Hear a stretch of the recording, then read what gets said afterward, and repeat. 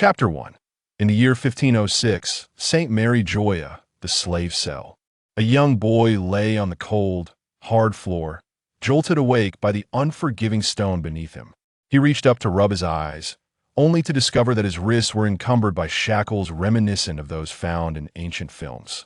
Stunned, he stared incredulously at the restraints binding him. What was happening? As he lifted his gaze to survey his surroundings, he noticed several other children scattered about, both boys and girls, all seemingly around the tender age of 12 or 13. Their silence was palpable. Some sat, while others lay still, the vibrant energy typical of their age conspicuously absent. The only commonality among them was the chains that adorned their hands and feet. The boy continued to observe his surroundings and realized they were ensnared within a stone cell, guarded by figures clad in black suits and masks. The incongruity of their attire left him bewildered. Inside the cage, the children appeared to be dressed in rags, their shackles evoking a sense of antiquity, while the guards outside donned modern garments, creating an unsettling temporal dissonance. At that moment, it felt as if something had pierced his mind, inundating him with a torrent of information. The sheer volume of memories flooded in, leaving him with the sensation that his head might burst. He clutched his head in anguish, wailing in despair. Most of the children merely cast him a fleeting glance before shifting further away, indifferent to his plight. 3 young girls, however, watched him struggle and writhe in pain, torn between a desire to assist and a palpable fear of doing so.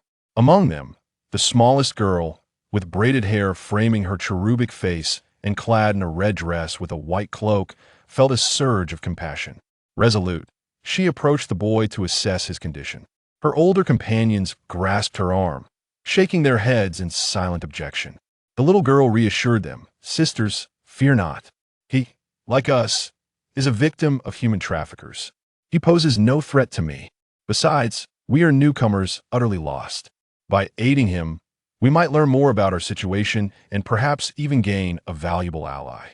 Though still frightened, the 2 sisters acquiesced, allowing their sibling to proceed. Tentatively, the little girl inched closer to the boy, her heart racing.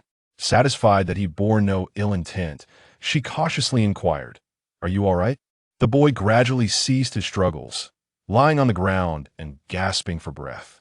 The overwhelming influx of memories had been a blend of recollections from his past life and the essence of the body he now inhabited. Although the flood of memories had induced a splitting headache, it simultaneously elucidated the circumstances that had led him here. He was a transmigrant, once known as Wang Li, a mere cog in the corporate machine, laboring under a grueling 666-work schedule. His sole passion had been anime. After enduring a month of relentless overtime, he succumbed to a fatal heart attack, awakening in this new realm. A world brimming with the fervor of youthful adventure, he found himself within the narrative of a pirate saga. Yet, as he assimilated the memories of this body, he realized that the world was far from the idyllic vision he had imagined. This body belonged to a boy named Chenos, a 13-year-old whose striking beauty had caught the attention of slavers, who captured him and sold him into servitude to the celestial dragons, reducing him to a mere plaything. Since his enslavement, he had endured relentless torment. The most harrowing experience had been the branding of the dragon's claw upon his chest, a searing mark that had rendered him unconscious from the pain. Subsequently, he suffered various abuses, treated as less than human. The former occupant of this body could not withstand such cruelty and had perished, allowing Wang Li to take his place. Wang Li, now Chenos, looked up at the innocent girl who had inquired about his well-being. Weakly, he gestured with his hand, signaling that he was fine. The overwhelming influx of information still left his mind reeling. Seeing him wave, the girl instinctively recoiled, but upon realizing he meant her no harm, she pressed on, "I'm Boa Hancock, also a victim of human traffickers. You need not worry, I only wish to offer my concern. What happened to you? Do you require assistance?" Boa Hancock? Wait, the future Empress Boa Hancock? Wang Li's gaze shot up, scrutinizing the girl before him, who bore little resemblance to the stunning beauty of the future Hancock. Could it be a coincidence of names? He then glanced at her 2 sisters, one with green hair and the other with blonde, both resembling their future comic counterparts. It dawned on him that this girl was indeed the future haughty Empress. "My name is Chenos. I was injured by the celestial dragons, and the pain has subsided," he replied, momentarily forgetting to mention his former name. At that moment, a surge of fury and resentment welled up within him, an echo from the previous occupant of this body. This anger was directed not at Wang Li, but the celestial dragons who had inflicted such suffering. It felt as if the former soul was imploring him, "Help me kill the celestial dragons. Avenge me." Wang Li, now Chenos, resonated deeply with the plight of the previous occupant, as if he were living through the torment himself. In his heart, he vowed, "Rest assured, I shall live on in your name and seek vengeance against the celestial dragons." Just then, Chenos heard Hancock's gentle voice asking, "Chenos, are you all right?" Hancock looked at him with trepidation, her eyes wide with fear at the anger she had just witnessed. Chenos closed his eyes, taking a moment to compose himself before responding gratefully, "Thank you for your concern, I'm fine now." As he prepared to converse further with Hancock, the cell door swung open, and a man in a hawk mask entered, dressed in a suit. In a cold voice, he commanded, "Everyone, follow me to the palace of St. Charlos." Upon hearing the mention of St. Charlos Palace, Chenos' expression darkened. Hancock, noticing the shift in his demeanor, whispered anxiously, "Why does your face suddenly look so grim? Is that place truly terrifying?" Chenos replied, his voice pale, "Very much so. It could mean death." Hancock's eyes widened in disbelief as she stared at Chenos. Recovering quickly, she beckoned her sisters to follow and walked alongside Chenos, continuing to question him. "Could you explain what is happening?" As he regarded Hancock, Chenos' mind raced. In the future, Hancock would be rescued by Fisher Tiger and subsequently aided by Gold, Roger, Rayleigh, and others returning to Amazon Lily. If he forged a strong bond with Hancock now, he could potentially meet Rayleigh, the first mate of the Pirate King, a figure of immense power. The celestial dragons, having dominated this world for 8 centuries, were supported by the formidable navy. To confront them, one needed overwhelming strength. In the world of pirates, power could be gained through devil fruits or mastering Haki. As a slave, Chenos had no access to devil fruits, making Rayleigh his best option for mentorship. Moreover, this was the most vulnerable moment for the Empress. Assisting her now could lead to an alliance with the world's most beautiful woman. The plan was flawless. With newfound determination, Chenos began to recount the details of St. Charlos to Hancock. Charo Saint is one of the celestial dragons, and his intent in summoning us to the palace is nothing short of deriving amusement through our torment. Each time, the nature of the games varies. Previously, there was a drinking contest where slaves were compelled to compete. Those who lost met their demise. Another time, it was a competition of consumption, where the one who ate less faced death. There were even bizarre trials to see who could urinate farther. Yet, these are merely entertainment activities considered the lesser evil. I have witnessed 2 celestial dragons forcing their slaves to engage in combat, implementing a relentless wheel of battle until one side was entirely extinguished. This is the epitome of cruelty, for each contest results in countless fatalities. Upon hearing Chenos' account, Hancock's face turned ashen. The prospect of such lethal entertainment left her feeling utterly unsettled. Her 2 younger sisters trembled in fear behind her. After a moment of panic, Hancock suddenly pondered a question. If the battles were among slaves, how had Chenos survived? Hancock inquired of Chenos, hoping to uncover any secret that might have enabled him to endure such horrors. Upon hearing her question, Chenos offered a wry smile. "There was no secret. I survived solely because a formidable individual on our side eliminated all the opposing slaves, allowing me to live. However, just 2 days ago, that very powerhouse was slain by Charo Saint. The reason being he did not climb fast enough." Hancock's voice quivered as she asked, "So, if we're to engage in slave battles now, we lack any strong warriors on our side, and we are likely to be killed?" Chenos sighed and nodded, sharing her concern. This was indeed his greatest worry, as he needed to survive. Hancock had only recently been captured as a slave. If he could endure, there was a chance for escape, for becoming stronger, and for avenging his former self. As Chenos quietly explained their situation to Hancock, he surveyed the group. Among them were towering brute figures exceeding 2 meters in height, fierce-looking thugs, and strikingly beautiful women. Yet, they all shared a common trait: their expressions were numb. At that moment, a man in a suit led them to the entrance of palace. As the grand door swung open, they beheld a lecherous man adorned with a bubble helmet, inspecting several devil fruits, occasionally inquiring about them from those around him. Observing this scene, Chenos let out a sigh of relief and whispered to Hancock, "It seems we are safe for now. The celestial dragon appears to be preoccupied with the devil fruits. He likely intends to have the slaves consume them to amuse himself with the resultant powers." However, the extravagance of the celestial dragons left Chenos astounded. In the outside world, a single devil fruit could fetch a minimum of 100 million berries, yet here they were mere playthings for amusement.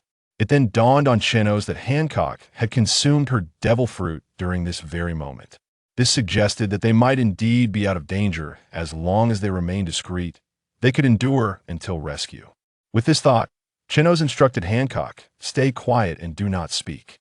If you are selected, consume the devil fruit and follow the instructions to use its abilities. There should be no danger involved." Hancock nodded in understanding. They were herded to the center of the hall, where Charos Saint casually seized a devil fruit and approached them, preparing to select who would eat it.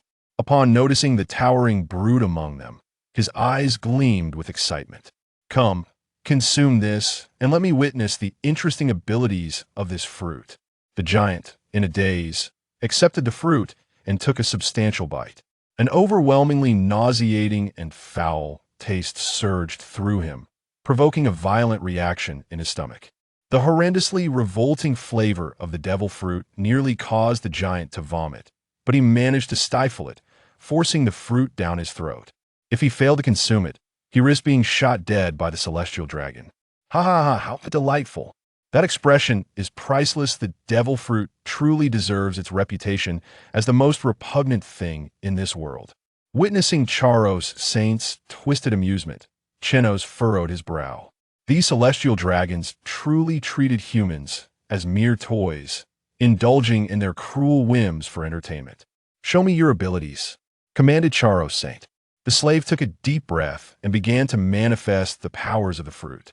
In an instant, the giant transformed into a lizard nearly 2 meters in size, exuding a savage aura as he displayed his ferocious appearance. A bullet shot through the lizard's eye, killing it instantly, reverting it back to human form. How disappointing! It's merely a zoan-type fruit, and a repugnant lizard at that. The gunshot sent a chill through all the slaves present. The whims of the celestial dragons determine life and death. A moment of displeasure could result in execution. This scene triggered a flood of painful memories for Chenos, particularly those that had transpired within this very body.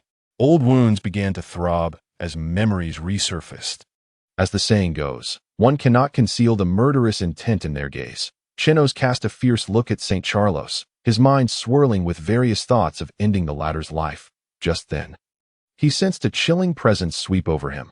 Lowering his head, he discreetly glanced around, only to notice a masked man in a suit, a long blade slung across his waist, staring in his direction. This compelled Chenos to quickly avert his gaze, burying the murderous intent he harbored for St. Charlos. At that moment, St. Charlos, holding a fruit, turned his attention to Hancock and declared, "It is a heart-shaped fruit. Let this girl consume it." Hancock shuddered, uncertain of how to react. Upon realizing the fruit was heart-shaped, Chenos breathed a sigh of relief and mouthed to Hancock, "It's all right." Well versed in the storyline, Chenos knew this was the devil fruit Hancock would eventually acquire, and understood that the power of the sweet fruit would help her navigate the impending peril, leaving no immediate danger in sight. Seeing Chenos reassuring her, Hancock felt an inexplicable sense of calm wash over her. After receiving the fruit, she summoned her courage and took a bite. Although the sweet fruit appeared delightful, with its pink heart shape, its taste was still that of a devil fruit. The flavor repulsed Hancock, twisting her features into a grimace.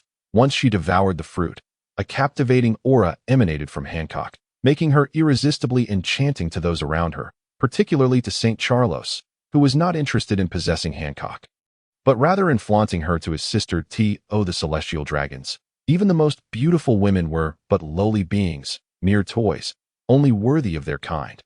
Ha! What an intriguing fruit. Hurry, unleash your power, and surprise me further. St. Charlos exclaimed, bouncing with excitement at the prospect of acquiring a new trophy.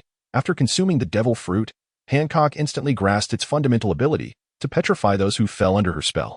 However, in her initial confusion, she struggled to manifest this power, her forehead beaded with sweat as she feared for her life. She glanced imploringly at Chenos, hoping he might offer some assistance. Observing Hancock's bewilderment, Chenos swiftly pointed at the unfinished fruit in her hand and formed a heart shape with his hands. Inspired by Chenos, Hancock mirrored the gesture, slowly directing it toward a lovesick man who gazed at her with adoration. As the heart-shaped manifestation floated toward him, it struck the man, instantly turning him to stone. Ha! This is marvelous. The fruit's ability is delightful, St. Charlos exclaimed with glee, bounding over to the petrified man, nudging the statue that shattered upon impact, reducing it to fragments. Thus, a living being succumbed to death at the hands of St. Charlos, who exhibited no remorse, only delight, for it was all a game to him. Damn those celestial dragons, Chenos thought, his disdain for the arrogant beings deepening as he personally witnessed their cruelty, whether it was due to the disorientation of his recent arrival or the ingrained obsession of his original self. He found it increasingly difficult to suppress his murderous thoughts towards the celestial dragons to conceal his intent. He kept his head lowered, fearful of drawing attention that might lead to his demise. Yet, the more he sought to avoid trouble, the more it seemed to find him to eye in that moment. As he kept his head down, he noticed a hand, gripping a devil fruit, extending toward him, accompanied by a cold command, "Eat it." Chenos's eyes widened in astonishment, but rather than fear, elation surged within him. Upon entering this world, he had hoped for some advantage, a system or a power from another anime realm. But alas, he was merely an ordinary transmigrator devoid of abilities. In this perilous world, survival demanded strength, otherwise he could easily be killed by marauding pirates. The conventional paths to power among pirates were threefold: Haki, devil fruits, and swordsmanship. However, both Haki and swordsmanship required extensive training, rendering them ineffective for his immediate survival. Conversely, the powers of a devil fruit could grant him instant strength, even if unrefined. The only concern was the nature of the fruit he was about to consume. He fervently hoped it was not a Zoan type, for that would surely invite St. Charlos's wrath. He needed to make the fruit's ability seem intriguing. Without hesitation, Chenos accepted the fruit and took a decisive bite.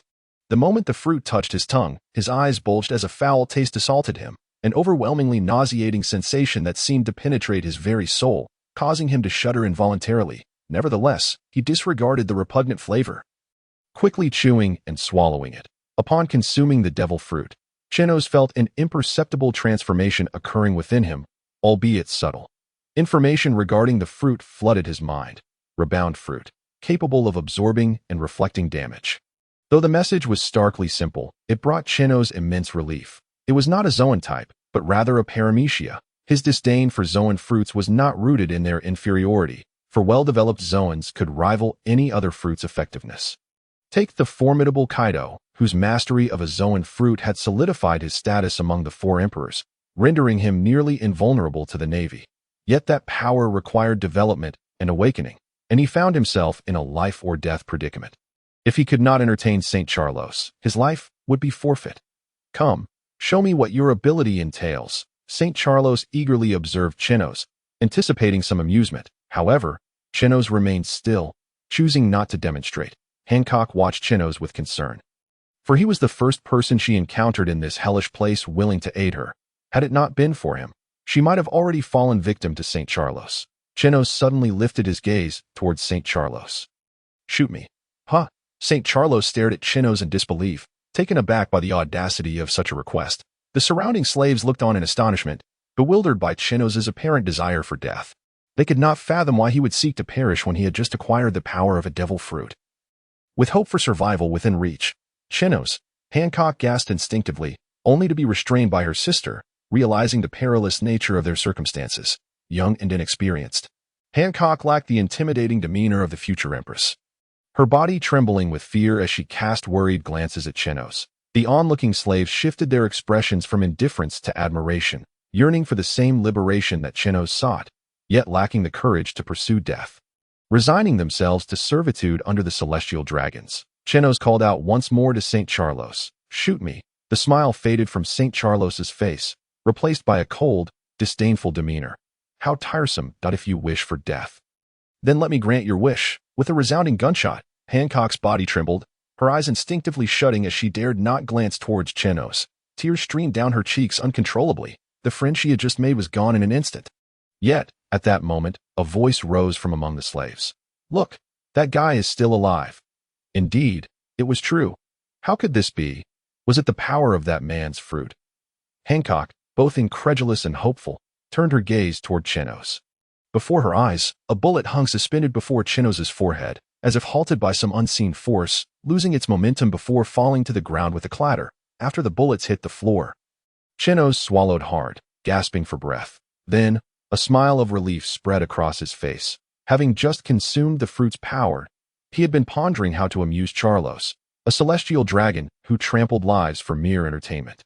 Understanding his whims was a daunting task. To pique Charlos's interest, he needed to provide excitement and unexpected twists. Only then could he capture Charlos's attention.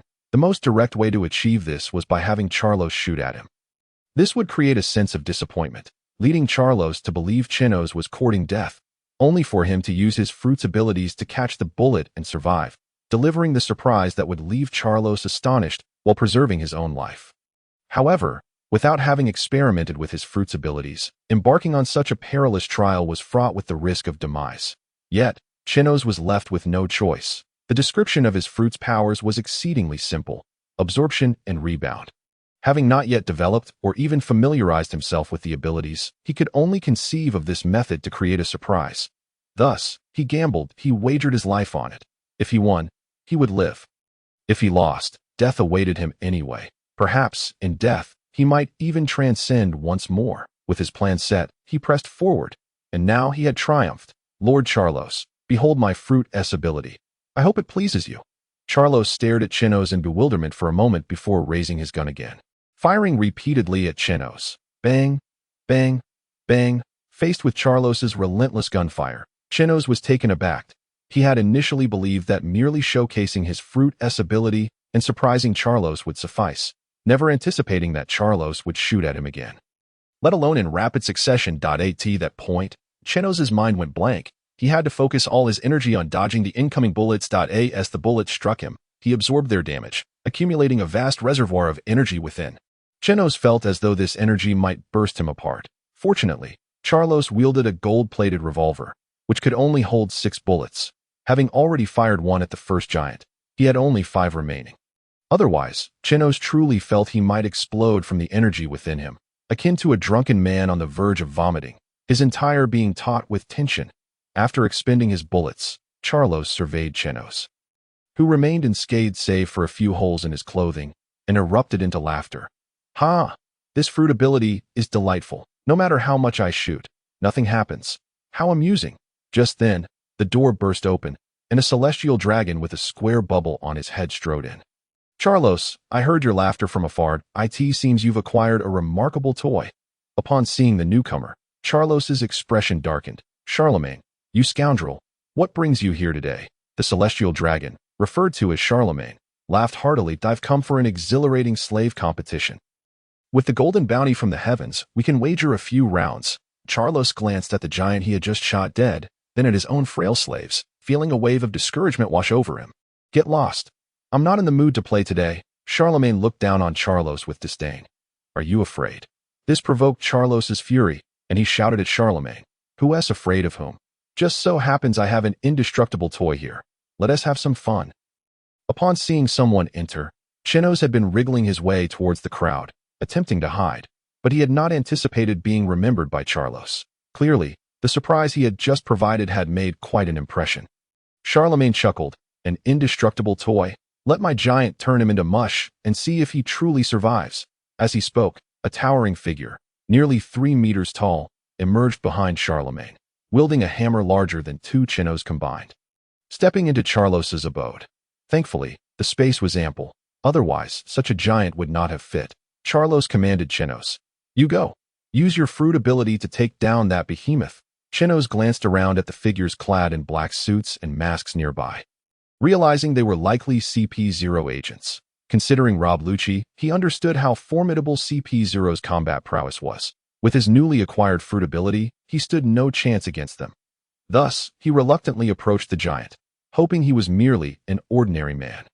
However, upon seeing the colossal hammer in the giant's grasp, Chenos couldn't help but internally berate himself. What ordinary person can wield such a massive hammer? It must weigh over 1,000 pounds. Now, he could only rely on his fruit's abilities. His mind raced, formulating strategies for victory. Observing his opponent's imposing stature and the giant hammer, he deduced that the brute likely favored using the hammer as his weapon of choice. And given his immense size, speed was probably not his forte. At around 1.5 meters tall and slender, Chenos could easily outpace the giant in agility. Moreover, with his fruit's ability to absorb damage, his margin for error significantly increased. Even if struck, he should survive thanks to his powers. Chenos' eyes darted over the giant's form, frowning at the sight. The brute was excessively muscular.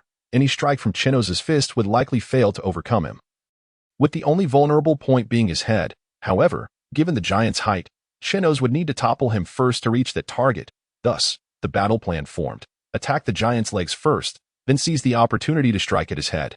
With this plan in mind, Chenos took the initiative, charging toward the giant. The hulking figure, noticing the diminutive Chenos rushing forward, smirked disdainfully and raised his massive hammer to crush him.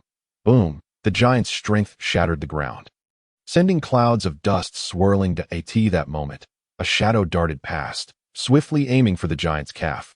The giant looked down, astonished to find Chenos had evaded his hammer strike and executed a sliding kick to his leg. The giant had not anticipated Chenos' speed. Initially worried he might be toppled, he had planned to use the hammer for balance. Yet, just then, Chenos' kick landed on his leg. What puzzled the giant was that Chenos' strike lacked any force. Barely registering it all, the giant tilted his head, gazing at Chenos with confusion, as if to say, "Is that all you've got?"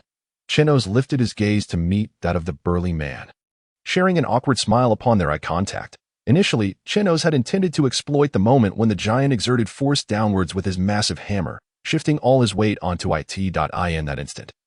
Chenos planned to execute a slick slide tackle to topple the giant's feet, causing him to lose his point of support and, consequently, his balance, leading to a fall. Everything unfolded flawlessly according to his scheme, and he successfully slid towards the giant's foot. However, Chenos was unprepared for the revelation that his own strength was woefully inadequate, rendering him incapable of even toppling the giant. Thus, the current awkward scene transpired. "Hey," Chenos greeted the giant sheepishly, preparing to make his escape just as the giant lifted his foot, intending to stamp down onto Chenos. As Chenos observed the giant's large foot descending, he initially planned to roll away, but suddenly halted. In that moment, he sensed the overwhelming energy within him, teetering on the brink of explosion, and an epiphany struck him. Was this the perfect opportunity to bring down the giant? With both hands braced against the ground, he propelled his feet towards the giant's foot, striking a posture reminiscent of a leaping fish. Rebound. With a furious shout, Chenos unleashed the accumulated energy absorbed from the St. Charles gunshot, erupting from his toes. Boom! Chenos' feet shot forward like bullets. Even if Chenos were to grow stronger, it would be impossible for him to escape the clutches of the formidable CP0 in a buoyant mood. St. Charles chose not to continue his antics with the toys, but instead released them to boast about his accomplishments to other celestial dragons. Consequently, the members of CP0 escorted everyone back into their confines. Before departing, one of the CP0 agents, adorned with a long blade at his waist, addressed Chenos. "From this day forth, as long as it is not St. Charles's playtime, you shall accompany me to train your Haki until you master it." Chenos promptly bowed in gratitude, feeling a deep respect for the CP0 agent, despite knowing that his instructions stemmed from an order. After all, the extent of what he could learn depended solely on the agent's willingness to teach. Once CP0 had left, Hancock hurried to Chenos' side. "Chenos, you scared me to death just now. I thought you were in trouble." The blush on Hancock's face sent Chenos' heart racing. The already stunning Hancock, enhanced by her fruit's powers, exuded an irresistible charm that even someone like Chenos found difficult to resist. "I am glad to receive your concern, but I must advise you on one matter. Your fruit's abilities have made your already exquisite beauty even more alluring, which is not advantageous in this place. You must try to appear less striking, lowering your presence as much as possible." Hancock, blushing furiously, nodded rapidly before returning to her two sisters. However, upon approaching them to share whispers, she noticed her sisters were warily glancing behind her. Turning around, she discovered several men within the cage observing her with lascivious eyes, steadily advancing in their direction. Being in a celestial dragon's cage isn't so bad. One can encounter such exquisite beauties. Indeed, as we live this wretched existence, we might as well seek some amusement. The onlookers were unconcerned about the happenings within the cage, as long as no one was killed. At that moment, a figure, not particularly tall and rather slender, appeared before them. "Get back." A chilling voice resonated, startling all the men into submission. The other men inside the cage grimaced upon recognizing Chenos, who had previously cleaved a 3-meter-tall brute in half with a single kick, leaving a lasting impression. "Brother, you are strong. We can let you enjoy first, and we will merely follow along for scraps. How does that sound?" Chenos did not respond to the man's proposition, but instead strode towards them. "She is mine. No one is permitted to touch her. Understood?" With that declaration, Chenos unleashed the energy within him, shattering the ground beneath his feet, and in an instant, he pierced through the man, cleaving him in two. The others, terrified, hurried back into the corners, abandoning any thoughts of misconduct. After demonstrating his might, Chenos muttered under his breath, "Damn, this strength is so hard to control."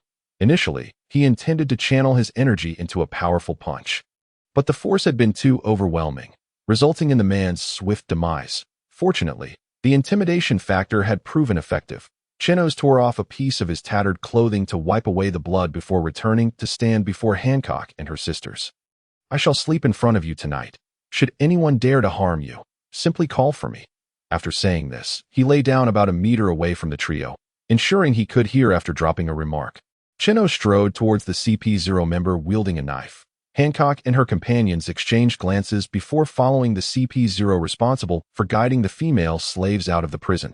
Upon reaching a clearing, the knife-wielding CP0 commenced Chenos' instruction. "Chenos, since you are familiar with Haki, you should understand that it is categorized into 3 types: armament Haki, observation Haki, and conqueror's Haki. The latter is exceedingly rare, possessed by only 1 in a million. So we shall set that aside for the moment. Our focus will be on armament and observation Haki. Armament Haki, as the name suggests, involves enveloping your body with the energy within, allowing you to parry blades with your bare hands and transform your fists, even your fingertips, into formidable weapons. Observation Haki, conversely, enables you to sense your surroundings as if through the naked eye. This way, you will be able to see any potential attacks from behind, significantly enhancing your self-defense capabilities. Now, let us begin with the fundamentals of armament Haki." Chenos felt a surge of anticipation. Having read manga and watched anime in his previous life, he was deeply curious about the power system of pirates. The knife-wielding CP0 extended his hand to demonstrate, and in an instant, it was enveloped in a layer of black energy. With a seemingly effortless punch towards the ground, he shattered the earth beneath him. Chenos raised his arms to shield his head, and as the dust settled, he beheld a pit over half a meter deep. He was astounded by the immense power behind what appeared to be a casual strike. If that punch had landed on his head, even with his devil fruit powers, he surmised it would likely have resulted in a catastrophic outcome. This realization deepened his wariness of CP0. A character he had never encountered in his former life possessed such extraordinary strength. With the demonstration concluded, the lesson commenced. Armament Haki is an innate ability found in every individual and even in every living creature. Most, however, are unaware of how to harness this energy. You can start by opening your palm and concentrating your focus on it. You will soon notice a warmth emanating from your hand, indicating the gathering of armament Haki. What we need to do is to feel this energy as you become increasingly aware of it. You can begin to control its flow within you, gathering and dispersing it at will. Chenos gazed at the knife-wielding CP0 in disbelief. Finding the training method overly simplistic and rudimentary, it was nothing like the intricate internal arts he had imagined from his past life, which required learning about meridians and channels to control one's inner strength along specific pathways to unleash tremendous power. Here, the process seemed to merely involve sensing energy and directing it. The rationale was straightforward. When the armament energy accumulates in a certain area, such as the fist, it can protect that area from harm while also enhancing its destructive potential. How, then, could one amplify their armament Haki? The answer was equally simple. Through continuous practice, as the saying goes. practice makes perfect. Only by using it repeatedly can one become familiar with it and eventually harness more armament haki. Once you can call upon it throughout your body, further enhancement necessitates physical training. The stronger one's physique, the more potent their armament haki will be. Your current physique is rather weak, and you must dedicate yourself to training. With that, the lesson concluded. You may practice here while I rest under the tree. Feel free to approach me with any questions, Chenos thought. After delivering his instructions, the knife-wielding CP0 genuinely walked over to the tree to rest, seemingly indifferent to Chenos's training. Indeed, it was unrealistic to expect someone summoned to teach to genuinely invest in instructing him on Haki. Chenos had harbored a glimmer of hope that the CP0 would earnestly guide him and facilitate his swift mastery of Haki. But it appeared he had been overly optimistic. However, the CP0's attitude served as a wake-up call for Chenos. Although he was a transmigrator, he was not the protagonist of a novel, and no one would line up to teach him martial arts and bestow advantages upon him. Everything depended on his own efforts. With this realization, Chenos began to train earnestly. He opened his palm and fixed his gaze upon it, and within moments, he felt a warmth radiating from his hand, akin to having a warm egg placed in his palm. This extraordinary sensation invigorated Chenos, prompting him to concentrate even more intently on his hand. As his focus intensified, he sensed the warmth spreading from his palm. And soon a small black dot began to materialize at its center. The knife-wielding CP0, resting under the tree with his eyes closed, suddenly opened them, surprised as he glanced at Chenos. So quick. Typically, it takes an average person at least 10 days to half a month to reach the level of concentration Chenos had displayed, showing signs of gathering armament haki. Yet, Chenos had only just begun his journey with armament haki, spending less than half an hour on it, 20 minutes of which had been the CP0's explanation. This meant Chenos had managed to achieve in 10 minutes what others might take nearly half a month to accomplish. The knife-wielding CP0 felt a surge of excitement as he regarded Chenos. However, upon noticing the mark of the celestial dragon on Chenos's chest, his enthusiasm was doused like cold water, and he shook his head in resigned disappointment. If only this child were not a slave to the celestial dragons. With his aptitude, he could easily qualify for the CP organization's special training program. What a pity! The CP organization would never accept those bearing the mark of the celestial dragon. Individuals with that mark often harbored intense hostility towards the celestial dragons, and the organization existed to serve them. Should one bearing such a mark enter the CP organization, there would be a significant risk of them targeting and potentially killing many celestial dragons. No matter how talented a person might be, the CP organization would not accept them. The knife-wielding CP0 closed his eyes once more, choosing to disregard Chenos. After a day of training, Chenos had begun to grasp the basics of utilizing and cultivating armament haki, successfully covering his palm with it. However, he still had a way to go before he could effectively deploy armament haki in combat. This realization filled him with a sense of urgency. The environment he was in could see him thrust into a deadly confrontation at any moment. Orchestrated by Charlos Saint, if he did not quickly enhance his skills, he could very well perish in battle. Progress felt painfully slow. The knife-wielding CP0, accompanying Chenos back to the prison, rolled his eyes at Chenos's words. Feeling a twinge of jealousy, he had never heard of anyone gathering armament haki in their palm within a day. He had considered himself a genius for becoming a guardian of the celestial dragons, a position requiring at least the strength of a rear admiral. Yet, even he had taken a full month to reach the level Chenos had achieved. Now, Chenos was complaining about the pace of his progress. However, this jealousy did not distort his perspective. Rather, it piqued his interest in Chenos. He was eager to discover just how far Chenos could go and where the true gap between him and a genuine talent lay. Consequently, the knife-wielding CP0 began to answer all of Chenos's inquiries, sharing his experiences with armament haki to help Chenos avoid unnecessary detours. Their exchange flowed seamlessly as they approached the prison. Upon returning, Chenos immediately noticed several fresh whip marks on Hancock's body, prompting him to rush to her side in concern. What happened? Hancock concealed her wounds beneath her cloak, attempting to shield Chenos from the sight. I was clumsy while working and accidentally broke a dish. Thankfully, I only received a few lashes. It's nothing serious. Chenos clenched his fists in fury, yet he felt powerless. He was still too weak to confront the celestial dragons, let alone protect Hancock. He had to grow stronger. Swiftly, Chenos couldn't help but furrow his brow, pondering to himself why that fishman had yet to ascend to the holy land of Mariejois, and when he might finally escape this wretched place. Observing the ghastly whip marks on Hancock's skin, Chenos's frown deepened. While these were merely superficial wounds and relatively easy to heal, the dire reality of their confinement rendered such injuries susceptible to infection, an infection that would be tantamount to a death sentence.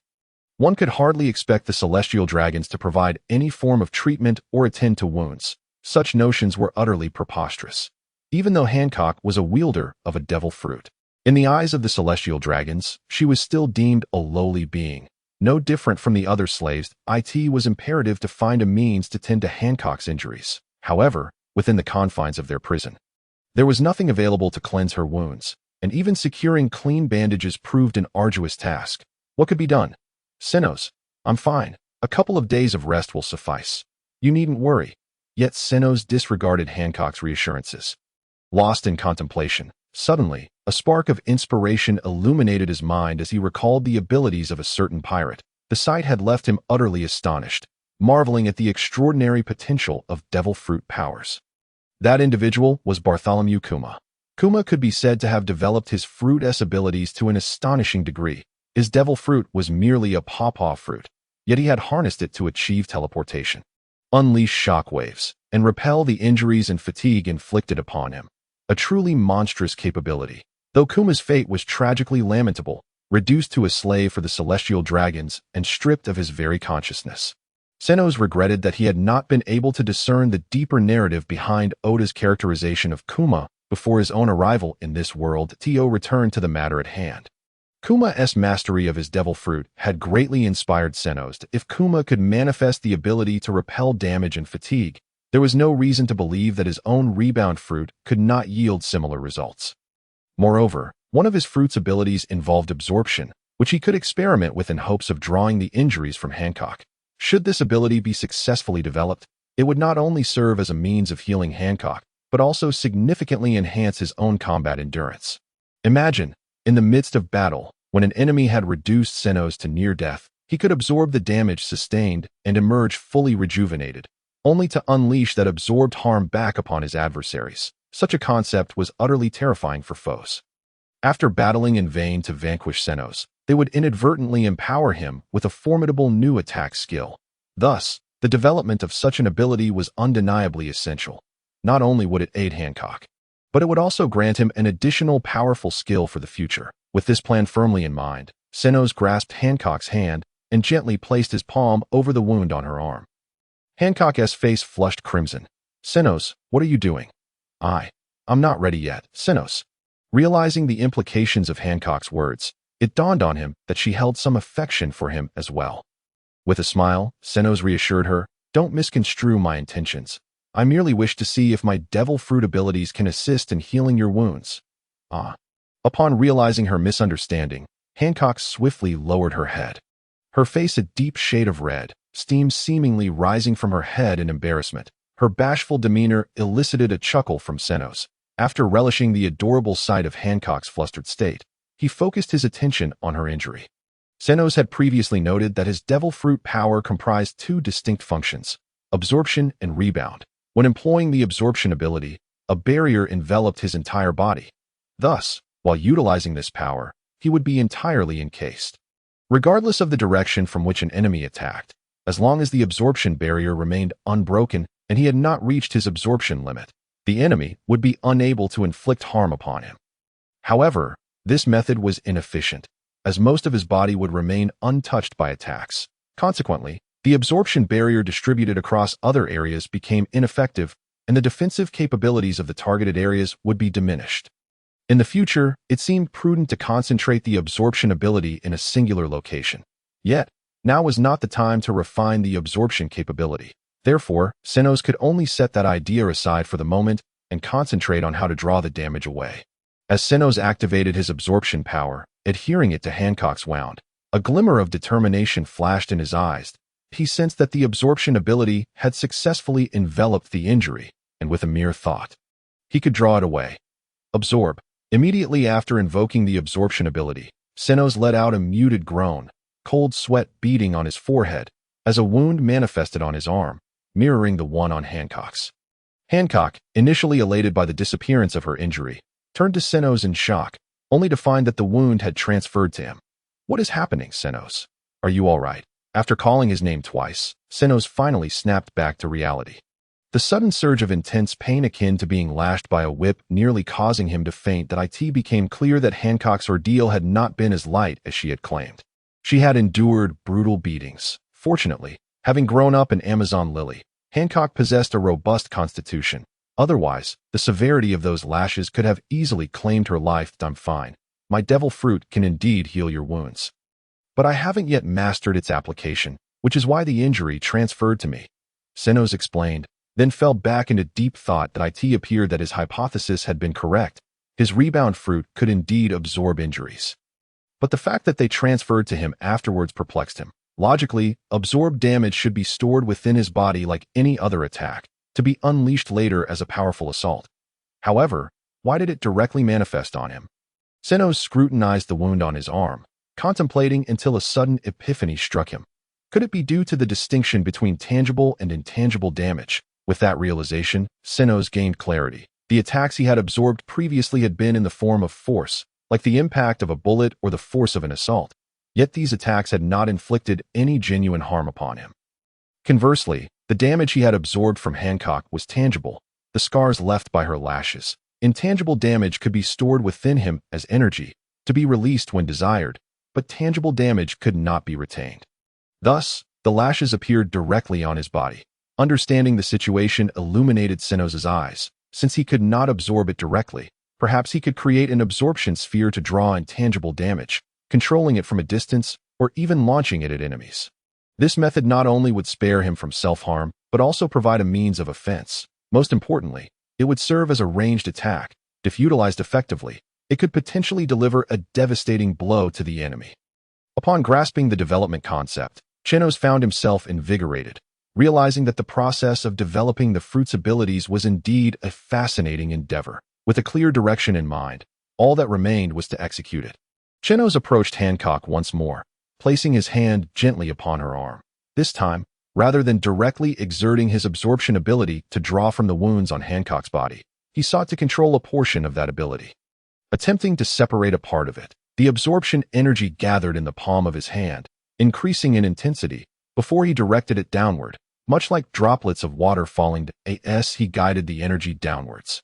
The droplet-like essence began to descend slowly, gradually detaching from Chenos's palm. With a soft sound, a sphere of absorption energy formed. Chenos was astonished to find that, despite the sphere having separated from his body, he could still control it as if it were an extension of his own fingers. He endeavored to maneuver the energy sphere towards Hancock's whip wounds, delicately touching the injured area. Upon contact, the absorption sphere instinctively enveloped the wound, akin to a hand grasping something, ready to be lifted at Chenos's command. Absorb.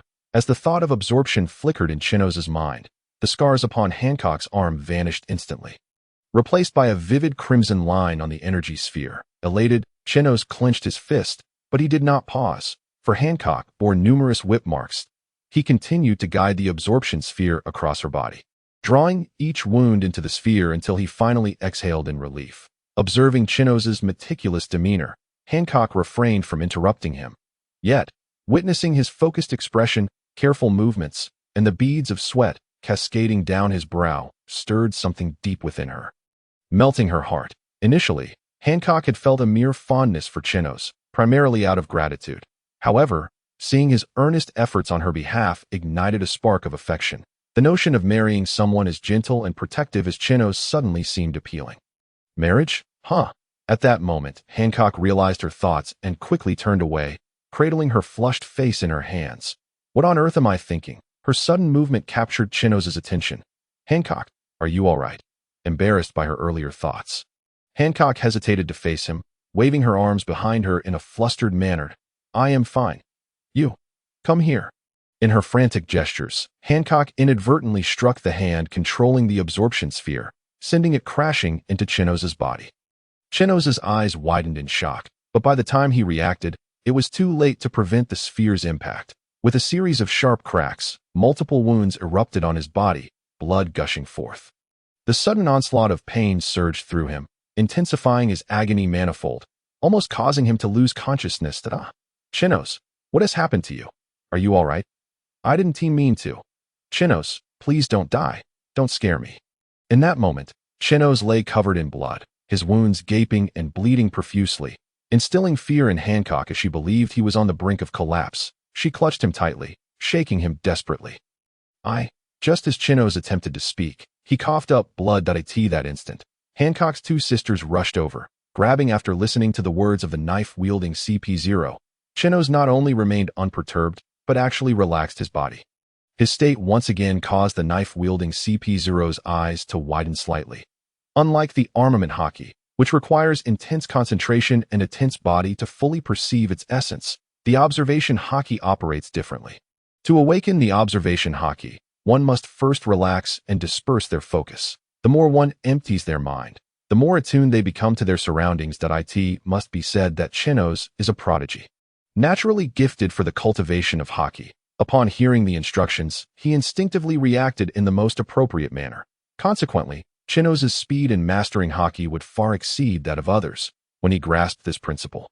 It took him an entire month, and even then, he was praised by the organization's instructor for his swift progress. At this moment, the knife-wielding CP0 was eager to know how Chenos's instructor would react upon discovering that Chenos had comprehended the foundational method of observation Haki in an instant. Would his instructor be overwhelmed with excitement for Chenos's sake? Although the knife-wielding CP0's mind was preoccupied with various thoughts, the wooden sword in his hand never ceased its assault, attacking Chenos from multiple angles. Initially, Chenos stood motionless, allowing the CP0's strikes to rain down upon him. However, after a while, he began to sense a faint disturbance in the darkness, a subtle ripple approaching him. At that moment, Chenos sprang into action. Swiftly pivoting his body to evade the wooden sword's attack, the knife-wielding CP0's eyes filled with astonishment, unable to believe what he had just witnessed, momentarily forgetting to continue his onslaught. How could he react so quickly? A genius indeed. Initially, it was thought that Chenos's talent for armament Haki was already extraordinary, but it turned out that his aptitude for observation Haki was even more remarkable. In less than half an hour, Chenos had already grasped the basics of observation Haki. It is well known that the difficulty of mastering observation Haki far exceeds that of armament Haki, while nearly everyone in the New World can wield armament Haki. Few can master observation Haki, highlighting the latter's complexity. Yet, the better Chenos performed, the more the knife-wielding CP0 felt a sense of regret. Such a promising talent. How could he be squandered by the celestial dragons? Alas, if only he encountered such a promising individual outside, he would certainly cultivate them into a formidable general, perhaps even a hero akin to Garp. It truly is a pity. The knife-wielding CP0 resumed his attack with renewed vigor, this time striking at Chenos with even greater speed and more intricate angles. Having initially grasped the fundamentals of observation Haki, Chenos exerted himself to dodge the wooden sword's relentless blows, yet many strikes still landed upon him. It was only after Chenos was left breathless and covered in bruises that the knife-wielding CP0 ceased his assault. Take a 10-minute break, reflect on your previous shortcomings, and feel free to ask me any questions during this time. After catching his breath, Chenos turned to the knife-wielding CP0 and inquired, "Master, I was clearly sensing the wooden sword's feints earlier. Why was I still unable to evade them?" Observation Haki can indeed be deceived. Thus, one should not trust it unconditionally. It is akin to the feints we see in an attack, all of which carry an element of deception. You must discern which are feints and which are genuine movements you have sensed. Chenos responded, At that moment, he felt somewhat perplexed. He had only just begun learning observation Haki. How could they skip past the foundational teachings and delve directly into advanced concepts? While this was beneficial for him, it still felt a bit like hastening his growth prematurely. Nevertheless, Chenos kept his thoughts to himself. The knife-wielding CP0 was tasked with his instruction, and how he chose to teach was his prerogative. After all, if the knife-wielding CP0 were to become frustrated and cease his teachings, Chenos would have no means to compel him otherwise. Thus, he silently accepted the knife-wielding CP0's guidance, diligently absorbing every lesson like a sponge. Chenos couldn't help but reflect how different his own studies might have been in his past life had he approached them with such dedication. He would have breezed through exams at prestigious institutions. As time passed, the real combat training commenced. Chenos felt a jolt of energy coursing through him, and his expression turned serious. He understood the formidable power of CP0. The mere pressure he exerted was almost unbearable, hinting at the immense strength he possessed. But that was precisely the point. Only by battling strong opponents could he rapidly enhance his own abilities, given the imminent threat of being thrust into life-and-death combat. He desperately needed to grow stronger. Next, I will launch an attack against you. You are to utilize the armament and observation Haki you have learned during this time for defense and even counterattacks. Are you ready? Yes, Chenos replied, his eyes still covered, as he earnestly attuned himself to the ambient energies, leaving no subtle movement unnoticed. Although his vision was shrouded, the world around him seemed to become more vivid. Every sensation felt amplified.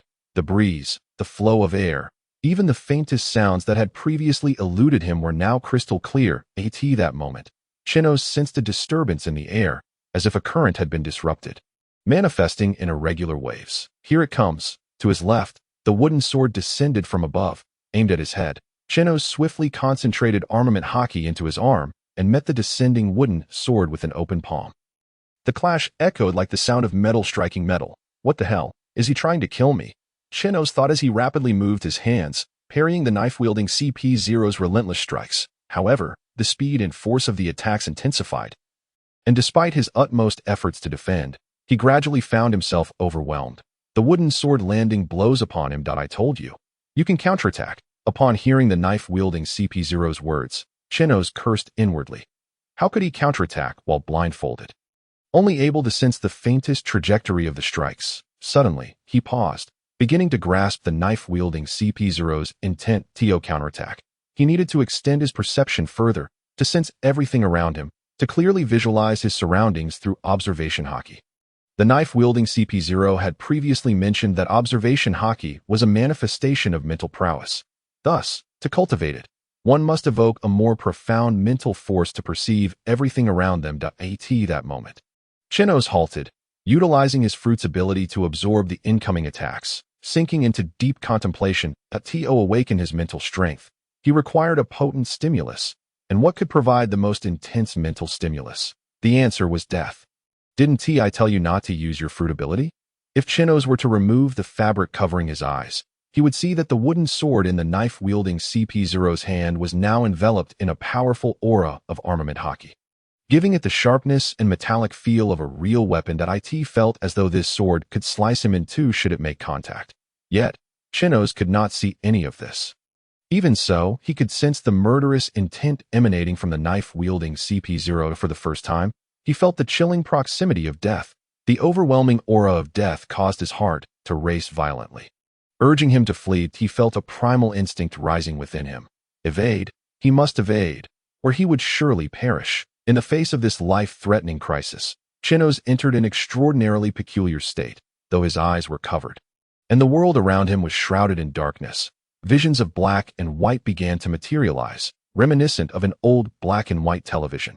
Although it was merely a vague world composed of blurred lines, it offered him a glimpse of clarity amidst the chaos. Though the distance he could see was not far, it was sufficient for Chenos to perceive the surrounding scene.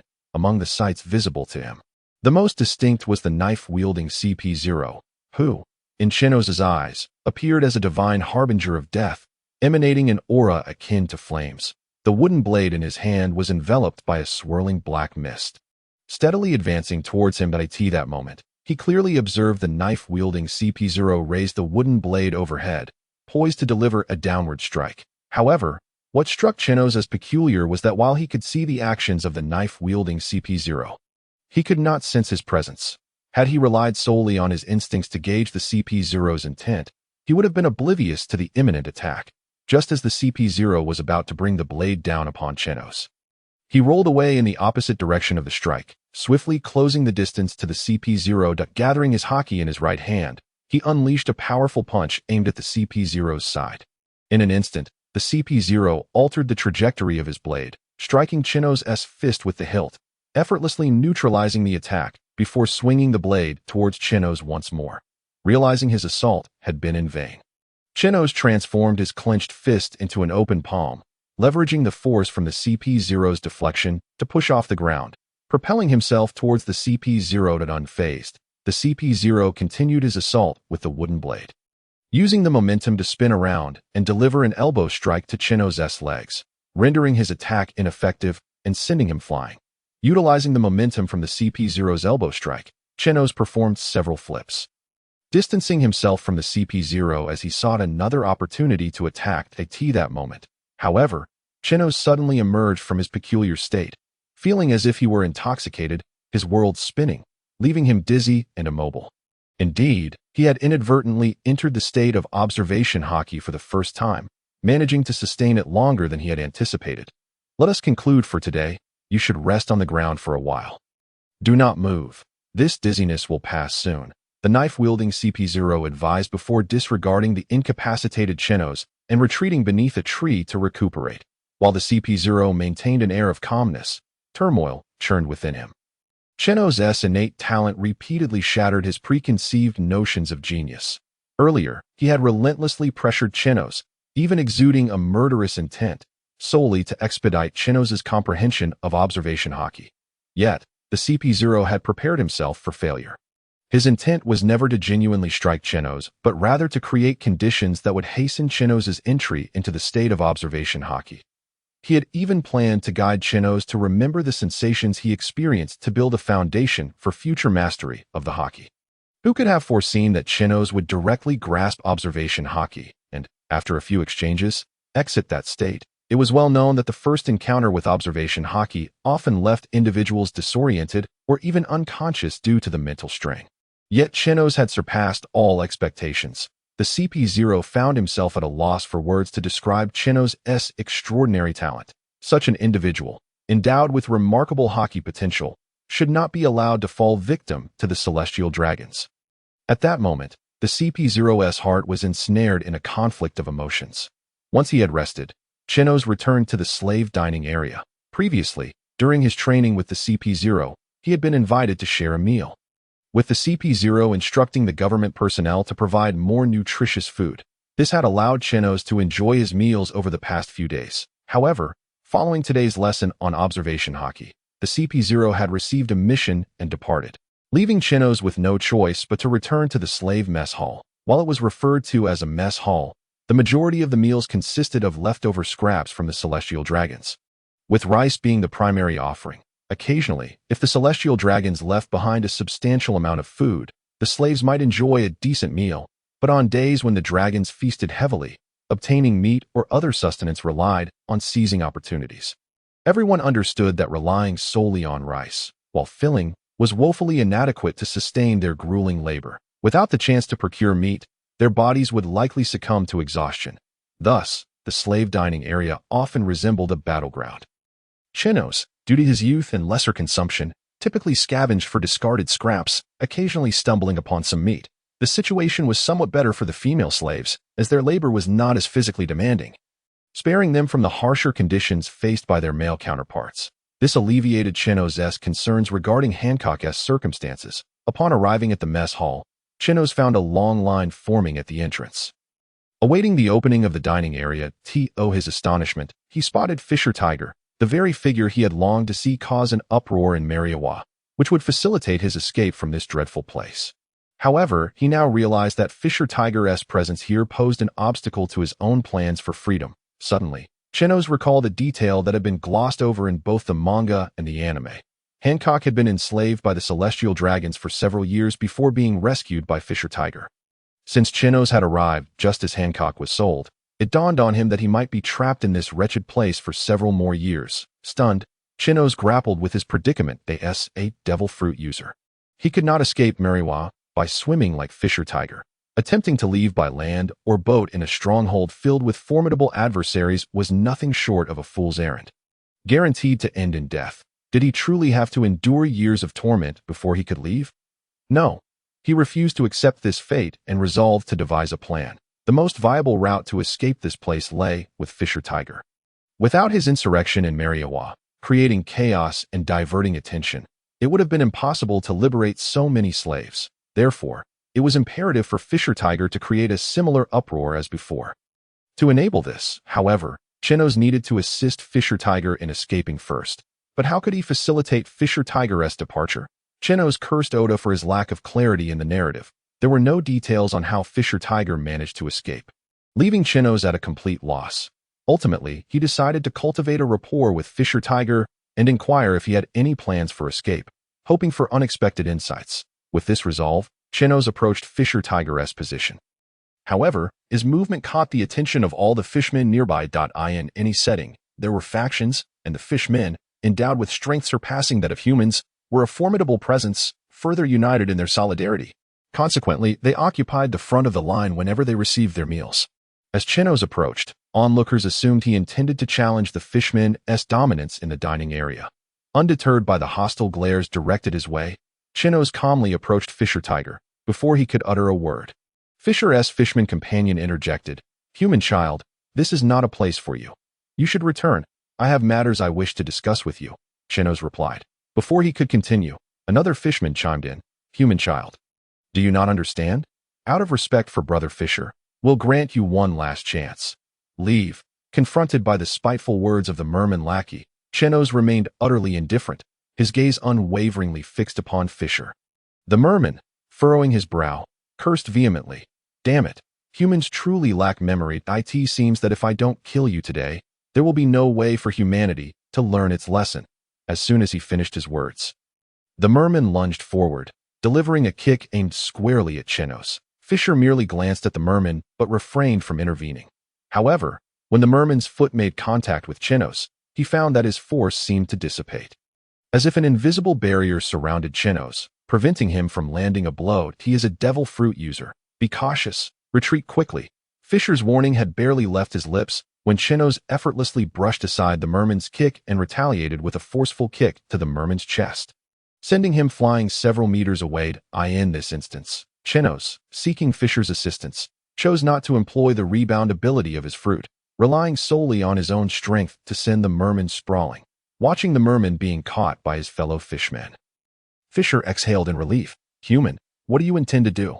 Fisher positioned himself in front of Chenos, shielding him from the other fishmen. It was important to note that not every fishman possessed his formidable strength.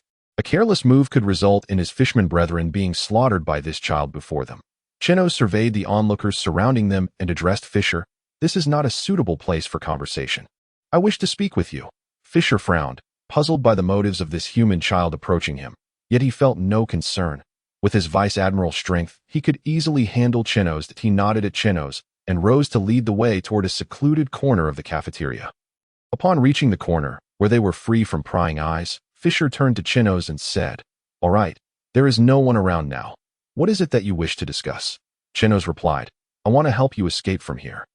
Fisher responded incredulously, "Huh?"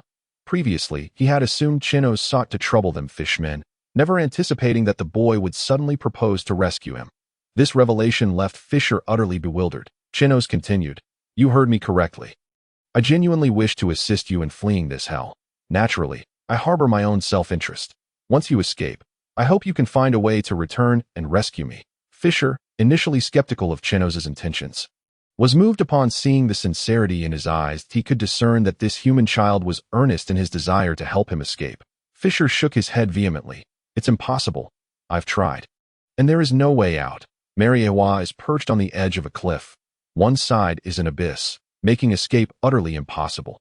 Even if the sea lies below, even as a fisherman, plunging down would mean certain death. The other 3 exits are heavily guarded by the world government soldiers. We slaves cannot approach without facing death. There is simply no opportunity to escape." Chenos furrowed his brow, recognizing that the geography of Mariejois served as a natural fortress, easy to defend yet challenging to breach. The thought of how Fisher had managed to escape such perilous circumstances lingered in his mind. It then struck Chenos that during Fisher's subsequent return to Mariejois, he had chosen to climb the cliff, indicating that his previous escape method was a one-way route. What location permits exit but prohibits entry? Lost in thought, Chenos pondered this conundrum. After a period of contemplation without any fruitful ideas, he addressed Fisher, "You fishmen can breathe underwater, a natural advantage. If we can devise a way to reach the outside, you can escape into the sea. Even if the celestial dragons attempt to recapture you, they will be unable to do so. I may not have a plan for leaving just yet, but rest assured, I will find a way. My only hope is that after I aid your escape, you can swiftly return to rescue me." Chenos' whimsical proposal elicited hearty laughter from Fisher. Human boy, you truly are a dreamer. Even if I could escape this hell, there would be no way for me to return. Moreover, I am unable to leave at all. You are an interesting human child, the first to approach us fishmen. I shall overlook your grandiose claims this time, but I hope you refrain from making such hopeful jest in the future. I am serious. With that, Chenos turned and walked away. Deep in thought about how to leave this place, as he contemplated, he approached a few human brutes and snatched their large chicken legs from their plates. Ignoring their astonished glares as he headed straight to the cafeteria window to procure his meal. Hey, kid, are you looking for trouble? That's my food. Lost in his musings, Chenos remained oblivious to the brute's words. Continuing with his actions, the brute, seeing that Chenos disregarded him entirely, felt his forehead throb with anger as he stalked toward Chenos. Kid, I'll give you one more chance. Hand over the food, or you'll become food. The brute hesitated to attack Chenos immediately. Having witnessed the earlier encounter with Fisher, he feared that striking Chenos might provoke Fisher's wrath. Yet Chenos appeared completely oblivious to the threat, continuing to serve himself. Even the cafeteria worker's warning went unnoticed as Chenos remained ensconced in his thoughts that you're asking for it. The brute's eyes bulged with rage, veins protruding on his forehead, radiating intimidation. He suddenly swung a powerful punch toward Chenos' head. Intent on smashing him into the ground, that moment, Chenos instinctively activated his observation Haki, alerting him to the imminent danger, pulling him from his reverie. However, it was too late for Chenos to react. The brute's fist was already descending toward him. Among the onlookers, the bolder ones cheered in excitement, eager to witness a gruesome spectacle that would add a dash of excitement to their dreary existence. While the more timid individuals shielded their eyes, aware that the ensuing scene could be exceedingly bloody, with the child likely to be reduced to a pulp. Meanwhile, Fisher watched with keen interest, knowing that Chenos was a devil fruit user and could not be judged by conventional standards. Thus, he believed the brute was no match for Chenos. Yet he was curious to ascertain the strength of this human child. At that instant, the brute's fist made contact with Chenos' head. However, the outcome defied the expectations of nearly all present. Instead of smashing Chenos into the ground or causing his head to burst like a watermelon, the brute's fist halted abruptly against Chenos' head, motionless, as though some unseen force impeded the brute's attack. The crowd gasped in astonishment, unable to fathom how this diminutive boy, standing at around 1.5 meters tall, could withstand the full force of a brute towering over 2 meters without so much as flinching. It appeared effortless, with Chenos suffering no harm whatsoever. Chenos frowned. I detest being interrupted while I am contemplating. The brute, incredulous, glanced at Chenos, then at his retracted fist, perplexed as to why his immense strength could not budge this child before him. Hearing Chenos' words only fueled the brute's rage further. He began to swing his fists rapidly, relentlessly targeting Chenos' head, yet no matter how he struck, he could not breach the invisible barrier before Chenos. Nor could he inflict even the slightest injury. The brute grew increasingly anxious and timid. His strike slowed until he stood frozen, unwilling to continue his assault on Chenos. No more fighting. Very well. It is now my turn to strike. Chenos lifted his leg and delivered a powerful kick to the robust man's abdomen, releasing the energy he had accumulated. With a single blow, he sent the burly man flying until he crashed into the wall, leaving a noticeable dent in its surface. All present were astonished, staring at Chenos in disbelief. It was inconceivable that such a muscular figure, who had relentlessly assaulted Chenos, had met with no response, while this seemingly frail Chenos could send him flying with a mere kick. Leaving everyone stunned by the extraordinary scene unfolding before them. Faced with Chenos' formidable strength, the onlookers hastily distanced themselves from him. However, one individual approached Chenos instead. Chenos, a hint of impatience in his voice, addressed the newcomer. I do not wish to be disturbed at this moment. I know the way to escape this hell. He abruptly looked up at the approaching figure, only to feel a sense of familiarity, as if he had encountered this person before. Who are you? I am Gilder Teslo, imprisoned here for 3 years. That I know how to leave this hell. Gilder Teslo. At this revelation, Chenos' pupils dilated slightly as he recognized the man before him. Was this not the future's wealthiest individual, the Golden Emperor Teslo, who possessed the gold fruit? This man would one day command 20% of the world's berries, amassing a staggering wealth of 500 billion berries, an amount equivalent to 100 whitebeards. In that moment, Chenos recalled that this future billionaire had once been a slave to the celestial dragons, and would eventually escape Mariejois during Fisher Tiger's liberation of slaves, if he could recruit Teslo while he was still in his downfall. Teslo could not only become a source of funding, but also a fiercely loyal subordinate. Truly, the fact that Teslo could emerge as a formidable villain in the film adaptation attested to his strength. Had it not been for Monkey D. Luffy's extraordinary abilities, he would have been no match for the awakened power of Teslo. With this thought, Chenos' eyes sparkled with ambition, for he had already resolved to bring Teslo under his command. Since you know how to escape this hell, why are you still here? In response to Chenos' question, Teslo lowered his head. My strength is insufficient. Although I know the way, I lack the power to utilize it. I once sought the fishmen, hoping to escape with them, but I was driven away before I could even approach. A smirk crept across Chenos' lips. So you came to me. Someone who can get close to the fishmen? Teslo did not hide the truth and nodded earnestly. Yet, Chenos inquired, you claim to be weak, so why should I take you with me? Teslo, maintaining his composure, replied, I can offer you my knowledge of the escape route as a trade for your assistance. Currently, I am the only one in Mariejois who has discovered this method. If you wish to leave, you must learn my way. Intrigued, Chenos asked, are you not afraid I will force you to reveal it? At that moment, Teslo raised his gaze, his eyes filled with resentment and a tinge of regret. My heart has already perished. Even if you were to torture me to death, I would not fear it. Were it not for the hatred that prevents me from succumbing peacefully, I would have ended my life long ago. Thus, I implore you, I have compelling reasons to escape. Chenos pressed, you wish to take vengeance on the celestial dragons. Indeed, Teslo affirmed, I aspire to become the wealthiest person in the world, to use my riches to trample the celestial dragons beneath my feet. Chenos erupted in laughter, then spoke in a tone laced with murderous intent. Our goals align closely. I intend to eradicate the celestial dragons. Although our objectives differ slightly, fundamentally they are the same. How about this? You become my crewmate, and together we will confront the celestial dragons. I will help you escape this hell. Very well. I shall join you.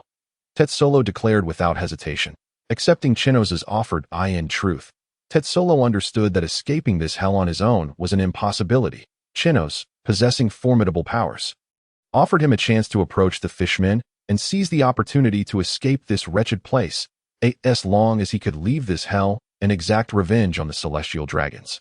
He would be willing to sell his soul.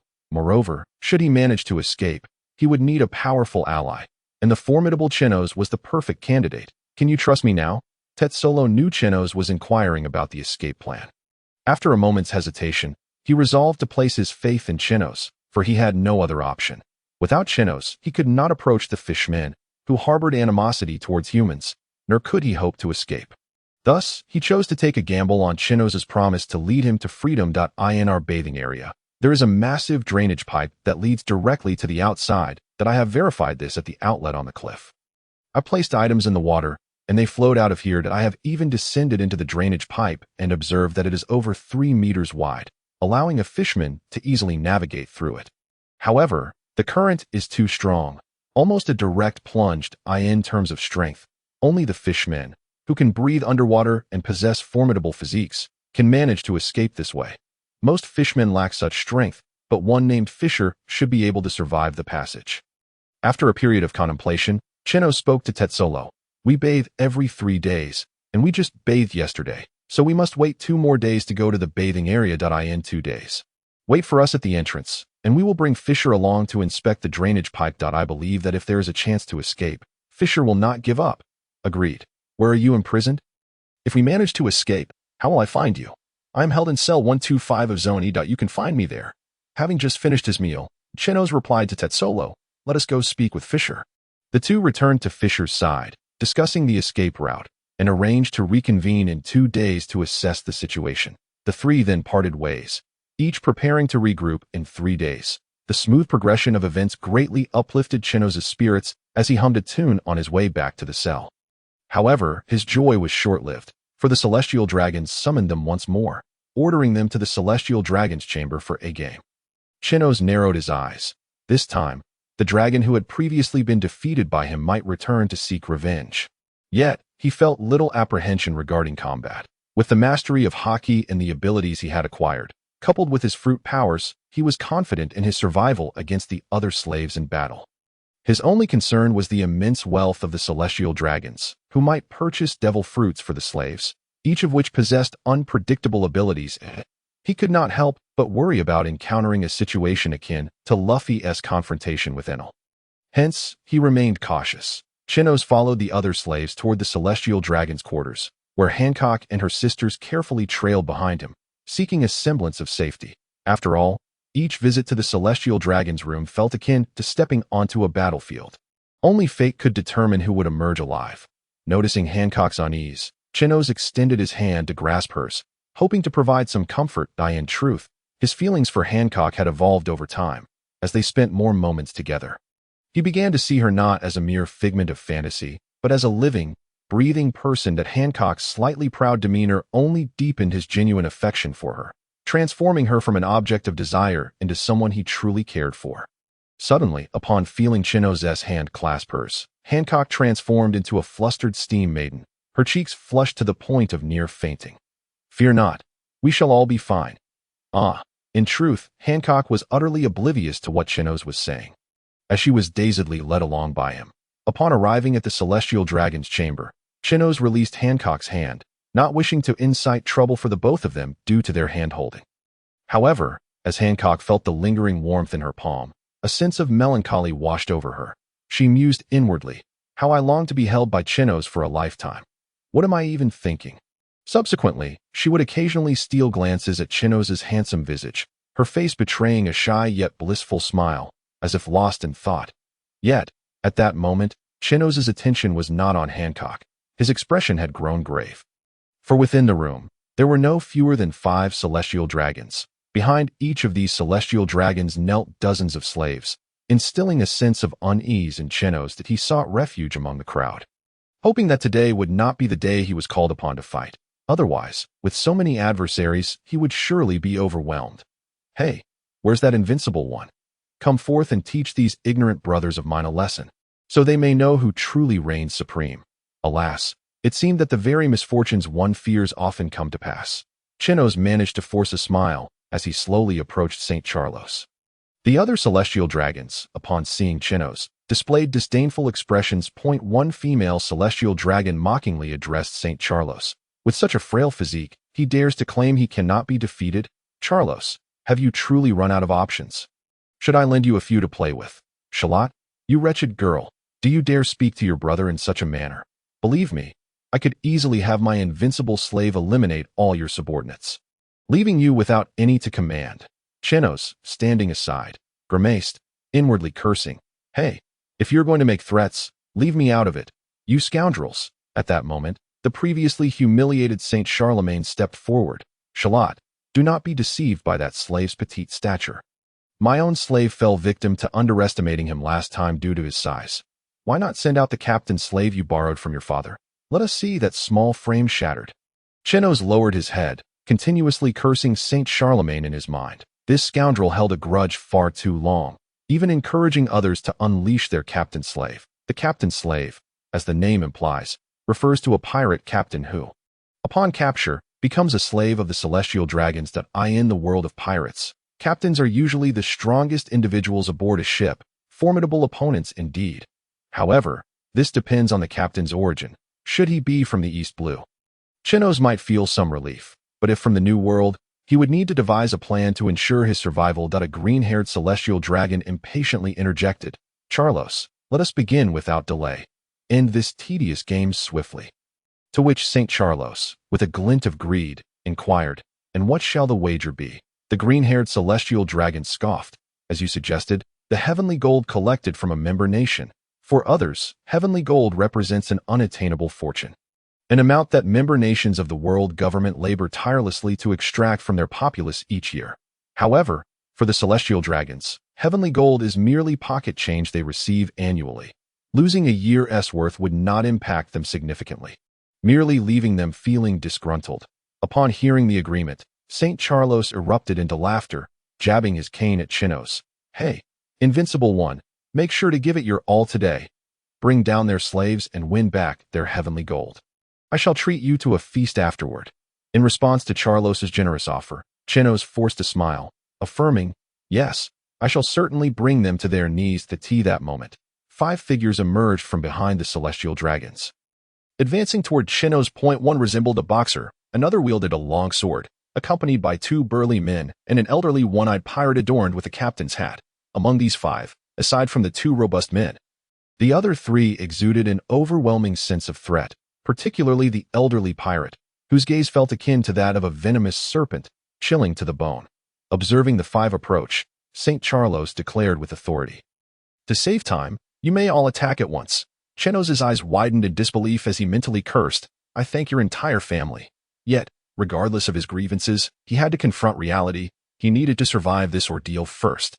Initially, Chenos had been content with his current strength, believing he could contend with any opponent. However, he had not anticipated that the troublesome St. Charlos would assign him 5 adversaries, defaced with just 1. Chenos would have confidence in victory, but confronting 5, especially with 3 exuding a dangerous aura, was indeed a daunting prospect. Chenos resolved, the priority is to eliminate those 2 burly men first, reducing their numbers.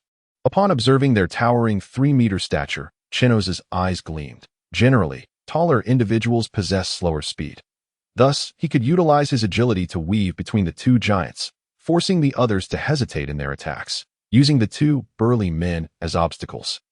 He could engage in guerrilla tactics. This way, any attack from the enemies would risk injuring their own comrades, while refraining from attacking would leave them open to Chenos' counterstrikes, trapping them in a dilemma, allowing him to seize the opportunity to strike back. With the plan in place, he sprang into action.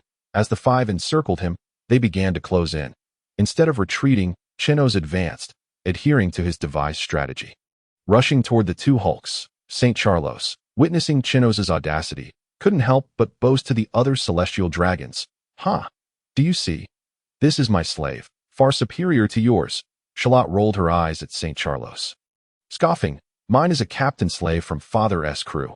Let us see if you can still laugh after this." To which St. Charlos retorted nonchalantly, "Just watch. Even your father's captain slave will be no match for my invincible one." No sooner had St. Charlos spoken than Chenos was sent flying, crashing into the wall, creating a dent. The other celestial dragons erupted in laughter at St. Charlos, mocking, "Your invincible toy doesn't he seem so formidable after all?" What on earth was happening? Chenos had charged at the 2 giants as planned, but before he could reach them, the boxer had appeared before him, delivering a punch that sent him hurtling away. The force of this punch was tremendous, and though Chenos could absorb damage due to his fruitability, he was still propelled backward as he landed. Preparing to rise and continue his assault, the sword-wielding slave appeared beside him, swinging down with a blade that forced Chenos to roll away just in time to evade the lethal strike. However, immediately after dodging, a massive serpentine tail lashed out, striking him hard and propelling him once more across the room. Chenos slammed against the wall, coming to a halt. Upon landing for the second time, he spat out a mouthful of blood, eyes wide with vigilance as he regarded the 5 attackers. This latest assault revealed to Chenos the limitations of his fruitability. Any damage exceeding the absorption threshold would manifest upon him, inflicting harm. Nevertheless, with the rebound ability acting as a buffer, he had merely sustained minor injuries from a barrage that would have felled an ordinary person.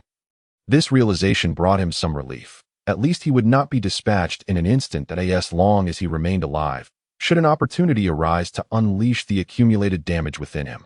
He would have confidence in taking down an opponent in a single blow. Yet, Chenos recognized that he must alter that damned plan. The opponents had likely discerned his intentions and would not allow him to use the 2 hulks as shields. Invincible One, go forth and obliterate them. Moments ago, Chenos had been thoroughly thrashed, and Charles Saint believed he was on the verge of defeat. To his surprise, Chenos remarkably managed to rise again, prompting Charles to resume his boastful taunts. Upon hearing Charles's remarks, Chenos resignedly approached the 5 adversaries, swiftly devising a new strategy in his mind that in terms of speed, I am inferior to the opposing boxer and the knife wielder. The faster I move, the more likely I am to expose myself to their renewed assaults. Given this, it would be wiser to adopt a defensive counterattack, maximizing my fruit abilities, compelling them to launch their assaults at me, and then seizing the opportunity to deliver a devastating blow. The sole consolation lies in the fact that these 5 opponents rely solely on physical attacks, allowing me to absorb the damage with my fruit abilities, thus preserving my fighting chances. If another fruit user with bizarre abilities were to join their ranks, Chenos would surely meet his demise. The boxer, The knife wielder and the one-eyed captain exchanged solemn glances, their expressions grave. They had exerted their utmost effort moments ago. Any ordinary individual would have perished, yet this frail figure merely spat blood, appearing unscathed, not a single scar marring his body.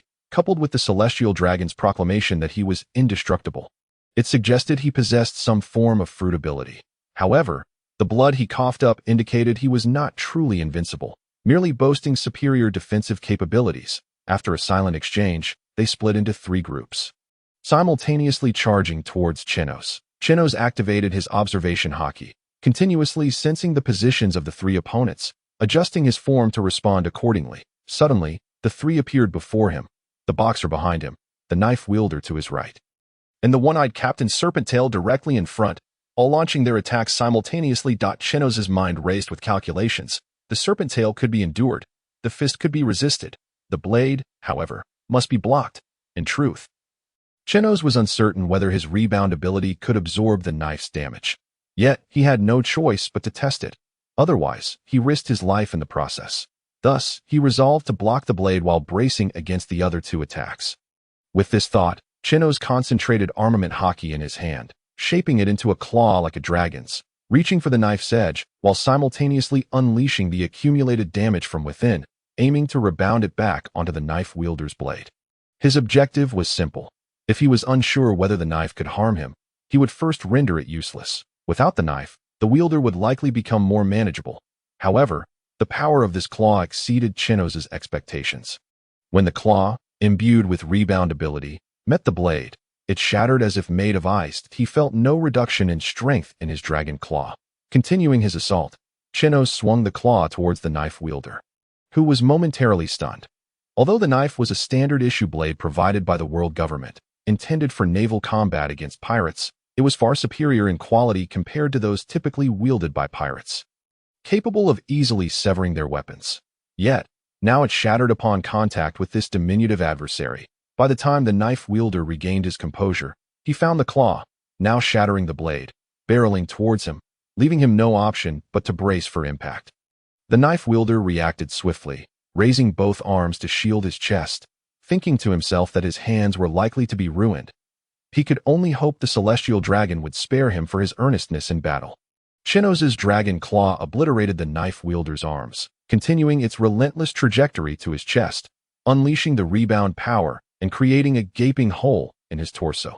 The knife wielder stared in disbelief at the hollow cavity where his chest once was, opening his mouth to utter something. Yet no words escaped as he collapsed to the ground. Simultaneously, Chenos was knocked aside by the one-eyed captain's sweeping tail, followed closely by the boxer, who leaped high into the air, delivering a fierce punch that sent Chenos crashing into the ground. The 2 burly men, previously overlooked, seized the opportunity, each delivering a powerful punch onto the grounded Chenos. The 2 hulking figures finally caught their chance to retaliate, unleashing their massive fists upon Chenos, raising clouds of dust from the impact.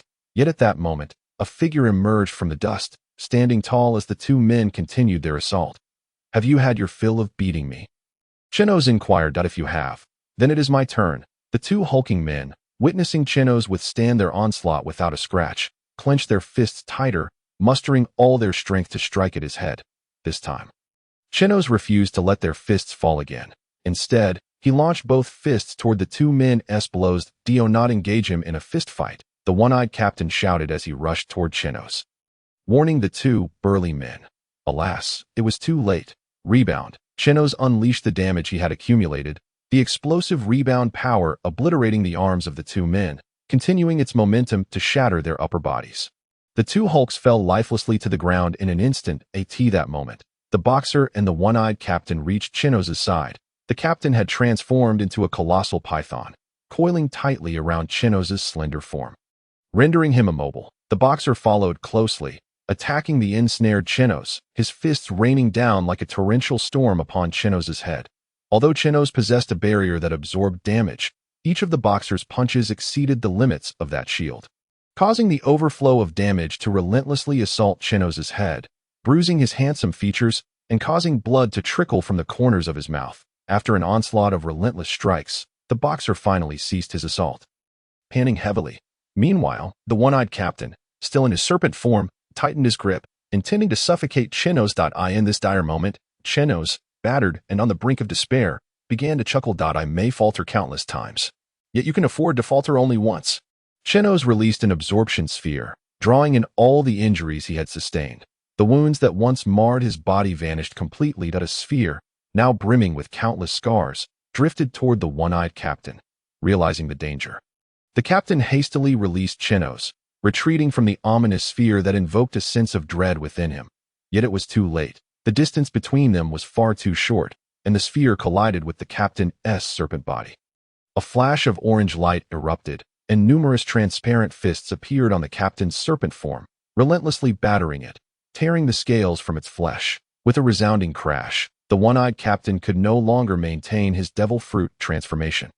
Reverting to his human form, barely clinging to life, seizing the moment, Chenos understood the significance of delivering the finishing blow. He granted no opportunity for the one-eyed captain to retaliate, swiftly closing the distance and delivering a kick that shattered the captain's skull.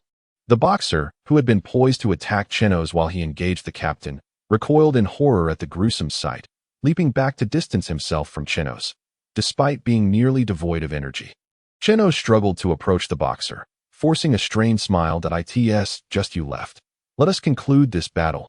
Even as Chenos staggered, breathless and unable to articulate his words clearly, the boxer remained wary. Hesitant to advance, confronted with an adversary who refused to fall and possessed devastating retaliatory capabilities, the boxer was genuinely frightened. His fists, which could easily obliterate an enemy's skull, seemed utterly ineffective against Chenos, leaving him at a loss as to how to combat this indomitable foe. Charles Mark Saint, the boxer's master, observed his subordinate's reluctance to attack and erupted with fury. You fool! Can't you see he is on the verge of collapse? Hurry up and finish him off. Initially gazing at the ever-approaching Chenos, the boxer intended to retreat. However, upon hearing the words of Charlemagne, he found himself at a complete loss. To attack would likely result in being obliterated by Chenos.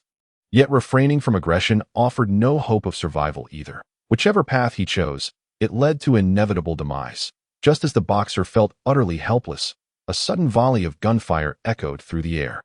He collapsed to the ground, his body punctuated by several bullet wounds. In disbelief, he turned his gaze towards Charlemagne, who stood there fuming, gun in hand, aimed directly at him. You worthless trash! To cower before the enemy is a disgrace to my dignity, as Charlemagne. I refuse to be burdened by a slave of your caliber. As Charlemagne raged hysterically, the boxer, surprisingly, began to laugh, the tension in his expression gradually easing. At last, I am free. As Chenos observed the boxer's pupils dimming, he felt no elation in victory, but rather a pang of guilt. They had no reason to fight. They were merely tools for the entertainment of the celestial dragons. I'm sorry, but I wish to live. The boxer, now losing life, could utter no more words, merely mouthing towards Chenos. It's none of your business. Just as those words escaped his lips, the boxer completely succumbed to his fate. Yet, rather than agony, a smile graced his visage. Ha ha ha. What do you think? I told you, my slave cannot be killed. Do you submit? Charlemagne, hands on hips, laughed boisterously. The celestial dragons, whose slaves had perished, cast disdainful glances at Charlemagne's arrogance, tossing a heavenly golden key from their nation to him, before turning their backs and leaving his chamber, indifferent to the slaves who had fought to the death for them, elated by acquiring 4 heavenly golden keys. Charlemagne approached Chenos, eyes gleaming. Unkillable. You truly are remarkable. Next time, strive harder to bring me more heavenly gold, and I shall reward you with a feast. Ha ha ha. Charlemagne's demeanor resembled that of a master praising a dog that had fetched a UFO, which irked Chenos immensely. Nevertheless, Chenos managed to force a smile, expressing gratitude. Thank you, my lord. It is my duty.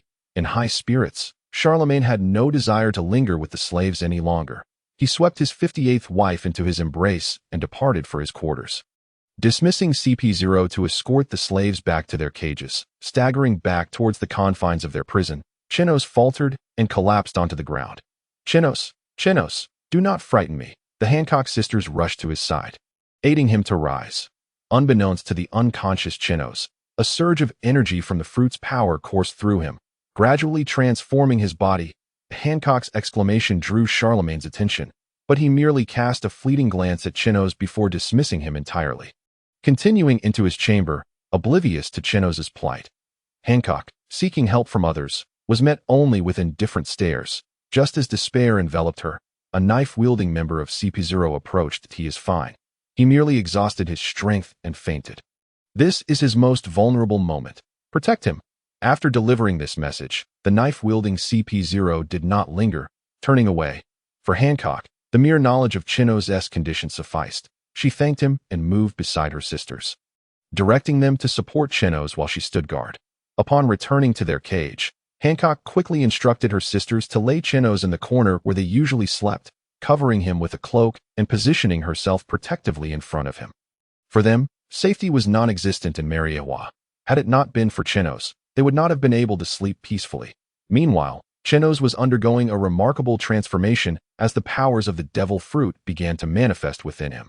Cycling through absorption and rebounding capabilities, continuously forging his body, muscles, and cells, the rebounding ability inflicted damage upon Chenos' form, yet the absorption capability countered this by drawing in the harm inflicted, creating a perpetual cycle of injury and recovery.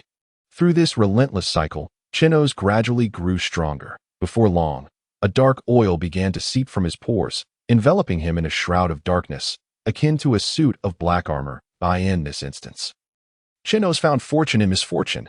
By frequently utilizing the fruit's power during battle and maximizing its potential, the devil fruit acknowledged him as its master and began to willingly accept him. With this newfound acceptance, Chenos could unleash even greater power, raising the thresholds for damage absorption and rebound energy accumulation that if previously Chenos' limits were set at 1, the fruit's acceptance and transformation elevated those limits to 3. This seemingly modest increase from 1 to 3 equated to a threefold enhancement in Chenos' defensive and rebound capabilities, thus significantly augmenting his overall strength. Had Chenos faced those 5 adversaries again in his current state, he would undoubtedly withstand their assaults, signifying that they could not breach his defenses. The following morning, after a refreshing slumber, Chenos awoke feeling rejuvenated. However, upon opening his eyes, he was met with an impenetrable darkness. Am I blind? This thought triggered a recollection of his fainting spell the night prior, causing him to wonder if someone had taken advantage of his unconsciousness to blind him. Hastily, he rose to assess the situation, only to find the black armor enveloping him shatter into fragments that scattered upon the ground. Along with the disintegration of the armor, his clothing tore away, leaving him unclothed within the cage. Upon witnessing Chenos' state, Hancock covered her face with her fingers, screaming while peering through the gaps to observe him. Chenos looked at her, exasperated. With no choice, he approached the other slaves in the cage. And after a series of friendly negotiations, one slave of similar stature graciously offered his garments as a token of their newfound friendship. Once properly attired, Chenos noticed several lifelike stone sculptures within the cage, and from their expressions, he could surmise the events of the previous night. Approaching Hancock, he earnestly expressed, "Thank you." Hancock glanced at Chenos, who appeared even more handsome for reasons unknown, before shyly lowering her gaze. Too bashful to meet his eyes. Mutual assistance is only natural. Hancock initially intended to convey that gratitude was unnecessary between spouses, but realizing they had yet to confirm their relationship, she hastily rephrased. Chenos, unable to resist the allure of Hancock's adorably flustered demeanor, affectionately ruffled her hair. Just as he contemplated teasing her further, the knife-wielding CP0 appeared at the entrance of the cage. "Let us commence today as training." All right. After bidding farewell to Hancock, Chenos exited the cage, accompanying the knife-wielding CP0 to the training ground. Upon arrival, however, CP0 did not initiate practice as usual, but instead scrutinized Chenos intently, causing him to wonder if there was something amiss with his appearance. As Chenos prepared to check his face for any blemishes, CP0 finally spoke. "You are far too weak." You are exceedingly weak. The pirates you dealt with yesterday had a mere bounty of 120 million berries. Mere trifles upon the vast sea. Yet, in your confrontation with them, you ended up fainting from exhaustion. Moreover, had it not been for the impatience of Charlemagne, who took matters into his own hands and shot that slave, you would have been doomed had that boxer possessed a bit more courage and attacked you directly. Chenos' face twitched incessantly. Hey, that Arlong, who has occupied Nami's village for several years, only had a bounty of 20 million berries. Yet, these individuals are indeed considered mere minions to CP0. In the New World, such lowly beings are relegated to menial tasks. But just a few days ago, I was an ordinary person, and now I can take on 5 and defeat 4 pirates with bounties of around 20 million. That's quite an achievement, don't you think? You are too weak. Thus, let us double the training. Today, complete 5,000 push-ups, 5,000 squats, 5,000 sit-ups, and lift 100 kilograms 1,000 times. Only upon completion shall you be permitted to leave. Huh? Chenos was utterly flabbergasted. Is this the amount of training a human can endure? And all within a single day? Are you attempting to turn me into a muscle-bound demon? I am still just a child. A torrent of complaints flooded Chenos's mind. Yet faced with the intimidating presence of the armed CP0, he reluctantly complied and trudged off to train. However, as the training commenced, Chenos discovered that the exercises were not as arduous as he had anticipated. What he thought would take an entire day to complete was accomplished in merely half a day. He felt only a slight fatigue rather than overwhelming exhaustion. After some exploration, Chenos sensed that the abilities of his fruit were actively engaging within him, continually absorbing and rebounding, making his training significantly easier without requiring excessive effort. The absorption capability was incessantly alleviating the muscle soreness induced by exercise, allowing him to endure longer without feeling weary. Unfortunately, the flora surrounding Chenos bore the brunt of his training. As he trained, numerous absorption orbs would manifest, filled with the muscle soreness and damage from his exertions. Many plants wilted upon contact with these orbs, collapsing to the ground. This unexpected consequence surprised Chenos, revealing a new potential for utilizing his fruit abilities, and he felt the powers within him growing increasingly vibrant. Thus, misfortune turned into fortune. The armed CP0 observed Chenos with astonishment. The immense training load was not one he had expected Chenos to complete. He had intended to use it as an excuse to impart some techniques of the Marine's 6 powers. Yet, to his surprise, Chenos had not only completed it, but did so with apparent ease, a stark contrast to the exhaustion he had displayed just days prior. Was he also a genius in developing fruit abilities? The armed CP0, who believed he had sufficiently overestimated Chenos's talent, now realized he had underestimated him. Approaching Chenos, he pondered for a moment before stating, "You performed admirably today. Your training is ahead of schedule. Since we have some time left, I shall teach you some combat techniques to ensure you are not ridiculed for being unprepared in battle." Chenos understood that the armed CP0 had his best interests at heart and did not wish for him to perish in combat. Yet his pride made it difficult to express gratitude openly. "Thank you, Master." The armed CP0's pupils narrowed slightly, and a subtle smile graced the corners of his mouth beneath the masked eye. In the world of pirates, the title of Master carries significant weight, as it is believed that one who teaches becomes akin to a father for life. Thus, Chenos's acknowledgement of him as Master signified a profound respect in his heart, much to the armed CP0's delight. Although he did not resist the title, he chose to ignore it, effectively accepting the role that in your previous confrontation, your speed was clearly inadequate, and your responses were clumsy, against someone skilled in combat techniques. You would surely meet your demise. Now, allow me to impart some fighting skills. Combat essentially revolves around a few key concepts: evasion, defense, offense, and charge. Master these, and you shall be able to contend with the majority of opponents. Chenos nodded along, though he found the subsequent explanations from the armed CP0 somewhat perplexing. Evasion, as the term implies, involves avoiding the enemy's attacks. To completely evade an opponent, one must relax and allow oneself to become as light as paper. When an enemy strikes, one must adapt to the changing air currents produced by their assault, rendering their attacks ineffective. Defense is equally straightforward. One must harden their body to become as resilient as iron, minimizing damage from incoming strikes. As the armed CP0 elaborated, Chenos's eyes sparkled with realization. Isn't this the Marine's 6 powers? The 6 powers are renowned in the pirate world for their formidable strength, enabling ordinary individuals to rival those possessing fruit abilities. Or Haki. Is a martial art learned only after surpassing one's limits. Naturally, for someone like Monkey D. Luffy, who possesses exceptional physicality due to Carp's grueling training, he could grasp it at a glance. However, for a fruit user like Chenos, the addition of the 6 powers would significantly enhance his ability to face most foes. This time, learning from the armed CP0 was not as simple as mastering Haki or developing fruit abilities. Despite extensive practice, Chenos struggled to grasp the techniques. Nevertheless, the armed CP0 found a spark of enjoyment in teaching, eagerly imparting various skills to Chenos. Are you a fool? You cannot master such simple techniques? Do you not understand how to release all the tension from your body? Shave is a high-speed advance. With that sluggish pace of yours, how could you possibly utilize it? The joyful teaching process made time fly.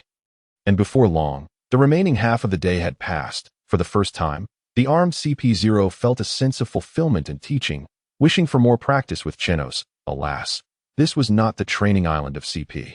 And Chenos was not a reserve member of CP, but rather a slave to the celestial dragons. Even with the armed CP0's considerable authority, he could not defy the rules established by the celestial dragons. Slaves must return to their cages by night unless summoned for entertainment. Reluctantly, the armed CP0 escorted Chenos back to his confinement. Chenos, however, longed to continue his training, as he could distinctly feel his strength rapidly increasing.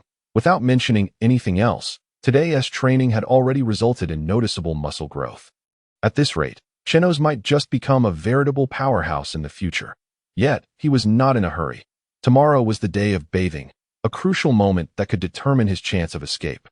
Thus, he resolved to rest well that night, conserving his energy for any unforeseen circumstances. Early the next morning, the slaves did not lie about resting. Instead, they all stood at the cage door, eagerly awaiting their release. In the sacred land of Mariejois, the slightest hint of body odor could lead to execution, as it would taint the air of this revered place. Fortunately, the celestial dragons donned bubble helmets. Otherwise, the slaves, who bathed only once every 3 days, would likely face dire consequences. Following meticulous calculations by the world government, it was determined that allowing slaves to bathe every 3 days would prevent the odor from affecting the bubble helmets. Ensuring the celestial dragons would not inhale contaminated AI in this manner. They would also conserve the funds allocated for bathing the slaves. It is worth noting that in this world, where vast expanses are dominated by oceans, fresh water is an exceedingly precious resource. Using it for the bathing of slaves is truly a waste. To preserve this invaluable water, the world government spared no expense in constructing a colossal bathhouse, wherein the water is capable of being recycled. This implies that should one arrive late, they might end up using the bathwater of others. Once all the slaves have bathed, the bathhouse will release the sluice gate, discharging the now contaminated water. When the personnel of the world government unlock the prison gates, the slaves rush eagerly towards the bathhouse, with the officials turning a blind eye to their fervor. In fact, some world government members even treat it as a race, wagering on who will reach the bathhouse first. The slaves are not driven by a desire for cleanliness, but rather by the fear that arriving late could mean washing away the sweat and stench with the water of others, leading to dire consequences, as there are always a few unfortunate souls who, not having washed thoroughly, encounter the celestial dragons and meet their demise. This is precisely why everyone is so eager to rush for a bath.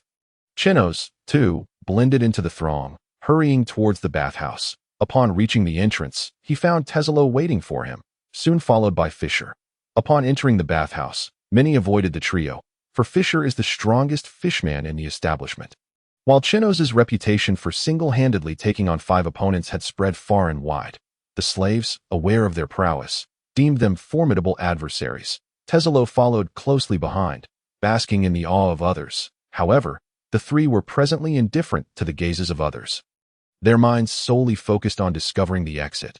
Teslo led the way, guiding the duo to the deepest part of the bathhouse, where the water was the least abundant.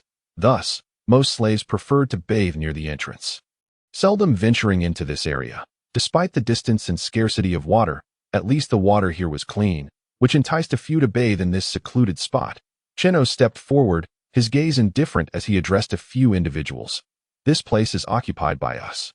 Leave at once. The sight of Chenos sent some scrambling, even those still lathered in soap. Without a second thought, they snatched their clothing and fled, and in an instant, the deepest recesses of the bathhouse were left devoid of other slaves, leaving only the 3 of them. Once alone, Teslo approached the drainage outlet at the farthest right of the chamber. The outlet was constructed of steel plates, featuring numerous elongated gaps in the center. Teslo inserted his fingers into the crevice, pushing the steel plate forward, and then lifted it. The plates were securely fastened, rendering them immovable. leading everyone to believe that they were firmly anchored to the ground. Many slaves had contemplated escaping through this outlet, yet none had been able to dislodge the steel plate. Upon discovering such a concealed exit, Chenos felt a surge of surprise. Curiously, he inquired of Teslo, "How did you stumble upon this exit?" Teslo, feeling slightly embarrassed, scratched his head and replied, "In my earlier days of weakness and sluggishness, I could only bathe at the deepest part of the bathhouse. One day, while bathing, I accidentally slipped, displacing the drainage plate, and thus uncovered this spot. This is why I am certain no one else knows of its existence." What a fortuitous slip! The steel plate extended over a meter in width. And even the brawny fisher, standing over 2 meters tall, could easily enter. Upon descending into the sewer, they found themselves in a vast channel. Teslo led the two along the waterway until they reached a wall towering over 3 meters. He pointed to a gap in the wall and explained, "Look, this is the drainage outlet. During bathing, water will be released twice. Once the water level rises sufficiently, this gate will descend, allowing for discharge. However, at that moment, we cannot exit.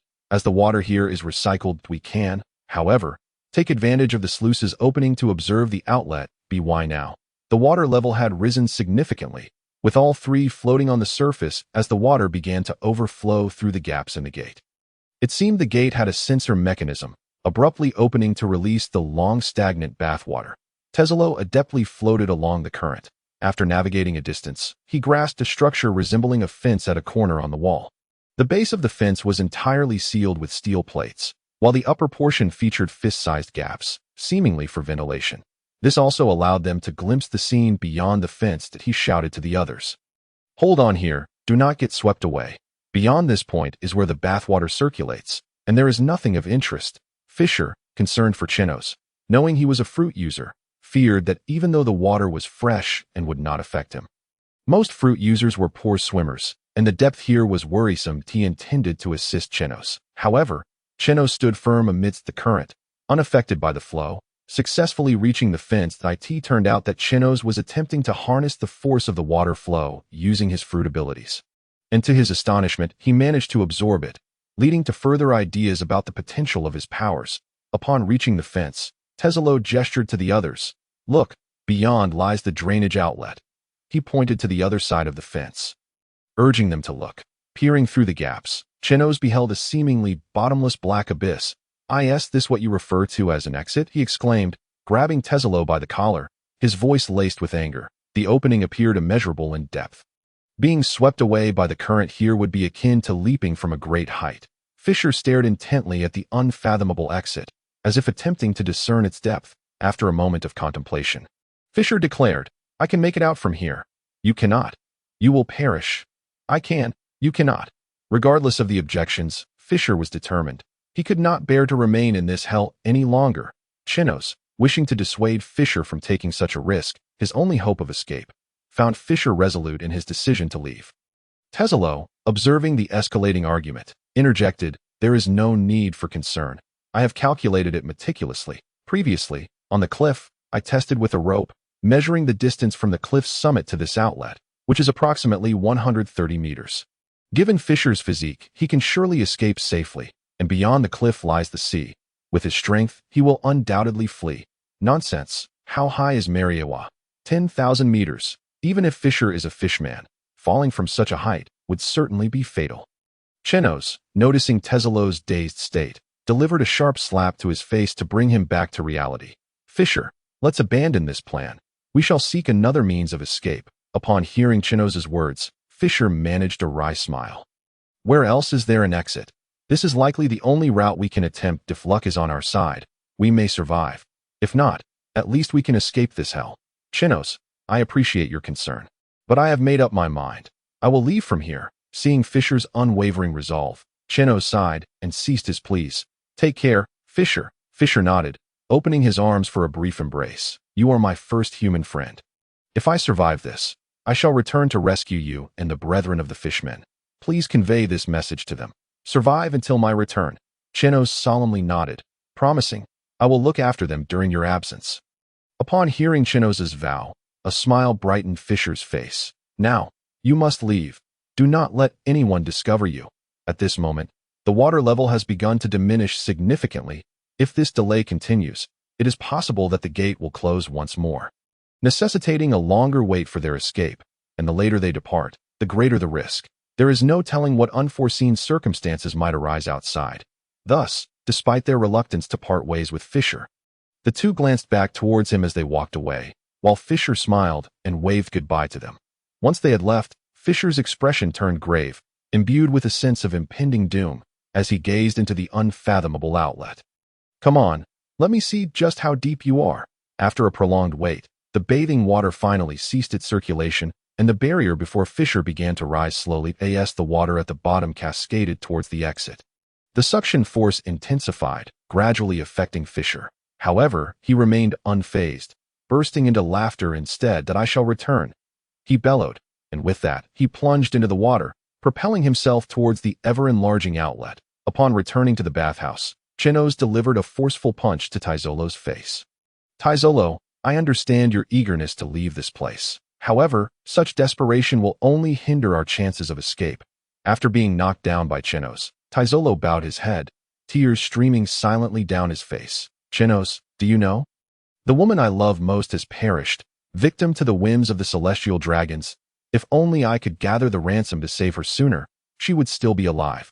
Upon hearing Teslo's weeping, Chenos's anger dissipated. He had seen the theatrical portrayal of Teslo and Stella's love story, thus comprehending Teslo's urgency to escape, for he too sought vengeance against the celestial dragons, yet, without the Gomu Gomu fruit, and still enslaved. Teslo's thoughts were consumed by the desire to flee this hellish existence. Only then could he avenge Stella. "That I understand your perspective. I too yearn for retribution against the celestial dragons.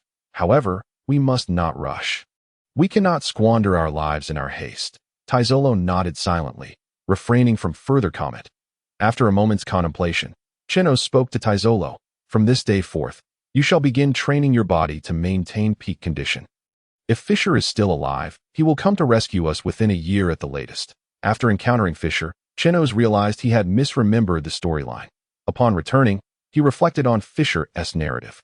He recalled that after escaping, Fisher first returned to Fishman Island to inform the Fishman King and Queen of his decision before returning to rescue the slaves in Mariejois. The rescue would occur a year after his escape from Mariejois. Thus, if Fisher still lived, he would be able to flee this place within a year. Therefore, Chenos was determined that Teslo, the crew member he had come to trust, must not encounter any mishaps during this time. A year? Teslo looked at Chenos in confusion, unsure of how he arrived at that time frame. Nevertheless, he did not seek further clarification, as it remained uncertain whether Fisher was alive or dead. Subsequently, the two exchanged no more words. Hastily freshened up and departed the bathhouse. Upon returning to their cage, Chenos began to devise a plan for how to spend the coming year. First and foremost, he needed to enhance his strength, now that he had become a subordinate of St. Charlos. He would undoubtedly be compelled to engage in battles with other celestial dragon slaves, whose strengths varied significantly. Moreover, the celestial dragons often forced their slaves to consume various devil fruits for amusement. Therefore, he must expedite his training to better handle future confrontations. Furthermore, if he wished to exact revenge on the celestial dragons, strength was an essential prerequisite. Without it, even the red-haired Shanks, a user of the Gomu Gomu fruit, would not afford him any respect. Next, he needed to develop his fruit abilities. Currently, his usage of these powers was rather passive. He could only unleash his attacks after sustaining damage and accumulating a certain amount of rebound energy. He had even tested it and discovered that without the enhancement of fruit abilities, he could not shatter even a stone. Thus, he must devise a method to accumulate energy without being struck. The approach he considered involved standing in the current, absorbing its force to develop a technique for accumulating rebound power at will. Additionally, he aimed to cultivate a robust physique. This was crucial, as during his last encounter with the group of 5 slaves, despite having the strength to fight, he had succumbed to unconsciousness due to excessive energy expenditure when employing his fruit abilities. Therefore, he must forge a strong body to support prolonged use of his powers.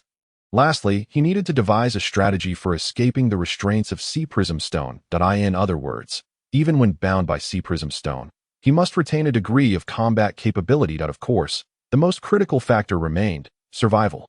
As long as he could endure for a year, as long as he did not perish within that time, he would have the opportunity to escape this inferno. Meanwhile, beneath the red line, a red-skinned fisherman floated upon the surface of the sea. A shark approached him, its toothy maw wide open, ready to feast on this unguarded prey, only to be sent flying by a powerful slap from the fisherman. Regaining consciousness, the fisherman surveyed his surroundings, then let out a bellowing roar before diving deeper and deeper into the depths. 1 year later, at Mariejois, in the slave training grounds, two figures were swiftly darting about, colliding and separating, only to clash once more in a relentless exchange. These two were Chenos and a sword-wielding CP0 agent, AT. This moment, the CP0 agent had drawn his blade, ruthlessly unleashing his swordsmanship upon Chenos' .1 sword style. Instant flash, the CP0 agent vanished from Chenos' sight, reappearing behind him, delivering a lethal slash aimed at his neck. However, Chenos was no longer the man he had been a year prior.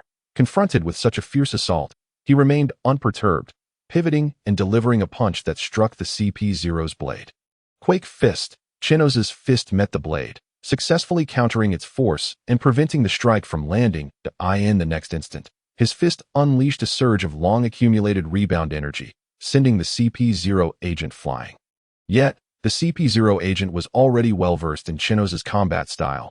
As he was propelled backward, he executed a mid-air step, springing forward again towards Chenos, his sword aimed directly at Chenos' chest, seemingly intent on delivering a fatal blow. However, Chenos exhibited no inclination to defend. Instead, he extended his right index finger, launching a finger gun at the CP0 agent. After piercing Chenos' chest, the CP0 agent forcefully swiped his right hand to the side, twisting his body mid-air, leveraging his formidable physique and the downward force of his blade to alter his trajectory and evade Chenos' finger gun. The finger gun, upon release, created a blade-like arc that struck the ground, leaving a gaping, bottomless pit. Although Chenos had been stabbed by the CP0 agent, he sustained no injury, not even a scratch. Upon landing, the CP0 agent refrained from continuing his assault on Chenos, instead sheathing his sword. Well done. Your Haki, fruit abilities, and 6 powers have all become quite formidable. Continuing to train in this manner holds little significance that TO defeat you. I must resort to my ultimate technique. Otherwise, we will remain evenly matched. And should I unleash my killing move, you will perish that I have nothing more to teach you. Thus, our training is concluded. With a complex gaze, the knife-wielding CP0 regarded Chenos, surprised by the remarkable progress Chenos had made in just 1 short year. Now, Chenos had grown so formidable that he lacked the confidence to claim victory over him. Just a year prior, he had been eagerly anticipating the opportunity to train Chenos like a mentor. However, after merely 3 months of instruction, Chenos had mastered all of the Navy's 6 powers, a feat that many so-called geniuses within the CP organization had struggled to achieve even after several years of study. In the months that followed, his teaching had transformed into combat, as he had lost count of how many times they had sparred that Chenos' strength continued to escalate. And now, without unleashing his ultimate techniques, he could only hope for a stalemate against him. More critically, even with his most powerful moves, he was uncertain he could defeat Chenos, for Chenos' devil fruit ability was exceedingly monstrous, allowing him to reflect any damage back upon the attacker. As Chenos would say, he returned harm with harm. In such circumstances, how could one engage in battle? After executing his finishing move, would it merely result in self-destruction, like the thrust he had just aimed at Chenos' chest, only to have it turned against him by Chenos' finger gun technique? Had he not dodged swiftly, he might have been struck. Chenos smiled and said, "Master, what are you talking about? You will always be my role model. How could you possibly have nothing left to teach me? I will dedicate my life to learning from you." In truth, Chenos' strength had already surpassed that of his master. During their recent sparring match, he had not even exerted his full power, allowing his master to save face. This flattery pleased the knife-wielding CP0 immensely, and after patting Chenos on the shoulder, he solemnly advised, "Remain humble and composed. It is best that you think this way. Remember, there are many who are far stronger than I am in this world. Do not let a bit of strength lead you to arrogance." Chenos nodded in agreement. The knife-wielding CP0 looked at Chenos with a sense of gratification. Initially, he had sought to use the guise of mentoring Chenos as an excuse to avoid serving the repugnant celestial dragons. But unexpectedly, he had gained such an exemplary disciple. Then, as if recalling something, the knife-wielding CP0 hesitated for a moment before warning Chenos, Be cautious. It seems Charlemagne Saint is desperate for revenge against you. Stay vigilant. Upon hearing this news, Chenos furrowed his brow. Although he had grown significantly stronger, if a celestial dragon wished to target him, he currently lacked the ability to escape from Mariejois, and death would be his only fate. Master, I understand. I will lower my profile and strive to avoid any encounters with Charlemagne Saint. The knife-wielding CP0 gazed deeply at Chenos and sighed. After today, I will be assigned to other missions. Take care of your safety. Remember, survival is more important than anything else. Upon receiving this sudden news of departure, Chenos did not feel sorrow.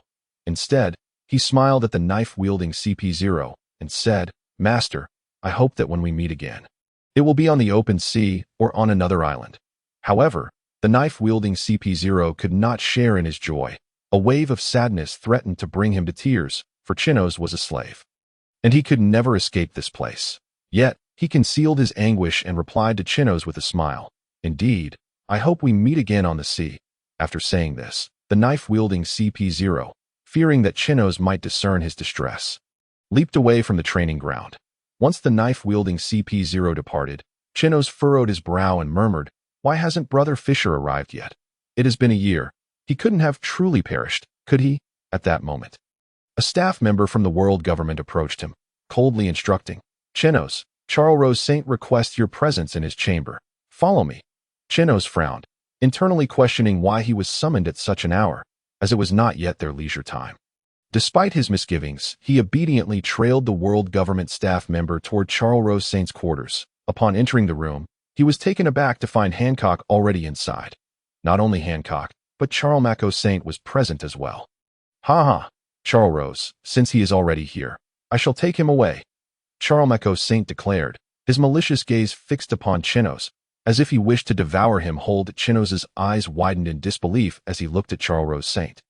My lord, what is the meaning of this? Ha! Indestructible. I have sold you to Charlemagne.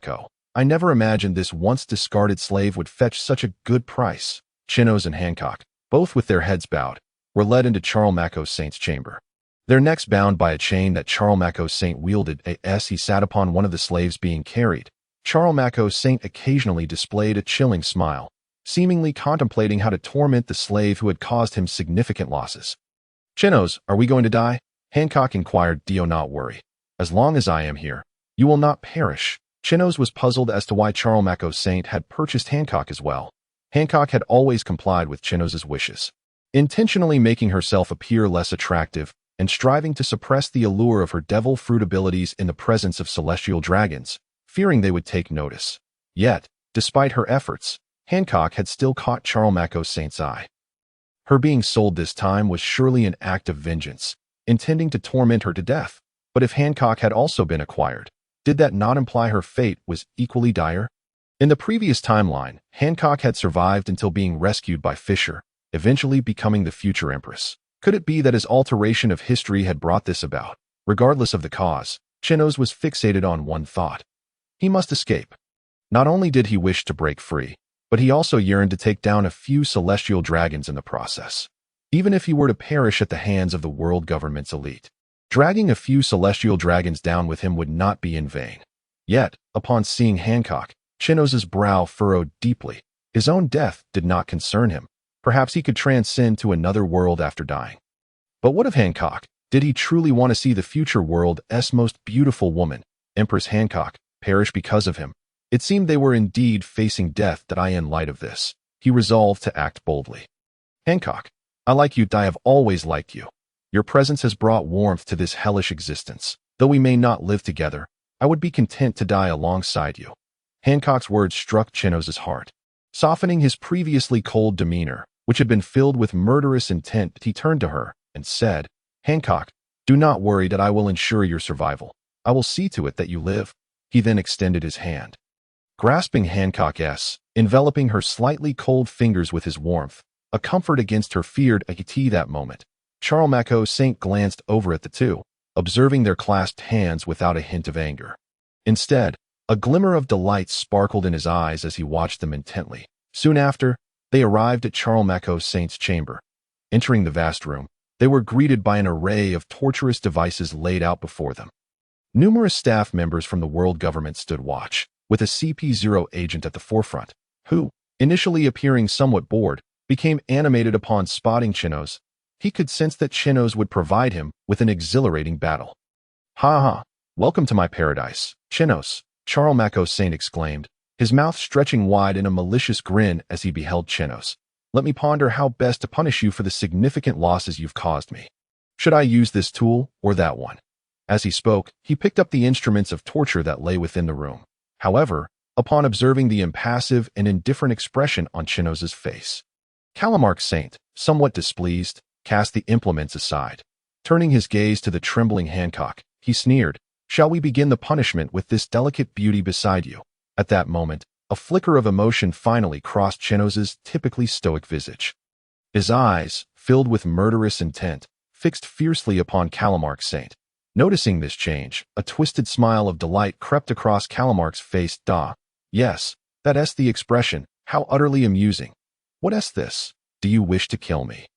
Oh, I nearly forgot. You are unable to do so while shackled with sea-prism stone handcuffs, rendering you utterly immobile. Ha! Charlemagne Saint reveled in his mockery and humiliation of Chenos, intent on exacting retribution for the numerous matches he had lost due to Chenos's interference. The loss of money mattered little, but the restoration of his pride was imperative. After a spell of derision, Charlemagne felt a modicum of satisfaction. His gaze, now filled with a perverse desire, turned toward Hancock. "Bring me that little beauty." The members of the world government within the room advanced towards Hancock, well versed in such theatrics. Lowering her head, Hancock spoke in a hushed tone to Chenos. "Chenos, soon I will be taken to the celestial dragons. And I may be subjected to their lewdness that I hope you won't take offense, for this is part of my scheme that I intend to strangle one of them with chains, so if you can escape, do so, that if not, then help me kill the celestial dragons." After a moment's pause, Hancock noticed Chenos had not responded. The members of the world government drew nearer, and disregarding the risk of exposure, she turned her head to find Chenos. To her shock, he had appeared before her, standing between her and the advancing members. "Little Hancock, cease your foolish talk. I shall not allow anyone the opportunity to lay a finger on you. I have vowed to ensure your survival." Tears welling in her eyes, Hancock gazed at Chenos, deeply moved. Charlemagne Saint, witnessing this, felt not anger but an even greater thrill as he observed Chenos. "What a pair of lovesick fools. My favorite pastime is to toy with a man's beloved right before his eyes. Ha! Someone, bring me Chenos and ensure he is subdued. But remember, do not kill him." The members of the world government chorused in response. Yes, they believed that subduing a devil fruit user bound by sea prism stone would be a trivial task. Thus, they rushed forward, eager to claim credit. However, they were met with empty air, for Chenos exhibited no signs of weakness from the sea prism stone shackles. Instead, he moved with agility, evading their grasp and leaping into the air. Delivering a powerful kick to several members of the world government, the gust generated by his kick instantly severed a dozen of them, leaving them writhing in agony on the ground. "Charlemagne, did you truly believe I could not kill you? Bold of you to utter my name so freely. CP0, break his arms and legs." Charlemagne Saint was taken aback by Chenos's ferocity even while shackled, having dispatched a number of world government members with ease. Though he feigned bravado, fear compelled him to retreat. He had no desire to become a victim of a slave's wrath.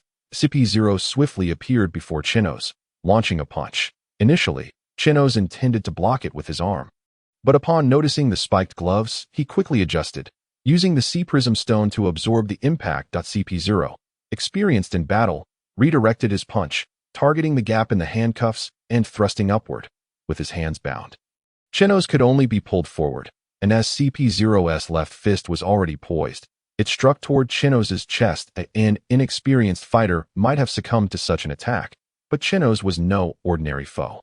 He had endured over a year of life-and-death combat, and had been trained by a formidable CP0 instructor, equipping him with combat experience equal to that of CP0, harnessing the force from CP0's attack. Chenos kicked at his left fist, successfully blocking the lethal strike while using the momentum to leap upward, freeing his hands from the spikes on CP0's glove. Yet, CP0 seemed to anticipate this, letting out a roar. Soru, he then vanished, reappearing in the air to strike Chenos once more. Undeterred, Chenos utilized the sea prism stone handcuffs to defend himself, having learned not to fall prey to the same tactic twice. this time employing the circular cuffs on his arms for protection. Although he managed to block CP0's punch, the overwhelming force sent him crashing to the ground. With his hands bound by the sea prism stone, Chenos was unable to absorb the impact, causing blood to trickle from the corner of his mouth as he hit the ground. Ha ha, you are indeed powerful. Even while shackled by sea prism stone, your strength is remarkable that I would relish the chance to remove those cuffs and have a proper fight. Alas, we are in Mariejois. Otherwise, I would gladly hand you the key. Chenos glanced disdainfully at the sea prism stone and retorted to CP0. Even with this trinket, you are still no match for me. Taking the initiative, Chenos launched an attack, prompting a gleeful smile to emerge from beneath CP0's mask. Noticing Chenos's movement, he raised his fist and struck at the now-appearing Chenos. However, Chenos was prepared, using the cuffs on his wrist to deflect the spikes, then grabbing CP0's wrist. With a swift maneuver, he hurled CP0 to the ground. Leveraging the force of the impact to propel himself into the air once more, descending vertically with a fist aimed at the downed CP0, the tremendous force struck the ground, sending dust and debris into the air, obscuring Chenos's vision. Yet, he could feel that his attack had not landed on CP0. Ha! You are incredibly strong, and I find it delightful. CP0 howled in ecstasy as the dust settled, revealing him transformed into a half-beast form. His body adorned with leopard spots, his hands and feet morphing into those of a leopard, and his masked face exhibiting feline features that in this form. CP0 exuded a formidable aura, instilling in Chenos a sense of imminent danger. As if a misstep could lead to his demise, suddenly, CP0 took a light step forward and vanished from Chenos's sight. That's so. No, the sensation suggests his speed is so great, it creates an effect akin to it. As Chenos pondered strategies with a furrowed brow, his opponent took the initiative to launch an attack. At that moment, CP0 had shed its boxing gloves, replaced instead by the more agile claws of a leopard. Swiftly, CP0 darted behind Chenos, leaving behind a trail of gruesome claw marks across his flesh, before vanishing once more. Almost instantaneously, CP0 reappeared at Chenos's side, inflicting deep gashes on his arm that exposed the bone beneath. Yet, in the face of CP0's onslaught, Chenos remained unmoved, standing in a daze as if he had surrendered, his eyes half closed as if he were on the verge of slumber. CP0, undeterred by Chenos's apparent stupor, re-emerged behind him and swiped at him with a claw. In that instant, Chenos suddenly sprang into action, pivoting to block CP0's strike with his Haki-infused sea stone handcuffs, and immediately counterattacked. However, his fist merely sliced through the air, failing to connect with CP0. Ha ha ha. Splendid, truly worthy of my attention, managing to withstand my assault. Your observation, Haki, is quite commendable. However, this is not even my maximum speed. I wonder how many more of my blows you can evade. No sooner had the words left his lips than CP0 appeared beside Chenos again, clawing at his abdomen. Chenos once more employed his sea stone handcuffs to intercept, but as he aimed to seize CP0's claws, he grasped only emptiness. CP0 had already vanished. Ding ding ding. CP0 accelerated, leveraging his speed advantage to circle around Chenos, relentlessly attacking him. Initially, Chenos could still perceive CP0's movements through his observation Haki, but as CP0's speed escalated, Chenos began to falter, struggling to keep up, resulting in an increasing number of wounds across his body. At this juncture, Chenos had become a veritable blood-soaked figure, standing in a pool of his own blood. The excessive loss of blood rendered him sluggish, barely managing to fend off CP0's relentless assaults. After withstanding another strike, Chenos caught sight of Chalmik Saint dispatching men to capture Hancock, causing his eyes to widen in disbelief. Chalmik, you seek death. Chalmik, hands on hips, laughed triumphantly. Chenos, just stay there and watch as I play with your woman. Chenos, intent on rushing towards Hancock, found CP0 once again materializing before him, claw poised to strike. Chenos employed his sea stone handcuffs yet again to defend himself. With a crack, the sea stone finally succumbed under the weight of countless strikes from CP0, shattering. Though the sound was faint, it resonated in the hearts of all present, leaving them incredulous as they turned to gaze at Chenos. CP0 was the first to react, propelling himself away from Chenos with force. Chalmik, realizing the gravity of the situation, shouted at CP0, "Don't let that guy near. Quickly, get some sea stone to restrain him." CP0 shot Chalmik a disdainful glance, as if I wouldn't want to restrain him if I could. This Chenos, even in handcuffs, is formidable. He's withstood my attacks far too long. Now that the sea stone is shattered, who knows how powerful he truly is? He had a keen interest in defeating weaklings, but had no desire to be the one to be defeated. Thus, CP0 resolved to call for reinforcements. Even at the cost of his pride, lest the night turn disastrous at that moment, Chenos lightly struck his chest, conjuring a damage absorption sphere before him, instantly healing all his external wounds. Grasping the sphere laden with absorbed damage, he darted towards Hancock. Bounce step. The rebound force erupted beneath Chenos's feet, propelling him as if teleporting, and he appeared at Hancock's side in an instant, pressing the absorption sphere against a world government member, whose body was immediately cleaved into fragments by the multitude of claw marks. The world government personnel, witnessing this, promptly fled. Had Chenos still been shackled by the sea stone, they might have felt secure. But his unshackled state signaled the emergence of an invincible monster, leaving them trembling in fear. Yet, as they turned to escape, it was already too late. Rapid flash, an elliptical halo formed beneath Chenos's feet, and with a light step upon the ground, he seemed to multiply, his image appearing simultaneously behind all the world government members. He then unleashed a barrage of finger strikes aimed at their vulnerable spots. In less than a second, dozens of world government members fell lifeless at Chenos's hands. Witnessing such a scene, CP0, now transformed into a leopard, broke into a cold sweat. This guy must possess the strength of a Marine rear admiral. How am I supposed to deal with him? Suddenly, the phone snail he had just dialed connected. Hello, this is CP headquarters. What is the situation? This, before CP0 could articulate, Chenos had already appeared before him, smashing the phone to the ground. Moses, what is happening? A piercing wail erupted from CP0, followed by silence. The call was taken over by a new operator who anxiously inquired, Leopard, please respond. Leopard. The call ended abruptly as the operator received no response. Suppressing their fury, the operator turned to a nearby staff member and demanded, where is the Leopard stationed? The staff member quickly searched, responding, with Lord Chalmik. As the operator prepared to rush over, they noticed flames engulfing the town of Mariejois. Thick plumes of smoke rising ominously. Their eyes widened in realization of the dire situation. The town was home to the celestial dragons. If they did not hasten to rescue them, all those stationed in Mariejois would perish. At that moment, they disregarded the potential fate of the leopard and rushed to organize all world government and CP personnel to rescue the inhabitants. Quickly, everyone move. If even one lord is harmed, we are all doomed. The gravity of the situation dawned on every world government and CP member. Should a celestial dragon be injured, they would face severe punishment. If one were to die, the consequences would be unthinkable. Thus, they abandoned their posts and rushed to the town.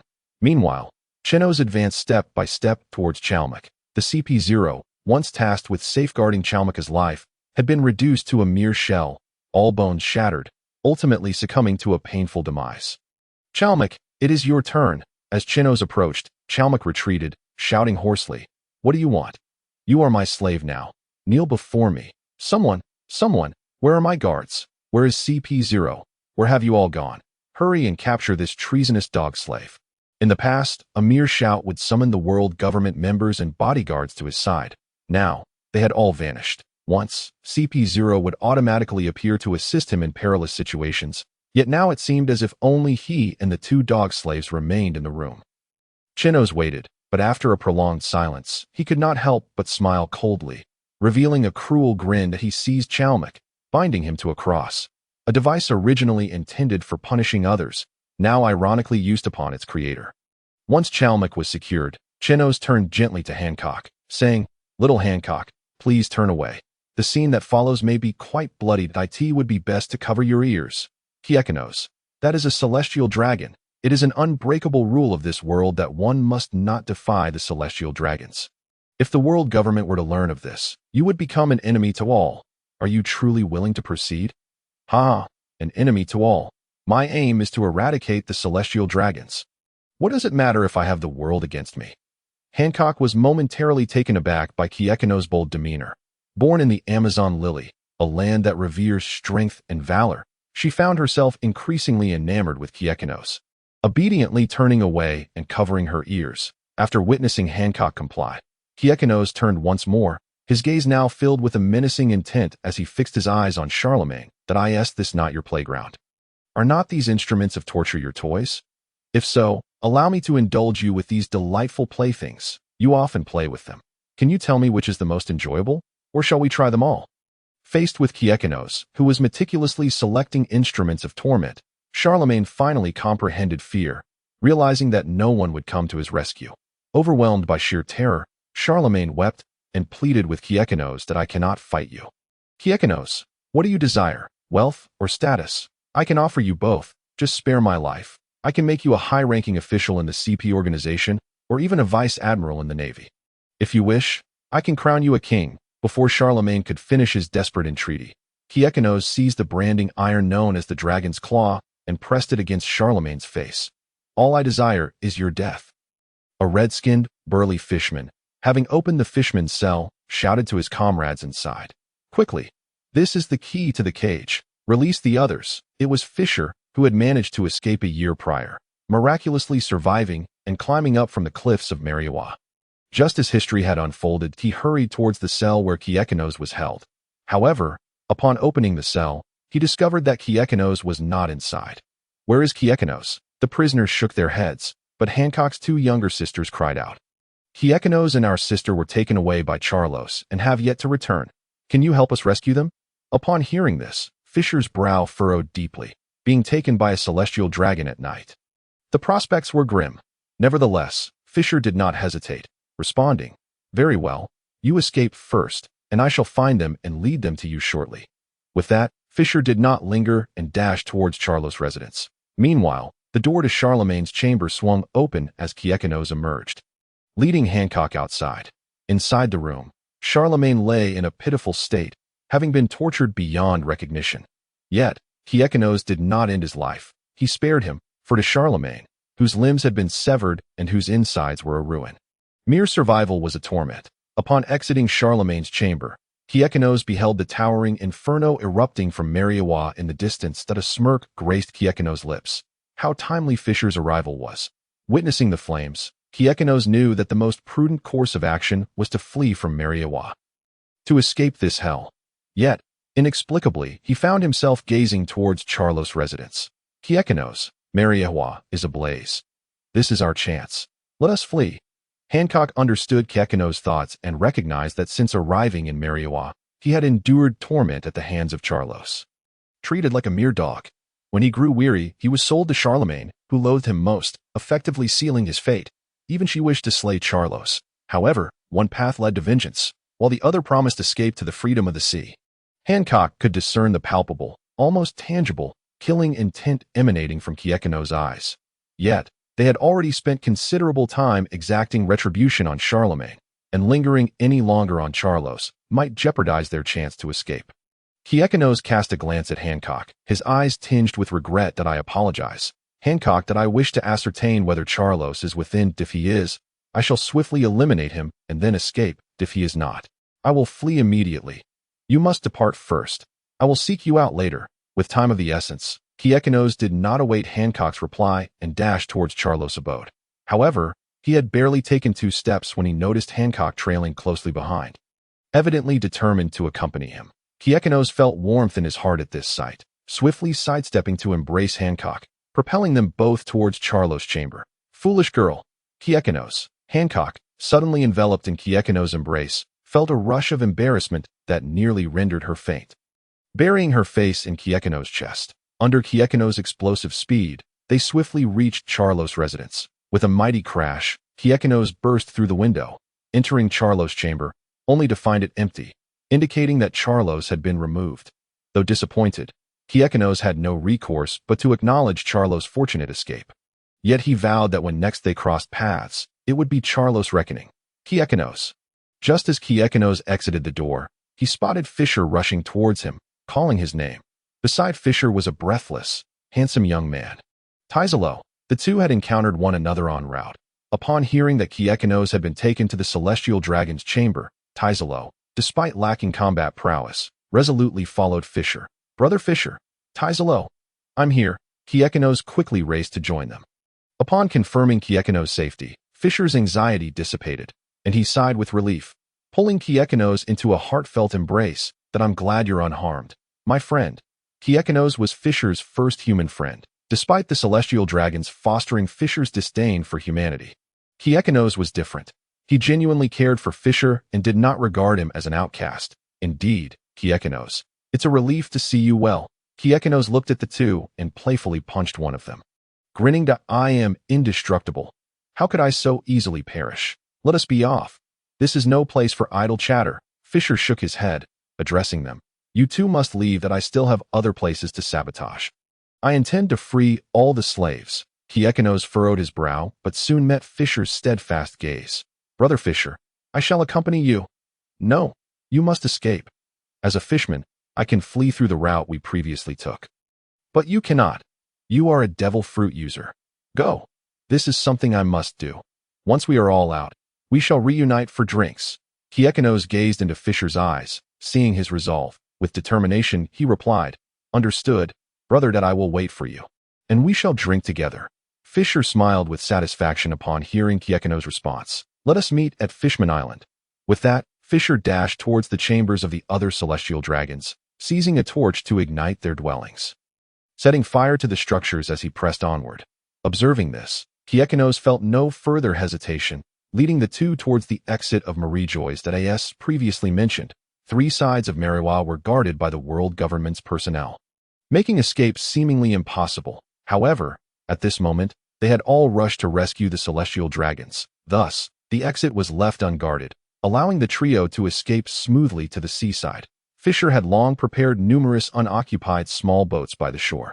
Once they boarded a vessel, they could set sail for the Sabet archipelago, not far from Mariejois. In that chaotic haven, even the world government would find it impossible to recapture them. After the 3 met up with Hancock's 2 sisters at the beach, they all boarded a small boat and commenced their journey towards the Sabet archipelago. Chenos and Teslo rowed together, fortunate that the archipelago was not far from Mariejois. Along the way, they encountered numerous other slaves also fleeing towards the Sabet archipelago, including some who were familiar with the locale. Therefore, they were not concerned about losing their way. They merely needed to follow the crowd. After 3 arduous hours of rowing, the 5 finally arrived at the Sabet archipelago. However, they landed on island number 13, a notorious site known for harboring pirates and criminals. As soon as they disembarked, a group of human traffickers approached them. What a lucrative opportunity. How fortunate we are today to have so many fine specimens delivered right to our doorstep. It seems we are destined to strike it rich. Hundreds of traffickers, armed with guns, surrounded thousands of slaves. Yet, unbeknownst to these traffickers, they had awakened the fury of the oppressed. Almost all the slaves had been sold to the celestial dragons, resulting in their hellish existence. Now that they had barely escaped, these traffickers dared to pursue them again, igniting the flames of rage within everyone. Brothers, these bastards wish to send us back to hell. Tear them apart. Tear them apart. A barrage of gunfire erupted, striking the ground before the slaves, forcing them to retreat. Tear us apart. You think you can? Surrender quietly, and I might allow you to suffer less. Otherwise, you shall endure great torment. At that moment, several powerful slaves surged from the crowd, charging towards the traffickers. We have just emerged from hell. You shall not send us back. Yet, for every swift charge they made, they were just as swiftly repelled. The leader of the traffickers kicked several slaves back with a single motion. I told you to surrender. Do you not comprehend human speech? As he aimed a kick at one slave, a striking young man intercepted it with his foot.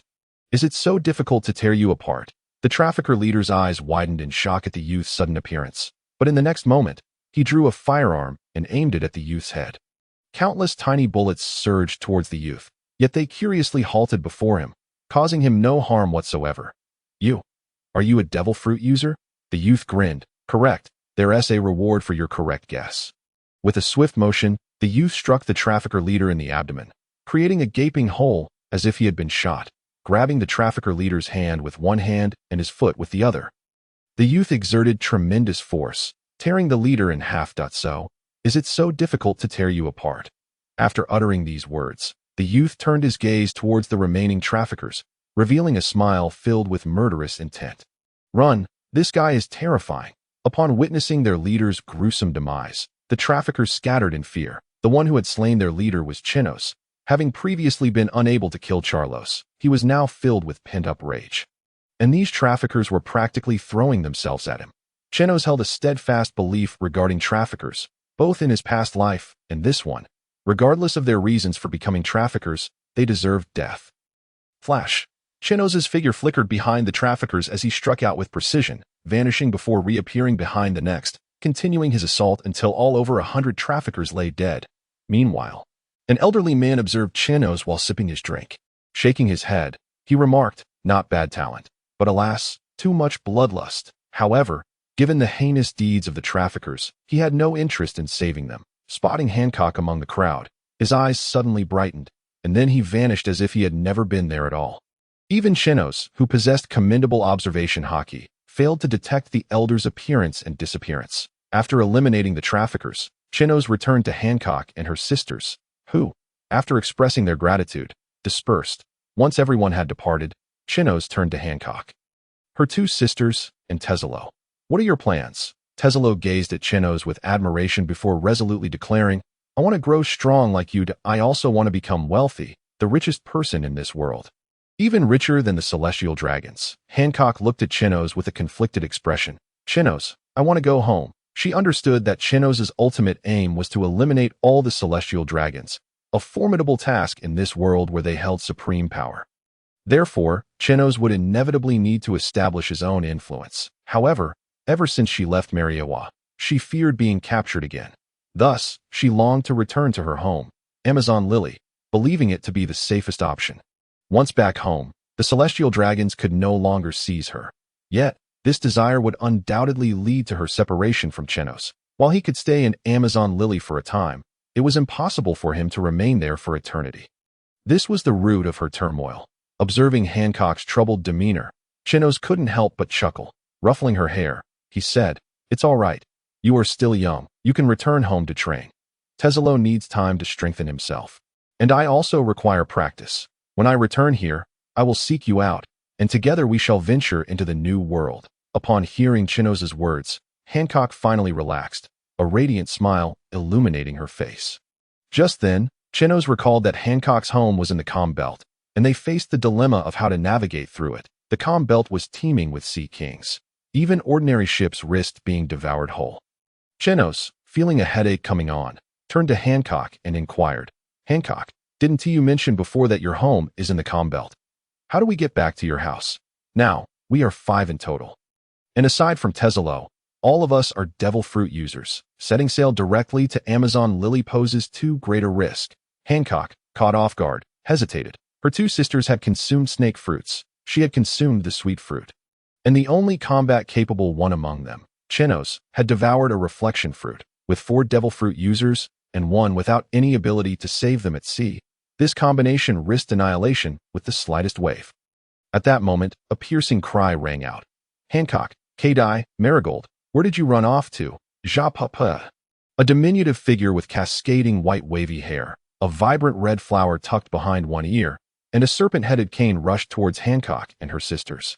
The one referred to as Ja Papa dashed to the trio, bouncing around them to check for any injuries. After more than a year of being captured by the celestial dragons, the sight of Ja Papa treating them as her own filled Hancock and her sisters with emotion, and they embraced her, tears streaming down their faces. "Ja Papa, we will never run off again." After a moment of careful inspection, Ja Papa finally sighed in relief upon discovering that the 3 individuals had not sustained any injuries. However, her expression swiftly transformed into one of fury as she turned to face Chenos. "You wretched man, have you abducted our child?" she exclaimed. "No." Chenos attempted to respond, but Ja Papa disregarded his words, raising her cane and striking towards him. Chenos reached out instinctively to defend himself, but at that moment, Ja Papa's cane sprang into action, the coiled form of a serpent retracting like a spring before launching itself at Chenos' arm. The serpent moved with astonishing speed, catching Chenos completely off guard and biting his wrist. Fortunately, Chenos had grown accustomed to channeling his fruit ability into his own body, thus sustaining no harm from the bite. Ja Papa, Chenos is not a villain. He has been safeguarding us. Yet, Ja Papa was quicker still. Delivering a swift kick that sent Chenos flying before Hancock could utter another word, he soared through the air, Chenos executed a flip, regaining his balance mid-flight, rubbing his slightly aching chest in disbelief. He gazed at Ja Popa. Despite her advanced age, this elderly woman displayed remarkable combat prowess. The pain from her attack, bolstered by armed Haki, was indeed formidable. Chenos understood that, like all fruit abilities, his own could still be countered by armed Haki. While he could absorb damage inflicted without armed Haki entirely, he could only absorb a mere 10% of the damage when it was present, resulting in a stark disparity in absorption efficiency. He had come to this conclusion after nearly being defeated by a slave skilled in armed Haki during a battle that it was after that encounter that Chenos recognized the limitations of his fruit ability, prompting him to train diligently in Haki and the six powers. Speaking of which, Ja Popa was indeed a formidable figure, a former Empress of Amazon Lily, despite her diminutive stature and advanced years. Her combat abilities remained astonishing. Chenos calculated that should he engage in battle with Ja Popa, it would likely result in a stalemate. This realization heightened his awareness of the world around him. Even a minor character with limited narrative presence could possess such formidable strength. What then could be said of the four emperors, the monstrous figures who ruled over vast oceans? At that moment, an alluring voice broke through the tension. What a lively scene. So many people. Chenos turned abruptly towards the source of the sound, having sensed no one in his observation Haki prior. Upon seeing the newcomers, he relaxed. The arrivals were none other than Rayleigh and Shaki, the former being the first mate of the Pirate King, and the latter, a powerful pirate in her own right. Shaki approached Chenos with an intrigued expression, taking a gentle puff from her cigarette before exhaling near his ear. Rayleigh, this boy resembles you in your youth. He truly possesses a sharp demeanor, observing his wife teasing a handsome young man. Rayleigh responded with mild surprise. I was certainly much gentler in my youth. This lad is brimming with murderous intent. Shaki chuckled lightly and remarked, do not forget how you earned the title of Dark King. It was carved through bloodshed. Chenos stepped towards Rayleigh, bowing deeply as he said, Dark King Rayleigh, I beseech you to be my mentor. I wish to slay the celestial dragons. Without hesitation, Rayleigh replied, I refuse. Why? Chenos inquired. Rayleigh regarded him with a smile, explaining, child, you are already quite strong. You understand observation and armament Haki, and your fruit ability is for you to develop. The remainder is merely battle experience, which you must accumulate through combat. There is nothing more I can teach you, hence my refusal. Very well. Chenos conceded, realizing he merely wished to see if he could glean any knowledge from Rayleigh that it was understandable for Rayleigh to decline. Even Monkey D. Luffy, the bearer of the straw hat, had not received extensive training from Rayleigh, who refrained from teaching him advanced techniques until he was imprisoned by Kaido and had to learn from Bartolomeo. Thus, it was evident that Rayleigh's role was primarily one of guidance rather than direct instruction. In this world, many harbored desires to slay the despicable celestial dragons, yet few succeeded. I truly hope to witness your success one day. Keep striving, child. Meanwhile, Hancock had explained the situation to Ja Popa, who, upon hearing the account, softened her stance towards Chenos. With a heart full of compassion, she gazed at Hancock and the others, her heart aching at the thought of their suffering at the hands of the celestial dragons.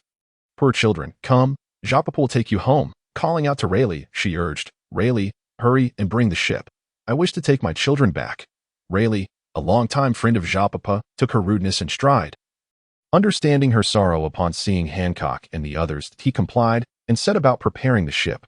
Once Rayleigh arrived with the vessel and Ja Popa and the three sisters boarded, they noticed Chenos and Teslo remained on the shore, waving farewell. Chenos, are you not coming with us to Amazon Lily? Hancock asked. Chenos shook his head, replying, Little Hancock, you should return first. I must help Teslo grow stronger. Train diligently on Amazon Lily, and I will come to find you once I have gathered a crew. Although Hancock understood that accompanying Chenos would only make her a burden, the sudden separation filled her with reluctance. Tears welling in her eyes, she resolutely rushed towards Chenos and embraced him tightly. I will grow stronger, Chenos. You must come for me when I do. As Rayleigh set sail with Ja Popa and the three sisters, Shaki regarded Chenos with keen interest. Aren't you worried about letting your little partner go home alone? What if someone abducts her? Chenos replied with a smile, Of course I worry, but I fear even more the moment I lack the strength to protect her from harm. That feeling is one I have endured far too long. Shaki exhaled a ring of smoke. increasingly charmed by Chenos. Little fellow, had I been 40 years younger, I might have fallen for you. Ah, youth is truly wonderful. Given your appealing nature, I can offer you 3 pieces of intelligence free of charge. Chenos' eyes brightened at Shaki's words. As she specialized in information gathering, her insights could save him considerable effort. Really? I wish to know the whereabouts of the gold fruit. Can you assist me, Sister Shaki? The endearment made Shaki feel considerably lighter in spirit. Such sweet words. You wish to help your companion obtain the fruit. Let me ponder that for a moment.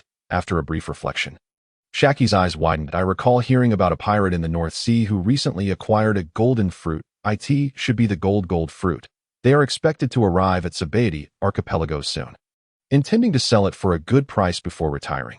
However, selling a devil fruit at Sabet archipelago requires a fair bit of luck. If fortune is not on their side, the fruit may very well bring them to their doom. Chenos was equally astonished, never expecting that the coveted gold fruit, which he yearned to develop to its awakened state, would present itself so fortuitously. However, he also took heed of Shaki's warning that it is worth noting that in his previous life, the gold fruit was under the dominion of Doflamingo, utilized to entice others into participating in his games. Moreover, in the Sabet archipelago, there existed Doflamingo's influence. Thus, it became evident that if they wished to acquire the gold fruit this time, they must remain vigilant of Doflamingo. The year was now 1507, a full 15 years prior to the commencement of the storyline, and Doflamingo's current strength was uncertain. It was likely he had yet to awaken his fruit's powers.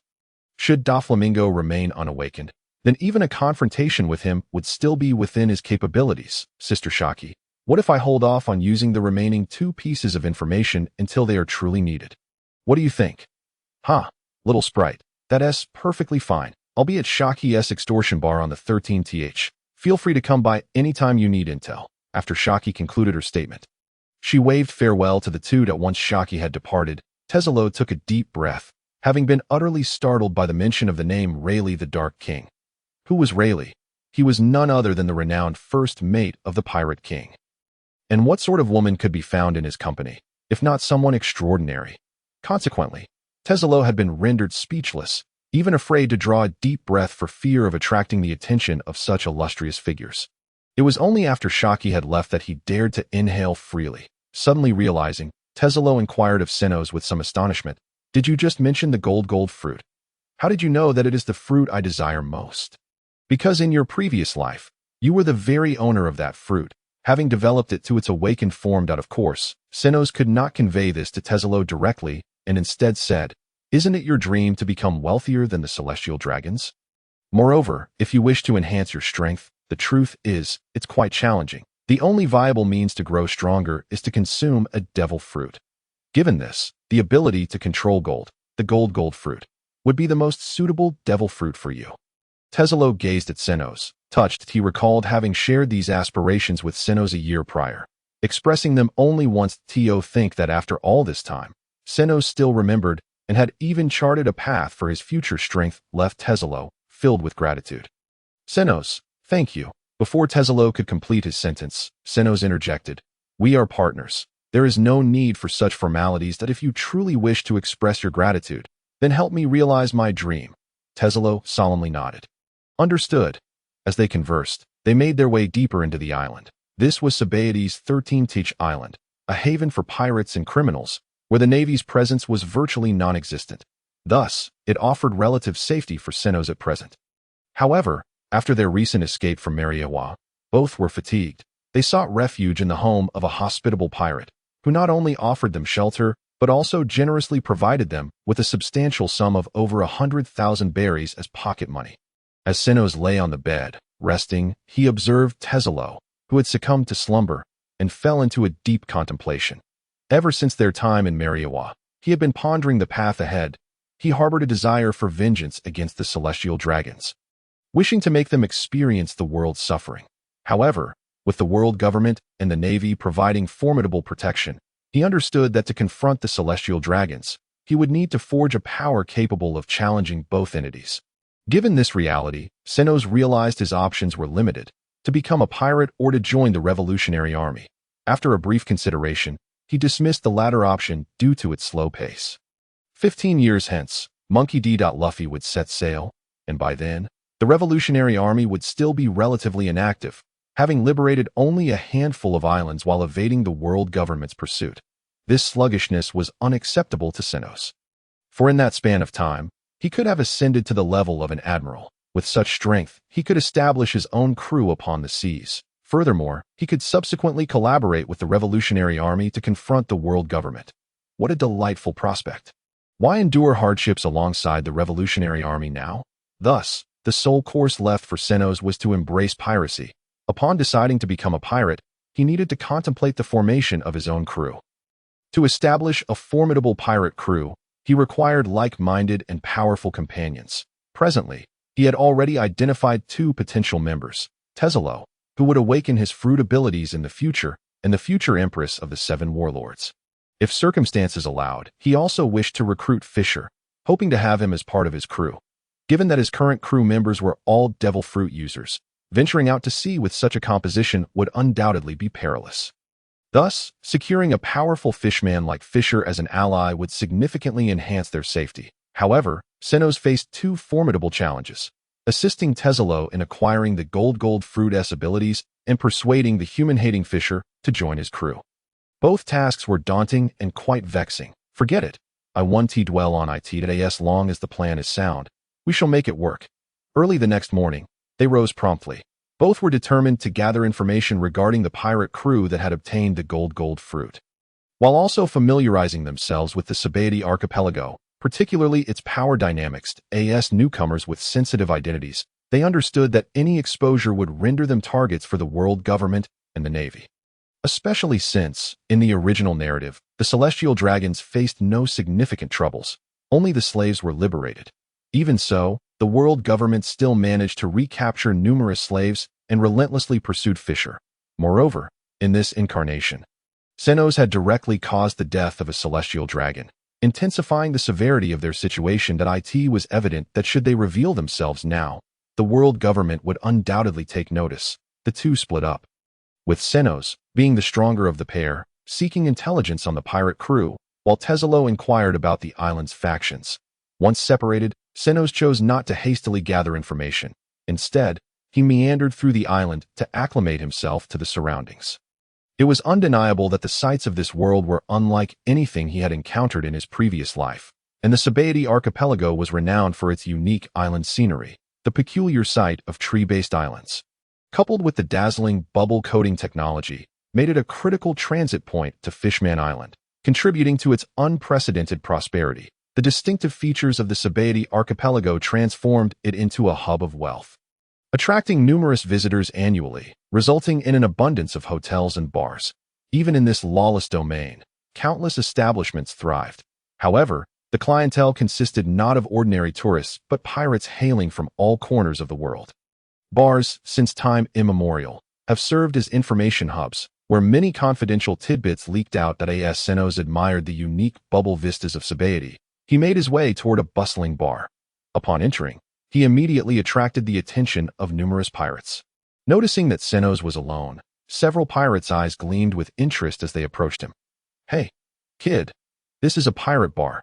Are you sure you haven't wandered into the wrong place? How about I show you the way to wherever you intend to go?" One pirate brandished a pistol menacingly. Despite the threat, Chenos remained unperturbed and continued toward the bar counter. "Boss, I'd like a plate of seafood fried noodles and a beer, please." "Hey, Brad, didn't you hear me talking to you?" Chenos glanced helplessly at the pirate, pondering how someone so weak could dare to tempt fate and survive so long. With a casual swipe, he sent the pirate flying out of the bar, plunging the establishment into an immediate silence. Yet, within less than a second, the bar erupted back into raucous chatter. Many pirates began to mock the one who had just been thrown out. "Ha! I told you he was bound to meet his doom. This guy is simply poverty-stricken. Doesn't he know that some of the most dangerous individuals in this world are children, women, and the elderly? In this lawless land, who dares to wander alone if they are not formidable?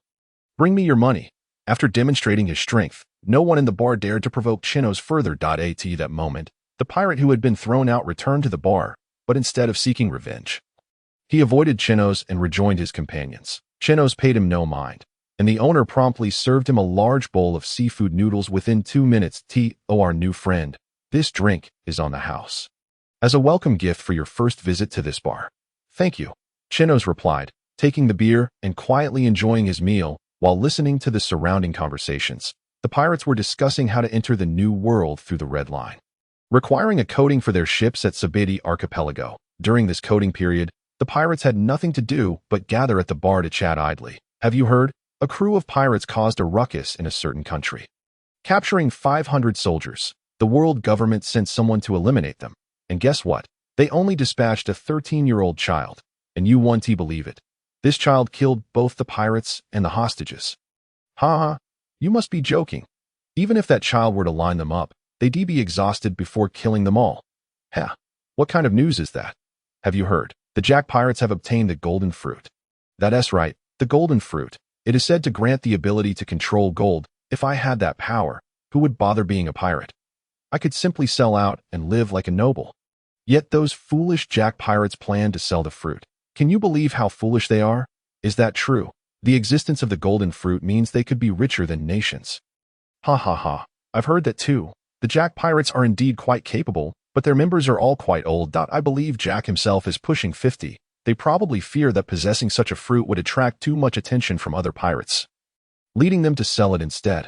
A devil fruit is worth 100 million berries. Even if they sell it, they won't lose out. Split amongst a few crew members, each could return home as a wealthy man.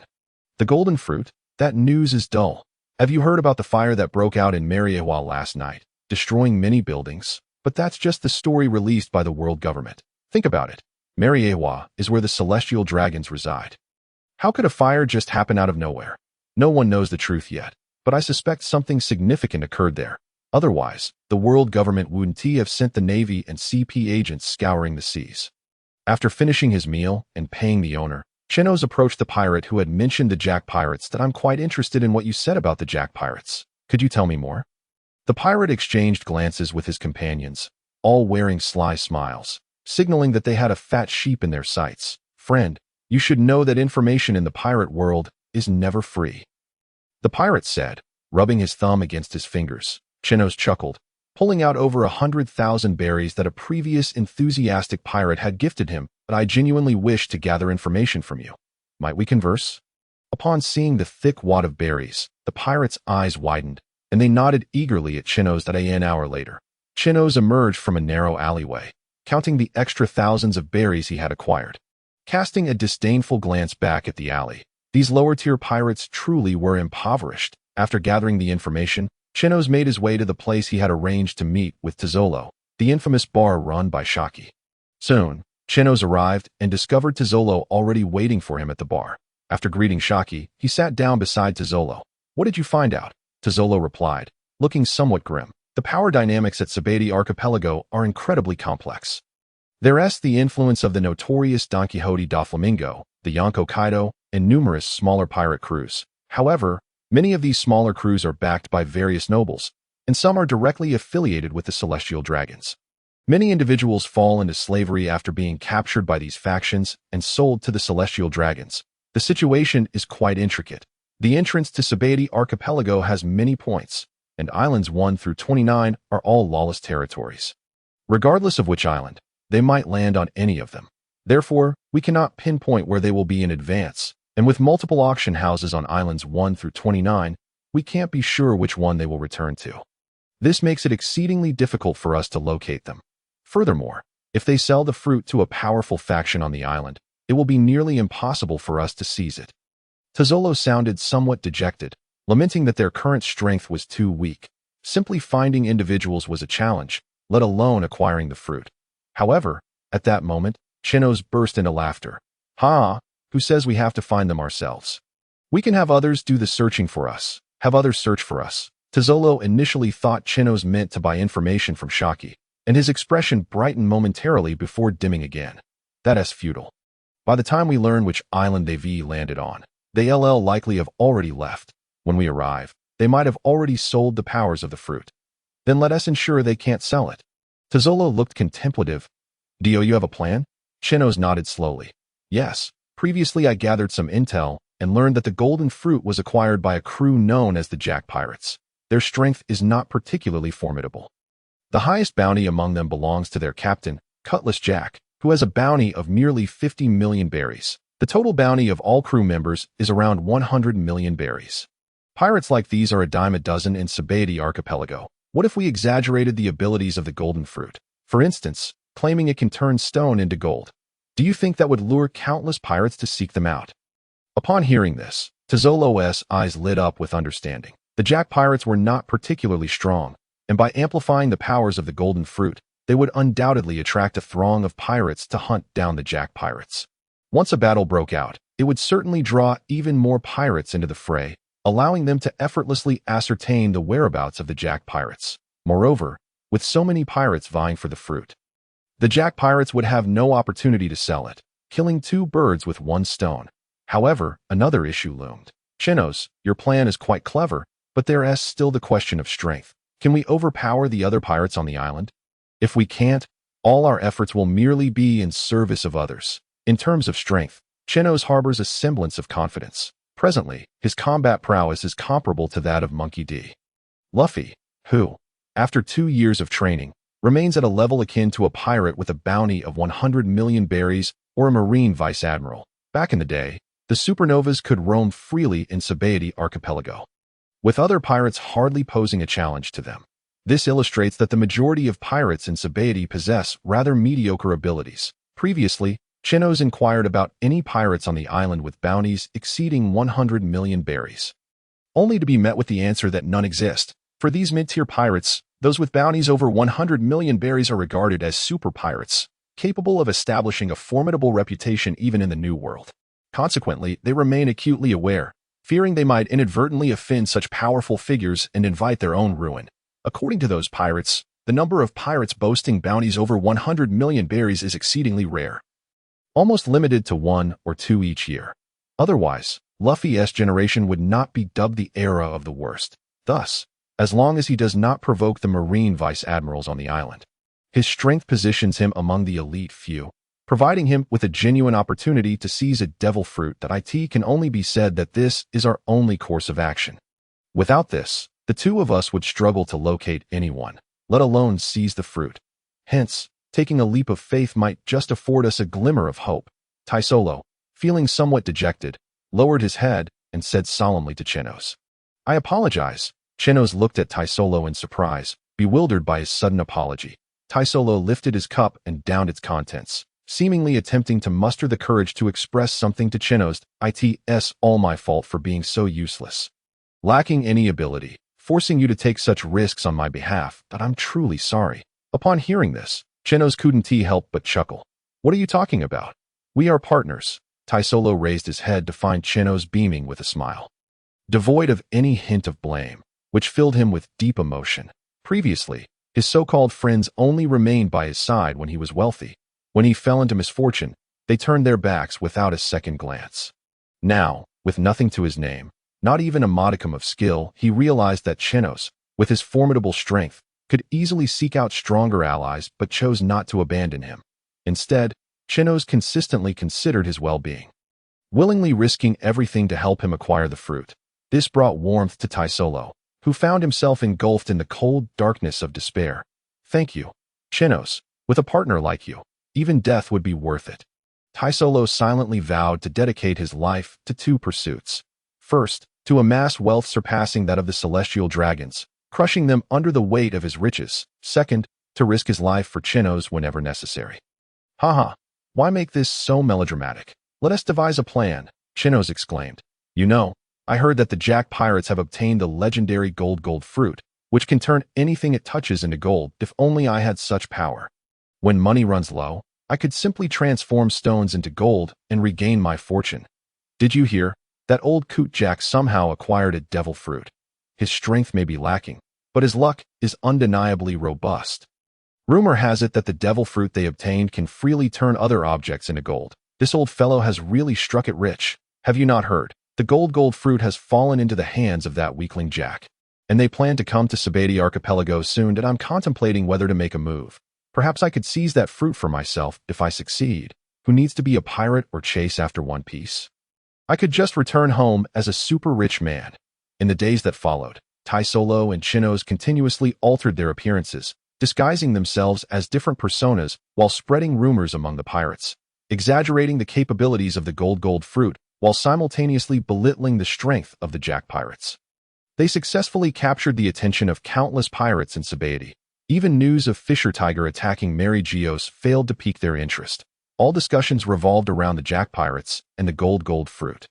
The visage of the Jack pirate ship and the ship's crew were disseminated in numerous flyers among the pirates, elevating the Jack pirates to the pinnacle of notoriety in Sabet archipelago. With this groundwork laid, all that remained was to await the arrival of the Jack pirates. During this time, Chenos diligently sought information regarding the stronger pirates on the island, personally assessing their abilities. He discovered that the most formidable pirate possessed a bounty of nearly 95 million berries and was an animal-type user of the bulbul fruit. However, to Chenos, this opponent still proved to be far too weak. Presenting no challenge, which provided him with a sense of reassurance on the 15th island of Sabet archipelago, a pirate ship resembling a curved blade docked, instantly drawing the attention of countless onlookers, despite the crew's efforts to anchor in a concealed location. Innumerable gazes remained fixed upon them, swiftly relaying information about their presence. The Jack pirates had arrived. Yet, unbeknownst to them, the crew remained oblivious to the stir they were causing. Captain Jack, a brawny man with a bushy white beard, descended from the ship, clutching a treasure chest in one hand and a massive curved sword in the other. His vigilant and sharp gaze scanned the surroundings. After a lengthy observation, he failed to detect even a single hidden figure. The crew members of the Jack pirates gathered around him and proceeded deeper into the island. Sabet is no benevolent place. Everyone stay alert. I've already contacted the buyer. Once we deliver the fruit, they will hand us 100 million berries. Once we secure the funds, we can all return home to live the lives of wealthy gentlemen. The members of the Jack pirates responded, yes. All of them began dreaming of their retirement lives. Their faces adorned with eager smiles. At that moment, a group of pirates appeared before the Jack pirates, blocking their path. You must be the Jack pirates. Hand over the gold fruit, and we might let you go. The Jack pirates furrowed their brows, bewildered by how their possession of the gold fruit had been exposed. However, having reached Sabet archipelago, they would never relinquish their retirement fund without a fight. Don't dream. Jack declared, brandishing his large sword and charging at the pirates. In an instant, he effortlessly dispatched the band of marauders. Jack looked disdainfully at the remnants of the defeated pirates, scoffing, such weaklings dare to attempt robbery? They truly don't know the meaning of danger. In reality, Jack had misjudged these pirates. Under Chenos and Teslo's propaganda, the Jack pirates had been depicted as a crew of nearly immobile elderly men. Hence, these feeble pirates had rushed forward with misguided confidence. After dispatching the obstructing pirates, Jack and his crew resumed their journey, unaware that their calamity was only just beginning. As they traversed a forest teeming with towering trees, Jack, though lacking keen observational skills, sensed something amiss due to his years of pirating experience. Halt! Be cautious. I sense a murderous intent in this place. One of the Jack pirates paused to survey the surroundings and, after a moment of observation, jested, Jack, how can you claim to see the enemy when you can't even spot them in the trees? But Jack maintained a serious demeanor as he scrutinized the area. I am not joking. Everyone be alert. Listen, there's not a single sound from insects or birds in this forest. Something is definitely wrong. Upon witnessing Jack's grave demeanor, the crew members adopted a serious attitude as well. Suddenly, a pirate of immense stature, wielding 2 sharp daggers, stepped forward. Truly, he was a pirate who had navigated the seas for decades, and despite our efforts to remain concealed, you have still uncovered our presence.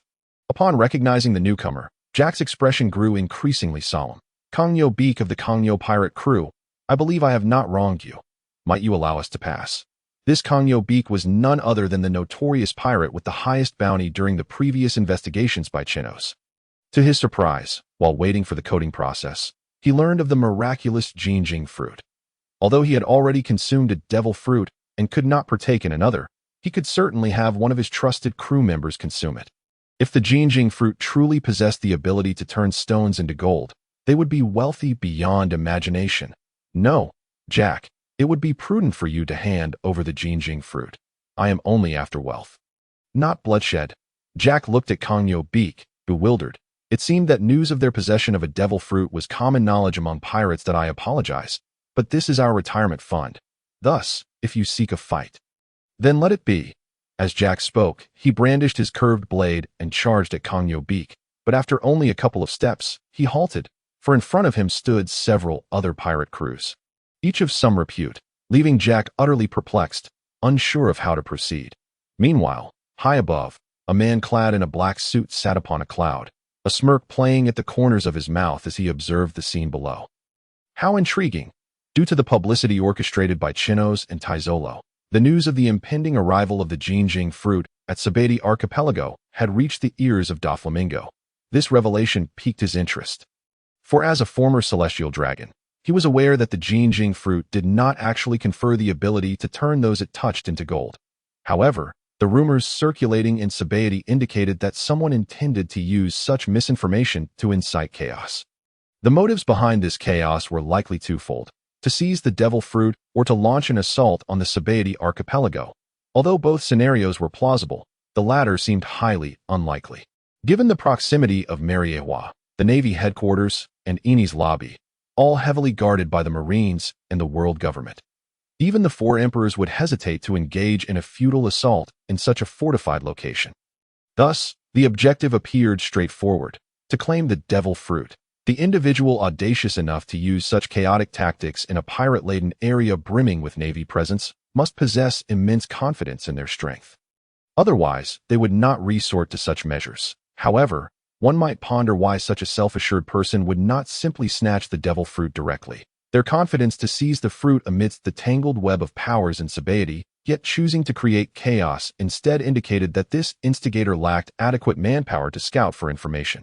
In summary, a confident strongman sought to acquire the devil fruit, but lacked a following, forcing him to resort to chaos to enlist the pirates as his informants. Once the fruit's location was discovered amidst the turmoil, he could then emerge to claim it. Such a person was precisely the family I sought. With this thought, the man on the cloud emitted a low, somewhat restrained chuckle, his eyes glimmering with anticipation as he awaited the arrival of that individual. While one awaited the emergence of the chaos maker upon the cloud, the forest below was alive with commotion, as over a dozen pirate crews had congregated. "Ha, Captain Jack, is that the Jinjing fruit you hold? Quickly, let us see. Old fool, still thinking of your retirement fund at a time like this. If you know what is good for you, hand over the Jinjing fruit, and we might just spare your life." With so many pirate crews converging, Jack realized the situation was dire. There was only one Jinjing fruit, and it appeared a fierce battle was imminent. The members of Jack's crew wore expressions of dread.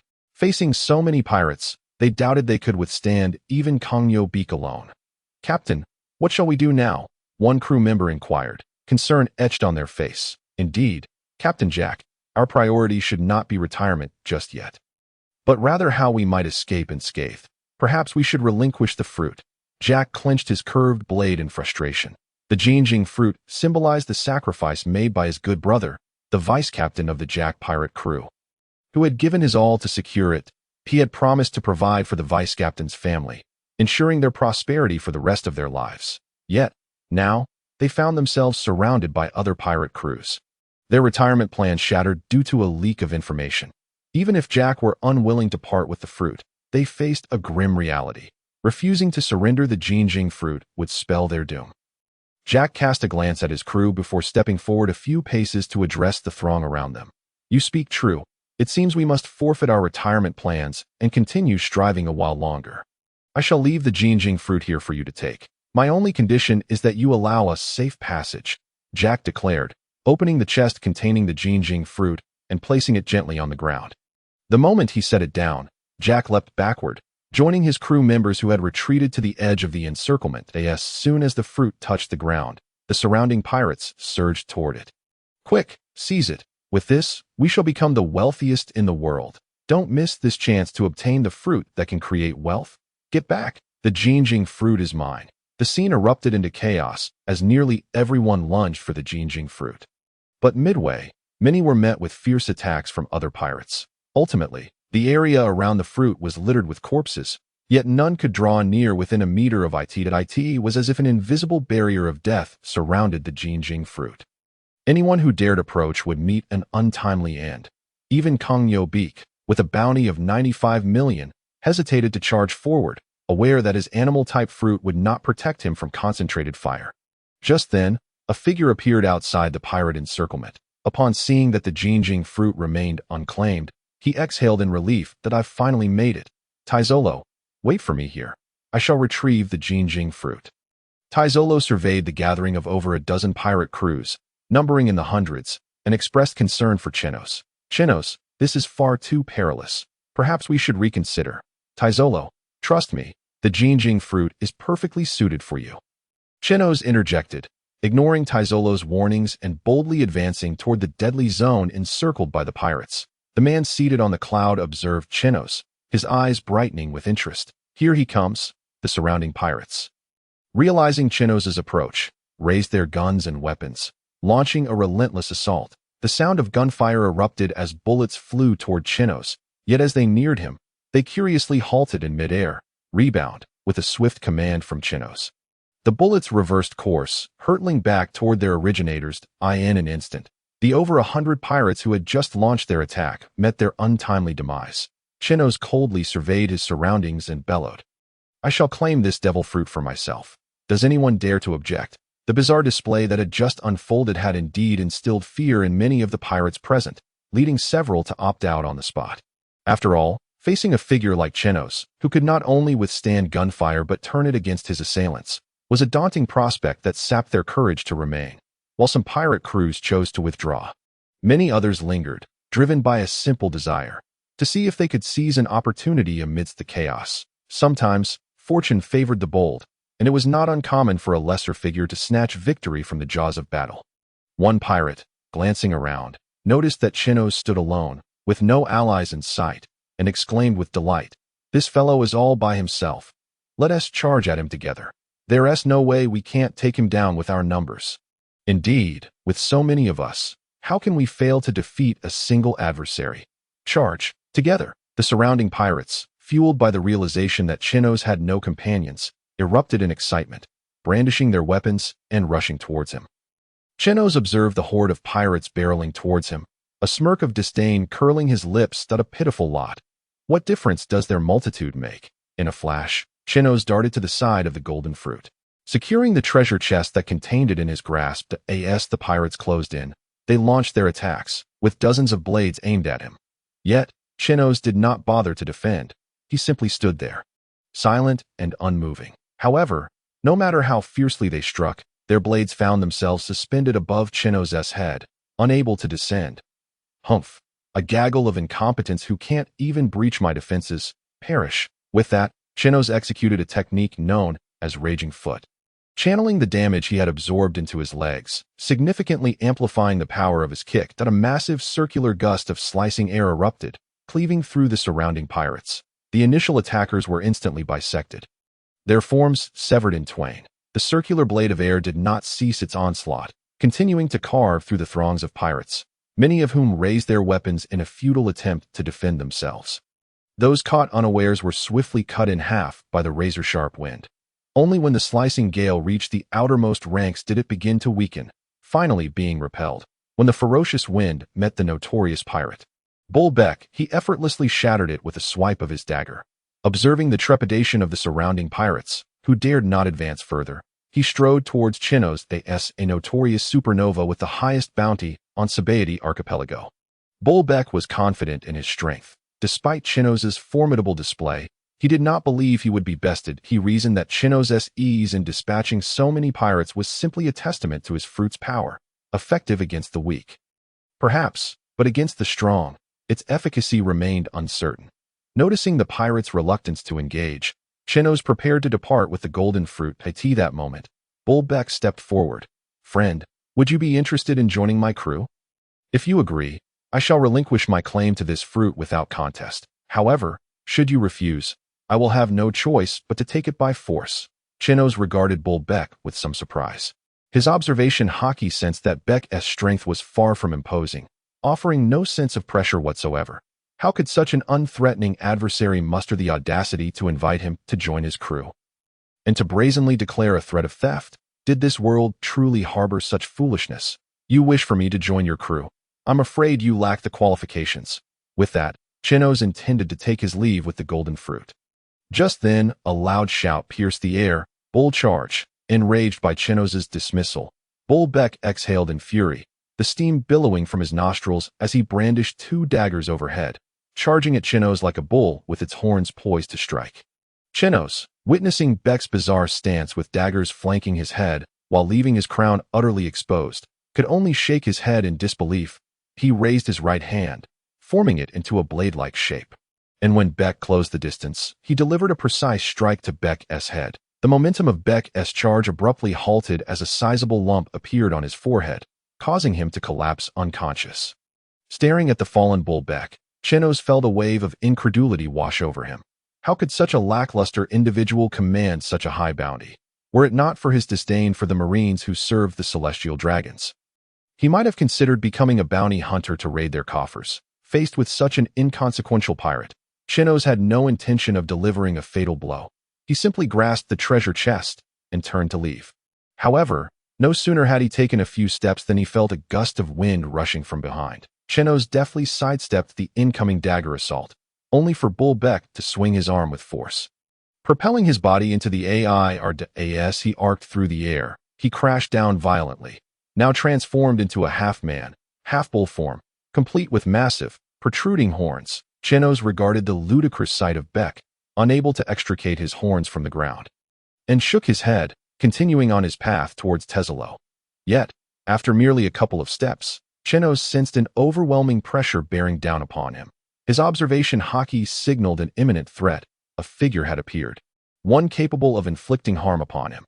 "Haha, my friend with the golden fruit, that foolish Zoan user just offered you 2 choices. Now, I present you with 2 as well. Either join my family and become one of us, or face death. Which do you choose?" Chenos narrowed his eyes, feeling the formidable presence of the newcomer, the oppressive aura making him uncomfortable, yet not so overpowering as to render him helpless. It meant he still had a chance to prevail, albeit a difficult one. Upon turning to face the intruder, Chenos's eyes widened in astonishment. Don Quixote Doflamingo, the notorious figure who would become one of the 7 warlords of the sea, the infamous Joker of the underworld, and a partner of the Yonko Kaido, was renowned for being the first to exhibit the awakened abilities of a devil fruit. Could he truly stand against such a formidable adversary? Chenos found himself questioning his own capabilities. His apprehension toward Doflamingo rendered him vigilant, his gaze fixed on him. Noticing Doflamingo clad not in his signature pink feather coat and pointed shoes, but in a sleek black suit, Chenos realized that this version of Doflamingo was not yet the fully awakened powerhouse of the future. Though still formidable, he was only marginally stronger than Chenos. This realization afforded Chenos a moment of relief. "I apologize, but I have no family, nor do I have the inclination to serve as someone else's family member. I must decline your generous offer." Doflamingo regarded Chenos with surprise. He had witnessed the shift in Chenos' demeanor, from one of palpable fear to a look of relief, leaving him perplexed, while he did not grasp the reason behind Chenos' change.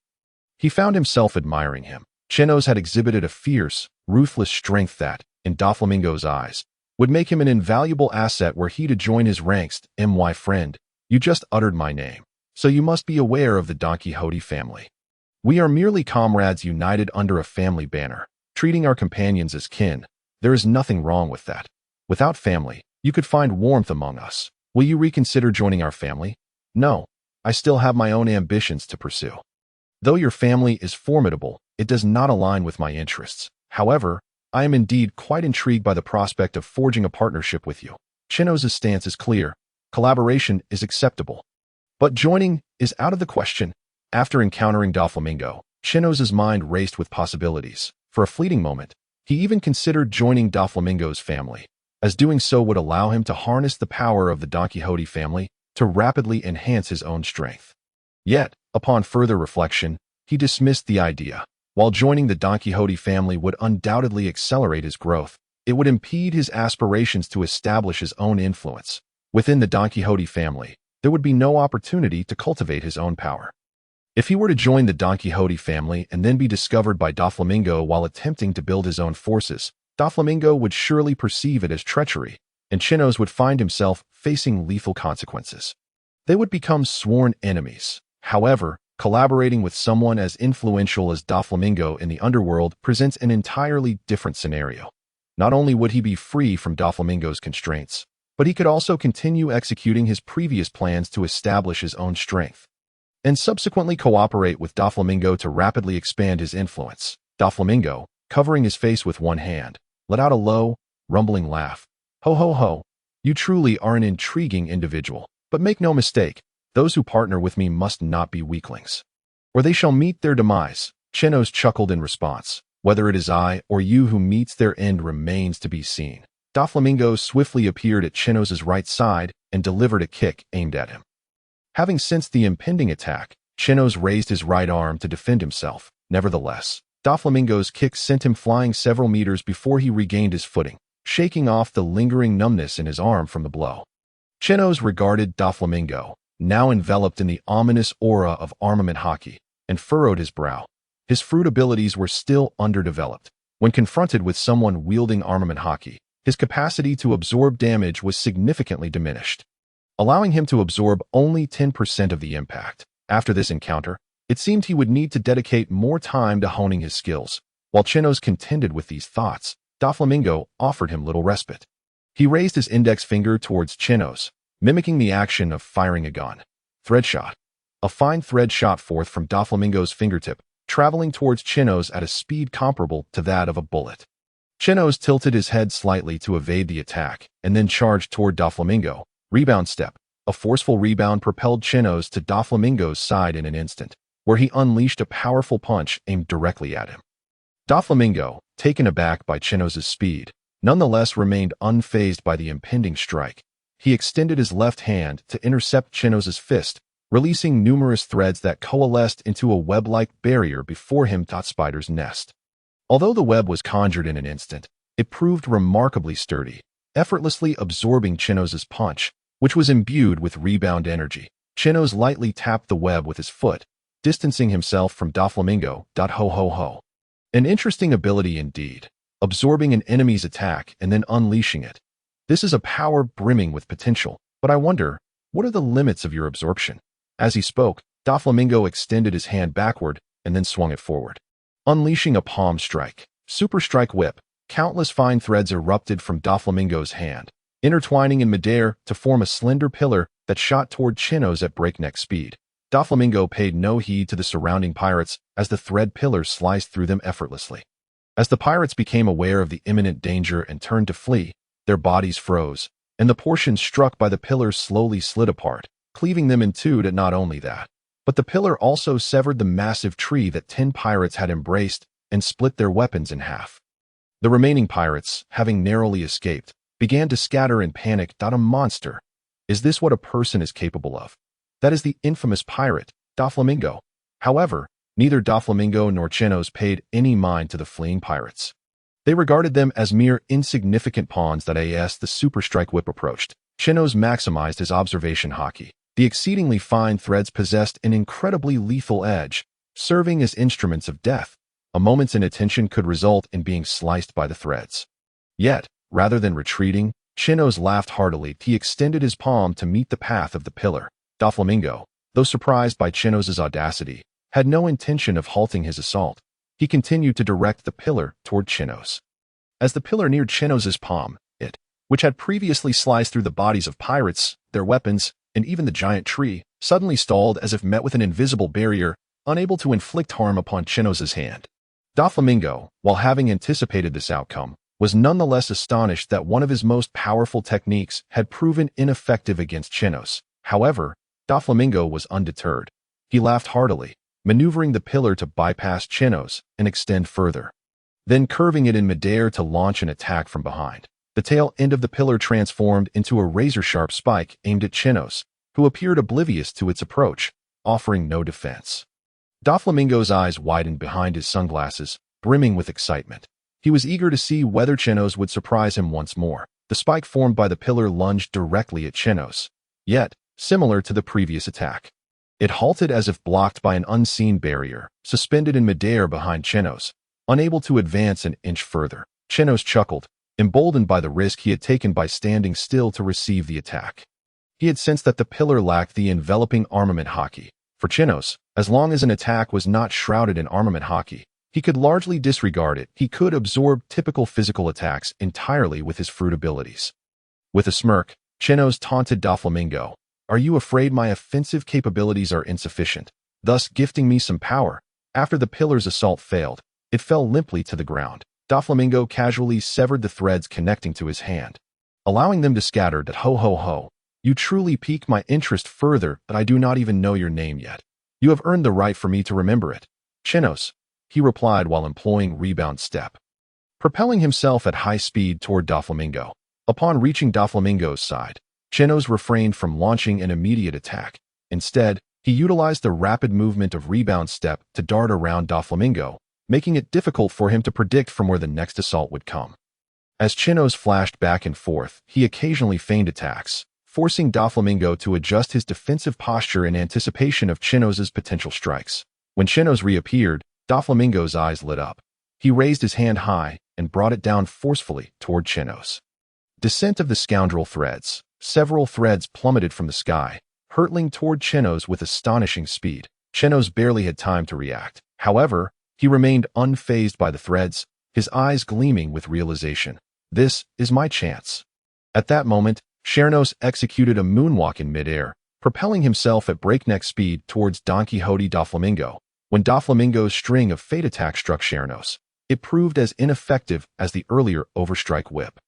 With all of its force absorbed and converted into Chenos's own power, as Chenos closed in on Doflamingo, he planted one hand on the ground, lifted his legs high, and began to spin like a top. Tempest Foot, Blade Storm. At this juncture, Chenos unleashed the sharpness he had absorbed from Doflamingo's overstrike whip, causing air blades imbued with that very sharpness to slice through the air as his feet continued to whirl. Doflamingo, upon witnessing Chenos's assault, reacted not with fear, but with raucous laughter. Ha, Chenos, you are indeed formidable. Your abilities are rather intriguing. You qualify to be my partner. As he spoke, Doflamingo extended his index finger towards the incoming air blades. Overwhip, a thick line shot forth from his finger, comparable in width to the digit itself, colliding with the air blades and shattering them instantly. However, the line was also sliced into shorter, finer strands by the sharp air blades, which scattered upon impact. After extending 3 meters, the line halted, and Doflamingo began to whip it like a lash, successfully dismantling the oncoming air blades. Yet, with each blade he destroyed, his line grew progressively shorter, until it dwindled to less than 50 centimeters, at which point Chenos's air blades ceased their relentless assault. Breathing heavily, Doflamingo acknowledged, despite having defended against the onslaught, that the sheer number and razor sharpness of the air blades had drained his stamina, forcing him to exert more effort to shatter them. Just as he caught his breath, Chenos's voice rang out once more. Bounce step. In the blink of an eye, Chenos vanished from Doflamingo's sight, reappearing directly before him. Point gun. Hell stab. Chenos extended his index finger towards Doflamingo, enveloped in a dense aura of armament Haki, and the piercing damage from Doflamingo's earlier attack. The dark flame emanated from Chenos's finger. Doflamingo, incredulous, stared at Chenos, sensing for the first time the ominous aura of danger emanating from him. His observation Haki screamed at him to evade this attack, lest he face mortal peril. Yet, Chenos's speed was such that Doflamingo could scarcely react, let alone defend or dodge effectively. With no alternatives, Doflamingo summoned his strings to form a web-like shield before him. The once resilient web shield crumbled under the assault of the point gun, barely withstanding a fraction of a second. Though that brief moment was negligible, it was sufficient for Doflamingo to tilt his body and evade a fatal blow. As their forms intertwined, he cast a glance downward, discovering a gaping wound in his shoulder. Had it been just a fraction closer, it would have surely pierced his heart. The searing pain caused veins to bulge on Doflamingo's forehead as he hastily used his strings to stitch the wound. Meanwhile, Chenos noticed that Doflamingo's web shield had morphed into a noose around his neck. Had Doflamingo activated his Haki in that fleeting moment, it could have strangled him. This battle had teetered on the brink of disaster for Doflamingo. Fufufu, Chenos, you are exceptional. You nearly claimed my life just now. You are now worthy to be my partner. With your addition, I foresee the new world becoming even more fascinating. Fufufu, I shall await you in the new world. Let us together stir the very fabric of this world. With that, Doflamingo ascended and vanished into the sky, Watching Doflamingo's hasty departure, Chenos couldn't help but mutter, did he think he was merely visiting the lavatory? However, the very next moment, Chenos understood why Doflamingo had been so swift. He sensed the navy approaching, led by a figure draped in the mantle of justice. Damn it, did I attract a vice admiral from the navy? Chenos thought, abandoning any further quips about Doflamingo as he dashed towards Teslo. Upon reaching him, he seized Teslo and fled. Chenos was not incapable of defeating the navy, but such a victory would yield no benefits and would only result in a bounty on his head. At this juncture, he wished to avoid the navy's scrutiny. Even a formidable figure like Doflamingo had once found himself fleeing from Vice Admiral Crane until he attained the rank of Warlord of the Sea. Thus alleviating his troubles, grasping the treasure chest with one hand and Teslo with the other, Chenos sprinted towards Shaki's Ardite was the safest locale in Sabet archipelago, guarded by the former pirate king Rayleigh. Even an admiral would find it impossible to threaten Chenos there. Upon their entrance, Shaki greeted them with a smile, teasing, "You two rascals have certainly stirred up quite a commotion on the island. It seems you were destined for fame after today." Exhausted from his battle with Doflamingo and the rapid pace they had maintained, Chenos slumped to the ground, muttering, "I would rather forego such fame." "Chenos, I apologize for the trouble. It was all to help me obtain the fruit," Teslo said. Chenos lifted his gaze to the still deserted bar and replied, "As brothers, there's no need for such modesty. Quickly, consume the gold fruit." Receiving the fruit from Chenos, Teslo looked at him with gratitude before nodding vigorously. Understood. He took a hefty bite of the fruit, but midway through chewing, his expression soured as a wave of nausea surged from the depths of his soul. Overwhelming his senses, aware that Chenos had fought tooth and nail to procure this fruit from Doflamingo, he bore through the queasiness and swallowed hard. After finishing the morsel, he gritted his teeth and resumed devouring the remaining fruit. Chenos reached out to intervene, but Teslo was too quick. Before Chenos could speak, Teslo had consumed the entire fruit. You know, one only needs to take a bite of a devil fruit to gain its powers. Chenos chuckled, observing Teslo's grimace. Yet, as he saw Teslo's face darkening further, he couldn't restrain his laughter any longer. Shaki, too, stifled a giggle. Though Teslo was the subject of their mockery, he remained unfazed, inspecting his body for any changes. After a thorough examination, he found nothing remarkable. Chenos, still smiling, explained, "Your gold fruit grants you the power to manipulate gold freely. Since you don't have any gold on you, you naturally can't feel the fruit's abilities. To practice these powers, we need to earn some money." Teslo beamed with confidence, declaring, "Now that I possess the gold fruit, the task of making money shall be mine." Chenos rolled his eyes. "Of course. Why else would I go through such effort to secure the fruit for you? I expect you to provide for me from now on." "Ha, no problem. From now on, I shall support you." After sharing a laugh, Chenos requested 2 glasses of beer from Shaki and sat down with Teslo in the bar to discuss their plans for the future. "Teslo, our objective is to confront the celestial dragons. Therefore, we must establish a formidable force, and the quickest way to do so at sea is to form a pirate crew. However, as it stands, we are merely 2 individuals, and our strength is insufficient. Thus, we need to enlist others with considerable power to join our pirate crew, and I already have my sights set on our next member, Brother Fisher. Both of us are fruit users, and we must have someone capable of rescuing us from the perils of the sea, and Brother Fisher, as a strong merman, is precisely the individual we need." Upon hearing Chenos mention recruiting Fisher, Teslo initially felt elated, for both Chenos and Fisher were significant benefactors to him. If Fisher were willing to join their ship, he would undoubtedly be pleased. However, his expression soon turned serious. "Chenos, Brother Fisher harbors a deep disdain for humans." Chenos discerned the underlying message in Teslo's words. Despite their amicable relationship with Fisher, they might not be able to persuade someone who loathed humans to join their crew. Chenos was acutely aware of this fact. In the previous storyline, Brother Fisher had met his demise due to his refusal to shed human blood, a tragic fate intertwined with his desire for death. After finally opening his heart, he found himself suffering a more profound defeat. He had escorted his fellow slave, Clar, back to his homeland, only to be betrayed by the local inhabitants who revealed his whereabouts to the Marines, plunging him into despair and leading him to seek death. Nevertheless, it was precisely because Chenos wished to prevent such a fate from befalling Fisher that he was resolutely determined to recruit him, yearning to alter the course of Fisher's tragic existence. Moreover, Fisher was also their savior. Therefore, Chenos vowed to do everything in his power to prevent Fisher from repeating the mistakes depicted in the manga. "I will persuade Brother Fisher to join our ship," Chenos declared firmly. Teslo echoed his sentiment. "Yes, let us extend the invitation to Brother Fisher together." At that moment, Haki, positioned at the bar, was keenly observing the two. Upon hearing their conversation, she produced a wanted poster. "Is this the Fisher you speak of? He is currently being pursued by the Marines with a bounty of $330 million. Remarkably, he caused quite a stir at Mariejois and even killed a celestial dragon. Truly impressive." Chenos stared at Haki in astonishment. "What? Brother Fisher killed a celestial dragon?" Haki scrutinized Chenos. "Only one, as far as I know. Given your use of the word also, it seems that this celestial dragon was slain by none other than you. Chenos. It appears your brother has taken the fall for you." Chenos instinctively covered his head, realizing that he had initially misunderstood. He thought Fisher had, like him, killed a celestial dragon. Reflecting on it now, after rescuing them, the celestial dragons had likely been well guarded by the CP organization and the world government.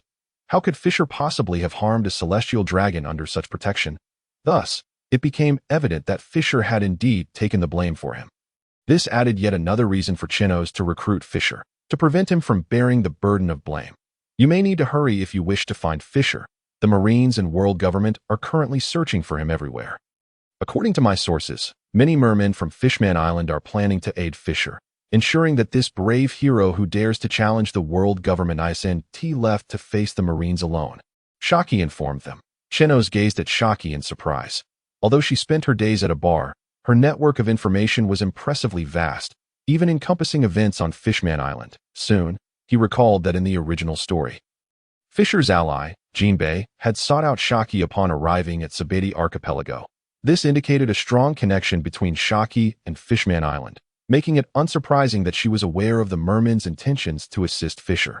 Turning to Teslo, he said, "Let us go and find Brother Fisher." Without hesitation, Teslo stood up alongside Chenos, preparing to seek out Fisher. However, just as they stood up to leave, Haki interjected with a smile. "While the mermen can swim to find Fisher, how do you two plan to get there? Do you have a boat?" Chenos slapped his forehead, realizing that neither he nor Teslo had a vessel. Even if they wished to find Fisher, they had no means to do so. Surely, the two fruit users couldn't swim there, as that would merely serve as a feast for the fish. Chenos suddenly felt dejected, as he recognized a more pressing issue. Even if they had a boat, neither of them knew how to sail.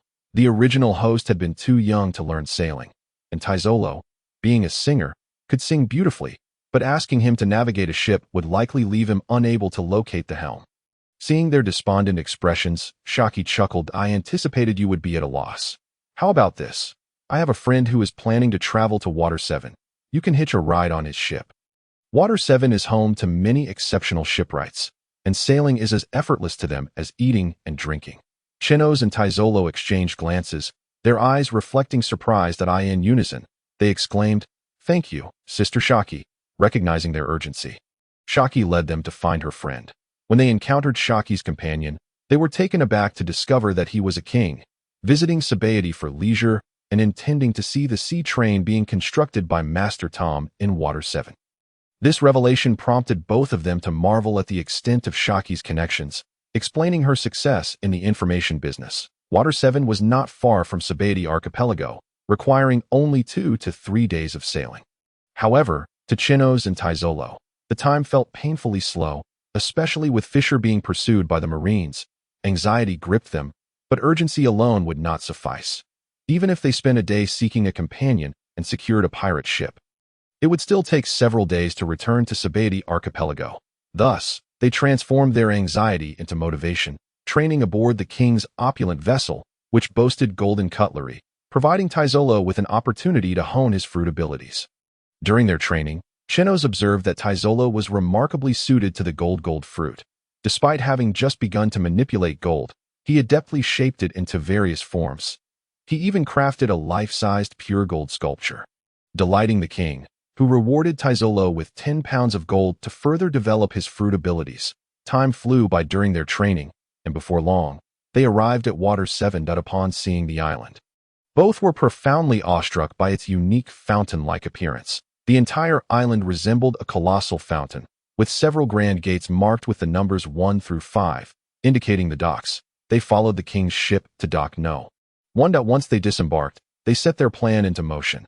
Their visit to Water 7 had two primary objectives: to find skilled shipwrights to join their crew and to purchase a pirate ship. They had already agreed that Chenos would seek out crew members while Teslo would focus on earning enough to buy a ship. After establishing a meeting time and place, they parted ways. Chenos wandered around dock number 1, hoping to find potential crew members. However, after a thorough exploration, he discovered that many shipwrights possessed excellent shipbuilding skills but were unsuitable as crew due to their insufficient strength. It was understandable, considering that in this age of great voyages, shipwrights with both craftsmanship and formidable power were highly sought after by pirate crews, making them coveted assets. Yet, this left Chenos feeling despondent. Was he to simply settle for any random individual? Upon reaching this juncture, Chenos shook his head, for it did not align with his thoughts. In his view, the members aboard his vessel must possess formidable strength, enabling them to assist him in confronting the celestial dragons in the future, rather than recruiting someone who would make him worry for their safety during combat. At that moment, a figure in dock 1 caught his attention. "Sir, do you require a ship? I have constructed a pirate vessel entirely out of steel, capable of allowing you to traverse the seas with unparalleled speed, so swift that even the Navy cannot keep pace." "Ah, but you are the Navy. My apologies, disregard that. Miss, might you be in need of a ship? I possess a grand vessel that promises utmost comfort." "Wait, don't leave. I assure you, I am not a creep." There stood an individual in dock 1, fervently promoting his crafted ships to the patrons present. The reason Chenos took notice of him was that he sensed a hint of threat emanating from this man. At that moment, a pirate expressed interest in the man's ship and inquired, "Hey, buddy, where's your ship? I've only seen steel vessels with the Navy. By the way, how much are you selling it for?" The man's face blossomed with a radiant smile as he responded enthusiastically. "Right outside dock 1. The entire vessel measures 36 meters in length, made entirely of steel, and is priced at a mere 10 billion berries." Just as he intended to lead the pirate to view the ship, he noticed the pirate had frozen in place, utterly stunned. "How much? 10 billion? Hey, brother pirate, the price is negotiable. I could offer you a 2 discount. Get lost," the pirate retorted, turning on his heel and disregarding the man's pleas. Faced with the pirate's rejection, the man appeared unfazed, merely shrugging his shoulders and moving on to the next target. At that moment, he spotted Chenos observing him and quickly approached. "This dashing young man, might you be interested in purchasing my ship?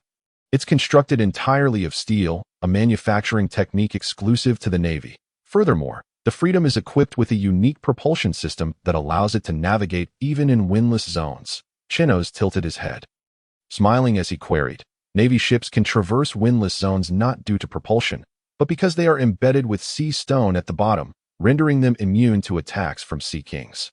Does your ship also feature sea stone at its base? Sea stone is a rare material, and only the world government can afford to equip Navy vessels with it. The cost of embedding it throughout the entire hull would exceed 10 billion berries, a sum that ordinary individuals simply cannot manage. Even among the Navy, few vessels possess such sea stone embedded at their base." Upon hearing Chenos's inquiry, the man realized that Chenos was well informed and had seen through his earlier claims. Nevertheless, he remained unperturbed and continued to pitch to Chenos, "Haha, I merely stated that the Freedom can navigate windless zones. I never claimed it could evade sea kings. The Freedom is exceptionally sturdy. It could easily obliterate that pirate's wooden vessel if it charged forward with full power, and it would emerge unscathed." Chenos appeared captivated by the ship, his eyes gleaming as he said to the man, "Take me to see it. Money is no object. By the way, what is your name?" Though his pockets were devoid of a single berry, having given all his funds to Teslo to earn more in return, Chenos casually proclaimed that money was no issue, as if he were a noble scion. The man's eyes lit up with the symbol of currency, and he responded with increasing enthusiasm, "My name is Shaq, but you may call me Xiao Sha or Xiao Ku if you prefer. Come, let me show you around. It seems that regardless of the world, wealth elevates one's status. With money, one transforms into you." Chenos shook his head and followed Shaq towards the Freedom. "Shaq, you hardly seem like a shipbuilder. How is it that you are selling ships here? Moreover, How could you possibly construct a vessel entirely out of steel by yourself? Shaq raised his chin with a sense of self-satisfaction, proclaiming, I am indeed not a shipbuilder. Yet the freedom was entirely crafted by me. Oh, you are not a shipbuilder, yet you can build ships, Shaq proudly declared.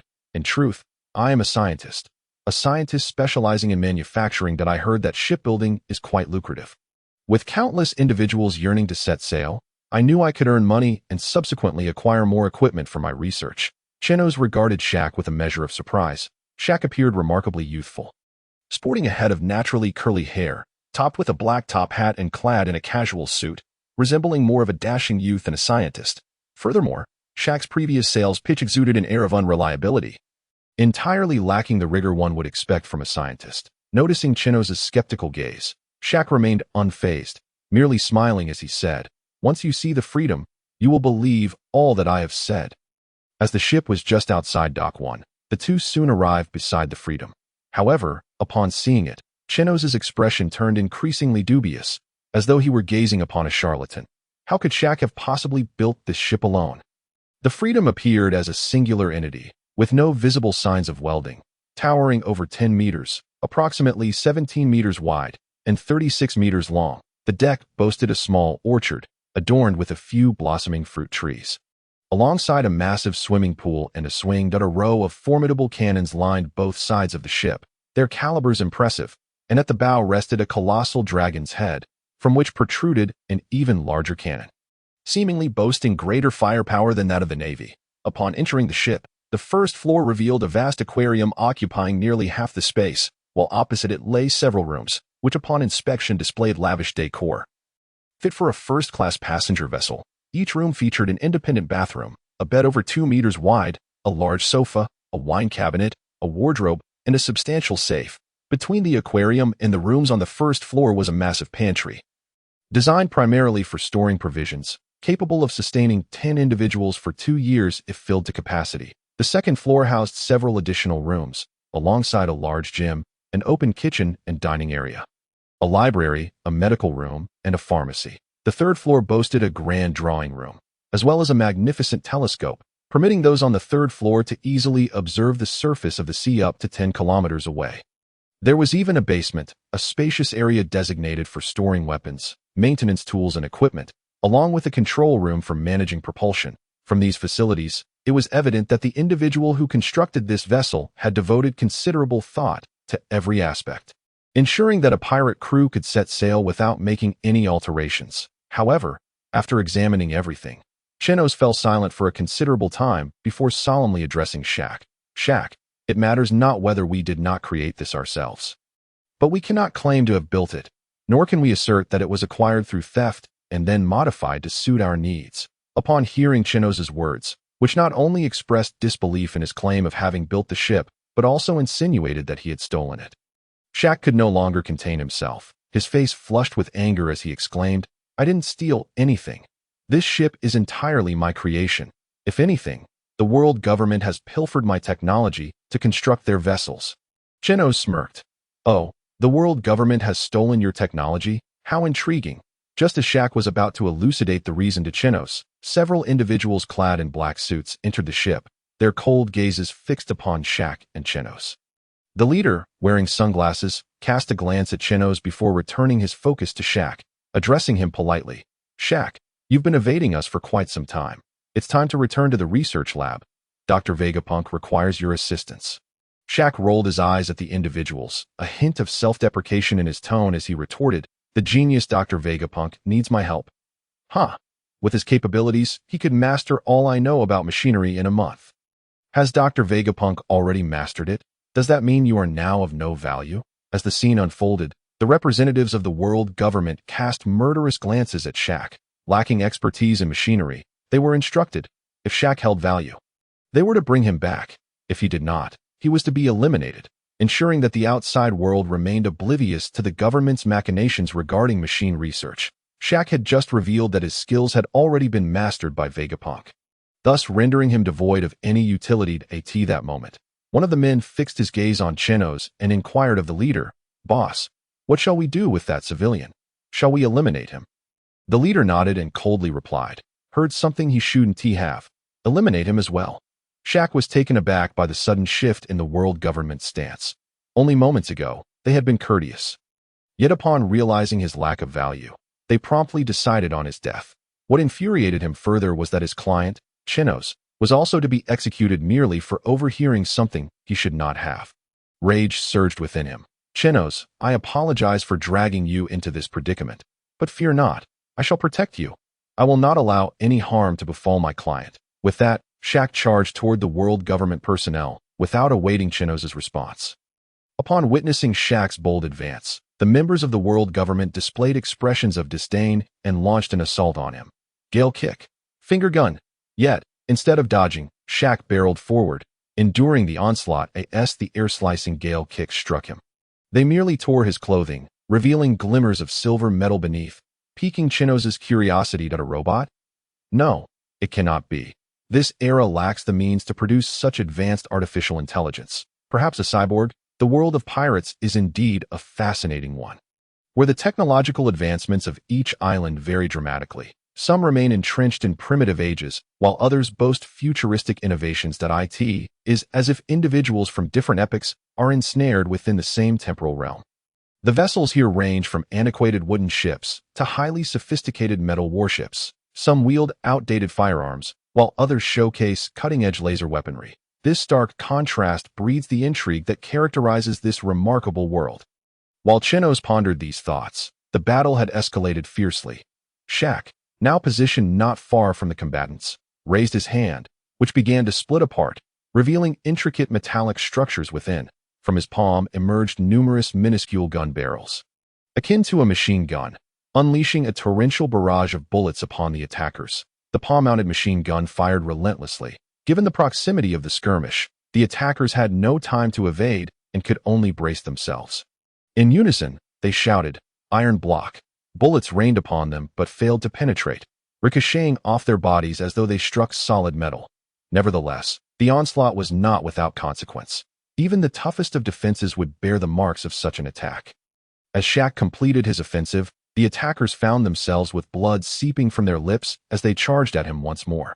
However, as they approached, Shaq extended his index finger toward one of them, firing a bullet that sent the individual sprawling backward. Yet, the world government agents were adept in the six styles, and Shaq's attacks inflicted only minimal damage, allowing them to gradually close in on him. The situation grew increasingly dire as Shaq found himself encircled by the world government personnel. Despite this, Chenos, observing from the sidelines, exhibited no inclination to intervene. His decision stemmed from a desire to ascertain Shaq's hidden capabilities. He had sensed a lethal threat in Shaq, one that should suffice to handle the relatively mediocre strength of the world government agents. At that moment, the leader of the attackers realized Shaq had opened himself up to their assault, and he charged forward, executing a finger gun attack. However, as he reached Shaq, he was met with a sinister smile, a harbinger of what was to come. Laser beam. Shaq's chest emitted a searing white light aimed directly at the leader. The speed of the laser was such that the leader had no chance to evade, relying instead on his iron block for defense. Yet, the protection that had previously withstood Shaq's bullets proved utterly ineffective against the laser, which pierced through his chest, resulting in his immediate demise. Chenos widened his eyes in astonishment at the sight of the gaping wounds on Shaq's chest. This man is ruthless, he mused inwardly, to have replaced those 2 points with laser emitters. However, he soon reflected that the anatomical features of men differ from those of women, who can nurture future generations. Thus, the replacement seemed inconsequential, though he could not help but wonder if Shaq had undergone similar modifications elsewhere. Chenos glanced at Shaq's lower half and shivered. Yet upon witnessing the laser beams, he comprehended why he had perceived such a threat from Shaq. His own reflection fruit had limits, and the laser far surpassed its absorption capacity. Despite being categorized as a physical attack, he still felt the impending danger. The death of their leader did not deter the remaining attackers. Rather, it ignited a furious resolve as they surged toward Shaq with renewed vigor. Yet, against the ironclad physique of Shaq, their efforts were futile, their assaults were ineffectual, while Shaq's laser beams claimed their lives in an instant. As the last world government member stood amidst the fallen. Despair filled his eyes. "Shaq, I never anticipated your strength. But the world government is not solely comprised of us. Vengeance will come." With that, he retrieved a din mushi from his pocket and pressed the dial to connect. Shaq swiftly unleashed a laser, striking the man down even as the call was initiated. Moshi Moshi, did I understand? I will avenge you.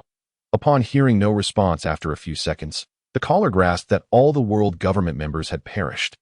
He uttered a final statement before hastily severing the connection.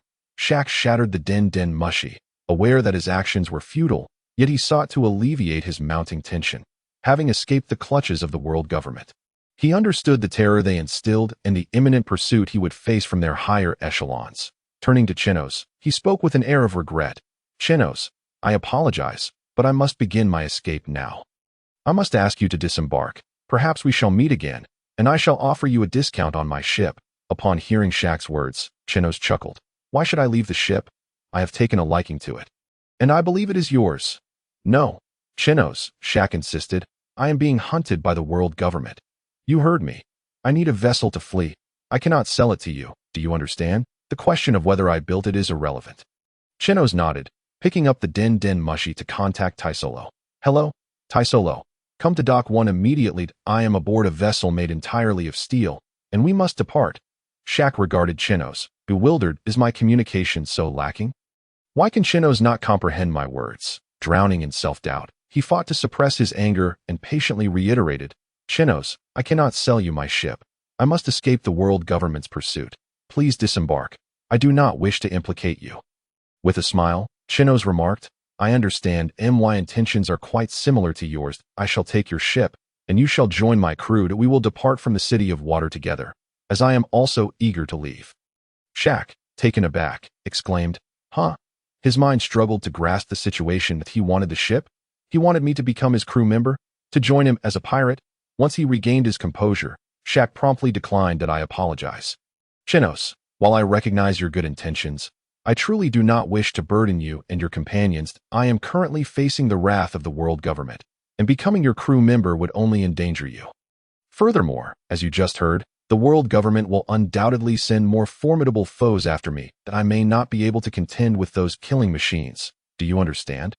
If you take me aboard, you too will become targets of the world government. Seeing Chenos nod in understanding, Shaq finally felt a sense of relief, believing he had clarified the situation. Well, I understand now that I will assist you in eliminating those pursuing you. After all, you are my crew member. Shaq felt a surge of frustration, tugging at his hair, on the verge of madness. Get off my ship. Leave at once. Just then, Teslo boarded the ship and greeted Chenos. Captain, this vessel is quite impressive. By the way, is this our new member? Greetings, I am Teslo. That I look forward to working with you. Shaq, momentarily stunned by Teslo's outstretched hand, instinctively reached out to shake it. However, he quickly snapped back, forcefully shaking off Teslo's grip. What do you mean by working together? I haven't agreed to sell you the ship, nor have I agreed to join. In response to Shaq's outburst, Chenos merely chuckled. Shaq, let us set sail. We must leave the city of water before the world government arrives. Hurry, move quickly, Shaq conceded. Fine, let us just get out of here for now. After pondering for a moment, he realized that further entanglement with Chenos might indeed attract the world government's attention. For now, it was best to leave and deal with Chenos later at the next island.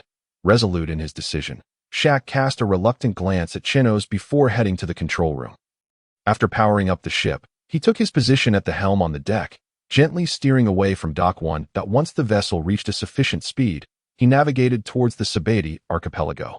Securing the course for automatic navigation, as Shaq prepared to enter the lounge and informed Chenos of his intent not to join, a sudden whooshing sound pierced the air. Looking towards the source, he glimpsed a small black dot rapidly approaching the Liberty. Here they come, quite fast. Shaq was startled by a voice beside him, causing him to jump. What the? Do you walk without making a sound? Turning to see the black dot growing larger, he anxiously urged Chenos. Chenos, I don't have time to joke around. You and your companions should disembark immediately. You might still escape. However, Shaq was cut off by Chenos, who firmly stated, I've told you, you are now my crew member. Your enemies are my responsibility as captain. Just watch. Shaq, in a state of panic, implored, wait. Don't be reckless. The one coming is certainly strong. Sent by those earlier to take revenge that I might struggle against them.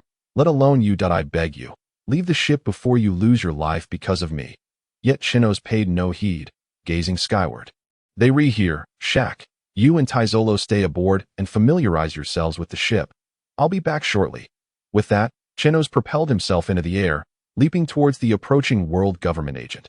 Witnessing Chenos's display of agility, Shaq finally realized that Chenos was not without strength. Still, concern lingered in his heart. He had witnessed the lethal prowess of these killing machines firsthand, particularly the members of CP0, each a formidable force.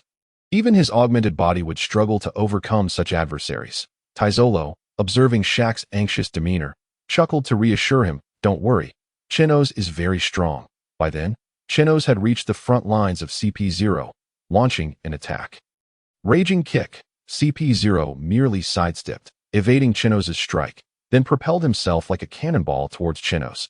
Undeterred, Chenos charged forward to meet him head-on. Their fists, imbued with Haki, collided, creating shockwaves that resonated through the air. However, Chenos was outmatched in strength.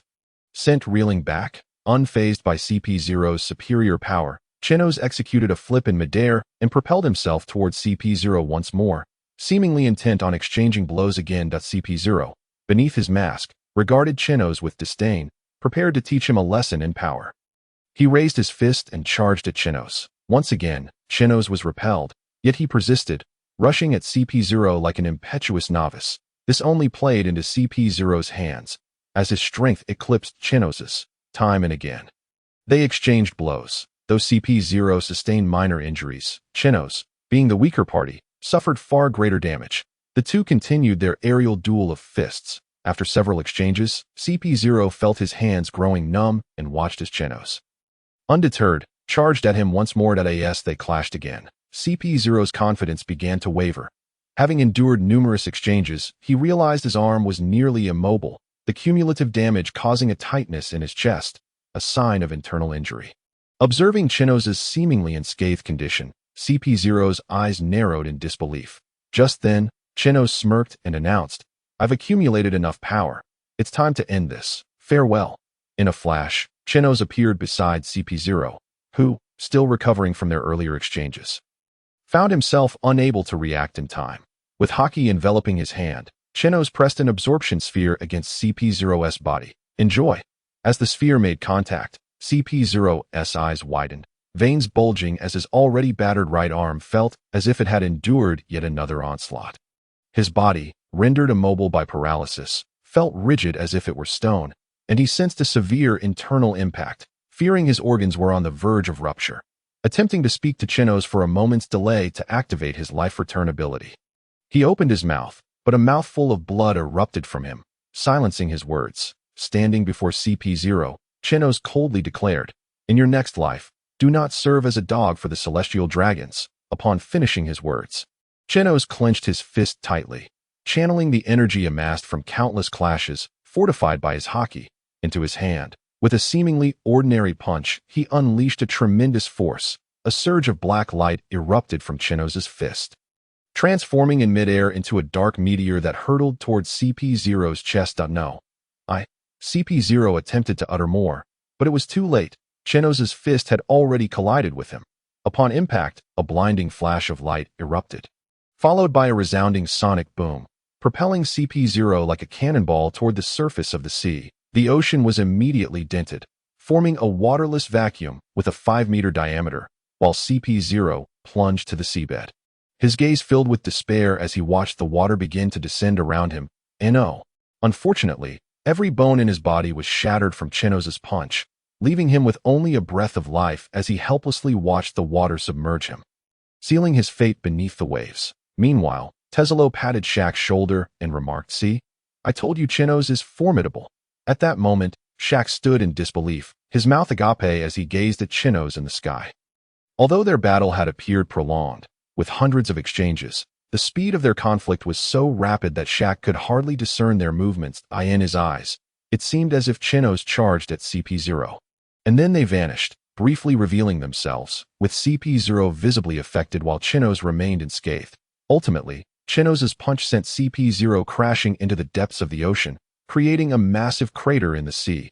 The entire ordeal had unfolded in less than 5 minutes.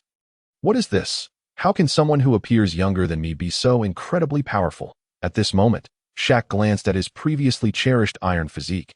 then back at Chenos, who radiated an aura of invincibility, and couldn't help but mock himself for previously believing Chenos was merely a weakling, urging him to flee.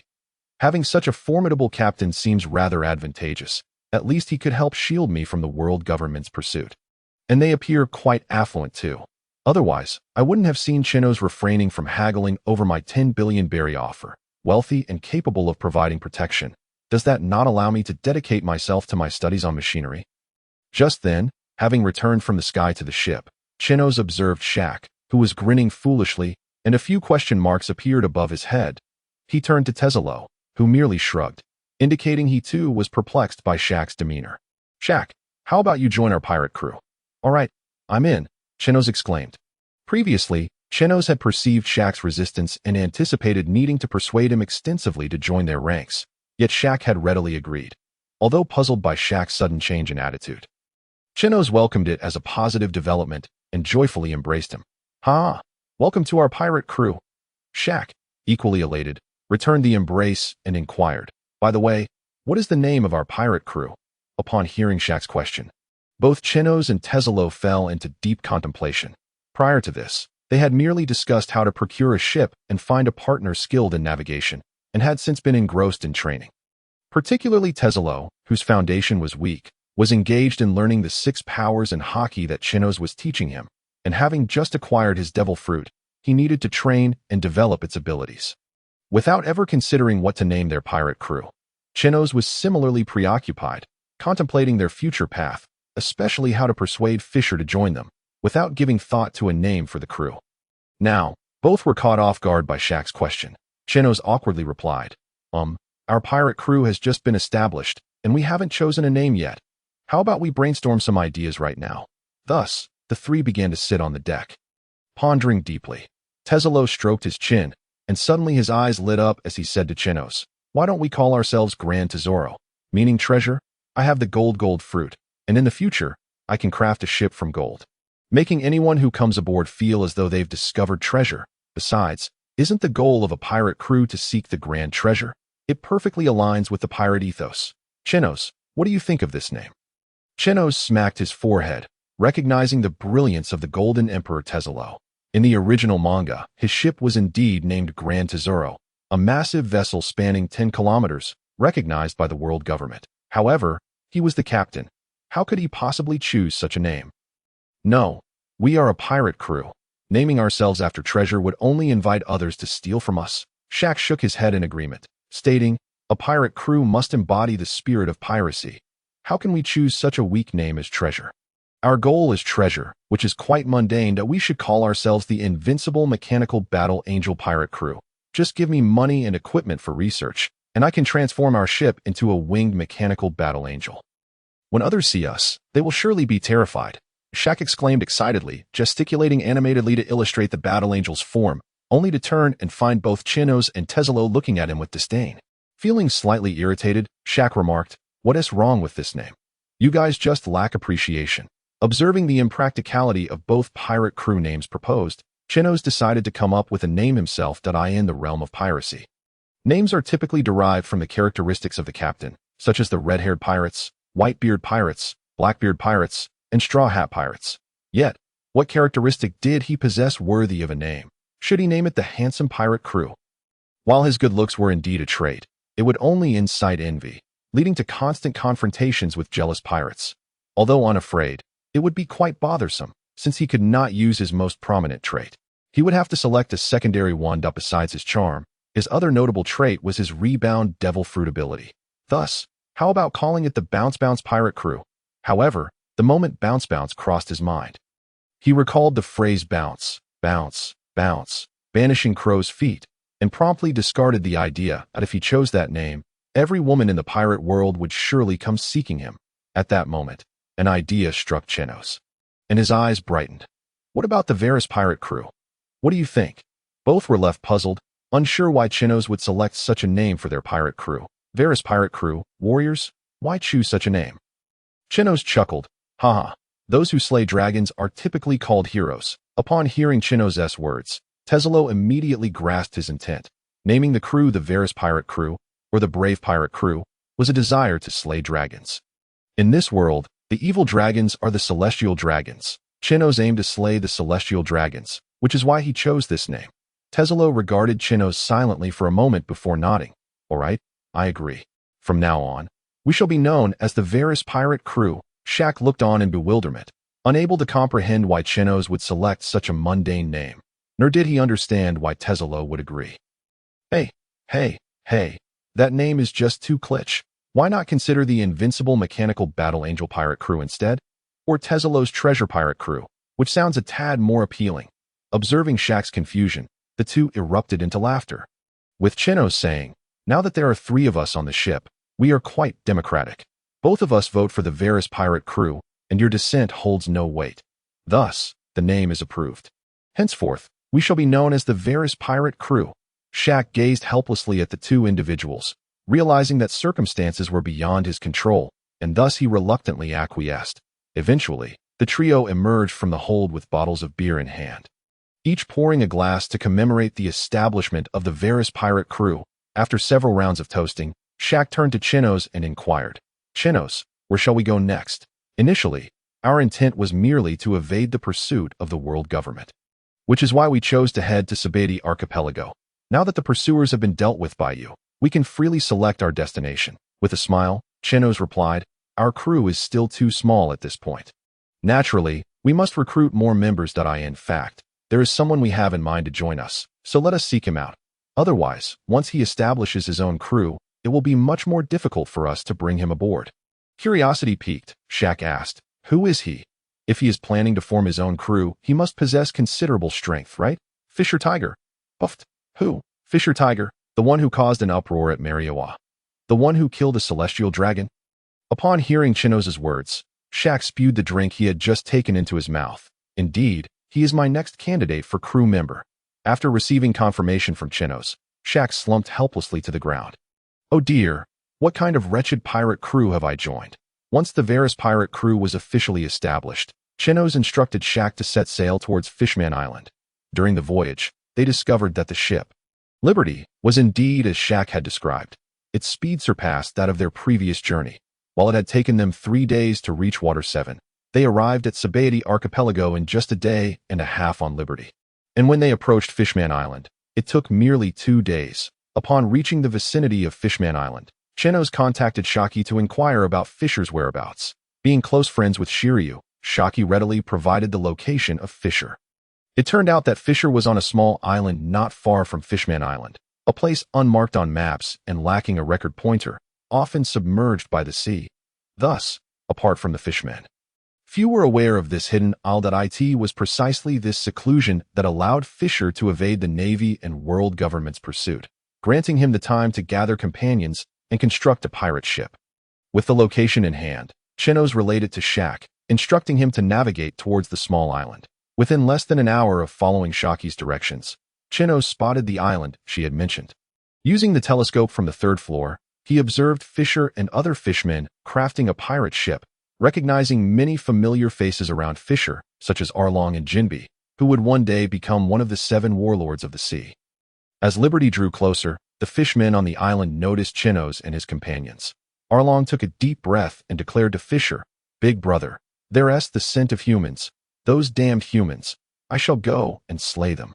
As Arlong spoke, he made his way towards the sea, while Jinbi added, Big brother Tiger, I will assist Arlong. Concerned for his comrades upon seeing what resembled a Navy warship, Fisher set down his work and dove into the ocean. Arlong's speed was remarkable, akin to a torpedo as he surged towards Liberty. Upon nearing the ship's hull, he showed no signs of slowing down. Instead, he accelerated towards it. With his serrated nose, he aimed to ram the underside of Liberty. For an ordinary pirate ship, Arlong's jagged nose could effortlessly cleave it in two. Even a typical steel Navy vessel would find itself punctured by his attack, allowing seawater to flood the hold. However, this time, he met an unexpected obstacle. Indeed, it was a collision of noses. Arlong's usually unstoppable serrated nose failed to breach the ship, instead bending painfully, causing tears to stream down his face. Jinbi, who had caught up to Arlong, was taken aback by the failure of his comrade's attack. Typically, their strategy involved Arlong slicing enemy ships in half, casting foes into the sea, where few could contend with them, leaving them vulnerable to capture or slaughter. Seeing Arlong's attack thwarted, Jinbi grasped Arlong's shoulder. "Arlong, allow me." With every ounce of strength coalescing, Jinbi bellowed, "Shark hammer." However, just as Jinbi's powerful fist was about to be unleashed, a large hand seized it. "Jinbi, hold on. I smell something familiar from the ship. Let me check it out before we decide to attack." Upon recognizing Fisher, Jinbi respectfully nodded, dissipating the tension in his fist. Meanwhile, Arlong, still rubbing his nose, grumbled at Fisher, "Big brother, I smell human flesh. How could there possibly be a familiar scent on a human?" Fisher patted Arlong's shoulder. "Let us ascend and take a look first. It might be my friend." As they surfaced, they beheld Chenos, Teslo, and Shaq standing on the deck. Upon spotting Chenos and Teslo, Fisher's expression transformed from one of concern to sheer joy. "Ha! Chenos, my dear brother, have you come to share a drink with me?" Fisher had awaited Chenos' arrival for a long time, initially believing that Chenos, like other humans, would shy away from him upon learning of the world government's bounty. This thought had saddened him, leading him to presume that humans were inherently untrustworthy. Yet here was Chenos, genuinely seeking him out. "Ha! Fisher, I have longed to share a drink with you. I simply needed to find a ship first." As Fisher embraced a human with a beaming smile, both Arlong and Jinbi exchanged astonished glances, realizing the depth of Fisher's fondness for this human, despite his historical disdain for them. No, it should be noted that the vast majority of fishmen harbored a deep-seated animosity towards humans, who viewed them as aberrations, refusing to accept them as equals. Instead, humans captured them, treating them as pets or slaves, further fueling the fishmen's hatred. Both Jinbi and Arlong shared this loathing, particularly Arlong, who believed that fishmen possessed tenfold the strength of humans. By nature, they regarded themselves as a superior race, leading them to consider the extermination of humans as their initial response upon encounter. But now, witnessing Fisher's joyful camaraderie with a human shattered their preconceived notions. Could it be that Fisher has been enchanted by this human? After leading the trio to the small island, Fisher called out to his subordinates, "Bring forth our finest libations from Fishman Island. Today, I shall celebrate with my brothers." Many of the nearby followers had escaped from Mariejois and greeted Chenos warmly upon seeing him. During Fisher's absence from Mariejois for over a year, Chenos had consistently looked out for the fishmen. When others sought to seize the fishmen's positions in the cafeteria, it was Chenos who stood up for them, helping to subdue those who intended to bully the fishmen, ensuring they continued to have enough to eat. Because of this, the fishmen held Chenos in high regard. Seeing so many fishmen greet Chenos with enthusiasm left Arlong and Jinbi perplexed, uncertain of the nature of the relationship between Chenos, Fisher, and these fishmen. Nevertheless, they remained vigilant, keeping a close watch on Chenos and his companions, resolved to strike if they detected any suspicious movements. That moment, far away in the Sabet archipelago, a Navy vice admiral received word of unusual timber transactions in the area. Suspecting a connection to Fisher, who was evading the world government's pursuit, Vice Admiral Kent, known for his imposing demeanor, could not help but smile upon receiving the news. With records of timber purchases, it would suffice to discard the timber into the waters surrounding Fishman Island. Gaga, this must be Fisher Tiger. Gather all our forces immediately. We shall capture the great hero Fisher Tiger. Fisher was in high spirits, continuously toasting with Chenos and wearing an ever-present smile on his face. Chenos recounted their recent adventures to Fisher, who was delighted, and shared amusing anecdotes from their journey, prompting Fisher to erupt into hearty laughter from time to time. After several rounds of drinks, Chenos gradually adopted a more serious demeanor and addressed Fisher. "Brother Fisher, you are currently being pursued by the Navy and the world government. The situation is dire. What are your plans moving forward?" Upon hearing Chenos' question, the smile faded from Fisher's face. He fell silent for a moment before pulling open his shirt to reveal the sun emblem beneath. "This is my plan for the future. I intend to establish a pirate crew named the Sun Pirates, with a singular purpose, to spread the ideals of liberation and freedom, and to seek out more humans like you, to forge friendships with us, the fishmen." After listening to Fisher, Chenos raised his cup and downed its contents in one gulp, then slammed the cup down in anger, exclaiming, "Brother Fisher, wasn't your dream to allow the fishmen to survive on the islands of the sea? Why has it now devolved into this nonsense about spreading ideals?" Witnessing Chenos' outburst, Jinbei and Arlong immediately rolled up their sleeves and stood up. "You insolent human, how dare you disrespect our brother? You are courting death?" Fisher restrained the two who were ready to attack Chenos. Chenos is my friend. Dio, you understand. After seeing the ire in Fisher's eyes, they reluctantly sat back down, though they shot daggers at Chenos, clearly threatening him. Should you disrespect our brother, we will end you. However, Chenos remained unfazed by their threats, knowing that they were not his match. At this moment, Jinbei was not yet the formidable warlord of the sea he would become, nor was he the one capable of tossing Big Mom aside. Once the two ceased their disruptions, Fisher remarked somewhat self-deprecatingly, "That dream has no possibility of realization. I no longer harbor it." Chenos smirked and asked Fisher, "Is that dream truly unattainable? Or is it that you, Brother Fisher, have been influenced by those people, leading you to believe that all humans are thus, and have thus succumbed to despair regarding humanity in this world, choosing not to strive for it?" Upon hearing Chenos's words, Fisher, in a fit of rage, crushed his cup in his hand and slammed his fist down on the stone table, shattering it into pieces. "Yes, I have been influenced by those people. As long as they exist, our dream of living as fishmen upon the sea will remain forever unfulfilled. As long as they are around, we fishmen will continue to be persecuted, captured to become slaves or pets. The vast majority of humans reject us, viewing us as monsters.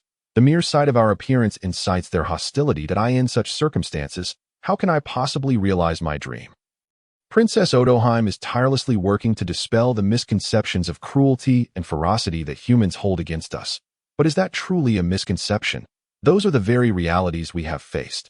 Thus, I yearn to spread the ideals of liberation and freedom, to find more humans like you, Chenos, so that future generations of fishmen might have the opportunity to realize my dream. Observing Fisher's impassioned outburst, Chenos felt no anger. Instead, he smiled, for Fisher had finally opened his heart to him. This presented an opportunity for him to recruit Fisher into his pirate crew. "Brother Fisher, I can help you realize your dream." Fisher abruptly lifted his gaze to Chenos, then slowly lowered his head, sighing. "Chenos, thank you for saying that, but it's futile. That dream cannot be fulfilled. Don't waste your efforts." Chenos suddenly posed a question to Fisher. "Brother Fisher, I have also formed a pirate crew, named the Varys Pirates. You know why I chose this name." Upon hearing Chenos, Shaq, who had been enjoying Fishman Island's delicacies, shifted his attention to Chenos. He had previously asked Chenos, but received no direct answer, only that he would explain it once he met his friends.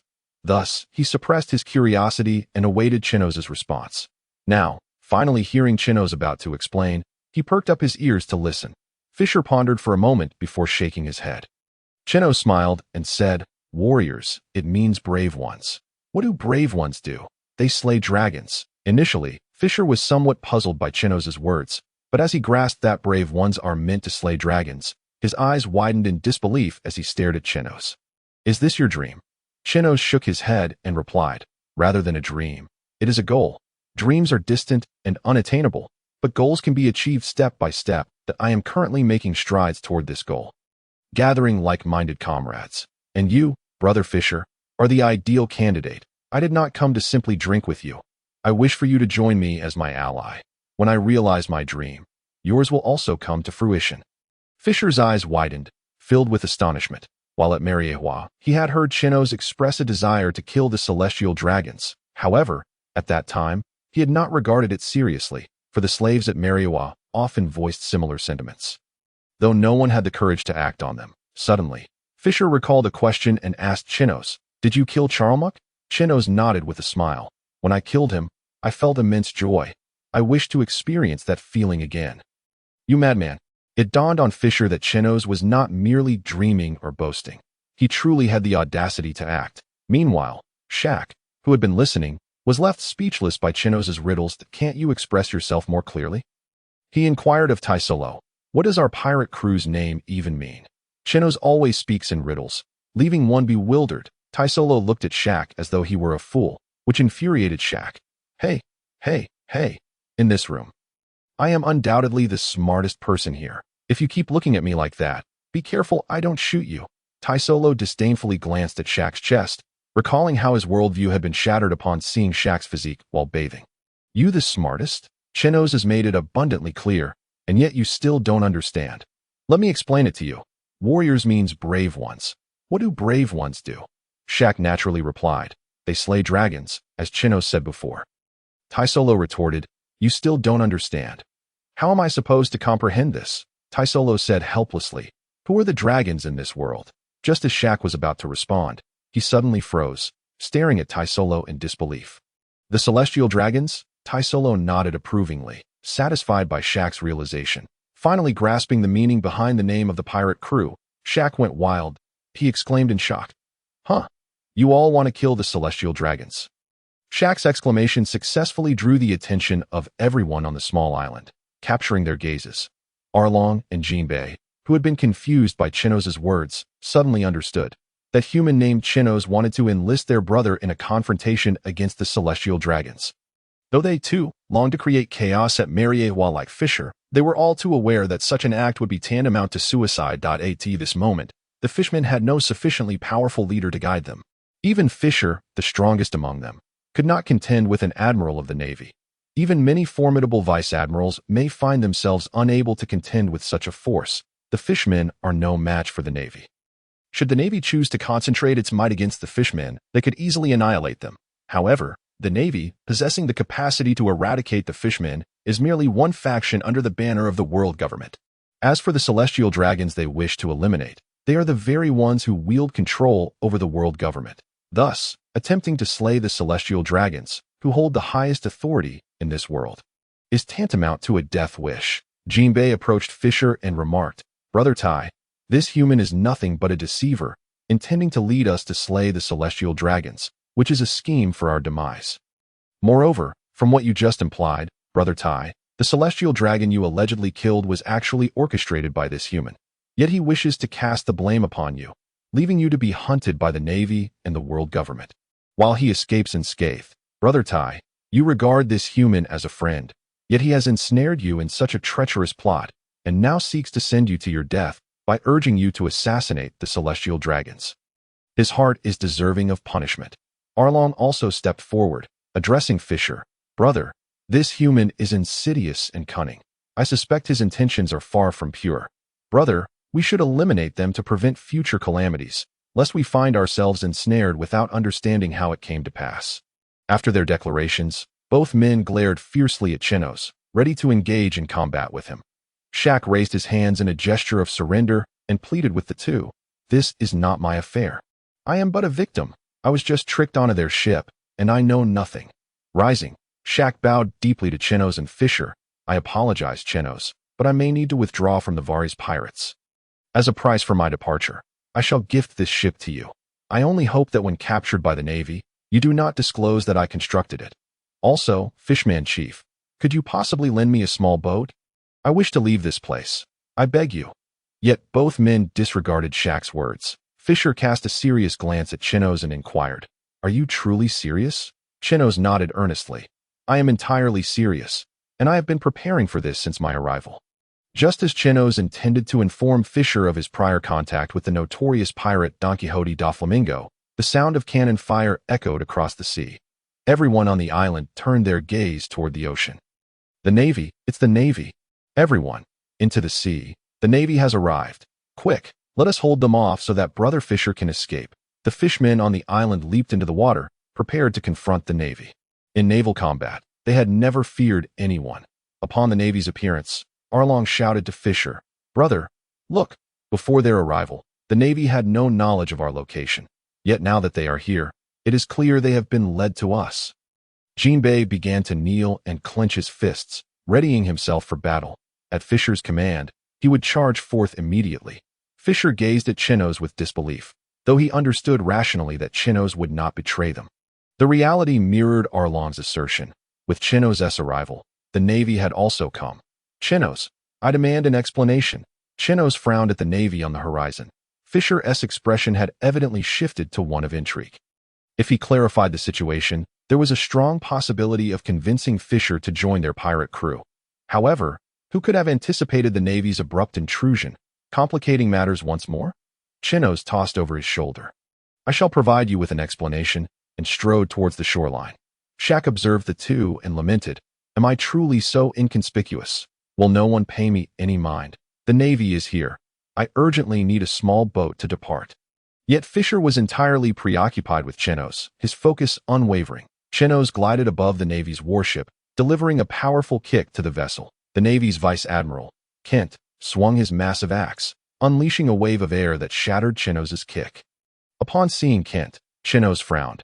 He recognized this Navy officer from his encounter at Sabet archipelago, the very one who had arrived after his battle with Doflamingo.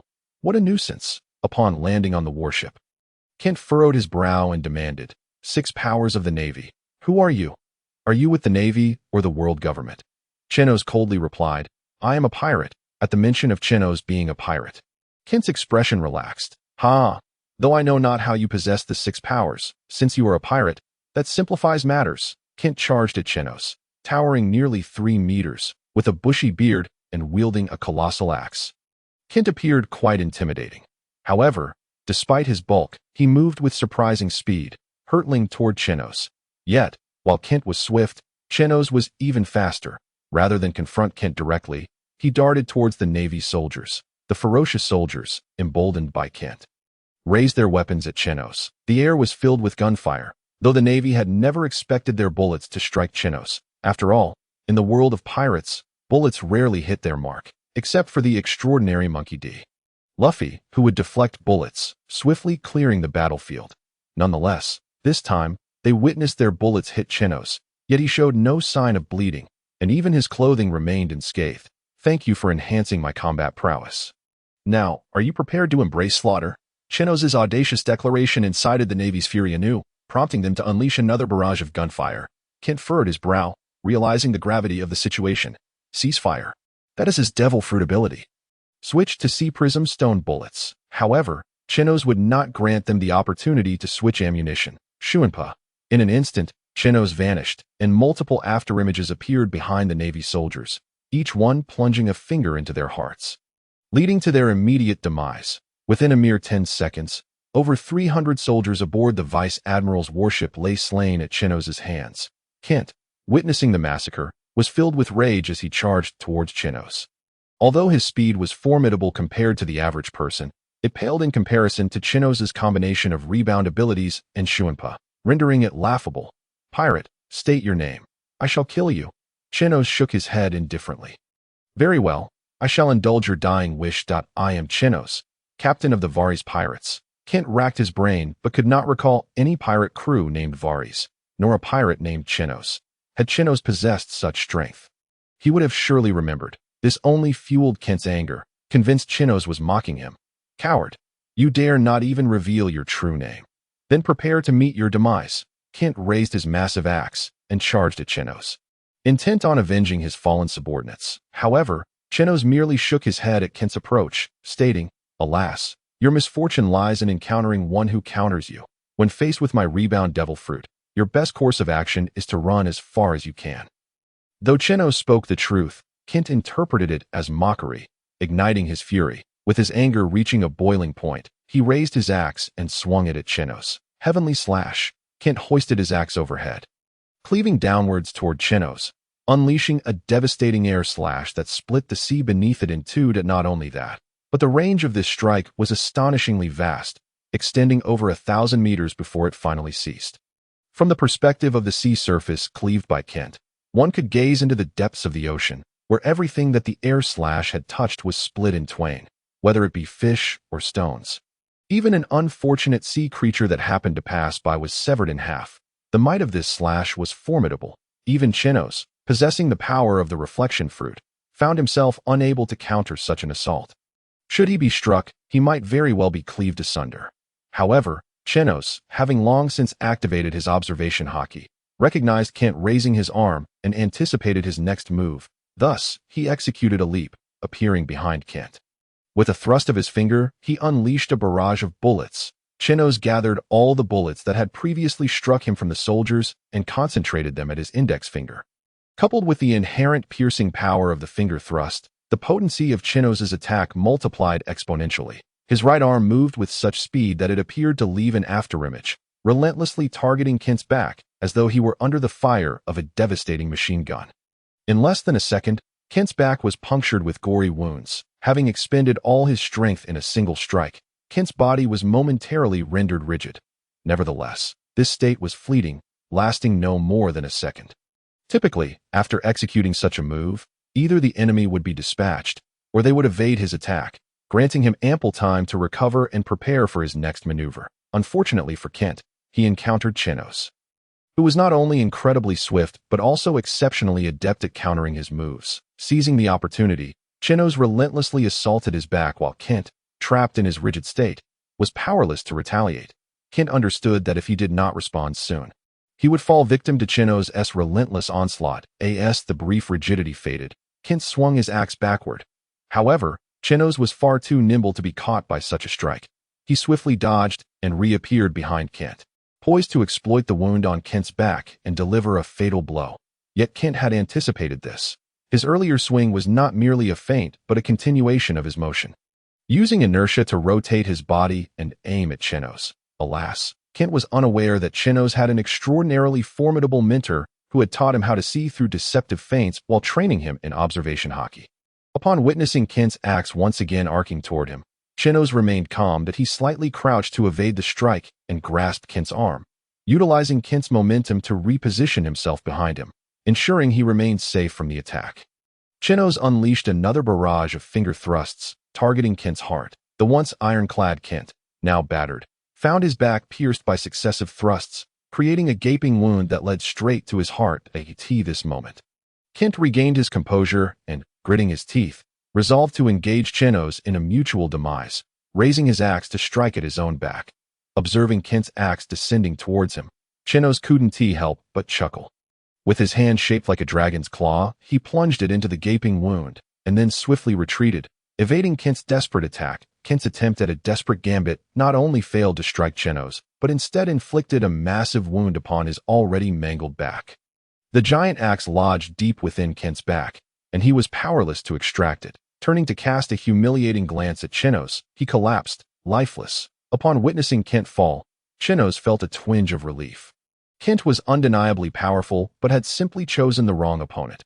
Had a warrior of Kent's caliber graced the battlefield, his destructive potential would have undoubtedly surpassed even Chenos. Even a formidable adversary like Fisher would find it challenging to determine the outcome of a confrontation with Kent. Yet, what could be done when faced with the speed and agility of Chenos? The once mighty vice admiral succumbed to a humiliating demise.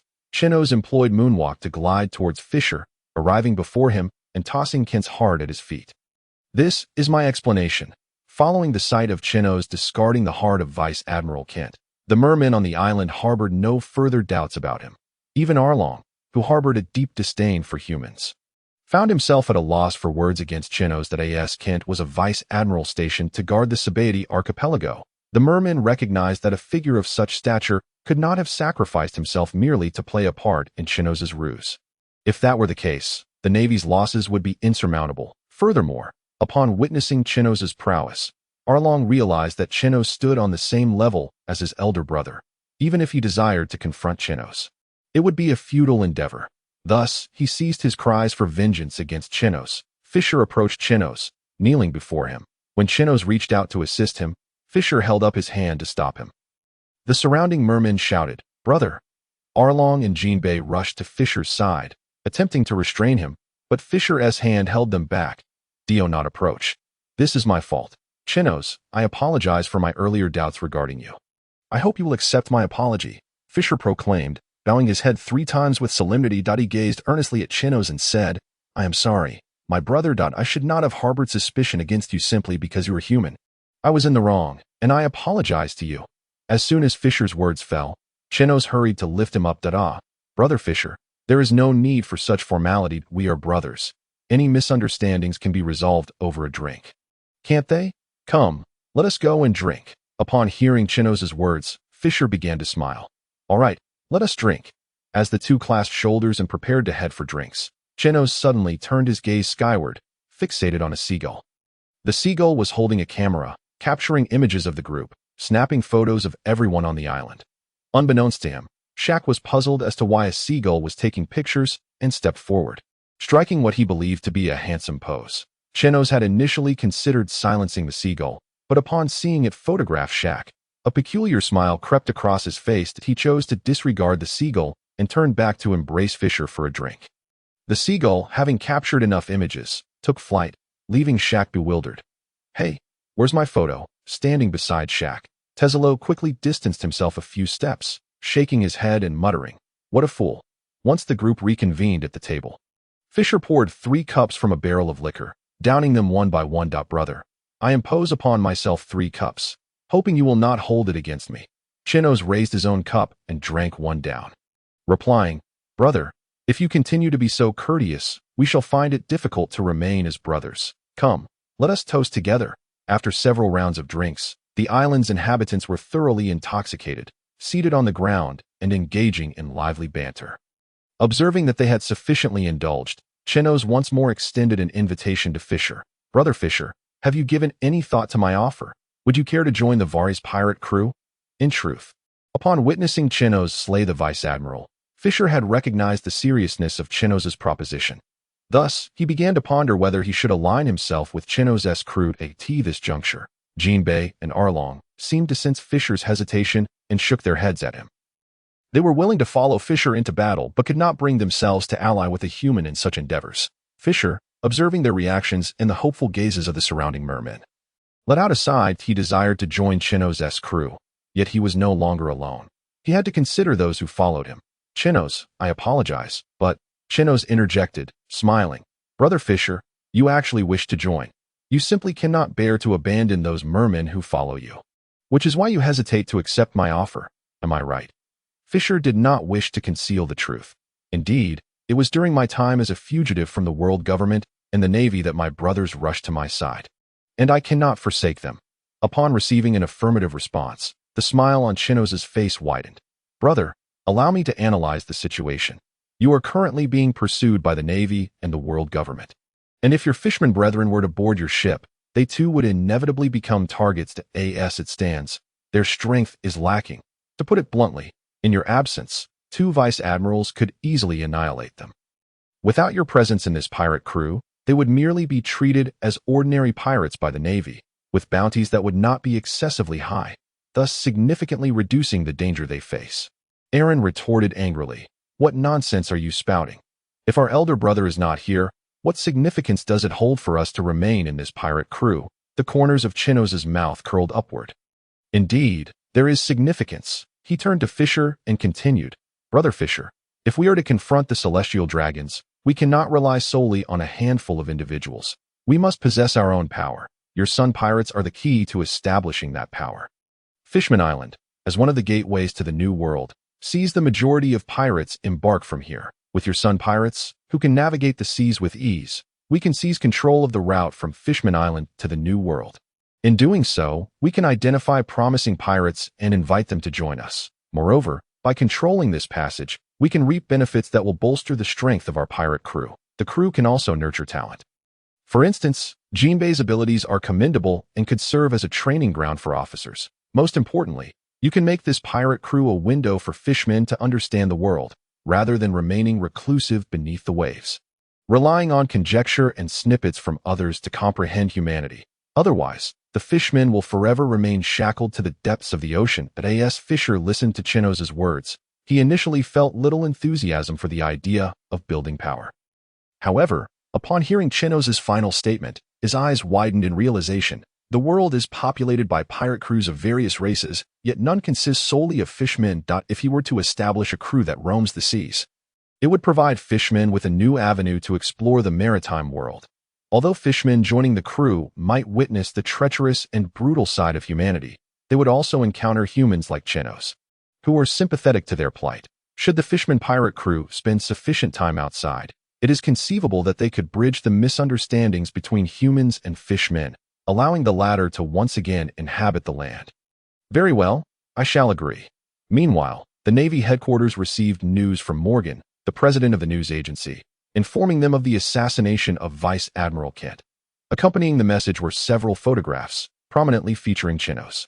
In the office of the fleet admiral, Steelbone Kong slammed his hand on the table after reviewing the news and shouted in anger, "Bring in Borisolino at once. Instruct him to head immediately to the nearby island of Fishman Island and eliminate the pirate responsible for Kent's death." Wait. At that moment, Sengoku, who was also in the admiral's office, frowned as he examined the photograph.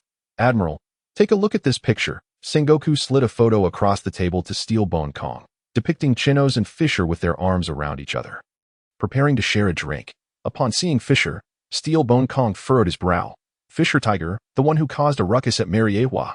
Sengoku nodded. In truth, neither of them was particularly eager to confront Fisher. They too disapproved of the celestial dragon's practice of enslaving other races, including humans, yet felt powerless to intervene. Choosing to turn a blind eye instead, they had even celebrated with a drink when Fisher Tiger liberated slaves. Subsequently, when it came to pursuing Fisher Tiger, they approached it with a sense of duty, dispatching the Navy to deal with him, but adhering to the principle of voluntariness. Whoever was willing to hunt Fisher Tiger could do so. Naturally, such orders were not taken up by the higher-ups in the Navy. Not even a single vice admiral was willing to accept the task, leaving only some ambitious rear admirals eager to seize the lucrative bounty on his head. They understood that, given Fisher Tiger's strength, a vice admiral would be unable to capture him, but that was sufficient for them.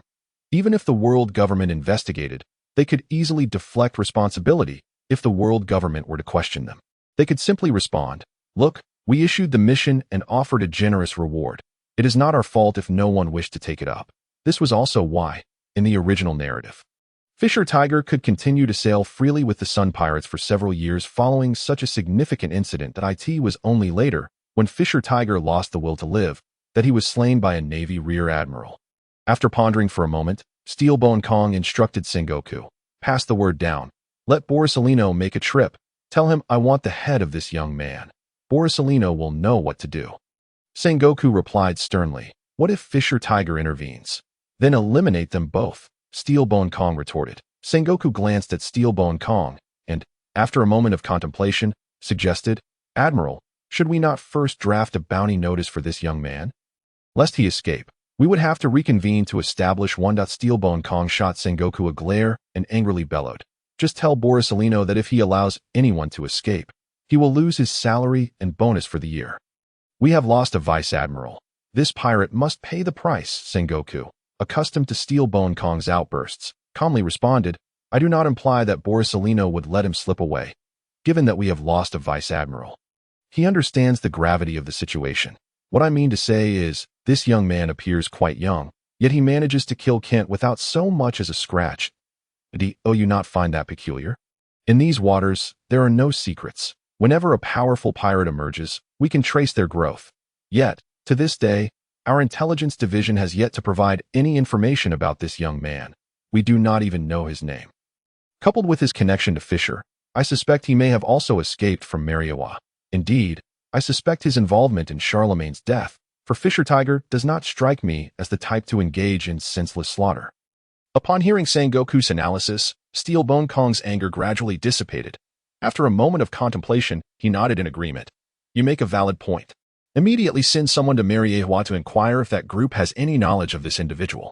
Following your logic, if this young man did indeed escape from Mariejois, it is quite possible that Fisher Tiger would collaborate with him to confront Borsalino. Although Borsalino's light fruit is formidable, it may not suffice to defeat them. However, if anyone else were to go, by the time they arrived, they would likely have already fled. Yes, relay the orders. If this young man manages to evade Borsalino, then we shall issue a bounty of 150 million berries. If he escapes, the bounty shall be set at 200 million berries. As for the other two individuals, their abilities remain unclear, so let us set their bounties at 10 million berries each." Sengoku nodded and stood to carry out Steel Bone Kong's commands. At the Navy headquarters, Borsalino, upon receiving Sengoku's call and orders, examined the information relayed by the soldiers. "Oh dear, how frightening, to kill a vice admiral at such a young age. It seems that Admiral Sengoku and Fleet Admiral Kong have forgotten that I too am a vice admiral. Truly, do they not fear that I might be killed? They want me to confront such a terrifying individual and have even given me the order to eliminate him. This is going to be troublesome." Despite his verbal expressions of fear, Borsalino's actions were swift. He approached the window and transformed into a beam of light, vanishing from the room. Meanwhile, Chenos continued to describe his plans to Fisher. The world government exerts control over the majority of nations in this world.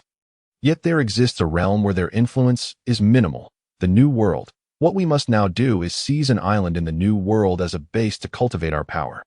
There is but one point to note. The New World is rife with monsters. It is home to the 4 emperors of the pirates, alongside numerous terrifying pirate crews that rank just below them.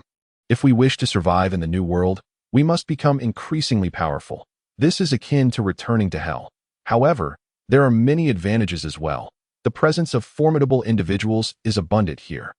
If we can establish a foothold in the New World, we can attract many strong allies and swiftly expand our influence. Once we secure our position, coupled with our control over the entrance to the New World, we can cultivate pirates in the first half of the Grand Line, continually drawing in powerful recruits and gradually strengthening our force, ultimately aiming to unify the New World. Just imagine, if we could consolidate all the combat power of the New World, we would possess sufficient strength to confront the Navy and the world government, and storm the holy land of Mariejois. The moment Chenos finished speaking, the first thought that crossed the minds of all present was, lunatic. Shaq stood up once more, bowing politely to the others, and inquired, I apologize for interrupting, Chenos. Brother Fisher, I have been troubling you to prepare a small boat for me. I wonder how that is progressing. It's getting late, and I must take my leave. Chenos abruptly rose, his expression grave as he gazed at Shaq. It seems you cannot leave. Chenos, I merely wish to depart from the pirate crew. You don't intend to eliminate me, do you? Chenos regarded Shaq with a wary gaze, proclaiming, bounce. Shaq instantly panicked. What the hell, Chenos, are you serious? In a flash, Chenos appeared behind Shaq, extending his palm towards the beam of light behind him. Absorb. A laser struck Chenos's palm and vanished without a trace. His face turned solemn as he uttered a few words, Borisarino. At that moment, a figure clad in a white striped suit, wearing a hat and black gloves, appeared on the small island, casually surveying the crowd. TSK, how frightening. So many people, and the liberation hero Fisher Tiger as well. This truly presents a dilemma. Borisarino scanned the group, raising an eyebrow in mild surprise upon noticing a figure attempting to hide behind Chenos. Oh, is that not Dr. Shaq of Mechanical Science Research? What brings you to such a place? Or have you betrayed the world government?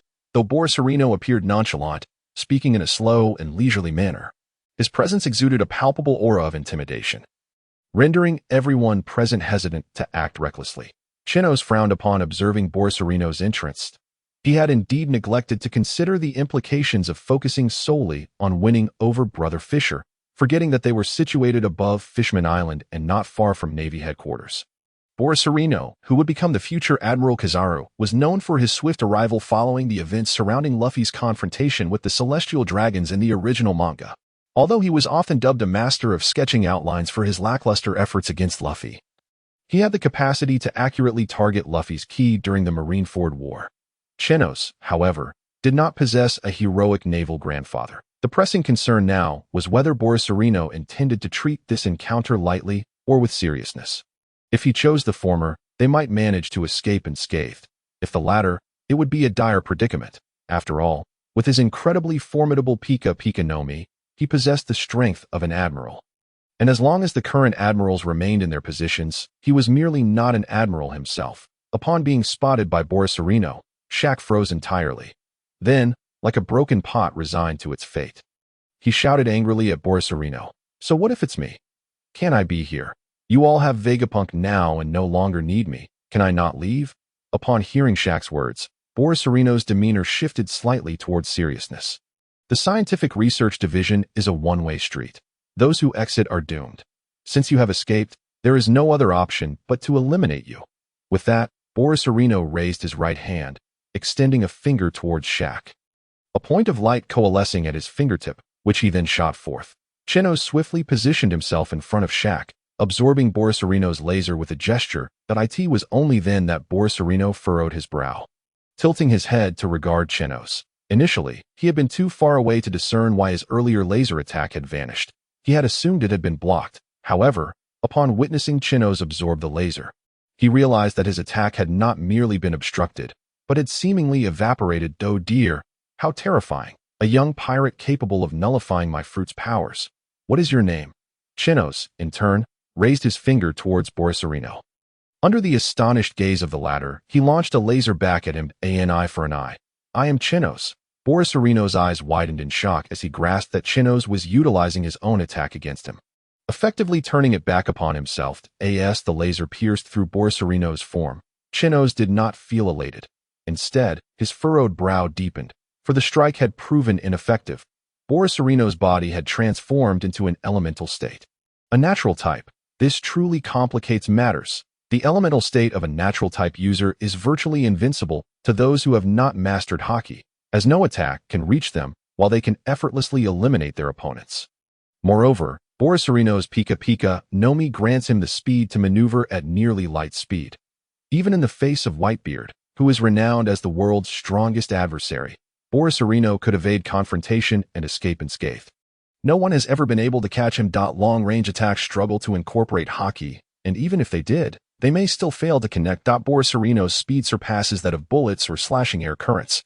The only means of countering him would be to engage in close combat.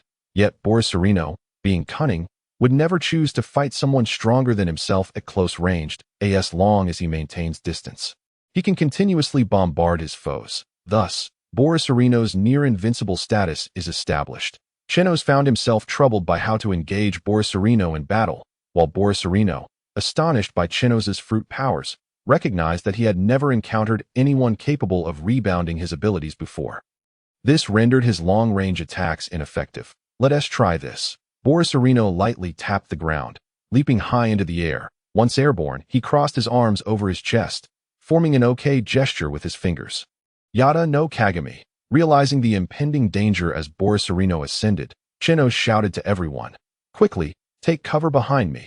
Without hesitation, everyone complied, sheltering behind Chenos. At that moment, hundreds of light points appeared in the sky, hurtling towards Chenos at an alarming speed.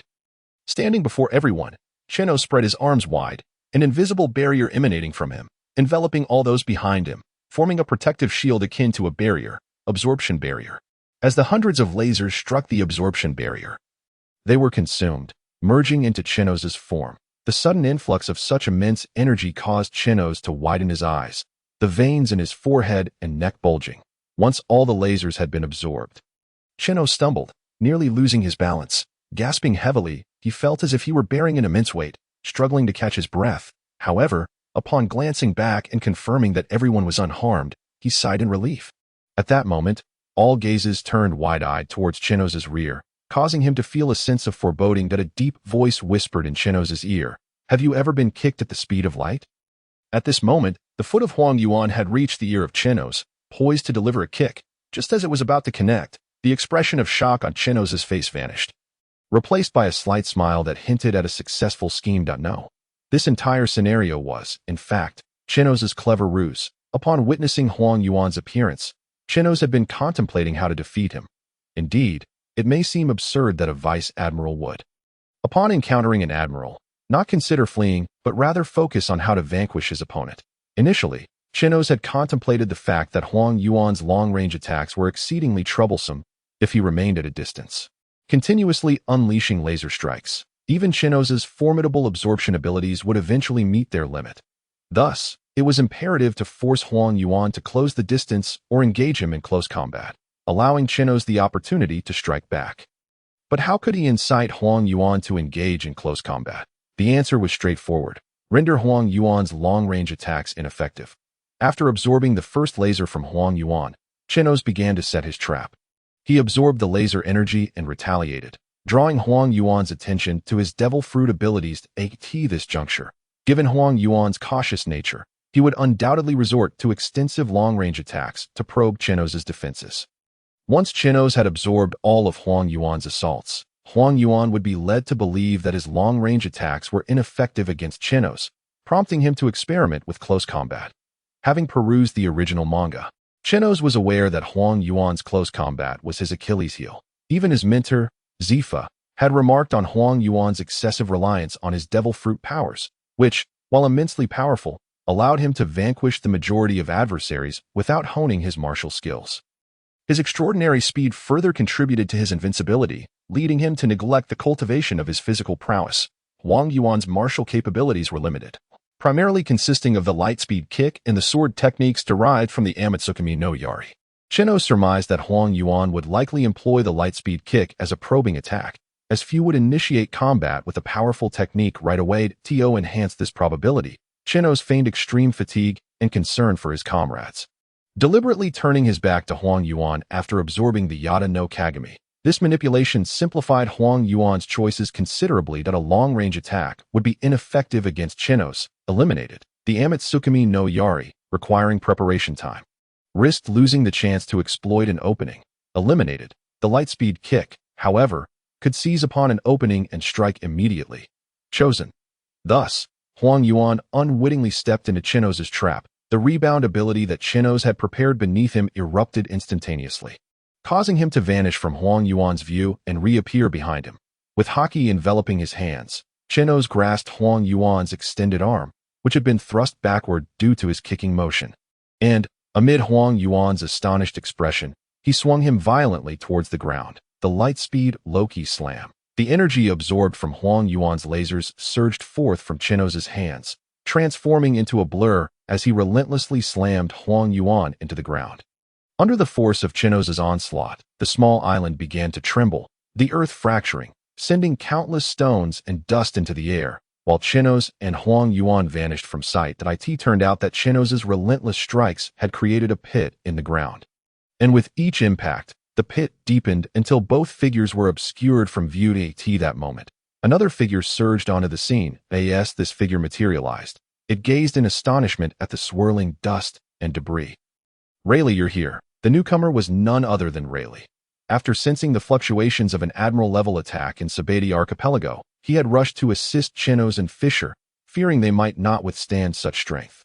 Upon reaching the surface of the sea and witnessing Huang Yuan utilize the Yada no Kagami, he had worried about whether Fisher and Chenos could hold their ground. However, upon arrival, he sensed Chenos decisively overpowering his opponent. Rayleigh chuckled. It seems my assistance is unnecessary, haha. It's amusing how Shaki was so worried about young Chenos, unaware that the little fellow could actually take on an admiral. Meanwhile, Huang Yuan, who was being repeatedly slammed by Chenos, was utterly dazed. He had never anticipated being assaulted by someone so much younger. Chenos' Haki prevented him from elementalizing to escape, for counterattacking. That was out of the question, as his arm was ensnared by Chenos, who swung him with such speed that he could not move, only endure the onslaught. When Huang Yuan contemplated using partial elementalization to evade the strikes, Chenos would disrupt him with Haki, treating him as a weapon and enveloping him in Haki, rendering elementalization impossible. This forced Huang Yuan to rely solely on Haki to shield himself. However, as Huang Yuan was not a master of martial arts, his physical endurance was lacking, and after enduring Chenos' relentless barrage, he was left severely weakened. Once Chenos had finished his assault, he concentrated all his Haki and rebound ability into his fist, preparing to strike Huang Yuan's head. Yet, at the last moment, Chenos' fist halted just above Huang Yuan's head. Refraining from delivering the blow, Huang Yuan, half concussed from the punishment and still held by Chenos, braced for the final strike, expecting his demise. However, after a prolonged wait, he found that Chenos had not followed through. Initially, he thought Rayleigh had intervened. He had sensed Rayleigh's presence when he arrived, but upon opening his eyes, he realized it was Chenos who had stopped. Borasalino, can we strike a deal? If you agree, I shall spare your life. What say you? Huang Yuan's gaze fixed on Chenos, realizing that the latter was not mocking him, but genuinely had such intentions. After all, a person's eyes do not lie, and Chenos' gaze was filled with sincerity. Go on, Huang Yuan replied, in the future, should you encounter my comrades, spare them. Huang Yuan was taken aback, having expected a more outrageous demand. After all, when one's life is at stake, other matters pale in comparison. He was astonished that Chenos' request was so simple. Are you certain? I am certain. Very well, I agree. Upon Huang Yuan's acquiescence, Chenos released the energy enveloping his fist, forcefully flinging Huang Yuan away. Now liberated, Huang Yuan turned back for a moment, casting a deep glance at Chenos, as if to etch the image of the one who had bested him, yet spared him into his memory. Subsequently, Huang Yuan transformed into a flash of yellow light. Vanishing into the sky, Rayleigh, curious, inquired of Chenos, you had the opportunity to eliminate Borasalino just now, but he possesses the strength of an admiral. This chance, once missed, may not present itself again. Why did you not strike him down? Chenos sighed deeply as he watched Huang Yuan depart. Because I am still too weak. Hearing Chenos describe himself as weak, the others around him exchanged puzzled glances, considering that Chenos had just subdued an admiral-level vice-admiral. How could he deem himself weak? Rayleigh's eyes brightened as he asked. "Oh, why do you perceive your strength as lacking?" Chenos offered a wry smile, stating, "My strength is indeed insufficient. I only prevailed due to his carelessness." Seizing the opportunity to ambush him, if Uncle Rayleigh had not been present, Borsalino would have returned to eliminate us without a doubt. Moreover, as a Logia-type devil fruit user, specifically the Pika Pika no Mi, he is nearly invincible. Should anything befall him, the Navy would undoubtedly dispatch their highest forces to pursue me, perhaps even launching a worldwide manhunt. That is beyond what I can currently endure. Should that occur, all my plans would be thrown into disarray. Thus, killing Borsalino would yield little gain and far greater risk. Why would I do it? The fishman, with his rectitude, alongside the clever shack, gazed at Chenos with astonishment, utterly unprepared for the profound complexities entwined in the mere act of killing or sparing a life. Had they encountered an opportunity to eliminate a vice admiral of the Navy, possessing the might of a general, they would have undoubtedly struck without hesitation that in any endeavor, one must weigh the pros and cons. Considering whether the repercussions are bearable, Teslo fell into deep contemplation, continuously drawing sustenance from Chenos, absorbing every aspect of his being. Despite being older, he found himself lacking in numerous respects when compared to Chenos, which filled him with a sense of shame. He aspired to swiftly become a person capable of aiding Chenos. Upon hearing Chenos's words, Rayleigh displayed an expression of admiration that the former first mate of the Pirate King. He had encountered innumerable prodigies, each fervently venturing into the New World, only to either fall under the banner of one of the four emperors or languish in despair, with many meeting their demise entirely.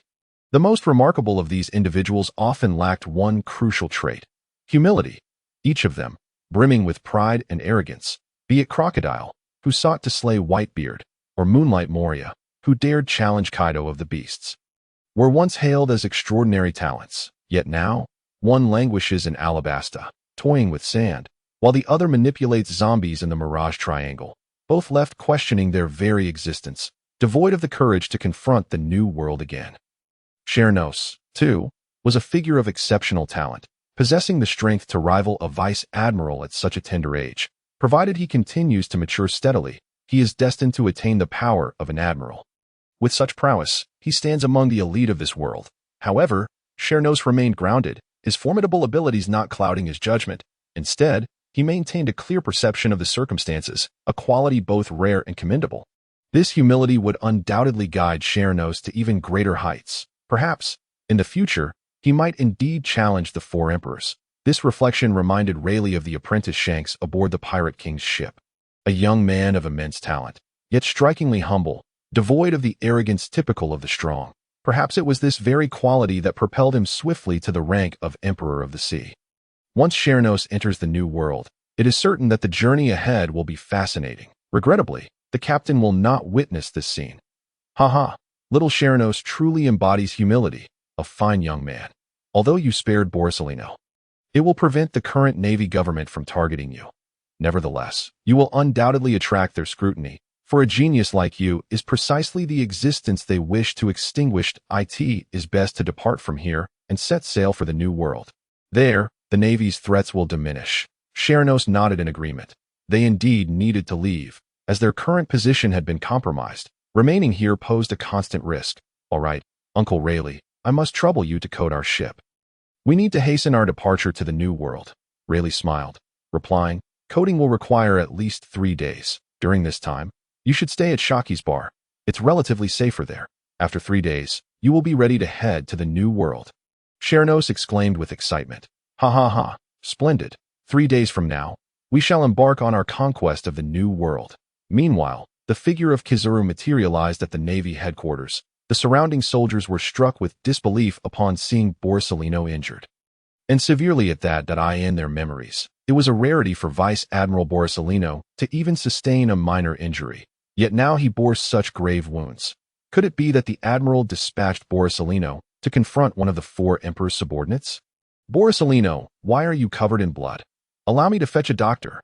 Vice Admiral, are you all right? Yet, Kizaru paid no heed to their inquiries, instead striding directly towards the Admiral's office. Knock, knock. Kizaru stood at the door, rapping lightly before entering without awaiting a response. Inside, Steelbone and Sengoku were engaged in discussions when they were taken aback by Kizaru's blood-stained entrance. Sengoku, visibly shocked, inquired, Borsalino, what transpired? Did you encounter Rayleigh, the Dark King? That shouldn't be, for even if you were to engage him, you could have escaped. Kizaru gently shook his head, stating, it was not Rayleigh. It was Chenos, the pirate you have tasked me with eliminating. He is the one who inflicted these injuries upon me. Sengoku and Steelbone were rendered even more astonished. Are you certain? Kizaru solemnly nodded. Recounting, I let my guard down, and he seized the opportunity, leaving me gravely injured. I nearly met my end at his hands. Had he not chosen to spare me, I might well be dead now. Steelbone furrowed his brow, urging Kizaru, elaborate further. Subsequently, Kizaru recounted the events in detail, concluding with an assessment of Chenos's prowess. Chenos's strength appears to be at the level of a vice-admiral, possessing the ability to absorb and reflect attacks, along with short-range teleportation. It would be challenging for an ordinary vice-admiral to contend with him. However, should an admiral-level individual engage him, it would not be insurmountable, albeit somewhat tricky. Upon hearing this, Sengoku's expression darkened as he handed Kizaru a dossier. Chenos is merely 15 years old. Kizaru, unable to fathom this, stared incredulously at Sengoku. 15. Ha ha ha.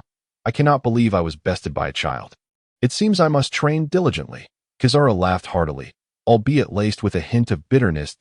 Just 15, to possess the strength of a vice-admiral, and indeed one of the more formidable ones among them. Such a figure, if allowed to mature, would inevitably ascend to the level of an admiral. Should he fully develop his abilities, he might even contend for the title of Emperor of the Sea. The Navy would soon face yet another formidable adversary. Sengoku sighed, lamenting, alas, such a genius has chosen the path of piracy. It is truly a pity. If only he were a part of the Navy. While the Navy had produced its share of prodigies, like Borsalino, Sakazuki, and Kazan, each potential candidates for admiral, they were all in their 40s. In contrast, the new generation of the Navy had yet to unveil a talent of such remarkable caliber. Since Roger ignited the great pirate era, the influx of talent into the Navy has dwindled, while the ranks of pirate geniuses have swelled. The future of the Navy is indeed worrisome. As Kizaru perused the documents, he mused, it seems the opportunity to recruit Chenos to our side is no longer feasible. Initially, Kizaru had considered the possibility of persuading Chenos to join, for a talent of his caliber could potentially become a candidate for admiral. Such an addition would alleviate some of the burdens upon their shoulders. However, upon discovering that Chenos was a slave of the celestial dragons, Kizaru realized that the prospect of recruitment was utterly implausible. They all understood that those who had been enslaved by the celestial dragons, once liberated, harbored an intense hatred towards them, yearning for their destruction. How could someone with such sentiments ever agree to join? When Kizaru read that Chenos was merely a toy cultivated by Charlos for competitions, he felt a surge of frustration at a toy for competitions. This was a genius possessing the strength of a vice-admiral. Thus, driven to oppose the Navy by the celestial dragons, Kizaru sighed once more. With the passage of time, and the increasing exposure to the sordid realities of the world, his original conviction of justice had grown murky. Is the Navy truly just? This question had taken root deep within his heart, rendering him increasingly cynical. The approach to handling many pirates has become rather casual, no longer treated with the seriousness it deserves. Now, yet another prodigious individual finds himself on the opposing side of the Navy, prompting Kizaru to reminisce about a certain genius known as Dragon during his tenure in the Navy. The seriousness that once adorned Kizaru's face dissipated. Returning to that nonchalant demeanor, indifferent to all matters, to think he could be so severely bested by a young man is truly alarming. It seems I shall need to take a month-long sick leave to recuperate. Admiral Kong, do remember to grant me paid leave, will you? Upon finishing his words, Kizaru carelessly tossed the dossier on Chenos onto the table and ambled towards the infirmary. Rarely did Steelbone Kong refrain from reprimanding Kizaru. But as he watched him depart, he let out a sigh. Sengoku, too, felt quite troubled.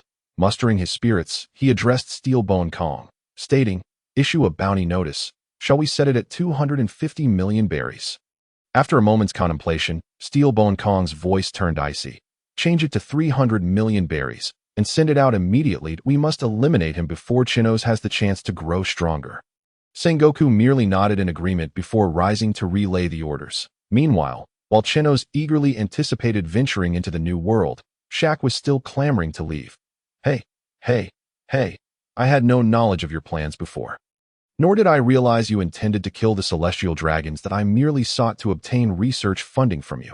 Now, I've neither received the funding nor owe you anything, as I even gifted you my ship. Is it too much to ask to leave this pirate crew I've only joined for less than 3 days? Shaq insisted, tugging at Chenos, desperate to depart the pirate crew for a scientist. A plot to assassinate the celestial dragons was exceedingly unscientific. Therefore, he intended to extricate himself from the situation, given that his connection with Chenos and the others was still tenuous. However, Chenos, with a broad smile, replied, Shaq, even if I agree to let you leave the Vari's pirates, you've already revealed yourself in front of Porcelino. What did Porcelino say earlier? That the Scientific Research Corps only allows entry, not exit. Once you leave, your life is forfeit. As long as you stay with us, I can protect you and provide you the funding for your research. But if you choose to part ways, well, consider the consequences. Shaq shrugged nonchalantly. Porcelino knows about me, but they don't have my photo, so they can't issue a bounty. I can simply find a place where no one knows my identity and restart my research. Teslo, suppressing a chuckle, remarked, Do you know what the bird that just took your picture was doing? What do you mean? Shaq replied, somewhat perplexed. Having spent his childhood in the lab conducting research and later being brought into the Scientific Research Corps due to his talents, he was rather oblivious to the outside world, akin to a newborn. Many facts that were common knowledge to the public were unknown to him, such as the fact that the seagull was not only a seagull, but also a newspaper vendor and the photographer for pirate bounty posters. Once Teslo explained that the seagull had captured his image for the bounty notice, Shaq recalled how he had been posing joyfully in front of it, and a wave of despair washed over him. The following day, when the seagull delivered the newspaper and bounty notice, Shaq approached it with a glimmer of hope, only to find himself staring at a bounty of 20 million berries, accompanied by a photo of him posing for the seagull. His heart sank, and he abandoned any thoughts of leaving the pirate crew. While Shaq fretted over the bounty notice, Chenos was bemusedly reading the front page of the newspaper, which detailed his defeat of Navy Rear Admiral Kent. The article elaborated on his devil fruit abilities, but made no mention of his severe injury to Porcelino. Upon seeing the bounty notice set at 300 million, Chenos felt a wave of frustration wash over him.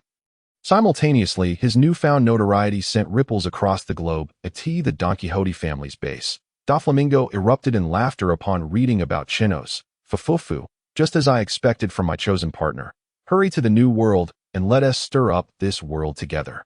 Aboard the Moby Dick, Marco received the newspaper from the Seagull. Upon seeing the headline, his interest was piqued.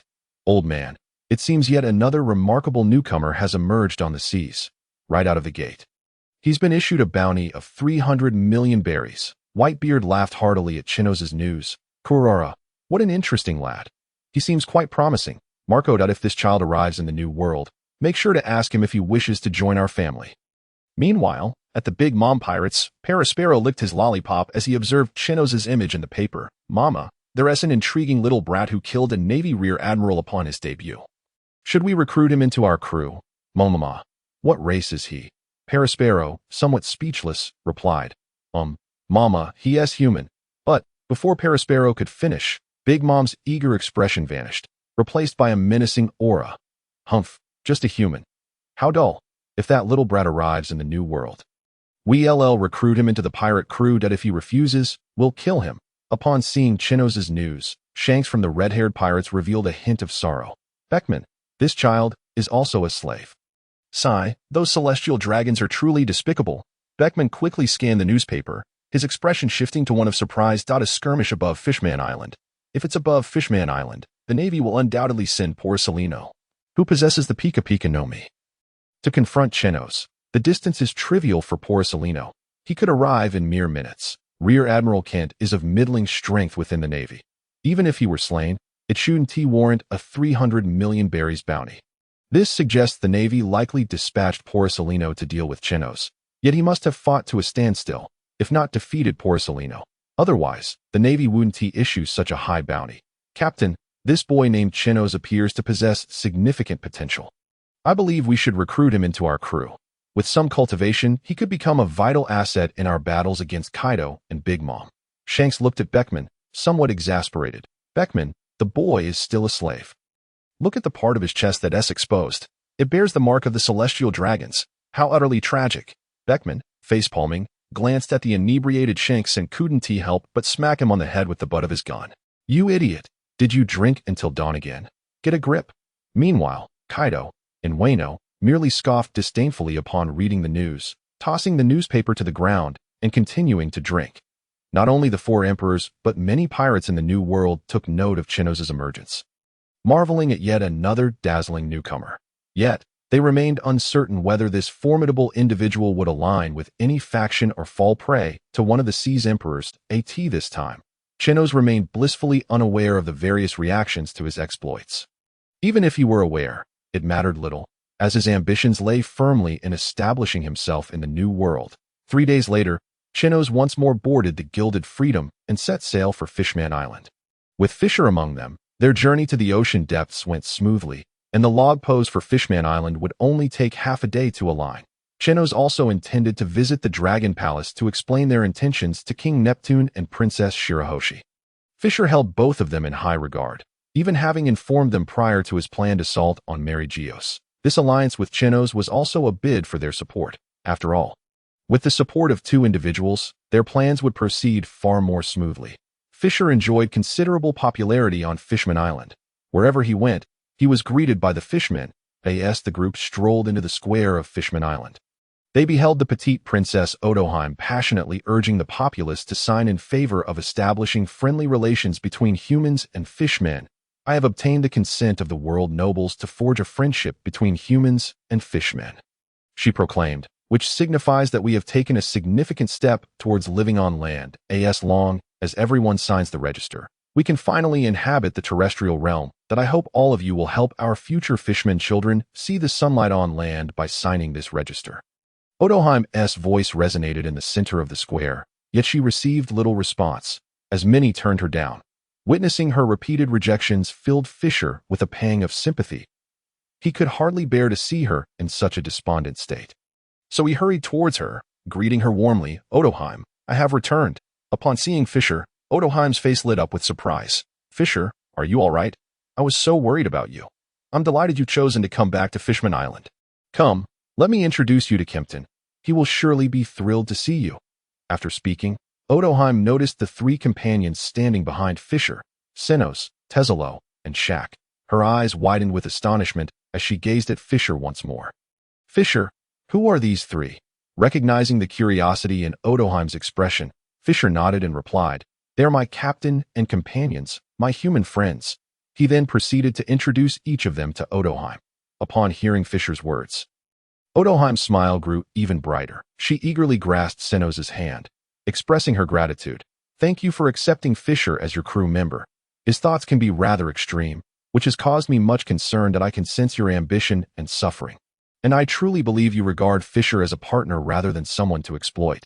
This fills me with genuine joy. Please take good care of Fisher and help soothe his inner wounds, preventing any radical thoughts from arising. Thank you, Chenos smiled back at Odoheim. Rest assured, Princess Odoheim, I will look after Fisher. He is my crew member. Despite having shared his innermost thoughts, Chenos felt no anger towards Odoheim. As a person dedicated to bridging the gap between humans and fishmen, he found it impossible to harbor resentment against her. However, his lack of anger did not equate to an endorsement of her views. Chenos continued, Princess Odoheim, I deeply admire your commitment to fostering human-fishman relations. However, I must assert that your approach is somewhat naive. Merely relying on speeches and persuasion will not suffice to gain the acceptance of fishmen. Nor will it strengthen the bond between our two peoples to enable fishmen to truly live on land. We must pursue a different path. Odoheim regarded Chenos with a look of surprise, and upon sensing the ambition within him, she realized that he was not inclined towards peaceful resolutions. Worry crept into her expression as she glanced at Fisher, who met her gaze with unwavering determination. Chenos speaks the truth. It is unrealistic to expect fishmen to open their hearts to humans solely through rhetoric. It may even expose us to harm. We need to tread a different course. Odoheim observed the two men, her concern growing. Yet, recognizing that this was not the appropriate venue for such discussions, she led them toward the palace. Upon arriving at the palace, King Kempton's face lit up with surprise upon seeing Fisher. Fisher, you have finally returned. Remember, Fishman Island will always be your home. do not hesitate to come back whenever you wish." Previously, both he and Odoheim had worried that Fisher might refrain from returning due to concerns about his identity affecting Fishman Island. Hence, Kempton had sent word to Fisher, assuring him that he could return at any time. However, Fisher had not responded, which had left Kempton feeling anxious. Fisher held great respect for Kempton and directly addressed him regarding Chenos' plan that we intend to gather pirates from all corners of the world at the entrance to the New World. Here on Fishman Island, in order to strengthen our crew, ultimately, we aim to form a force capable of opposing the world government and invade Mariejois. In doing so, we fishmen can secure our right to live on land. Kempton's expression shifted from surprise to shock as he processed Fisher's words. Are you serious? To form a force that can challenge the world government and invade Mariejois? Fisher, have you lost your mind? Just as Fisher was about to respond to Kempton's barrage of questions, Chenos interjected. King Kempton, which do you believe is more viable? Our plan to establish a force to oppose the world government, or Princess Odoheim's initiative to lead Fishman Island out of the ocean through dialogue? Kempton glanced down at Odoheim, sighed, and shook his head. Neither is feasible. However, Odoheim's plan poses no adverse effects on Fishman Island, while yours does. He then pointed to the flag of the Whitebeard pirates at the entrance of Fishman Island. Fishman Island is under the jurisdiction of the Whitebeard pirates. Your plan cannot be executed here. Upon hearing Kempton's words, Chenos chuckled that we do not intend to coerce other pirates into joining us on Fishman Island. Rather, we aim to establish a hub for attracting talent, inviting those pirates with potential. This will not pose any threat to Fishman Island, nor will it harm its interests. Our sole request in meeting with you is that you grant us permission to set up such an office. Nothing more. Kempton breathed a sigh of relief upon hearing Chenos' words. Initially, he had feared that Chenos planned to employ some underhanded means to compel pirates to join his crew. Had that been the case, he would have never agreed. However, if it was merely a matter of establishing an office, a modest request indeed, he would consider it in light of Fisher's presence. If it is simply to create an office for attracting talent, I can agree to that. Yet, will this truly be effective? You must understand that the powerful pirates are all fiercely independent. They are unlikely to join you simply because of your persuasion, Chenos replied with a smile. It is quite simple. Actually, we are not recruiting them as subordinates, but rather as partners, forming a mutual aid association in the New World to combat the four emperors, enabling new pirates to survive in that treacherous realm. This notion had been a long-considered transitional solution for Chenos. Nearly all pirates understood that the New World was a graveyard for their kind, with countless souls lost to its dangers. The reason for this was that newcomers lacked any support. Upon entering the New World, they faced either the four emperors or long-established pirate crews. It was akin to playing a game where players level up in a structured manner, progressing to higher-level maps at each stage. However, the New World was entirely different, resembling a colossal breeding ground for peril. Yet, those who had managed to survive were not removed, but rather remained amidst the dangers of the New World. Thus, when faced with these pirate crews that have survived countless brutal battles, newcomers are virtually devoid of any chance of victory at this juncture, should there exist a pirate crew that has already established a foothold in the New World. Willing to assist the novice pirate crews not through a hierarchical relationship, but rather as collaborators coexisting in harmony, it is likely that the majority of newcomers venturing into the New World would readily acquiesce. After all, this would undoubtedly serve as their optimal opportunity for survival, significantly enhancing their chances of enduring. Kempton pondered for a moment over Chenos' idea before shaking his head that it seemed overly idealistic. Yet it could still be considered a viable approach. I am in agreement, he conceded, on the condition that you refrain from employing any coercive measures to compel others to join. Should I discover any such actions, I will summon the Whitebeard pirates to forcibly expel you from Fishman Island. Was it overly idealistic? Indeed, to some extent. Without a formidable figure to impose order, the concept of mutual assistance would undoubtedly be rendered a farce. Nevertheless, Chenos remained steadfast in his confidence, believing that given time to mature, he would become the powerful individual capable of suppressing other pirate crews. Chenos smiled and assured, "Fear not, King Kempton, we shall not resort to coercive tactics. Moreover, this is merely a concept at present. All must await our establishment in the New World before proceeding further. Additionally, beyond our aspirations for a mutual aid association, we also intend to form a Fishman pirate crew. Regarding this matter, we hope to secure your approval. King Kempton, that I have always believed that rather than lecturing fishmen with lofty ideals they cannot comprehend, it would be more beneficial for them to engage directly with humans and understand them. By establishing a fishman pirate crew, we can enable the fishmen of Fishman Island to navigate the seas that in doing so, they will not only interact with humans, but also gain a better understanding of this world. Upon hearing the proposal for forming a pirate crew, Kempton immediately shook his head. No, I cannot consent to the establishment of a fishman pirate crew. He adamantly refused. The efforts of Princess Odoheim have significantly improved the perception of many humans towards us fishmen and fostered sympathy for our plight. If a fishman pirate crew were to be formed at this juncture, not only would her endeavors be rendered futile, but it would also tarnish the image of fishmen in the eyes of the world. In response to Kempton's words, Chenos erupted into laughter, gasping for breath before disdainfully retorting, "Is the external image of fishmen truly of paramount importance? No one cares. The majority of nations in this world are unfamiliar with the appearance of fishmen. They may express sorrow for our circumstances, but what tangible assistance can they provide? A few kind words during the World Conference. What of it? Their favorable impressions and sympathies cannot alter the reality that you are confined to dwelling beneath the sea." Conversely, fishmen, having lived for so long in the depths, possess little understanding of the world beyond, relying solely on myths and hearsay. What impression do they hold of humans? Ugly, cunning, mad beings who do not regard fishmen as equals, but rather as pets. This is how fishmen perceive humanity. You cannot even alter your own perception of humans, yet you wish to change the impressions of those humans you rarely encountered. I am at a loss as to whether to deem you naive or foolish.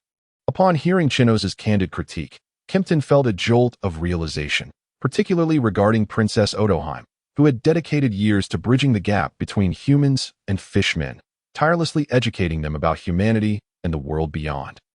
However, even now, the understanding of fishmen towards humans remains rather superficial. She was well aware that tales of human malevolence persist among the fishmen residing in Fishman Street, often portraying humans as terrifying demons used to scare children. This deep-seated fear was exemplified by figures such as Arlong and Hody.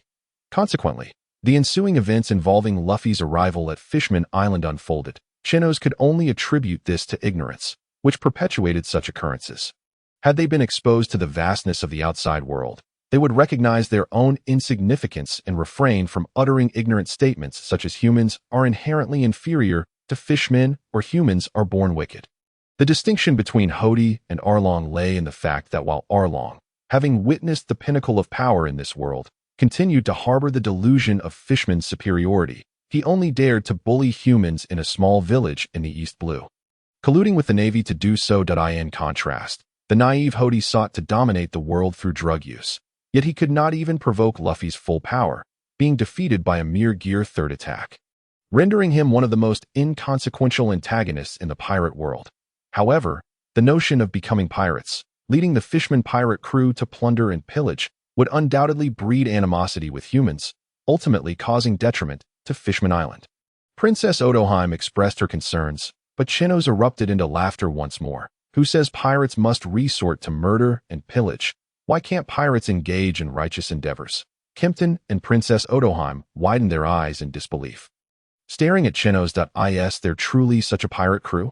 Chenos replied with a smile. Indeed, you can establish a fishman pirate crew dedicated to aiding human villages and islands besieged by pirates, reclaiming the stolen treasures to help rebuild their homes.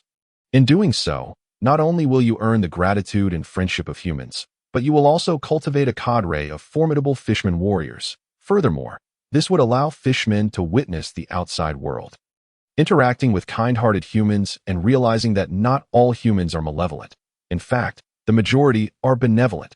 Additionally, you could forge cooperative relationships with the humans on those islands, engaging in trade and mutual exchange, thereby further strengthening the bonds between fishmen and humans. Is this not far superior to Princess Odoheim's daily pleas falling on deaf ears, desperately trying to gather signatures? Upon hearing Chenos's proposal, Kempton's eyes widened in astonishment, realizing that such a brilliant method existed to bridge the gap with humans, wondering why they had not thought of it sooner. Meanwhile, Princess Odoheim lowered her head in shame. She had long desired to foster relations between fishmen and humans, but lacked any substantial means. Relying solely on her heartfelt speeches to persuade the fishmen, never imagining such an effective approach could exist. Fisher, too, gazed at Chenos with newfound admiration. Initially, he thought Chenos's intention in forming the Fishman pirate crew was merely to harness the strength of Fishman Island for battles beneath the sea. He had considered that providing fishmen with another avenue to engage with the outside world would be beneficial, which is why he had agreed. However, he was astonished to discover that Chenos genuinely aimed to facilitate a rapprochement between fishmen and humans. Moreover, Chenos's methods were far more sophisticated and feasible than Princess Odoheim's, capable of genuinely bridging the gap between the two races at that moment. Fisher became even more convinced of Chenos's potential to help fishmen transcend the ocean and thrive on land. Subsequently, Kempton ceased to oppose the formation of the Fishman pirate crew. Instead, he and Odoheim eagerly sought Chenos's guidance, bombarding him with a multitude of questions that was akin to a barrage of inquiries, leaving Chenos feeling overwhelmed. However, acknowledging the significance of Fishman Island to his future plans, he patiently addressed their queries one by one. As the questions continued, all three gazed at Chenos with reverence, as if he were a sage dispatched by Poseidon to rescue the fishmen with his wisdom. Ultimately, feeling somewhat exasperated by the relentless inquiries, Chenos produced pen and paper, drafting a proposal for Fishman Island and requesting Kempton and the others to adhere to the outlined plan. This finally freed him from their incessant questioning. Observing Chenos's bewilderment, Kempton felt a twinge of embarrassment, preparing a grand banquet of the highest standards. After Chenos and the others enjoyed a hearty meal, he urged them to depart swiftly, fearing they might ensnare him in further queries.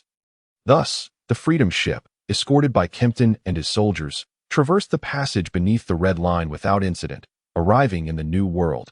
Upon entering the waters of the New World, the entire world began to transform into a fantastical realm. The sky rained not mere droplets, but hailstones the size of icebergs. Fortunately, with Chenos's fruit abilities, they navigated the perilous situation unscathed. The route they took was also guided by the most stable of the three log pointers. Chenos did not consider himself fortunate enough to choose the most volatile one, like Luffy, and still thrive in the New World. At this moment, the pirates of the New World remain oblivious to the fact that the future Yonko has already arrived in their midst. During the voyage, Chenos stands immobile at the bow of the ship, resembling a mere ornament of the Freedom. However, Chenos does not take his position out of boredom or a desire to emulate Monkey D. Luffy. Rather, it is his unique method of training. Since his time at Mariejois, Chenos has been diligently attempting to absorb the surrounding energies to enhance his rebound abilities. This way, he can retaliate against enemies without needing to absorb their attacks directly. After all, the majority of his current powers stem from these rebound abilities. If one were to quantify energy absorption as a percentage, with 0 energy absorbed, he would barely reach the rank of a rear admiral. Conversely, should he manage to absorb up to 100, he could unleash the prowess of a near admiral. His previous victory over Kizaru was attributed to this very principle. By absorbing Kizaru's Haki-infused energy, he reached full capacity and executed a remarkable counterattack upon exploiting Kizaru's momentary lapse. Had he not maximized his energy absorption, even if he had noticed Kizaru's flaw, he would have lacked the strength to confront him. What troubles Chenos the most is that, after more than a year of practice, his ability to absorb energy has barely progressed. For instance, while standing at the ship's prow absorbing the energy of the sea breeze, he can only manage to absorb 10% of energy in an hour, requiring at least 10 hours for full absorption. Moreover, any movement would drastically reduce his efficiency, limiting him to approximately 5% per hour. Such a slow absorption rate leaves him frustrated. He might as well be a punching bag for Fisher, who can fully absorb energy in just an hour. This predicament has left Chenos perplexed, unsure of how to advance his absorption skills or enhance his efficiency. Most vexing is the feeling that he has hit a ceiling in his absorption capacity. Akin to a bucket that can only hold a limited amount of water, any excess absorbed energy would overflow, potentially causing him harm. Nevertheless, Chenos believes that should he break through this limit, he could attain genuine admiral-level power, surpassing his current near-admiral strength. Chenos, catch! Fisher suddenly appeared above the surface of the sea, holding the tail of a large fish, which he tossed towards Chenos. Utilizing his fruit powers, Chenos absorbed the impact of the fish as it was thrown, catching it securely in his hands before reluctantly making his way to the kitchen. Wait a moment, I need to prepare the meal. On the Freedom, it goes without saying that Fisher, as the leader of Fishman Island, has never cooked. He has always relied on others to serve him. As for Teslo, who aspires to be a star, mastering cooking skills is far from his ambitions. And Shaq, well, he is preoccupied solely with machinery and navigation, often losing track of time and neglecting his meals unless prompted. Thus, it is only Chenos, hailing from the land of gourmet, whose culinary creations can satisfy even the most discerning palates, earning praise from 3 individuals who have never experienced fine dining. However, due to the considerable appetites of his companions, Chenos finds himself in a bind. His fruit powers alone demand significant energy, necessitating a substantial intake of food to sustain him. Fisher, towering at a height of 5.2 meters, requires an immense amount of nourishment to support his robust physique. Teslo's appetite has also begun to increase due to Chenos's rigorous training regimen. The least voracious of the group is Shaq. As a half-robot, food is not his primary energy source. He relies primarily on electricity to power his mechanical components. Nevertheless, Chenos spends 4 to 5 hours daily preparing meals, significantly encroaching upon his training time. When one factors in the time spent eating and sleeping, the hours left for Chenos to train dwindle even further. Thus, he resolves that upon reaching the next island, he must find a chef to liberate him from the confines of the kitchen. After more than an hour, Chenos finally completes the meal and exhales in relief, calling everyone to come eat. Just then, Teslo, who has been training in the observation room on the 3rd floor, shouted down to Chenos. "Chenos, we can see the island ahead. We are almost at our next destination." Upon hearing this, Chenos hastily placed the food on the table and dashed up to the 3rd floor. Peering through the telescope, he indeed spotted an island, its skies filled with soaring birds. Excitement surged through him. "Shaq, full speed ahead. We must find a chef on that island." Shaq arrived on the 3rd floor and calculated the distance. "No need to rush. It will take at least 2 hours to reach that island. We can eat first." Chenos's frustration boiled over. "All you think about is eating. Get the engines to maximum power. I want to reach that island as swiftly as possible." Shaq rolled his eyes at Chenos. "When I say 2 hours, that is how long it will take at full speed. If you're in such a hurry, why not swim over to the island yourself?" After spending time together, Shaq had come to understand Chenos's character and knew he would not harm his comrades, at most giving him a good thrashing. With no fear of life-threatening danger, Shaq often teased Chenos, especially after discovering that Chenos had no intention of paying him the promised billion berries, leading to frequent jabs at Chenos. Sighing in resignation, Chenos descended to have his meal. After finishing and washing the dishes, the Freedom had nearly arrived at the island he had previously spotted. However, as the ship docked, a sense of foreboding washed over him upon witnessing the island's appearance. Once ashore, Chenos beheld a forest of towering trees, each approximately 100 meters high, requiring several people to encircle one. His heart sank. Such colossal trees suggested the island was indeed primitive in nature. In this peculiar world of pirates, islands from various eras could surface, and these trees had evidently taken decades, if not centuries, to reach such heights. If this island was truly primitive, the prospect of finding a suitable chef seemed like a far-fetched dream. The inhabitants might still be living in a savage state. As the saying goes, now that they had come, they might as well explore the island and replenish their supplies. Teslo addressed the group. "You 3 go check the situation on the island. I will guard the ship." During this time, Teslo had become a training fanatic, transforming his previously frail physique into a robust one, and he had begun to grasp the basics of Haki. Nevertheless, he remained the weakest fighter aboard. Even with his fruit powers, he could not compete with Shaq, prompting Teslo to focus all his efforts on training. Chenos nodded in response to Teslo's instructions, saying, "This is the new world, not the previous pirate paradise. If you encounter any trouble, don't hesitate to call me." Teslo felt warmth in his heart as he observed Chenos's concern for him. He earnestly replied, "Rest assured, Chenos, I'm quite afraid of danger." I want to act recklessly. Upon hearing Teslo's words, Chenos felt a sense of relief wash over him as he, along with Fisher and Shaq, made their way to the island. As they walked, Chenos remarked, "Our objective this time is to find a qualified chef to join our ranks. However, should you encounter any individuals of considerable strength and commendable character beyond just chefs, feel free to extend an invitation to them as well. Aside from that, you are free to explore and see if there is anything you wish to purchase. Furthermore, this is a signal flare provided by Sister Xiachi. There are 2 types, one blue and one red, that if you come across someone suitable for invitation but cannot secure them, you may use the blue flare to eye in the face of danger. Activate the red flare immediately. During their 3-day respite on Xiangbidi Island, Xiaoqi had bestowed numerous valuable items upon Chenos, including a substantial quantity of signal flares, as if concerned he might not have enough. Not long after setting out, they stumbled upon a remarkably modern town, flanked by several contemporary factories, their tall smokestacks billowing dark smoke into the air. Behind the factories loomed an immense mountain range, so lofty it seemed to pierce the sky. With the birds Chenos had seen from the sea now circling around the mountainside, the sight of such a modern town on the island eased Chenos' earlier apprehensions. Surely, they would be able to find a chef here. The trio proceeded toward the town and soon encountered a gigantic pirate flag hanging at the entrance, emblazoned with the image of a skull adorned with a pair of massive horns. Causing Chenos to furrow his brow, that he addressed his companions, saying, "We are on the territory of one of the 4 emperors, Kaido of the 100 Beasts. Exercise caution." The two nodded in agreement and then split off to pursue their individual tasks. This time on the island, Shaka sought to purchase mechanical parts and research equipment. Thus he took all the funds previously given to Chenos. Conversely, Fisher had no particular agenda. Chenos merely suggested he wander the human island to experience their culture and customs. Moreover, Chenos assigned him the task of forging friendships with humans. Upon learning of Fisher's quest for companionship, Shaka generously gifted him 10,000 berries to facilitate his endeavors, encouraging him to be more open and inviting his new friends for drinks should he make any worthwhile acquaintances.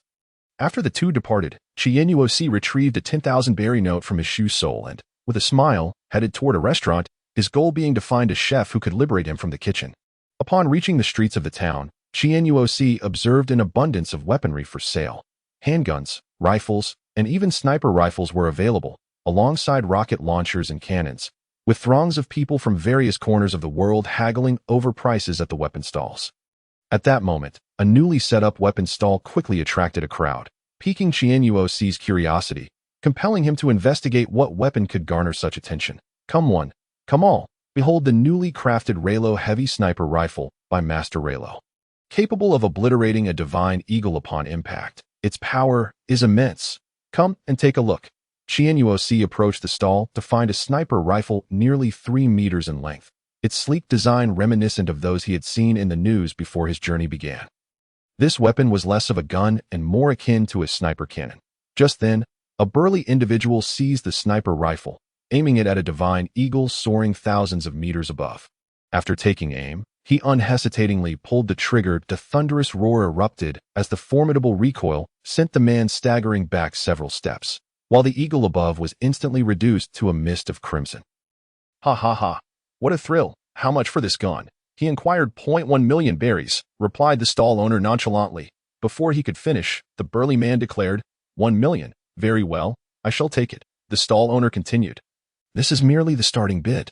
This rifle is handcrafted by a master gunsmith, and the bullet you just fired alone costs 1,000 berries, though I shall consider that as a gift. Now, ladies and gentlemen, you have witnessed the power of this rifle.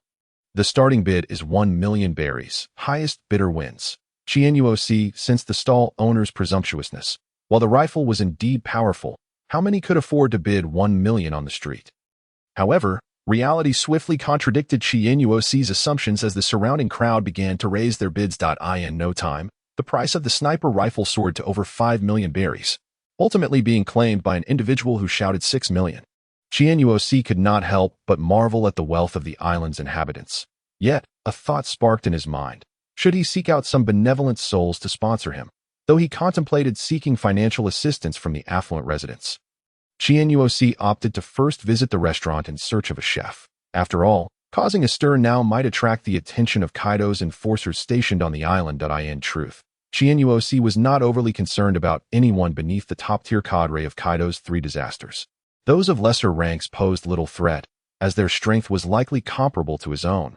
Nevertheless, as they were still under the auspices of the formidable for Emperor Kaido, Chenos knew that confronting him would only result in a futile attempt to sober him up. Thus, it was prudent to bide his time and develop his capabilities first. After inquiring about the most renowned restaurant on the island, Chenos hurried there. Upon entering, he discovered the establishment was indeed bustling with patrons. Even outside of meal hours, however, most diners were dressed modestly.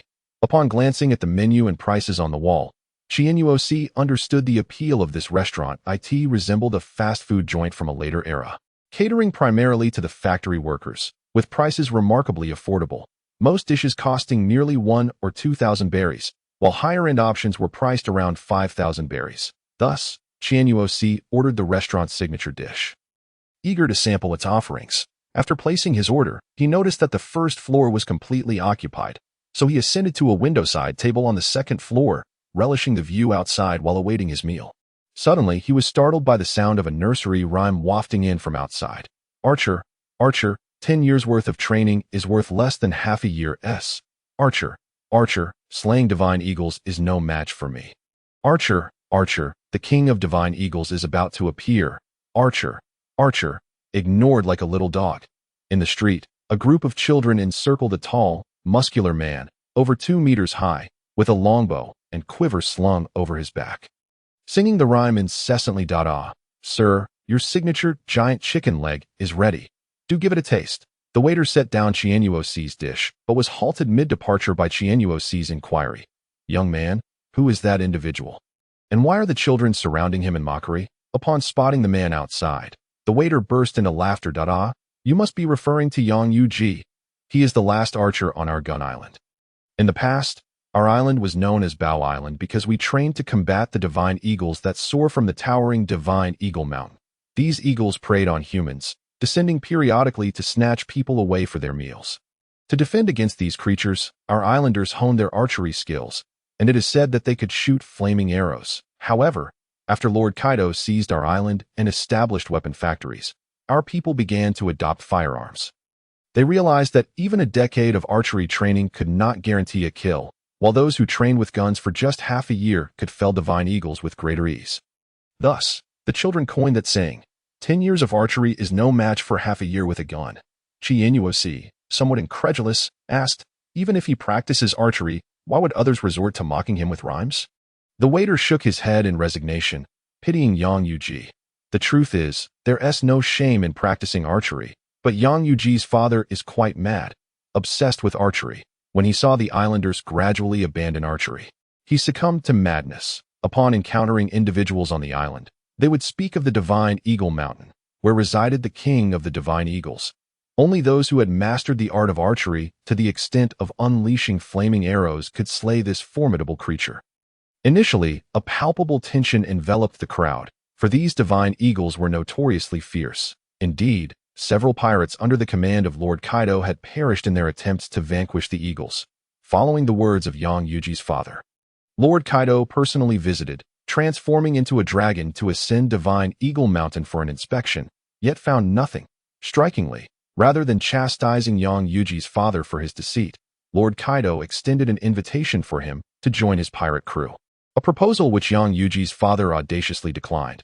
Asserting his duty to protect the people of Bow Island, he devoted himself daily to training his son, Yang Yuji, in archery. 2 years prior, Yang Yuji's eccentric father met his demise. However, Yang Yuji, in a fit of madness, insisted that his father was right, claiming the existence of the king of the divine eagles on the island. Consequently, the initial sympathy of the island's inhabitants gradually morphed into ridicule. With the nursery rhyme concerning this tale gaining popularity over the past 2 years, Chenos courteously thanked the waiter, who, noticing Chenos's curiosity towards Yang Yuji, mysteriously remarked, "Esteemed guest, your seat is perfectly positioned. Soon you shall witness our island's monthly entertaining competition." With that, he excused himself, wishing Chenos a pleasant meal. The entertaining competition? Chenos mused, devouring a large chicken drumstick while casting a glance towards Yang Yuji on the street. However, after a mere couple of bites, he furrowed his brow. The establishment's signature dish, the large chicken drumstick, comprised meat from the chicken thigh flipped to resemble a mallet. Thus, it bore its peculiar name. Yet, its taste was rather mediocre, reminiscent of the fried chicken legs Chenos had relished in his past life. The method of preparation was decidedly akin to that of fast food establishments, requiring little culinary skill. This led Chenos to ponder that there were likely no suitable chefs for his crew within this restaurant. Compounded by the fact that he had yet to find a crew member, He had already squandered half of his limited funds that moment. The street began to bustle with activity as a rather unsavory-looking individual, clutching a black bag, approached Yang Yuji, followed closely by a throng of onlookers. The crowd erupted into cheers, shouting, "Yang Yuji, our brother Shurji has come to challenge you to a shooting match. Hurry up and concede." The man referred to as Shurji confronted Yang Yuji, lifting his chin in disdain, proclaiming, "Yang Yuji, you might as well give up to save my time." Yang Yuji regarded Shurji with an air of bemusement.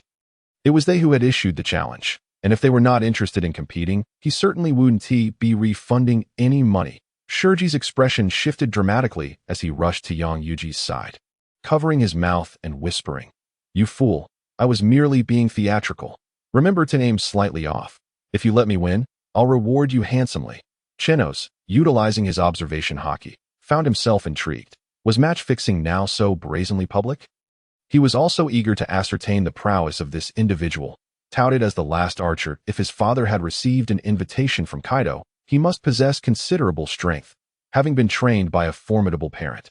Yang Yuji should be quite capable as well. The scene unfolded on Gun Island S Street, where Yang Yuji and Shurji stood side by side in the center, facing two targets a mere 300 meters away.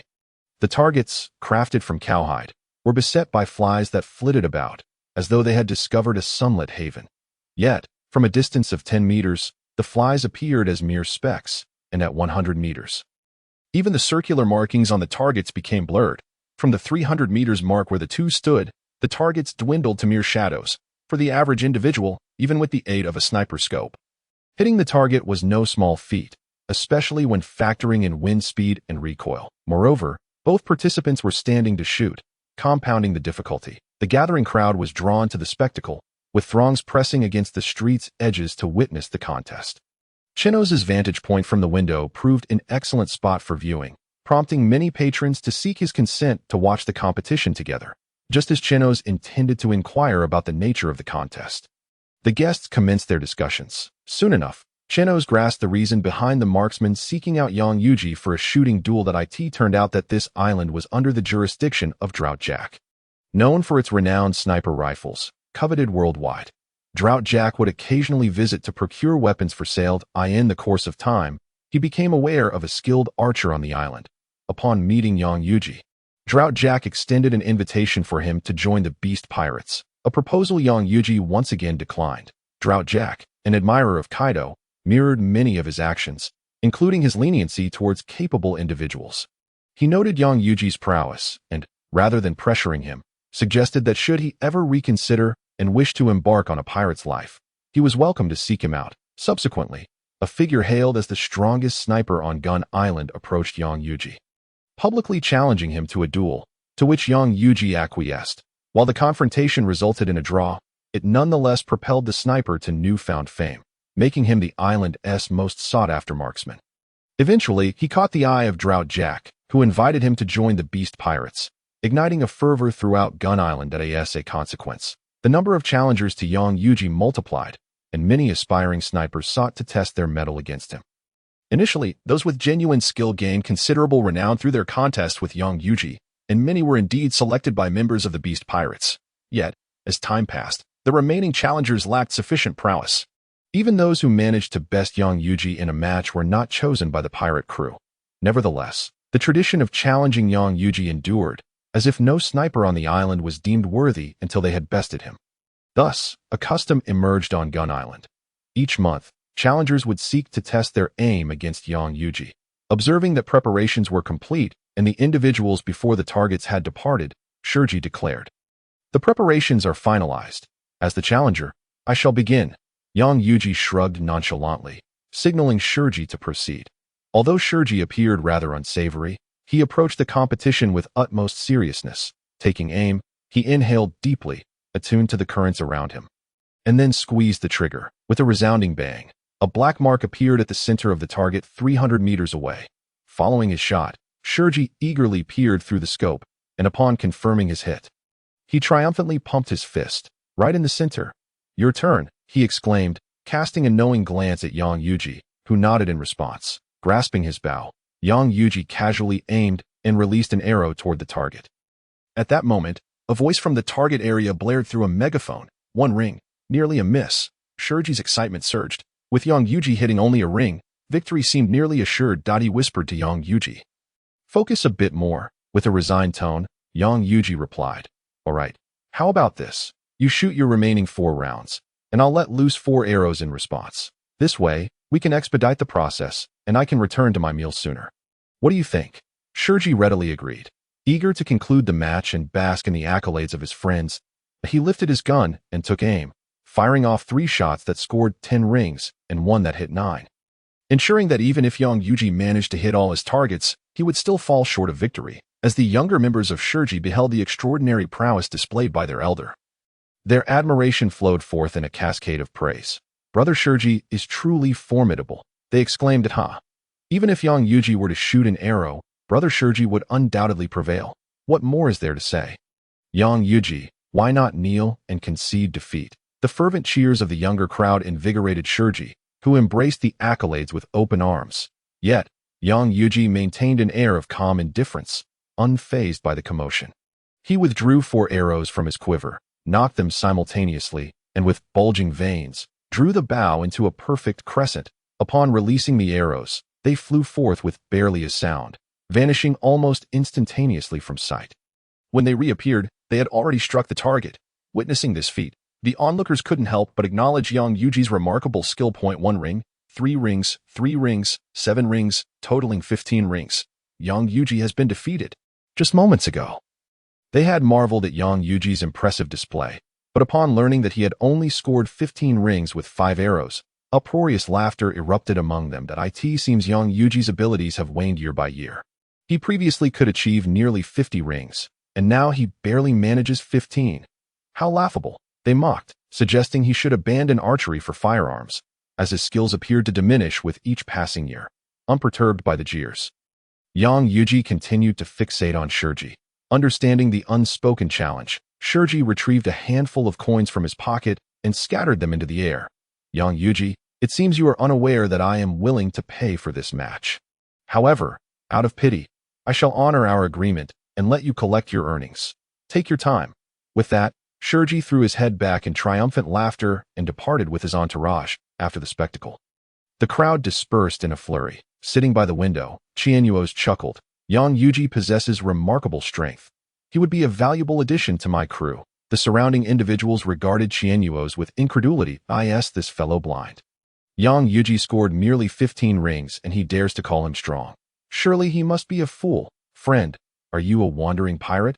If you seek crew members, that Shurji would be a far better choice than this incompetent Yang Yuji.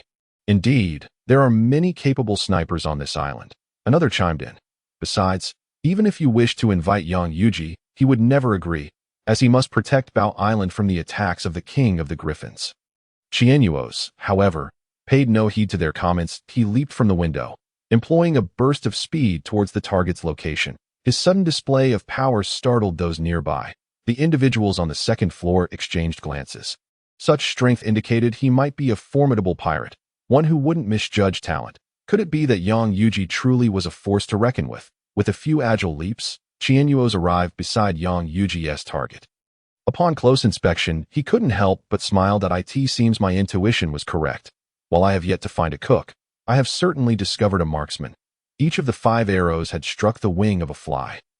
And on the ground lay 5 wingless flies, bewilderedly rubbing their heads at a distance of 300 meters.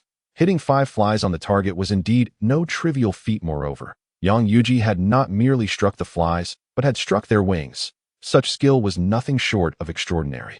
Contemplating this, Chenos removed the arrows from the target and reappeared beside Yang Yuji, who was still gathering coins from the ground. Greetings, Yang Yuji. I am Chenos, captain of the Vari's pirate crew. I wish to invite you to join us. Yang Yuji did not lift his gaze but replied, I'm afraid I have no interest in joining your pirate crew. Chenos, unfazed by the rejection, smiled and asked, if I were to assist you in defeating the king of the griffins, would you consider setting sail with me? At this, Yang Yuji finally reacted, lifting his eyes to meet Chenos. Do you truly believe in the existence of the king of the griffins?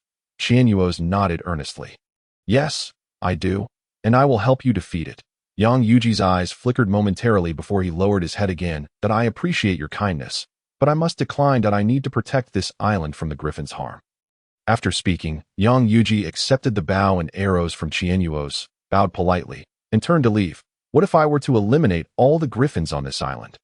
Yang Yuji paused, and after a moment of silence, he spoke over his shoulder. "We shall discuss that when the time comes." Upon hearing Yang Yuji's words, Chenos beamed with delight. "Aha!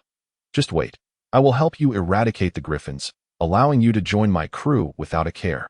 Nevertheless, Yang Yuji did not halt his steps, but continued walking away from Chenos. Meanwhile, Chenos began to inquire among the island's inhabitants about the griffins while also searching for a cook, when he casually asked a local why they didn't simply eliminate all the griffins. The individual looked at him as though he were a fool. "It's impossible to kill all the griffins on this island. They reside atop an immensely high mountain. To eradicate them, one of two methods must be employed. Either climb up to their territory and face their onslaught, or wait for the annual Griffin Day, when they descend in droves to hunt humans as food. Those are the only two options." The local continued. "However, there are simply too many griffins, and they attack in groups. Even with the beast pirates' assistance, it would be futile to eliminate them entirely. Even if a large number are slain on Griffin Day, there will still be plenty remaining the following year if it were possible to kill them all. We would have done so long ago. Griffin Day? It seems I have arrived at just the right moment. It will save me considerable effort." For Chenos, he was not concerned about the inability to defeat the griffins. Rather, he worried about their erratic flight patterns hindering his efforts. Since the griffins would descend in 2 days, all he had to do was wait. Thus, Chenos returned to the rendezvous point and launched a blue signal flare, summoning Fisher and Shaker back. Upon seeing the signal, the two understood that Chenos had found a companion and ceased their aimless wandering to regroup with him. Once everyone had gathered aboard the ship, Chenos recounted the details regarding Yang Yuji, which piqued the interest of the others. "If Yang Yuji possesses such formidable strength, we must recruit him for our crew. Indeed, having such a powerful marksman will greatly alleviate our burdens when facing formidable foes." It's merely a matter of eliminating a few birds.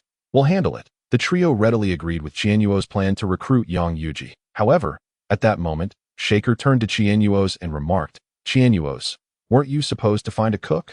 Where is he?" Chenos was momentarily taken aback, feeling slightly embarrassed as he replied, "I haven't found one yet, but there's still 2 days left. I'll continue searching on the island." Shaker rolled his eyes at Chenos. "You've misunderstood my point. Since you haven't found a cook, why aren't you preparing a meal? I'm on the verge of starvation." Chenos, in distress, covered his face, then resignedly made his way to the kitchen. As he walked, he silently vowed, "I must find a cook on this island within the next 2 days. I can no longer bear the burden of cooking." 2 fleeting days have passed, during which Chenos endeavored to seek out every cook and chef on the island. Yet none met his exacting standards. Resigned to his fate, Chenos now looked forward to the next island, hoping to find a more competent chef. Even if this chef lacked combat prowess, as long as he could prepare delectable meals to liberate Chenos from the kitchen, it would suffice. At long last, the day of the Divine Eagle had arrived. However, today's Gun Island was a stark contrast to the bustling hub it typically was. The streets, once teeming with merchants from various nations and vendors selling their wares, now lay desolate, devoid of life. The inhabitants had not vanished, but had instead taken refuge within their homes. As Chenos and his 3 companions strolled through the empty streets, they could discern the furtive glances of the islanders peering through door cracks. At that moment, a kind-hearted resident opened his door slightly and called out to Chenos and his crew in hushed tones. "Hey, you must hurry. Don't be reckless. The Divine Eagle is about to arrive. Quickly, find a place to hide." After uttering this warning, the resident noticed that Chenos and his companions remained in the street and gestured for them to come closer. "If you can't find shelter, come to my house." Chenos inclined his head slightly in gratitude towards the resident. "Thank you, but we shall not take refuge. Our purpose is to slay the Divine Eagle." "You fools!" The resident, taken aback by their intent to confront the Divine Eagle, sighed in resignation and closed his door. Chenos turned to Fisher and remarked, "See, there are still good people among humanity. Even strangers are willing to lend a helping hand." Fisher's eyes sparkled as he nodded in agreement. Yet, the majority of humanity remains silent. They endure their own suffering in silence and witness the suffering of others without uttering a word. only when pushed to the brink, when survival is at stake. Do they find their voices? Thus, we cannot rely on the masses. As long as they do not obstruct us, that is the greatest assistance we can expect. Chenos mused, feeling somewhat disheartened. In this world, where strength reigns supreme, he harbored little faith in the dragon's revolutionary army. They spread the ideology of liberation across the globe, assisting certain nations in breaking free from the world government's control, inching closer to their goal of overthrowing it and the celestial dragons. However, their progress was painfully slow and their impact minimal. In this world, ordinary individuals are largely ineffectual. Like Chenos, who possesses only vice admiral level strength, he could easily vanquish countless ordinary foes. What assistance could they possibly provide in the effort to dismantle the world government? None at all. Ultimately, it is the high-level combatants who must confront the formidable forces of the world government, defeating or subduing their strongest members. Only in such a manner can a regime change be feasible. Only then can the world government be toppled. Naturally, this necessitates that the high-level combatants reach a level of power unmatched in the world, one capable of defeating all adversaries, while Whitebeard's strength is already the pinnacle. In Chenos' eyes, he still falls short. The combined might of Carp and Sangoku could contend with him, and with the three admirals added to the fray, victory would not be assured. However, what if Whitebeard grew powerful enough to single-handedly defeat all the formidable members of the Navy? Would the Navy dare to apprehend Ace? Would the world government remain the same? At that juncture, the world government would rightly belong to Whitebeard. Hence, Chenos' ambition is to become such a powerhouse, capable of subduing all the world government's formidable members. At which point he could slay the celestial dragons at will and topple the world government whenever he pleased. In a world that venerates strength, the strongest should possess everything. With this thought, Chenos' resolve solidified further. He must become ever stronger, relentlessly pursuing the pinnacle of power until he can ascend to Mariejois and make these wretches feel his anguish. Meanwhile, at the headquarters of the Beast's pirates on Gun Island, a towering figure with a robust physique, golden hair tied in a ponytail and two braids, adorned with metallic jaw armor and ivory-like decorations on his head and shoulders, stood ready, clad in a fur coat and wielding two short scythe-like weapons. He bore the insignia of the Beast's pirates. This was Jack the Drought of the Beast's pirates. He had only just arrived on Gun Island this morning, intending to procure a shipment of sniper rifles to deliver to a small nation per Kaido's orders. This small nation was on the verge of defeat against the rebels. Should they lose, no one would purchase Kaido's weaponry. Thus, Kaido commanded Jack to expedite the delivery of arms to help them defend their capital and retaliate against the insurgents with the sniper rifles. However, with the Divine Eagle's imminent arrival, the workers were unable to load the cargo. Consequently, Jack found himself waiting impatiently at the base. After a prolonged wait without the sight of the Divine Eagle, his restlessness grew to him. The arrival of the Divine Eagle was of little consequence. Fulfilling Lord Kaido's command was paramount. Everyone, immediately go out and start moving the rifles. We must load them onto the ship without delay. One of the Beast's pirates' officers hesitantly addressed Jack. Lord Jack, but today is Divine Eagle Day. The Eagles will be out in full force to hunt humans. No one dares to venture outside. Jack's eyes widened in anger as he bellowed. Is it the Divine Eagles who are fearsome, or is it I? The Eagles may slay them, but I will not hesitate to do the same. Issue orders at once. All workers must head to the docks to load the cargo. Anyone who fails to comply will be executed. Under Jack's menacing aura, the officer broke into a cold sweat. Yes, Lord Jack. You will see all the workers at the docks shortly. The officer quickly rallied the crew and dashed towards the factory. Before long, they had rounded up over 100 workers, hastily transporting cargo to the docks. I know today is Divine Eagle Day, but this shipment is urgently needed by Lord Kaido and must be loaded today.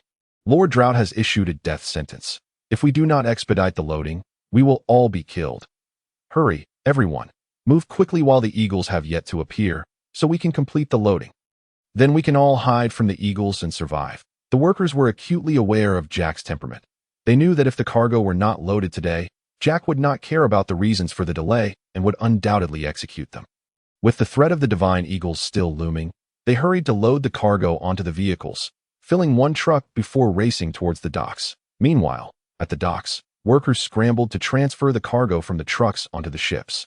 Under the ever-present threat of the Divine Eagle's return, their efficiency reached unprecedented levels. Within less than half an hour, They had completed half of the loading at this rate. They would finish loading the entire shipment in no more than another half hour.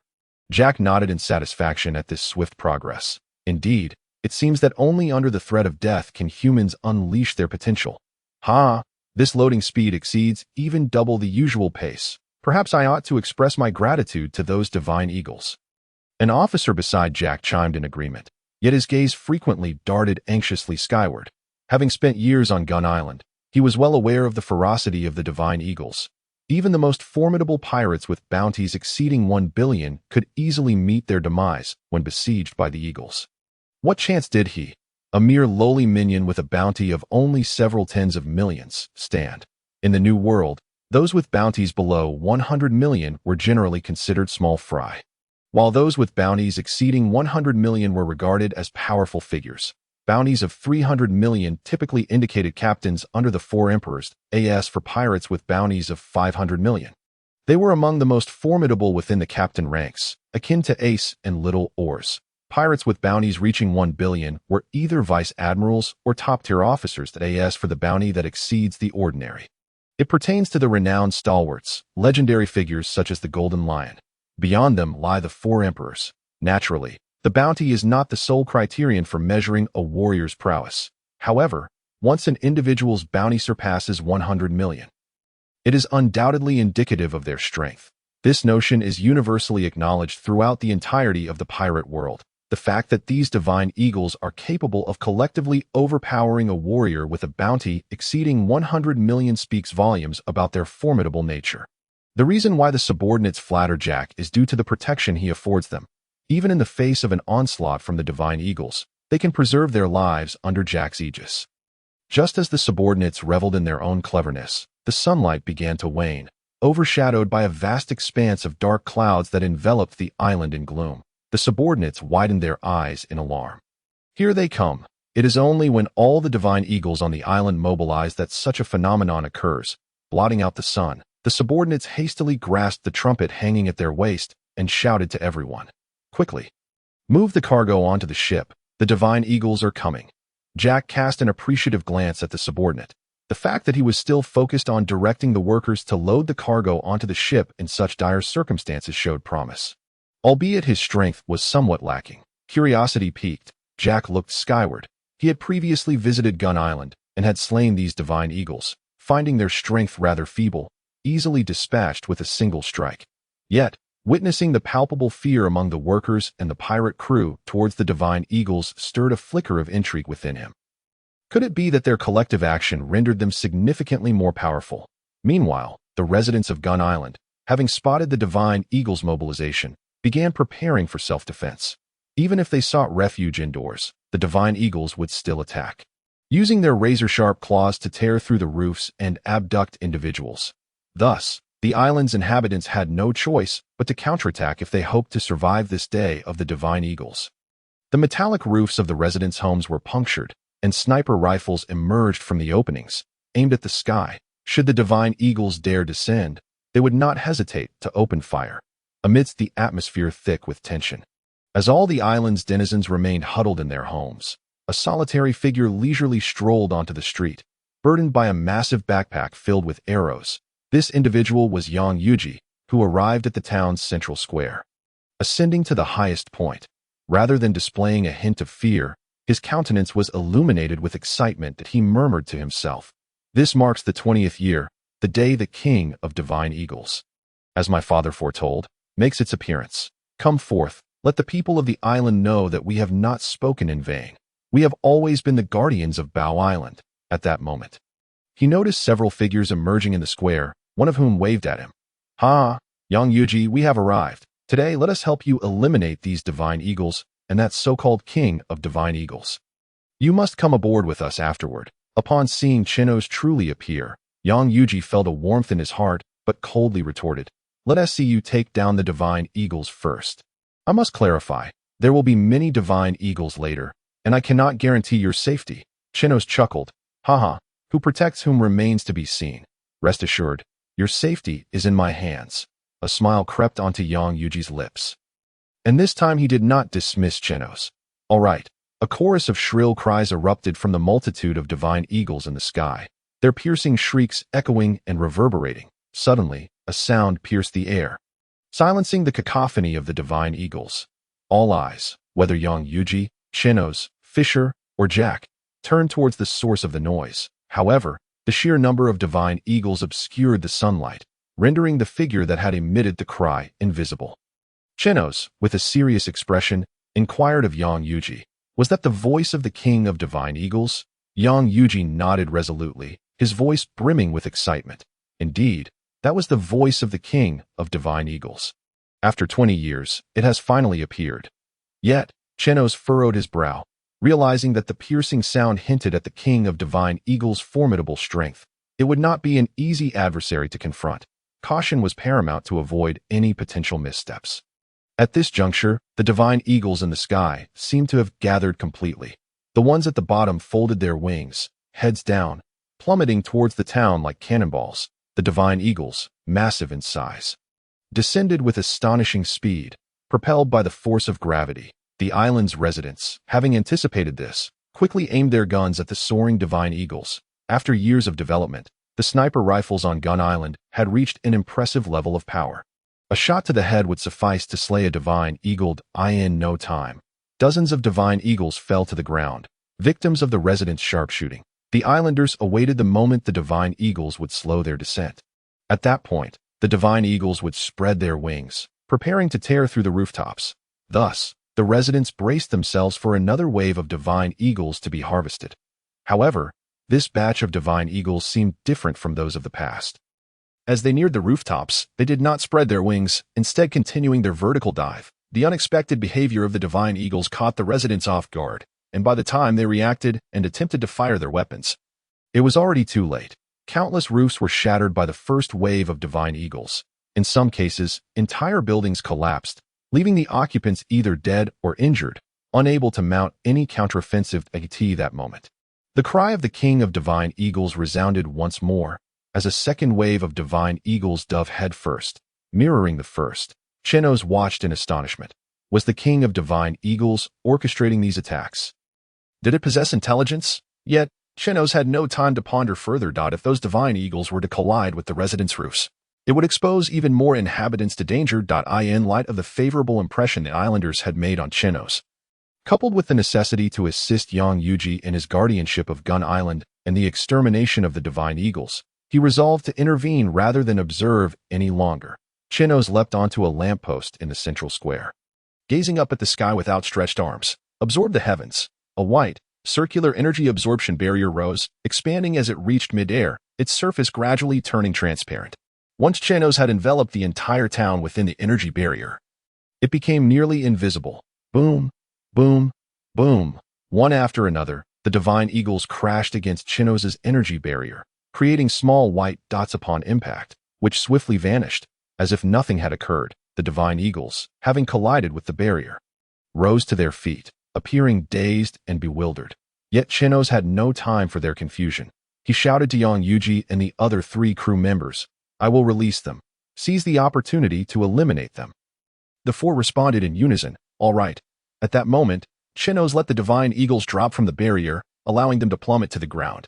Young Yuji gazed at Chenos in shock. Upon witnessing that the king of divine eagles could control these creatures, he had nearly lost his mind. If the king of the divine eagles were to employ such tactics to breach the defenses of the island's inhabitants, countless lives would inevitably be lost. Even if he were to eliminate all the divine eagles, he would still fail to fulfill his father's dying wish to protect the islanders from harm. Fortunately, Chenos possesses a peculiar ability that disrupts the suicidal assaults commanded by the king of the divine eagles. Otherwise, the consequences would be unimaginable. With this thought, young Yuji could not afford to be idle. Given that Chenos had already intercepted so many divine eagles, it was clear that he would be greatly exhausted. And thus it was imperative to swiftly eliminate the remaining divine eagles. In a blur, young Yuji's right hand became a mere shadow, continuously retrieving arrows from his quiver and knocking them onto his bow, unleashing a relentless barrage. Each arrow shot by young Yuji struck the head of a divine eagle with pinpoint accuracy, most notably penetrating through the ear holes obscured by feathers, delivering fatal blows. Meanwhile, Shurji, whose shelter had been shattered by a divine eagle, witnessed Chenos and his companions in action and, inspired by the notion of banding together against their foes, made his way to the square. However, upon observing Yang Yuji's bowmanship, reminiscent of a fusion between a machine gun and a sniper rifle, his jaw dropped in astonishment. Is this truly the extent of Yang Yuji's prowess? Each arrow was released at an incredible velocity. Yet Yang Yuji maintained an almost perfect hit rate, surpassing the precision of even the most skilled snipers. It was utterly terrifying. No wonder the first sniper to match Yang Yuji's skill had garnered the attention of the pirate crew. To be able to hold his ground against Yang Yuji was already a testament to formidable strength. As Yang Yuji tirelessly felled the divine eagles, Shurji seized a sniper rifle and aimed at the flying creatures above. Resolved to cultivate his marksmanship to a level where he would no longer need Yang Yuji's forbearance in their future encounters. Observing Yang Yuji's astounding capabilities, Fisher, Teslo, and Shaq were equally taken aback. Such formidable strength emanated from an individual who had yet to align with any faction. Should Chenos manage to recruit him into their pirate crew, it would be akin to discovering a treasure. Determined not to be outdone by the future long-range marksman, the trio decided to showcase their own skills before Yang Yuji and commenced their assault on the divine eagles. Fisher approached the fountain in the square and struck the water's surface with his palm. Sending a flurry of droplets soaring into the air, gunwave, he unleashed a powerful strike upon the airborne droplets, which were propelled at breakneck speed, emitting a piercing whistle as they sliced through the air.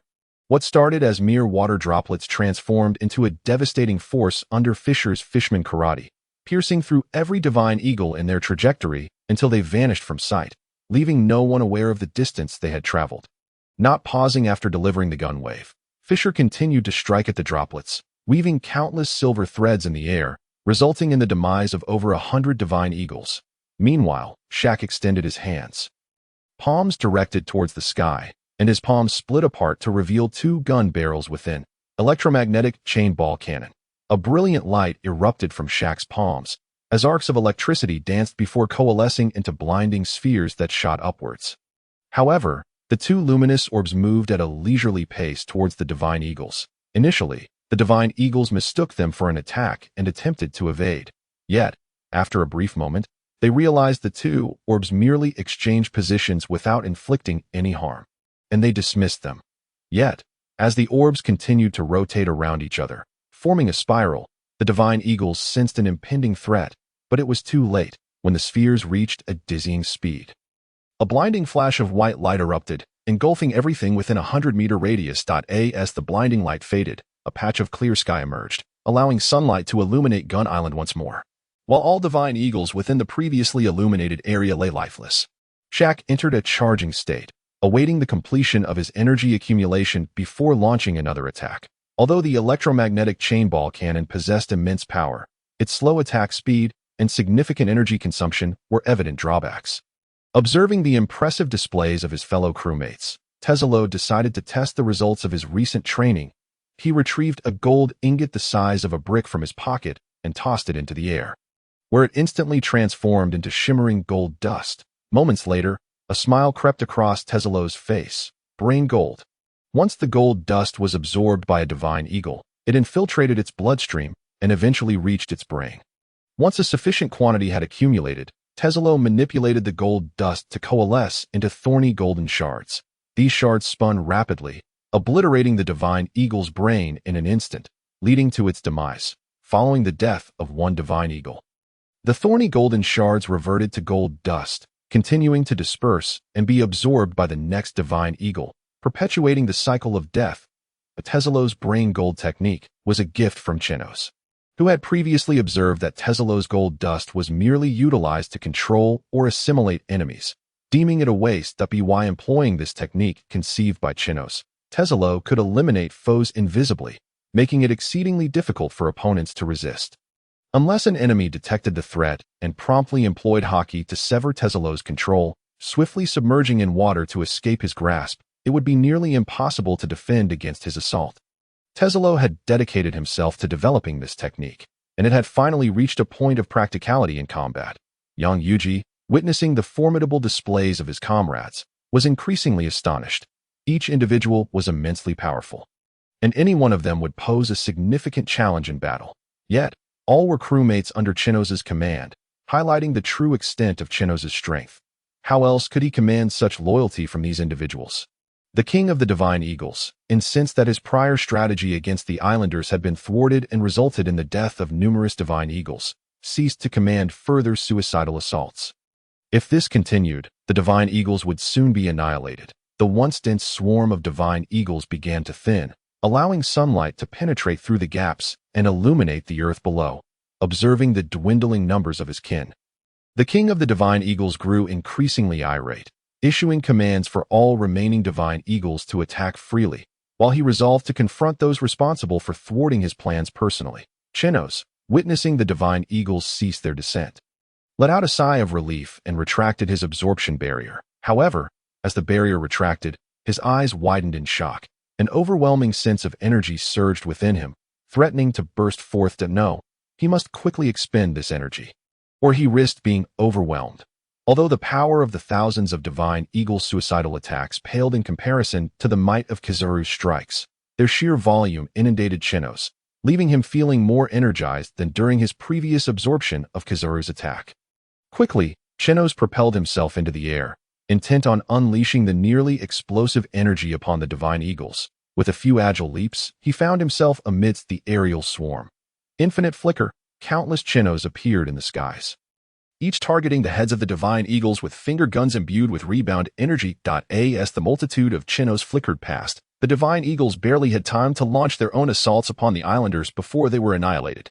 Each Divine Eagle struck by Chenos' fingers experienced instantaneous decapitation, plummeting to the ground as headless corpses. In an astonishing display, it began to rain Divine Eagles, their lifeless bodies cascading from the sky.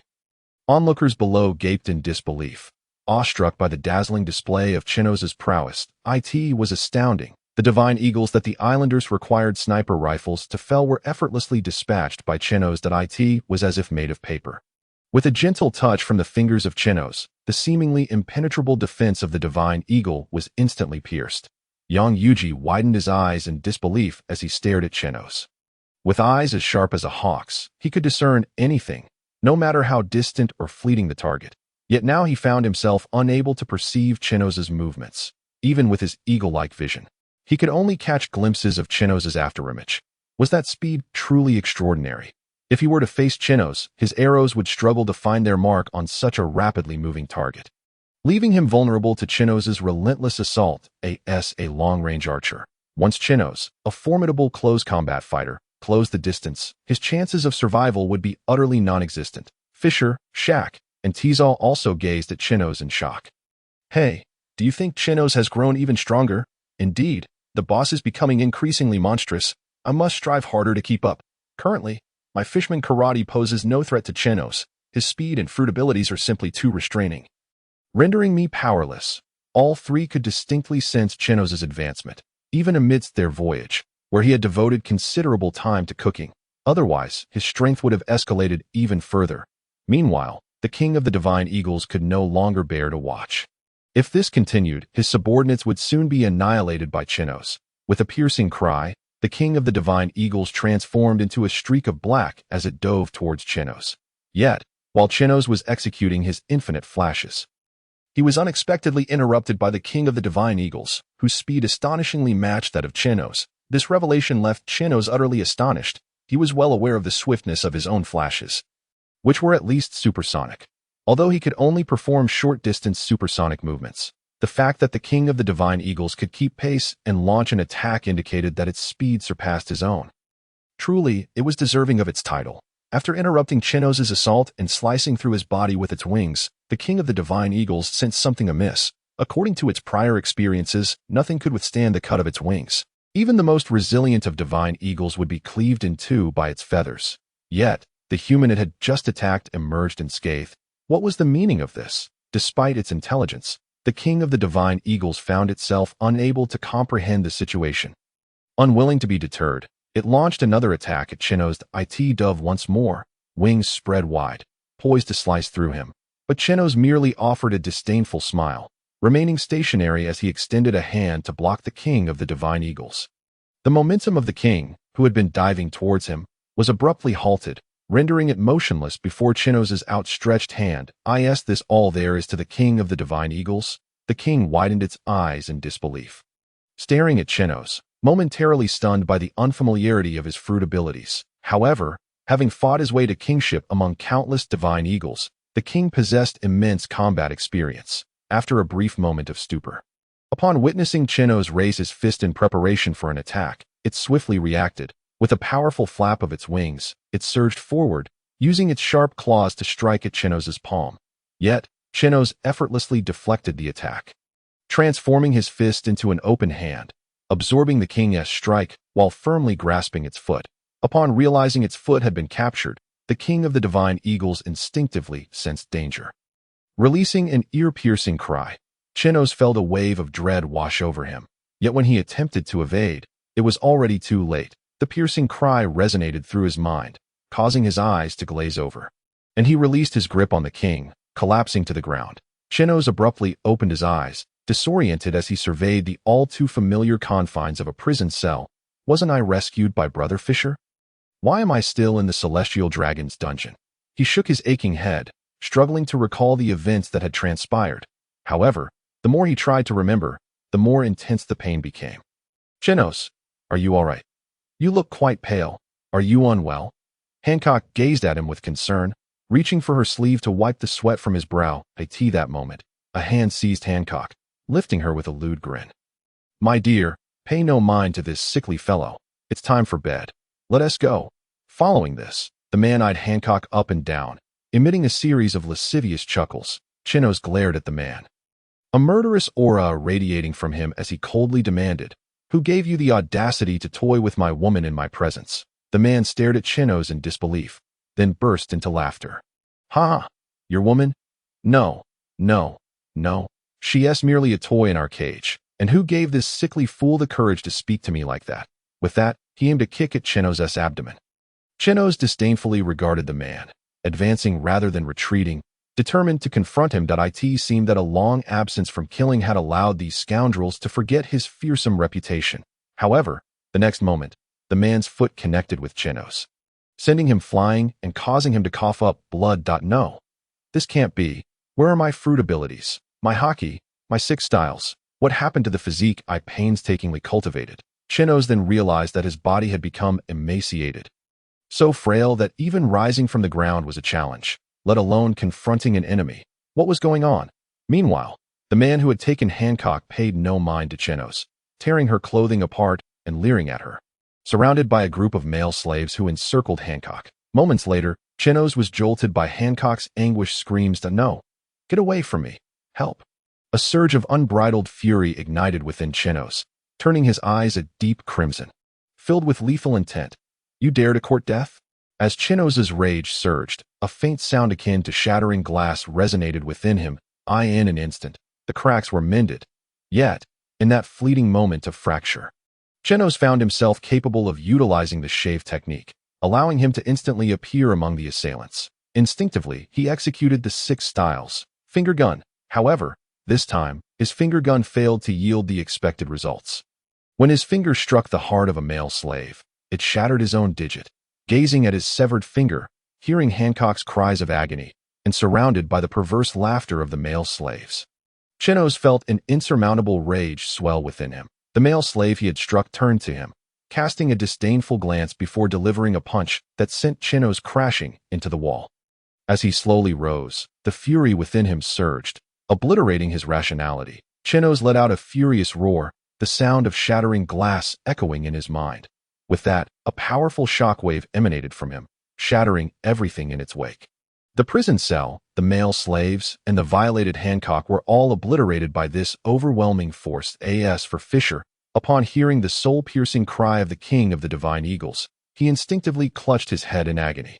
Catching a glimpse of Chenos descending from the air, he disregarded the pain threatening to split his skull and rushed towards him. Chenos, Shaq, and Teslo, in sheer agony, clutched their heads and writhed on the ground, incapacitated. Meanwhile, young Yuji, also suffering from a splitting headache, found himself utterly unable to launch an attack against the king of divine eagles, helplessly watching as Chenos descended from the heavens at the same time. The king of divine eagles, witnessing Chenos's loss of resistance, manifested a mocking grin upon its visage. With a powerful flap of its wings, it surged towards Chenos with lightning speed. The feathers of the king glimmered with a metallic sheen. Slicing towards Chenos like an unparalleled blade, Fisher, racing towards Chenos's position, was beset by fury and despair, shouting, "No!" He hastily formed a sphere of water in his palm and hurled it toward the king of divine eagles. Water strike. Yet, the king's velocity was too formidable. Fisher's attack merely struck its afterimage. The king paid no heed to the peculiar human, who posed no threat. Its singular focus was on annihilating the human that exuded a sense of life-threatening danger. As the king of divine eagles hovered before Chenos, the latter suddenly opened his crimson eyes, locking gazes with the king. An invisible shockwave erupted from Chenos's mind. As the shockwave radiated outward, it swept across the entire isle, freezing everything in its path in a moment of stillness. The king of divine eagles, initially soaring towards Chenos, was forced to clutch its head in agony, and the airborne eagles plummeted to the ground like dumplings. The inhabitants of the isle were all rendered unconscious, collapsing to the earth. Shaq and Teslo, already suffering from the piercing cries of the king, succumbed to the shockwave and fainted. Only Yang Yuji and Fisher remained, pale and struggling to endure. Yang Yuji surveyed the surroundings, struck by profound shock. What on earth was happening? Why had everyone fallen? Fisher gaped in astonishment at Chenos, who was unleashing a furious roar in midair. Meanwhile, on the opposite end of the isle, Jack the Drought looked upon the fallen, dazed subordinates and the king of divine eagles, his expression tinged with excitement as he gazed towards Chenos. A conqueror's Haki. A true talent. I must bring him back to Kaido. He will be pleased. The conqueror's Haki, regarded as a rare quality possessed by only a few among millions, was scarce even in the monster-laden New World. Although it was not particularly remarkable among the emperors, they understood that those with conqueror's Haki, should they avoid untimely demise, would inevitably rise to become formidable protectors of their territories. However, individuals with this Haki were often hard to subdue. But if one could manage to do so, with proper training, they could ascend to the level of a vice-emperor. This was the source of Jack's exhilaration. It had been years since a newcomer with conqueror's Haki had emerged in the New World. If he could capture one, it would surely delight Kaido. With this thought, Jack kicked awake a subordinate beside him, instructing him to rise and get to work, waking the other laborers and pirates to begin loading the cargo onto the ship. He then dashed eagerly towards the direction of Gun Island Town. Meanwhile, in the dreamscape conjured by the king of divine eagles, Chenos, fueled by a raging fury, directed another furious roar at the king. Unbeknownst to him, he had unconsciously unleashed his conqueror's Haki. Fixated solely on his desire to eradicate the king, the energy amassed from the previous suicidal assault of the king surged within him. On the brink of explosion. In an instant, Chenos vanished from his position, reappearing beside the king of divine eagles. He delivered a powerful kick, sending the king hurtling away, only to vanish again, reappearing in the path where the king was flung. Striking with a fist, then flashing back to the spot where the king reappeared, launching yet another attack. From the ground, it appeared as though Chenos were playing a game of soccer, relentlessly kicking the king through the air. Quake fist, piercing spear, storm kick. The king of divine eagles, once a formidable entity capable of commanding thousands of its kind against the isle, now found itself at the mercy of Chenos, who relentlessly assaulted it. Even the king's seemingly impervious wings began to falter under the assault, feathers shedding and wounds appearing, crimson blood spilling forth. At that moment, Fisher and Yang Yuji, who had not succumbed, stood in stunned silence. Witnessing Chenos's relentless torment of the king, the once mighty king, capable of inflicting severe pain with its cries, now seemed like a mere plaything in Chenos's hands. As Chenos continued his rapid-fire attacks, he gradually felt the toll of fatigue. Especially after the extreme exertion of unleashing his conqueror's Haki, the king, though battered and bloodied, shielded itself with its wings, aware that these injuries were insufficient to claim its life. However, if Chenos persisted, its demise would be inevitable. Thus, the king of divine eagles contemplated retreat, seeking an opportunity to withdraw and recover its strength before confronting Chenos anew. After being struck once more by Chenos, the king spread its wings wide, utilizing the force of the blow to propel itself away. Although its fallen feathers had slowed its speed, it still managed to evade Chenos' attacks and flew towards the mountains of the Divine Eagles without looking back. Convinced that returning to its cave atop the mountain would render it safe from human harm, the king believed that the altitude, coupled with the cold and lack of oxygen, would force these humans to surrender.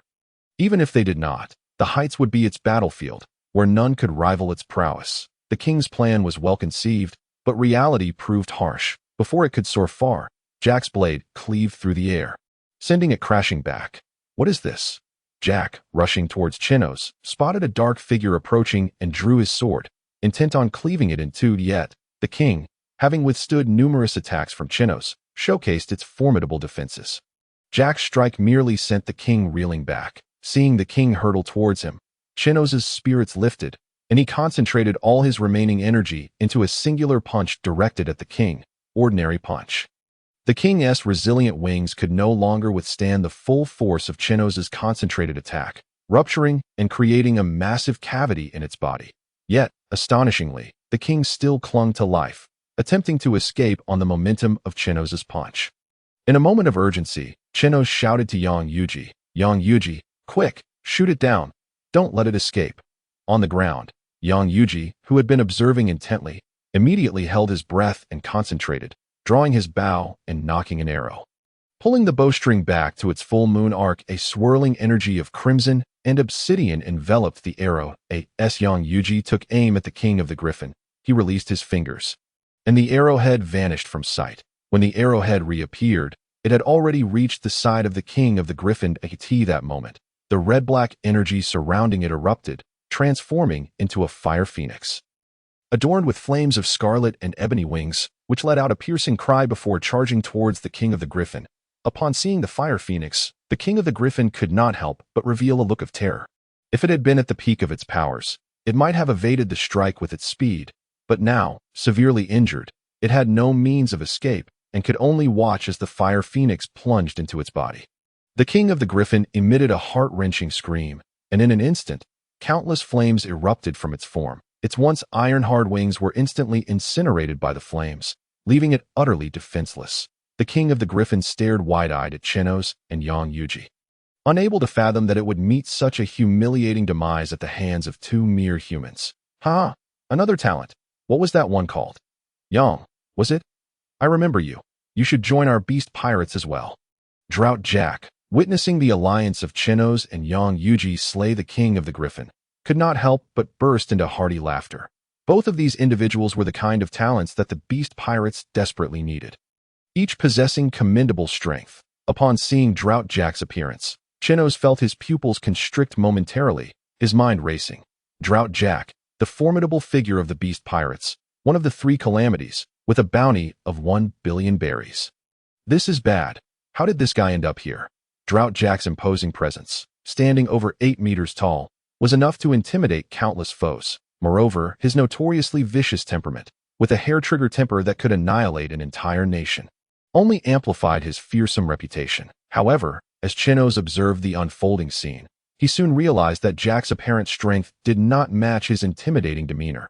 He was just a brute relying on the absurd regenerative abilities of his zoan fruit, charging headlong into any battle without hesitation. His track record was far from impressive. Aside from his victory against the Viper and Inu Arisher on Zo Island using poison gas, he had not bested anyone else. He merely relied on his seemingly indestructible physique to endure. The reason Drought Jack commanded such a high bounty was due to his penchant for destruction, leaving ruins in his wake wherever he roamed. Thus, the World Navy had deemed it necessary to assign him such a lofty bounty. With this realization, Chenos felt a slight sense of relief. Facing such a brute, he could still rely on his fruit abilities and Haki to manage the confrontation. Even if he couldn't win, holding his ground should not pose a significant challenge. Yet, Chenos was not in optimal condition, especially after the unintentional burst of Conqueror's Haki, leaving him slightly dazed and feeling somewhat weak, as if he had overexerted himself. If only I could develop a power to absorb stamina. But as Jack drew nearer, Chenos was taken aback. The towering figure, once exceeding 8 meters, had seemingly diminished in stature. Now, Jack stood at most 4 meters tall, barely half his comic depiction. Although still imposing, he lacked the same level of intimidation. After a moment, Chenos smacked his forehead, realizing that the recent events involving the king of the griffin and the eruption of conquerors Haki had momentarily clouded his thoughts. He had forgotten that he was not observing a comic, but rather a scene from 15 years prior, where Jack was likely still a teenager. No wonder he appears somewhat juvenile. A smirk crept across Chenos' face. Youthfulness only implies that Jack has yet to develop his future formidable strength that in time, Jack would reveal himself to be only slightly stronger than a captain, never reaching the level of an admiral. Especially not in the present. Haha, are you the one who unleashed the conquerors Haki? State your name. I wish to recruit you into our beast pirates. Jack surveyed Chenos with satisfaction, glancing at Yang Yuji.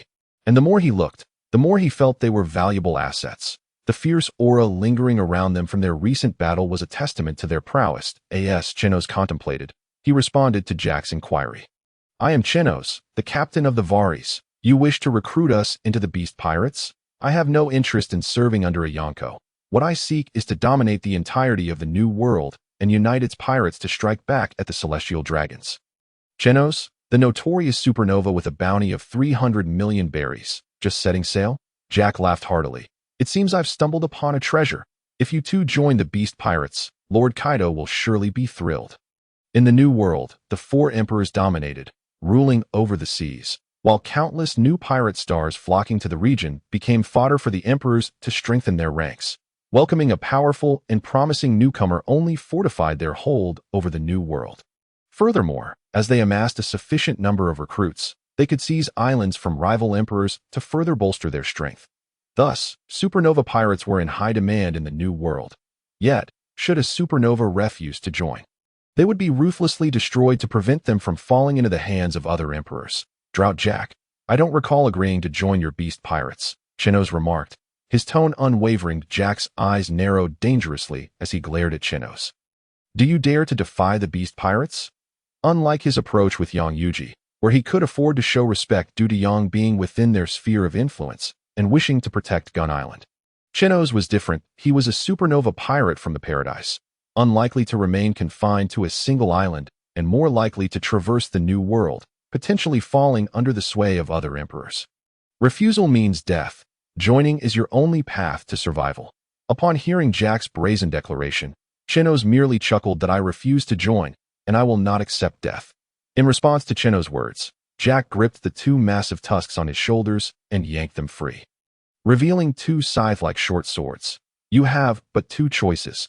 Join us or die. I offer you one last chance. Will you join our beast pirates? Facing the overwhelming aura of menace emanating from Jack, Chenos remained composed. Addressing Fisher and Yang Yuji, I've exhausted a considerable amount of energy, but I can hold the line. Brother Fisher, provide support. Yang Yuji, take a position for ranged support. Defeating him should be a straightforward task for the 3 of us. Fisher and Yang Yuji nodded in agreement, and Yang Yuji stepped back to find a suitable spot for a ranged attack on Jack. Observing the 3 conspiring openly before him, veins bulged on Jack's forehead. This was utterly disrespectful. Indeed, new pirates arriving in the New World were often excessively confident, believing they could trample the 4 emperors and ascend as new sea kings, oblivious to the absurdity of such notions. Then I shall shatter your confidence, Jack thought as he faced the oncoming Chenos, not even considering evasion, opting instead for a direct confrontation to make this supernova aware of the vast gulf between paradise and the New World. Jack raised his twin short swords and swung them down towards the charging Chenos. The blades, enveloped in armament Haki, were sharp enough to cleave through gold and sever iron, yet they were caught firmly in Chenos' grasp. Utilizing his rebound ability for cushioning, Chenos effortlessly caught Jack's dual blades, leaving him somewhat astonished. Jack's strength appeared to fall short of his expectations. Jack, equally incredulous, stared at his swords held fast by Chenos. He was aware of his own formidable prowess within the New World, and as a fishman, his strength was inherently tenfold that of a human, leaving him with few rivals. Yet now, his powerful strike had been effortlessly intercepted. Is that all? Originally astonished and enraged, Jack's fury escalated even further upon hearing the taunts of Chenos. As he lifted his foot, intending to deliver a kick to Chenos, he was abruptly struck back by Fisher's punch. 1,000-plate level strike. Fisher appeared beside Chenos, delivering a blow capable of shattering 1,000 tiles, which struck the sole of Jack's foot, sending him flying. Meanwhile, The two short swords in Jack's possession were firmly grasped by Chenos, causing him to lose his weapons right from the outset. After being propelled through the air, Jack found himself targeted by an arrow expertly aimed by Yang Yuji, which hurtled towards his chest. Jack had no time to defend against this arrow and could only summon his armament Haki to shield his chest. The whirring of Yang Yuji's bowstring relentlessly impacted Jack's chest, producing a jarring sound akin to electric drills piercing steel. By the time Jack regained his composure and managed to grip Yang Yuji, the arrow finally ceased its assault. However, Jack's body was still carried away by the force of the arrow, distancing him from the trio. Once Jack's feet found solid ground and he came to a halt, he observed a 3-centimeter deep wound carved into his chest, while his hand, clutching the arrow, was torn open by the twisting force of the projectile, staining his palm crimson with blood. Remarkably strong. If I were to face 3 opponents simultaneously, I would stand no chance. Although the recent skirmish was brief, it had allowed Jack to discern the disparity in strength between them. Each of the 3 opponents matched him closely, and in a 1 versus 3 scenario, his defeat was inevitable.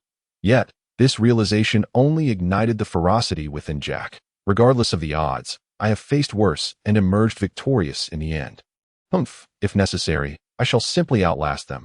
Remarkably, the wound caused by Yang Yuji's arrow had ceased bleeding, forming a scab and rapidly healing. In a minute or two, it would likely be fully restored as for the injury on Jack's palm. It had already healed completely. This extraordinary regenerative ability was the very asset that allowed a Zoan-type devil fruit user to rival others. Jack's recovery prowess was exceptional even among Zoan users. And despite not having awakened his fruit's full potential, his healing ability could already rival that of awakened Zoan users. This was precisely why Kaido had selected him as one of the 3 calamities. Confronted with 3 opponents of comparable strength, and the knowledge that he would be outmatched in a coordinated assault, Jack still charged forward fearlessly. After sending Jack flying, Chenos and his companions exchanged glances, each detecting a hint of disbelief in the other's eyes. How can such a weakling be considered one of the 3 calamities of the 4 emperors? Chenos waved his hand at the others, stating, "Apologies, I may have overestimated him. I will handle the upcoming battle. You two should focus on eliminating those unconscious divine vultures to prevent their escape." The 2 nodded in agreement, recognizing that even in his current state, Chenos had no trouble dealing with Jack. As Jack barreled toward Chenos, witnessing him dismiss the other 2, he was consumed by rage, akin to a bull seeing a red cloth, plunging into a frenzied state as he charged recklessly at Chenos. Mid-charge, Jack transformed into a colossal mammoth, sporting a golden braid atop his head, his body a deep reddish brown, with a long trunk and tusks resembling spears, all embodying Jack's ferocity. Wherever he tread, the ground shattered beneath him. And he used his trunk to kick up dust, enveloping himself in a cloud of debris. However, this maneuver proved futile against Chenos, whose observation Haki had already locked onto Jack.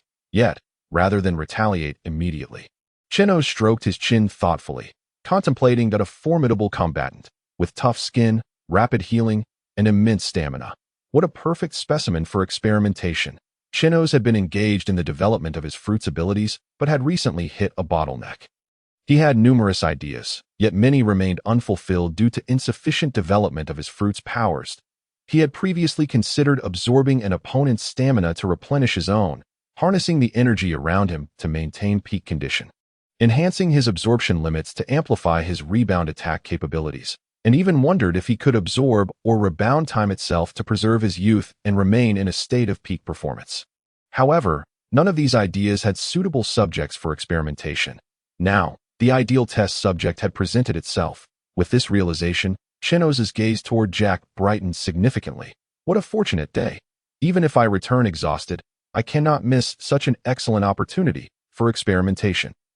At this moment, Jack had reached Chenos. Raising his trunk to strike, Jack's trunk swung like a colossal steel cable, creating a tremendous sonic boom as it sliced through the air.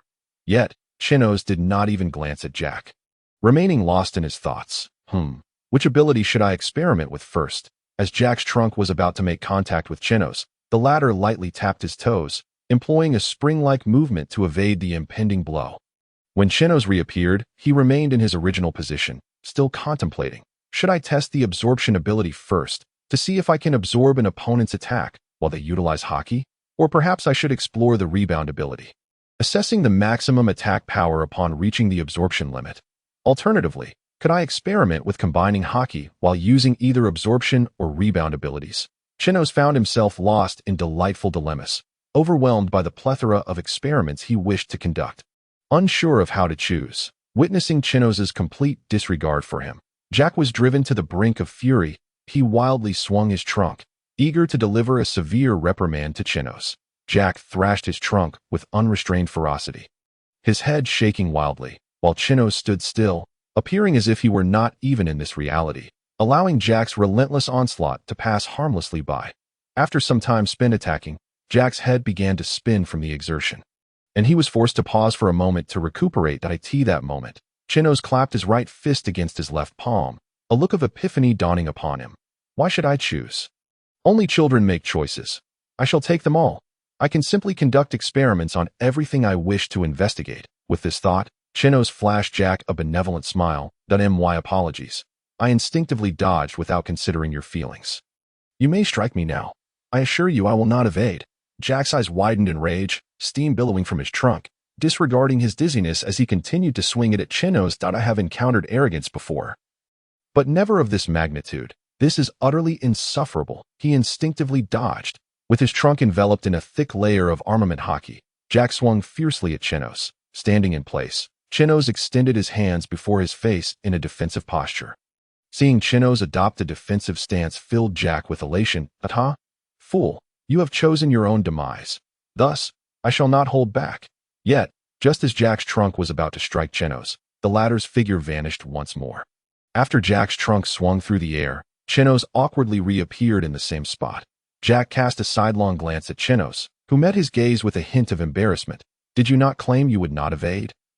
With a hint of tears in his voice, Jack spoke to Chenos, his eyes glistening with a touch of red, portraying an extreme sense of grievance. Chenos, feeling somewhat awkward, replied, I wasn't prepared for that earlier. Come again. This time I truly won't dodge. Really? Absolutely. In truth, Chenos had noticed the thick layer of armed Haki enveloping Jack's trunk, that if he were to withstand that blow directly, it might cripple his hands. During the initial stages of experimentation, it was essential to employ some finesse.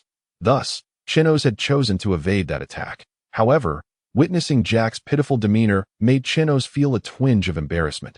Jack mustered his nearly shattered resolve. Swinging his trunk once more to charge at Chenos as before, Jack was wrapped in the heavy cloak of armed Haki. If Chenos truly refrained from dodging this time, he would strike Jack hard and then thoroughly dominate him. As Jack's trunk approached Chenos for another assault, Chenos leapt lightly, extending his hands to block the strike aimed at him. Paper drawing, alter. The principle behind paper drawing lay in the complete relaxation of the body, rendering it as pliable as a sheet of paper. When attacked, one could evade the enemy's strike by utilizing the air currents generated by the opponent's force. However, this particular execution of paper drawing was distinct.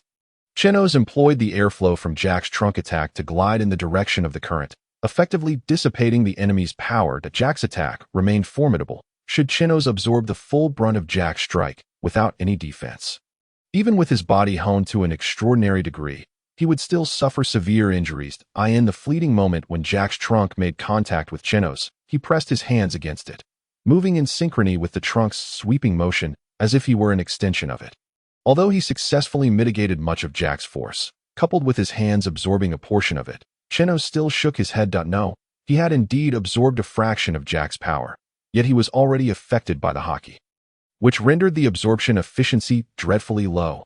That last assault had been diminished by 70% through paper drawing, with his hands absorbing an additional 20%.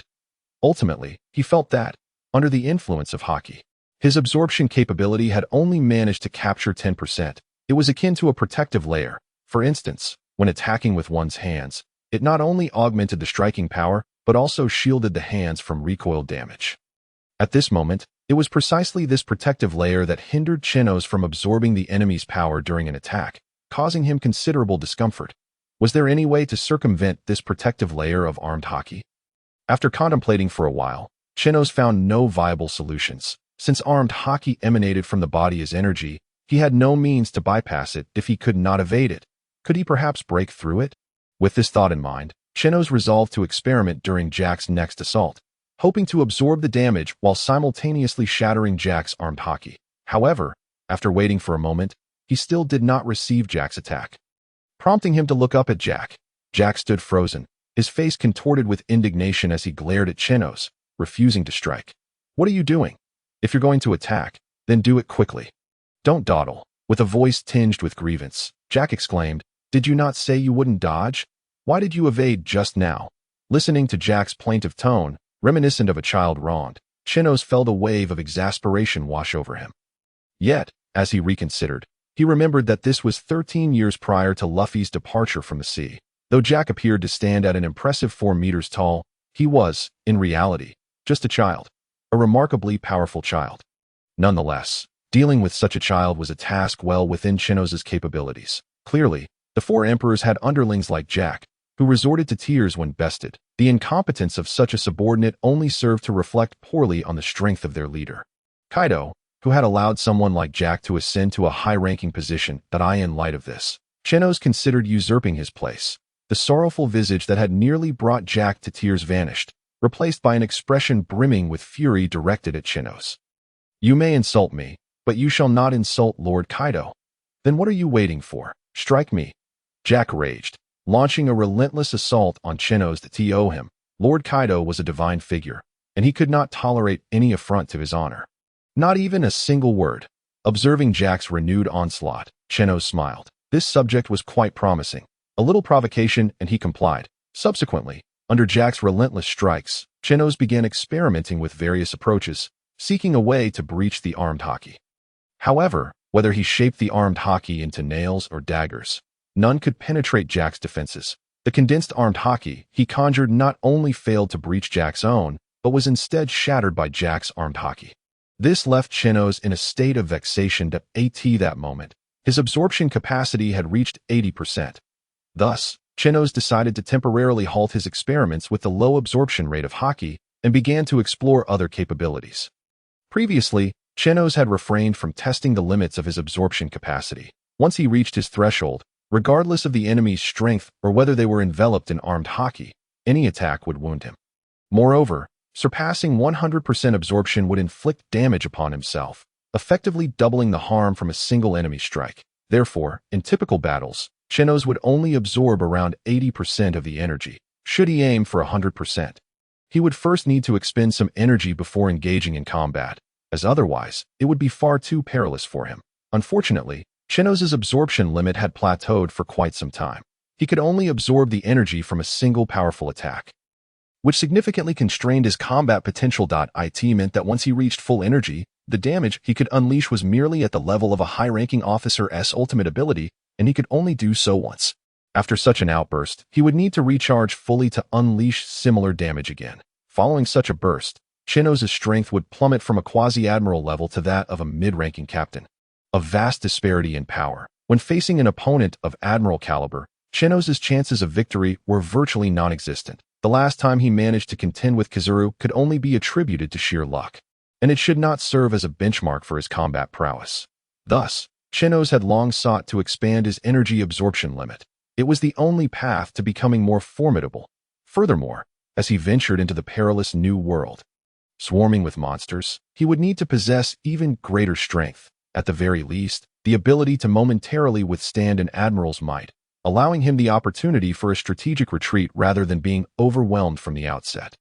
With these thoughts in mind, Chenos lowered the intensity of his paper drawing technique, aiming to absorb more energy. Jack, who was vigorously swinging his trunk, could distinctly sense the decline in Chenos' defensive capabilities. Previously, each of his strikes against Chenos felt akin to hitting a mass of cotton, leaving him with an unyielding sense of frustration. Yet now, he gradually began to feel the impact of his strikes. This invigorated him, dispelling the fatigue that had begun to set in. Who would have thought my stamina could sustain such intense continuous attacks? Once you can no longer defend, your demise awaits. You dare insult Lord Kaido? I will outlast you. Chenos, however, was entirely focused on assessing his own energy reserves. 97, 98, 99, 100. At that moment, Chenos gritted his teeth, bracing himself for the impending injuries as he intended to continue absorbing, hoping to expand his absorption limit.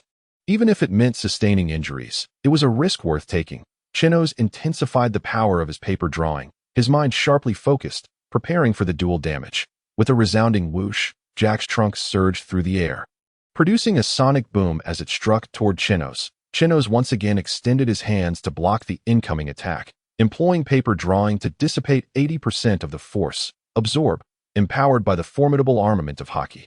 The elephant trunk absorbed 10% of the force from Chenos, while his body endured the remaining 10%. Although each accounted for merely 10% of the overall power, the experience was entirely different for Chenos compared to the previous effortless attacks he had withstood. It was evident as the veins in Chenos's arms burst from the impact, causing the fabric of his sleeves to shred under the force of the blood that erupted forth, revealing his arms soaked in crimson. Furthermore, he coughed up a mouthful of blood, a consequence of the energy absorption that began to backlash against him. Despite his injuries, Chenos's eyes sparkled with renewed vigor. He had reached an energy absorption level of 101.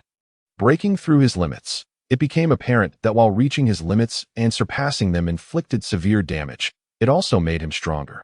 Chenos assessed his physical condition, gritted his teeth, and resolved to press on. A mere 1% breakthrough was not his aspiration. He yearned for greater strength. Meanwhile, Jack watched in disbelief at Chenos, then glanced at his own elephant trunk. Had I truly broken through amidst battle? The two had been engaged in combat for nearly an hour, enduring an unrelenting barrage of attacks. Even with Jack's extraordinary physique, he felt the strain. His attack power had gradually diminished to 90% of its original strength.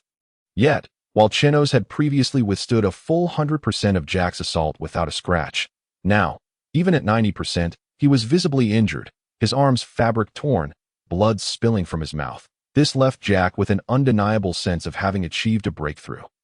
Regardless, he dismissed thoughts of whether his own power had surged or if Chenos had weakened. He understood that Chenos could no longer effortlessly absorb his strikes. The sinister grin spread across Jack's face as he felt a resurgence of energy within him, intensifying his efforts to swing his elephant trunk and continue the onslaught against Chenos. 1 blow, 2 blows, 3 blows. Chenos, despite the relentless blood arrows erupting from his wounds, the blood spilling from his lips, and the tatters of his clothing, found his spirits soaring. Even his previously dazed mind, clouded from the use of Conqueror's Haki, had cleared, for his limits were continuously being surpassed. He could feel the energy within him swelling to the brink of explosion. Yet it remained contained. It was akin to a balloon, steadily inflating. 2, 3. Fisher first roused Shaq and Teslo, intending for them to assist in vanquishing the divine griffins. Otherwise, the sheer number of griffins on the island was overwhelming. He feared that relying solely on himself and Yang Yuji might allow some griffins to escape. If even a few managed to hide, given the sheer multitude of griffins, one could easily deduce their remarkable reproductive capabilities. And it wouldn't be long before they returned in force. Upon awakening, both Shaq and Teslo gazed in astonishment toward Chenos. Teslo, astounded, inquired, "What was that just now?" A smile crept onto Fisher's lips as he explained. That was Conqueror's Haki, a rare phenomenon that occurs only once in hundreds of thousands. Only those with the potential for kingship can possess it. It seems we've allied with the right person. Perhaps Chenos can indeed help us realize our dreams. Potential for kingship, aiding us in fulfilling our dreams. Teslo's eyes sparkled with newfound hope, though he had long harbored aspirations of trampling the celestial dragons beneath his feet through wealth. He knew it was a mere fantasy. However, Chenos's emergence offered him a glimmer of hope, a chance to obtain the devil fruit that could fulfill his ambitions, to be taught the ways of harnessing its powers. Haki and physical combat, thus laying the groundwork for his aspirations to come to fruition. Now, with Chenos possessing the potential of a king, he resolved to become a staunch supporter of Chenos's reign, to be his most formidable aid. Contemplating this, Teslo turned to observe Yang Yuji, whose prowess was evident to all. His strength was nearly superior to that of Fisher, only slightly lesser than Chenos. Such a powerful ally joining the Varus pirates was undoubtedly advantageous. Yet, it was not entirely favorable for Teslo. His rank within the crew had slipped, relegating him to 5th place, the weakest among Chenos's crew. That he knew he must exert himself even more diligently to grow stronger. Otherwise, the one who had been among the first to follow Chenos and received his robust support would be viewed as the weakest link, a notion that would only invite ridicule upon Chenos from others. With this thought, Teslo fell into contemplative silence as he made his way toward the small town, determined to eliminate the griffins swiftly so he could devote himself to training and enhance his strength. In contrast, Shaq remained indifferent. He cared little for Chenos' royal potential, only for whether Chenos could provide him with research funding. Yet, when dreams were mentioned, Shaq couldn't help but recall the man often described as being 500 years ahead of the world. His aspiration being to surpass that individual and become the greatest inventor to stand atop him. Only then could he defend his identity as the strongest scientist. With this in mind, he too began to take action, planning to swiftly eradicate the griffins on the island and see if he could secure some rewards from the townsfolk to fund his research endeavors. Fisher and Yang Yuji, having awakened the others, promptly set to work clearing away the griffins, splitting into two groups to hasten the process. They worked swiftly, and before long, the griffins on the island had been eradicated, with Yang Yuji being the fastest.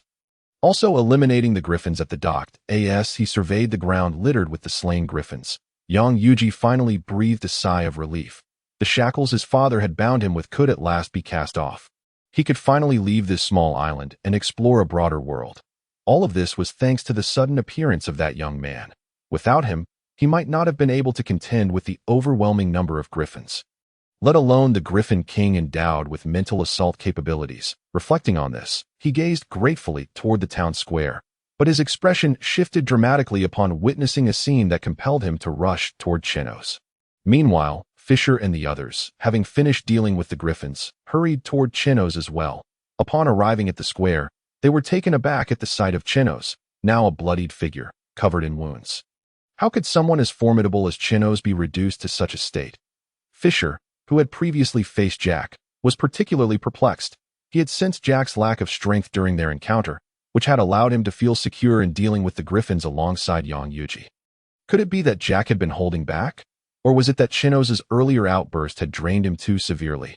Regardless of the reason, he could not stand idly by while his captain suffered harm. Chenos, we're coming to assist you. Shaq and Teslo rushed to Chenos' side. The four arrived almost simultaneously at the square, just as they prepared to confront Jack, only to see Chenos extend a hand. Halting their advance, no need for assistance. You all stay back? Chenos was covered in wounds that did not appear to have been inflicted by Jack, but rather seemed to be self-inflicted, bizarrely resembling injuries created by something forcing him apart. Upon hearing Chenos' words, the others looked on with concern but ultimately complied, refraining from intervening. Despite Chenos' insistence, Yang Yuji did not lower his bow, keeping his aim trained on Jack, prepared to assist Chenos if necessary. Chenos, however, was beyond the point of considering the feelings of his comrades. He was on the verge of reaching a critical threshold and needed to maintain precise control, should he surpass this limit. The terrifying energy he had absorbed would overwhelm him. 98, 99, 100.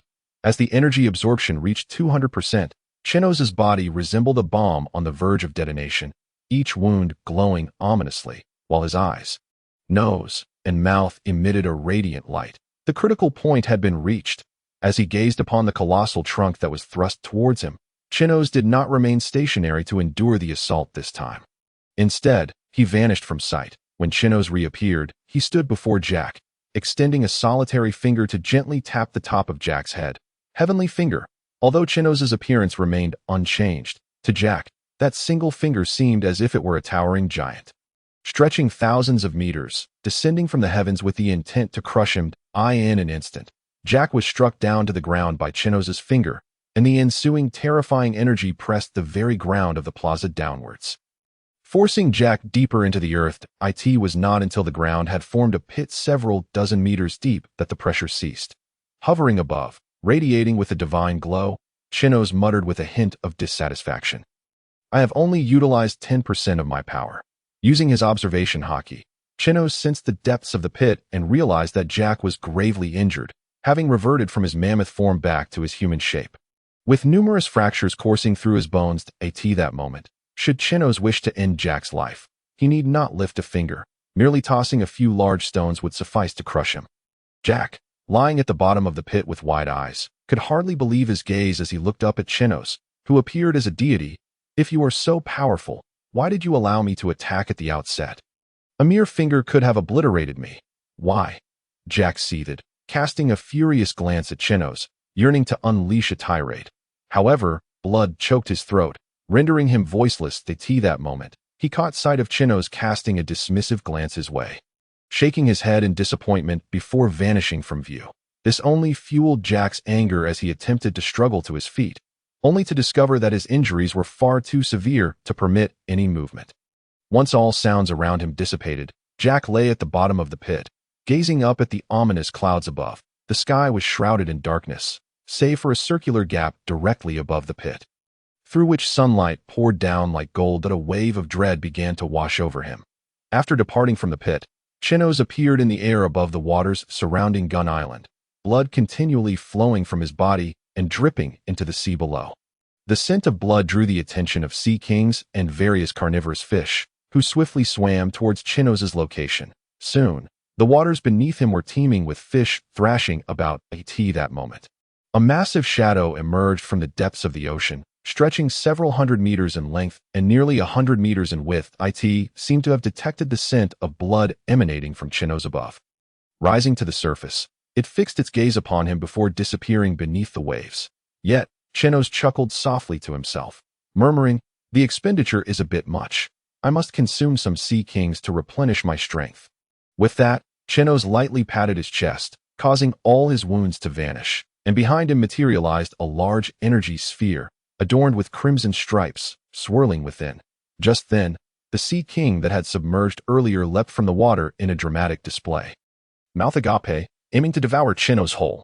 Unperturbed, Chenos deftly manipulated the energy sphere, calmly observing the monstrous maw of the sea king as he directed the sphere into its mouth. Upon contact, the colossal creature, towering hundreds of meters in the air, froze mid-leap, and countless wounds erupted across its body, resulting in its immediate demise. Nevertheless, Chenos did not relent. With a swift kick, he cleaved open the sea king's abdomen, then unleashed a powerful punch that expelled its innards. He hoisted the carcass of the sea king, preparing to return to Gun Island. However, noticing the tumultuous waters around him filled with an increasing number of fish clamoring for the sea king's entrails, he worried that such commotion might attract even more sea kings, potentially endangering Gun Island. Having accumulated a substantial amount of energy, Chenos extended a finger towards the ocean below. The energy surged towards his fingertip, forming a luminous sphere comparable in size. With a gentle flick of his finger towards the seething waters, the sphere shot forth, plunging into the depths. A blinding light burst forth from the ocean, and a towering column of light ascended into the sky. As the brilliance faded, Chenos beheld a pit devoid of water down to the ocean floor, where frightened fish darted away from the area. All the fish that had previously inhabited those waters had evaporated along with the water itself. In the next moment, the surrounding sea rushed to fill the pit, restoring tranquility to the surface as if nothing had transpired. Observing the immense power unleashed by merely 50% of his energy, Chenos nodded in satisfaction. This escapade had allowed him to accumulate energy to a staggering 200% of his usual capacity, stretching his body to the brink, akin to enduring torture, a process both arduous and painful. Yet, the rewards were monumental. If his strength had previously hovered at the lower tier of vice admiral to the threshold of rear admiral, he now stood at the mid-tier of vice admiral to the lower tier of admiral. Should he fully harness his energy, he would possess the capability to contend with an admiral of the Navy, albeit only in a singular confrontation, for prolonged combat would ultimately lead to his defeat. Nevertheless, at this juncture, that was sufficient for Chenos. With his newfound strength, he would be able to establish himself in the new world, evading the apex powers of the four emperors and not being swiftly vanquished. In truth, while he could not yet best the four emperors and their mightiest, he could at least escape their clutches, ensuring his survival against formidable foes like Katakuri or the likes of the four emperors, where life and death hinged upon their whims. This was the realm Chenos yearned to attain. With such power, he could endure in the new world, gradually expanding his influence and ultimately aspiring to seize a position among the four emperors. Exhausted from the prior exertion and the recent absorption of the energy sphere, Chenos found his vitality nearly depleted, necessitating an immediate replenishment of sustenance. Thus, he wasted no time. Hastening towards Gun Island with the Sea King in tow, Fisher had witnessed the soaring column of light and privately marveled at Chenos's newfound strength. Yet Jack's severe injuries had also instilled concern. However, upon seeing Chenos emerge, Dragging the massive sea king and noting that his wounds had vanished, they collectively sighed in relief. Quickly, help me prepare this fish. I am on the verge of starvation, Chenos implored. Fisher and the others exchanged glances, realizing that none possessed culinary skills, not even the newly joined Yang Yuji, leaving them in an awkward silence as they looked at Chenos. Observing their discomfort, Chenos's expression fell into a daze. Then, he bellowed at the sky. On the next island, I shall definitely find a chef. Fortunately, they were not the only group on the island. Other residents existed as well. Yang Yuji sought out the owner of the restaurant Chenos had previously visited, persuading him to cook, allowing the weary Chenos to finally breathe a sigh of relief. The island's inhabitants, awakened from their slumber, were met with the astonishing sight of countless griffin corpses strewn about.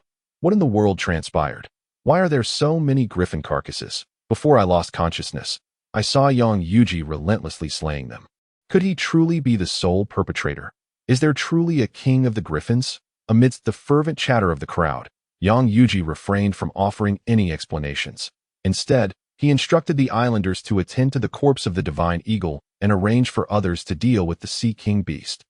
Ensuring that Chenos could replenish his strength at that moment, one individual, while clearing away the divine eagle's remains, stumbled upon a charred carcass that was considerably larger than the average divine eagle.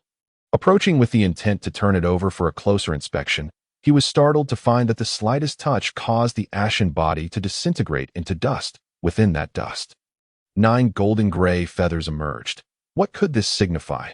Could it be the king of the divine eagles? His exclamation drew the attention of the other islanders, who soon gathered around as the elders of the island beheld the 9 golden gray wings. Their eyes widened in astonishment. Was it truly the king of the divine eagles? Was this the resplendent plumage of the king? The crowd turned their gazes toward the elders, lost in reminiscence that I in my youth. I recall the tale spun by the elders regarding the king of the divine eagles, who claimed that slaying the king with a flame arrow would reward one with 9 golden feathers. Should these feathers be fashioned into arrowheads, they would amplify the potency of the archer's fire arrows, capable of igniting the very sky with flames. I had believed these tales to be mere fabrications to amuse children. Yet it appears they hold a kernel of truth. It seems that Yang Yuji and his father spoke no falsehood. Indeed, the king of the divine eagles resides on this island, and how we have misjudged them. One islander suddenly grasped the situation. No wonder the divine eagles have behaved differently this time. It is clear now that the king of the divine eagles was guiding them. Had it not been for Yang Yuji, the outcome could have been disastrous. The mayor, who had been listening intently, stepped forward and addressed the islanders. All these years, they have silently safeguarded us, while we have continuously wronged them, dismissing their words. Today, the truth is laid bare before us. We must apologize to Yang Yuji. Moreover, these golden feathers are his spoils of war, and we ought to return them to him. Upon hearing this, the islanders felt a deep sense of guilt and unanimously concurred with the mayor's proposal. Subsequently, the mayor, cradling the golden wings, led all the islanders to Yang Yuji, where they knelt before him and offered their apologies. Yang Yuji, these are the golden wings of the king of the divine eagles. Upon discovering them, we have come to present them to you. Additionally, we wish to express our regret for the misunderstandings directed at you and your father all these years, while we cannot undo the harm inflicted upon you. We hope to bring some solace to your heart. Yang Yuji regarded the mayor and the kneeling islanders with a complex expression, momentarily at a loss for words. After accepting the wings, he addressed them. Well, I shall accept the wings, but there is no need for apologies. Yet, as soon as Yang Yuji received the wings, the mayor led the way in kneeling before him, exclaiming, I am sorry. The other islanders followed suit, echoing their apologies. We are sorry. Please, rise. I forgive you. As he witnessed the islanders kneeling before him in contrition, Yang Yuji's eyes grew misty, yet he felt an unprecedented warmth within. He turned to gaze at the spot where his father lay buried, and for the first time, a smile broke through his previously frozen demeanor. Father, I have fulfilled your promise. I have protected Boa Island. The islanders, witnessing the smile on Yang Yuji's face, felt a renewed sense of comfort. Just as Yang Yuji and the islanders were basking in this joyous moment, a trembling figure approached them. Quick, give me meat. I am starving. Upon seeing Chenos, who was on the brink of collapse from hunger, the crowd erupted in laughter. The mayor chuckled heartily. Ha ha. Fear not. There is plenty of meat. It shall be ready shortly. Tonight, we shall host a grand feast. We shall not return until we are inebriated. Here it comes. The meat is here. The restaurant owner emerged, carrying a large pot of Sea King beast meat. Upon sighting the meat, Chenos sprang back to life, vanishing from the crowd's view in an instant. When he reappeared, he was already devouring the meat from the pot voraciously. Ignoring the fact that the meat and broth were still scalding, he scooped them up and stuffed them into his mouth. Only when the entire pot was consumed did he finally pause to eat that moment. Chenos comprehended why the characters in the Pirate King were such voracious eaters. The extensive use of his fruit abilities had drained him of considerable stamina. And replenishing it was as simple as consuming food. When there was nothing to eat, it felt as though his stomach began digesting his own muscles, a terrifying sensation akin to consuming his own flesh. Observing his balloon-like belly, Chenos lightly patted his stomach. Life restored. Instantly, his abdomen, which had swelled like that of a pregnant woman, transformed back into a chiseled 8-pack dada. The crowd stared in astonishment at Chenos, particularly the restaurant owner, whose jaw nearly hit the ground. Chenos glanced at the owner, slightly embarrassed, and asked, "Is there more? I am only halfway full. Bring me 10 more pots." The restaurant owner hurriedly replied, "Yes, yes, yes, as much as you desire." With that, he seized a large pot and returned to prepare more for Chenos. Chenos then settled next to the restaurant owner, and as soon as a new pot was ready, he eagerly took it and resumed his hearty feast. The sight of Chenos devouring his meal like a famished ghost prompted laughter from the onlookers. Meanwhile, unbeknownst to them, the higher-ups of the beast pirates had stealthily infiltrated the pit where Jack was held captive, rescuing him and hastily departing the island. After a night of grand festivities, the islanders awoke, groggy and hungover. Chenos and Yang Yuji went to his home to gather their belongings, preparing to leave the island where he had lived for over 20 years. Yang Yuji possessed little in the way of possessions. Apart from his clothing, he only had the tools for crafting bows and arrows. Before departing, he visited his father's grave to bid farewell, then set sail with Chenos. Upon reaching the ship, Fisher and the others awaited their arrival. The islanders had gathered at the port to bid farewell to Yang Yuji and Chenos. Shurji, who had previously competed with Yang Yuji, shouted from the docks, "Yang Yuji, from now on, I shall train with the bow. When you return, we shall have a proper contest." Yang Yuji, upon hearing this, smiled and waved at Shurji. "Very well. When I return, we shall compete once more. This time, I shall not hold back." As the ship sailed further away, the mayor addressed the crowd. "I propose we rename our island Bow Island. What do you all think?" The islanders nodded in agreement. At that moment, Shaq, who had set the ship to automatically navigate toward the most stable directional marker, grinned foolishly at the firearm manufacturing equipment he had persuaded the mayor to acquire during the festivities.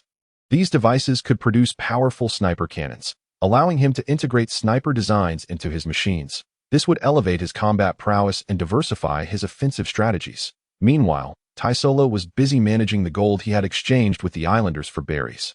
With enough gold, he could forge a set of golden armor, yet it was still insufficient.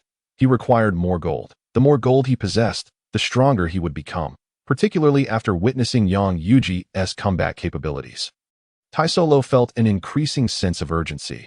He needed to grow stronger swiftly. As for Fisher, he was not aboard the ship, but swimming below, aware that Chenos was growing increasingly powerful and, according to Chenos' future plans, intended to confront the 4 emperors. Thus, he too had to enhance his strength to assist Chenos in realizing his dream. Yang Yuji had not anticipated that everyone aboard the ship was diligently training themselves. Thus, he too was infected by the prevailing atmosphere of training, engaging in exercises upon the deck. If one were to identify the most idle individual aboard the ship, it would undoubtedly be Chenos. At this moment, he stood at the bow, completely motionless, resembling a statue perched upon the prow. However, Chenos was not merely being lazy. He was diligently honing his fruit abilities. After surpassing the threshold of his absorption capacity, not only had his combat power ceiling been elevated, but all of his other capabilities had also seen significant enhancement. Previously, Chenos could absorb only 10% of the energy from the natural environment. Now, he could attain an impressive 50%. This improvement was not trivial, but rather monumental. Where he once needed to remain stationary for 10 hours to fully absorb energy, he now required merely 2. It is worth noting that Chenos' current energy capacity was double what it had been before. Thanks to his enhanced absorption ability, he could achieve peak condition in just 2 hours and maintain that state indefinitely. Consequently, should he encounter an adversary unexpectedly, he would be able to respond with the might of a lower-tier admiral. Even in the perilous world of the New World, where monsters abound, such strength is reserved for the most elite of talents. Upon arriving in this world, Chenos discovered that the delineation of power was rather nebulous, lacking clear boundaries. However, it was still possible to categorize the strength of those at the admiral level. The undisputed strongest was Whitebeard, who stood at the pinnacle of combat prowess among the high-ranking admirals. Alongside him were Carp and Roger. The mid-tier admirals included many formidable figures, such as the 4 emperors, Kaido, Big Mom, and red-haired Shanks, who all belonged to this echelon of strength. The admirals of the Navy, including Sengoku, Akainu, Akiji, and Kazu, also fell into this category. However, it is noteworthy that Akainu's power was formidable, nearing that of the high-ranking admirals. Big Mom, Kaido, and red-haired Shanks were similarly close to the upper echelon of admirals. Overall, the strength of the 4 emperors surpassed that of the Navy admirals, albeit only to a certain extent.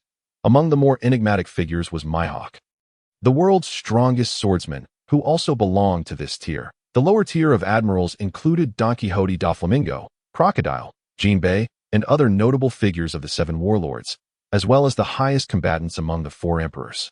Katakuri, Jin, and Marco were also nearing the mid-tier admiral level. However, the disparities between each tier were immense. For instance, Whitebeard could easily overpower any mid-tier admiral if he were willing to risk injury. He could even eliminate them without issue. Similarly, mid-tier admirals could effortlessly defeat those in the lower tier, yet killing a lower-tier admiral would also come at a cost. Now, with his peak condition enabling him to reach lower-tier admiral strength, Chenos possessed the potential to become a formidable warlord beneath the 4 emperors in the New World. However, he still needed to gauge the 4 emperors' sentiments. Should the 4 emperors attack, he would have no choice but to retreat strategically. Therefore, to establish a foothold in the New World, he would need to not only gather more powerful allies, but also forge a cooperative relationship with one of the 4 emperors. Big Mom was the first to be ruled out, as she was notoriously unpredictable and prone to bouts of madness, an intolerable partner. After much contemplation, Chenos also dismissed Kaido, recognizing his immense ambition and ruthlessness. Collaborating with such an individual would require extreme caution, lest he be consumed. Moreover, having recently engaged Jack in combat, it was likely that Chenos had already incurred Kaido's ire, potentially leading to a confrontation with the Beast Pirates. Thus, the only remaining contenders were Whitebeard and red-haired Shanks.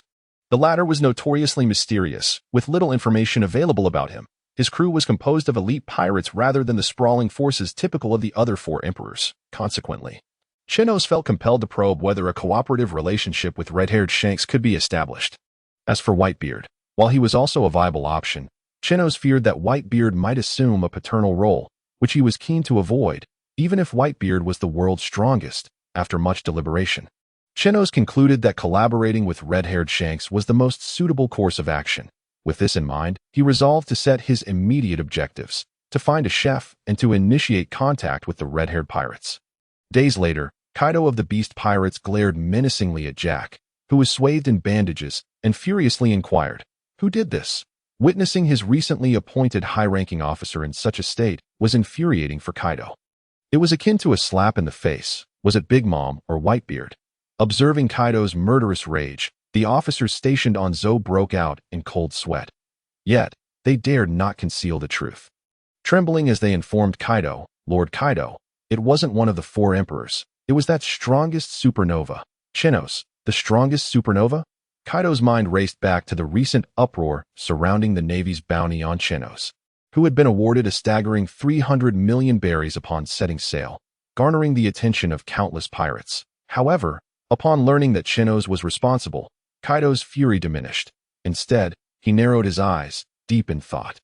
After a moment, he declared, "Where is he? I shall seek him out personally." The officer kneeling before him stiffened at Kaido's inquiry, trembling even more violently. "My lord, we were the first to rescue Jack from Gun Island, so we are unaware of his current whereabouts." The officer's voice dwindled, his body shaking as if it were about to crumble, fearing that a single misstep might lead to his demise at Kaido's hands. To his surprise, Kaido remained unfazed. Instead, he grabbed a cup and took a swig of liquor. You first take Jack below for treatment. As for Chenos, report to me immediately if you learn anything. The officer breathed a sigh of relief. Bowing deeply, yes, Lord Kaido. He then hurriedly led his subordinates to carry Jack away for medical attention. Kaido, however, did not spare a glance at Jack as he was taken away. Instead, he picked up a stack of bounty papers from the table and extracted Chenos's wanted poster. Fixating his gaze on it as if etching Chenos's image into his memory, Kaido was well aware of Jack's capabilities, estimating them to be on par with a low-level vice admiral, bolstered by his exceptional regenerative abilities. Even against a mid-level vice admiral, Jack stood a chance of victory. Yet, the fact that this strongest supernova had been capable of reducing Jack to such a state indicated that Chenos was at least of high vice admiral caliber. If he could recruit such a person, the Beast Pirates would gain another powerful captain, and more importantly, Chenos was remarkably young. His strength at such a tender age suggested immense potential for further development. He might even be cultivated into a vice admiral level fighter, but in that case, Kaido would possess 2 vice admiral level combatants under his command. With this thought in mind, Kaido took another hearty swig of liquor and burst into laughter.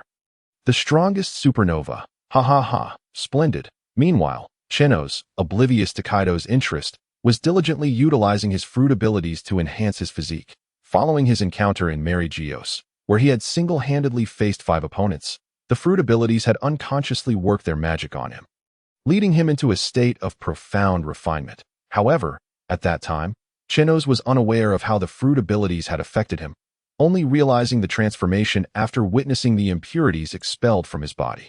This purification process had significantly bolstered Chenos's physical strength, enabling him to survive the relentless battles that followed. Otherwise, with his frail body upon his arrival in this world, enduring the trials of repeated combat would have been nearly impossible. This realization sparked a desire within Chenos to once again attain such a transformative state. After all, conventional physical training had become rather ineffective in yielding substantial improvements for him. Yet, despite his efforts, he had been unable to replicate that state. Now, with his enhanced fruit abilities, Chenos was determined to attempt once more to enter that transformative condition. If one could enter such a state to exercise, it would undoubtedly enable him to sculpt his physique into something truly extraordinary. Chenos stood quietly at the bow of the ship, taking a deep breath before closing his eyes to carefully attune himself to the sensations around him. He gradually controlled the rebound energy, allowing it to diffuse evenly throughout his body while meticulously regulating its intensity to avoid being harmed by an overwhelming force. However, as this was his first attempt, Chenos refrained from distributing the rebound energy to his internal organs and bones, for a misstep could prove fatal. Rebound. At that moment, the rebound energy erupted within Chenos, akin to a bomb detonating inside him, transforming him into a grotesque figure drenched in blood. The others aboard the vessel had grown accustomed to witnessing Chenos morph into a bloodied spectacle, merely glancing at him before resuming their own activities. After a considerable interval, Chenos managed to recover from the excruciating pain of his earlier failure. In that fleeting instant, it felt as though his body had been rigged with countless explosives, all detonating simultaneously, leaving him in a state of agony. There was scarcely a part of him that was not in pain. Thankfully, Chenos had grown accustomed to suffering, his tolerance vastly superior to what it had been before his arrival in this world. Otherwise, that moment alone could have rendered him unconscious from pain. Chenos slapped his chest, employing an energy absorption sphere to draw in all the injuries, then casually cast it onto a fortunate fish leaping from the sea, which was instantly obliterated, dissolving into a cloud of blood that merged with the ocean. Just as he was about to continue his training, he suddenly sensed something amiss. He clenched his palm tightly, then relaxed it before gripping it firmly once more. As he exerted his strength, a faint sonic boom resonated through the air. Had his power increased? Upon further testing, Chenos discovered that the strength he had struggled to augment for so long had indeed risen again. The enhancement was remarkably significant, a 10% increase in a single stroke. Previously, through his grueling training with the blade and CP0, he had reached an inhuman level of strength, capable of lifting a 10-ton barbell with both hands. This was largely attributed to his fruit's abilities, which facilitated rapid growth in his power. However, after that peak, his strength had stagnated, as if he had exhausted all potential within his body. Yet now, despite being battered and bruised, he had experienced a 10% increase in strength, bringing him to 11 tons. This revelation filled Chenos with elation, for it indicated that his body still possessed untapped potential. It was merely that his previous training methods had failed to yield further advancements.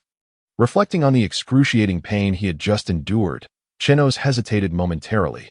Society dictates that men must be fearless. He pressed on. In the following days, his companions aboard the ship frequently witnessed Chenos at the bow, erupting in blood mist. Initially, Fisher expressed concern and inquired after Chenos, but upon learning that he was merely training, he fell silent and resumed his own regimen. Observing Chenos's relentless dedication, even those who had previously neglected physical training, like Shaq, began to seek advice from Teslo regarding the 6 styles in Haki, starting their own training amidst their mechanical studies. Chenos, seeing the determination of his comrades, could not help but smile with satisfaction as he resumed his exercises at the ship's bow. A faint explosion resonated once more, and Chenos's body erupted again. However, compared to the first occasion, the injuries he sustained appeared far less daunting. Now, only a fine mist of blood erupted from the surface of his skin. Chenos recognized this as a sign that his body was becoming increasingly solid, and his strength had risen to approximately 13 tons. Yet, after the initial 10% increase, subsequent enhancements had diminished significantly, dropping to 7%, then 5%, and continuing to decline gradually. Now, after employing the same method again, he was left with a mere 0.5% increase. At this rate, it would not be long before his progress stagnated once more. This led Chenos to question whether his approach was indeed the correct one, that the initial unconscious enhancement had been the most substantial, tripling his physical attributes. While he had become remarkably powerful, further improvement seemed arduous. Yet, it should not be limited to such a trivial increment. Although his physical prowess was certainly inhuman, it paled in comparison to the monsters of the New World. For instance, Big Mom, in her youth, could effortlessly rend the strongest giants. Her innate qualities, grotesquely formidable, Kaido's body, honed to an extraordinary degree, combined with his fruit abilities, earned him the title of the Undying Kaido. These emperors were the true monsters of the realm. If the physical standards of this world could be elevated to such heights, Chenos felt there was still considerable potential left for him to explore. Thus, Chenos chose not to continue with his current regimen, but rather to experiment with alternative methods to ascertain whether his approach was flawed, resulting in such minimal gains. Taking a deep breath, he delved into the recesses of his memory, striving to recall the circumstances that had once propelled him into a state of extraordinary focus. Though he had been unconscious at the time, he still retained a semblance of awareness, albeit easily overlooked. Thud, thud, thud. Chenos sensed his heartbeat, accompanied by the faint rhythm of another pulse. He abruptly opened his eyes, astonished, for he could distinctly perceive what seemed to be more than one heart within his body, or perhaps it could be said that another heart was not his own. He was acutely aware that he possessed only a single heart. But if not a heart, what then was the source of that additional heartbeat? Could it be the essence of the devil fruit? The second heartbeat appeared to respond to Chenos's thoughts, pulsing joyfully, as if affirming his intuition. Overcome with elation, Chenos recalled having heard analyses suggesting that devil fruits were vessels for various abilities, each inhabited by a distinct demon with its own soul. The second stage of a devil fruit, known as awakening, signified a profound resonance between the demon within the fruit and the soul of the individual who consumed it, awakening the slumbering demon to unleash its latent power. Now, with the awakening of his devil fruit, did it imply that his fruit's abilities were on the brink of awakening? At that moment, the other heartbeat throbbed vigorously once more, seemingly in response to Chenos, with the confirmation of the devil fruit's awakening. Chenos could not suppress a hearty laugh, for once his devil fruit awakened, his strength would undoubtedly ascend to an entirely new echelon, potentially propelling him from mid-admiral to high-admiral status. That juncture, he would possess the capability to contend with the emperors of the sea. Once the excitement subsided, Chenos regained his composure. Although his fruit's abilities had indicated an impending awakening, the time frame for this soon remained uncertain. It could occur tomorrow or potentially take years. Therefore, Chenos did not allow the devil fruit's response to deter him from his pursuit of strength. On the contrary, he understood the necessity of becoming even stronger. Only then could he endure until the moment his abilities awakened. Rebound fruit. Can you tell me how I initially entered that state of profound focus? Chenos inquired within his heart about the nature of the devil fruit. The reflection fruit, however, After an extended period of silence, he received no response from the fruit. Amused by his own folly, Chenos chuckled at the absurdity of expecting a conversation with a devil fruit that had yet to awaken. It became apparent that he could not rely on shortcuts. He would need to rely on his own exploration. Subsequently, Chenos found himself deep in reminiscence. Suddenly, he recalled that when the powers of the devil fruit had first manifested within him, his body had not exploded as it did now, causing him harm. Had he experienced such agony back then, it was likely that even if he had fallen into unconsciousness, he would have awakened. It seemed that his approach to utilizing the reflection fruit had been rather crude and simplistic. There must be a more refined method to wield its capabilities. This thought led Chenos to contemplate a concept often mentioned in the fantastical novels of his past life, the idea of subtlety. Although the training methods and energies he had employed differed vastly, the underlying principles should remain consistent. With this realization, Chenos refrained from immediately embarking on a comprehensive experimentation of his rebound abilities. Instead, he extended a single finger and released the rebound power upon it, gradually decreasing the intensity from great to minuscule. He wished to ascertain the minimal force he could control, that is, the rebound force diminished. Chenos transitioned from the initial sensation of power at his fingertip to a state where he felt nothing at all. Yet, upon reaching the lowest threshold of force, he found his inner self perceiving an entirely new sensation at the tip of his finger. Chenos struggled to articulate this peculiar feeling, for he sensed the rebound ability acting upon the very cells of his finger. Simultaneously, he felt his finger incrementally strengthening that a smile crept across Chenos' lips. He had successfully discovered the optimal method for enhancing his physique. Just then, another heart within him thumped vigorously. Chenos continued to harness the rebound energy to fortify his finger, but before long, he noticed an unsettling sensation as though his finger were about to disintegrate. This prompted him to cease his efforts. After a period of contemplation, Chenos abruptly slapped his forehead, realizing his own foolishness. The reflection fruit possessed two primary abilities, absorption and rebound. The absorption ability primarily served to absorb damage, protecting the user from being harmed by the fruit's powers. Conversely, the rebound ability was meant to inflict harm. Naturally, if he constantly employed the rebound ability to damage his finger, it would become unsustainable. Thus, it became clear that he needed to utilize both absorption and rebound abilities simultaneously to maintain a cycle of damage absorption re-injury reabsorption. This approach would enable his body to strengthen through continuous cycles of harm and recovery. Much like how one builds muscle through repeated minor tears in the fibers, leading to greater robustness upon recovery, in the ensuing days, Chenos expanded the rebound ability throughout his entire body, enveloping himself in a continuous flow of rebound energy that perpetually fortified him. Although this method was significantly slower than his previous brute force approach, the cumulative effects promised to yield superior results over time. Moreover, this training method did not require him to remain stationary. He could train while in motion. Once Chenos formed a habit, he could even enhance his body unconsciously during sleep. Most importantly, this method bore minimal side effects, the sole drawback being an increased appetite that necessitated more time spent preparing meals.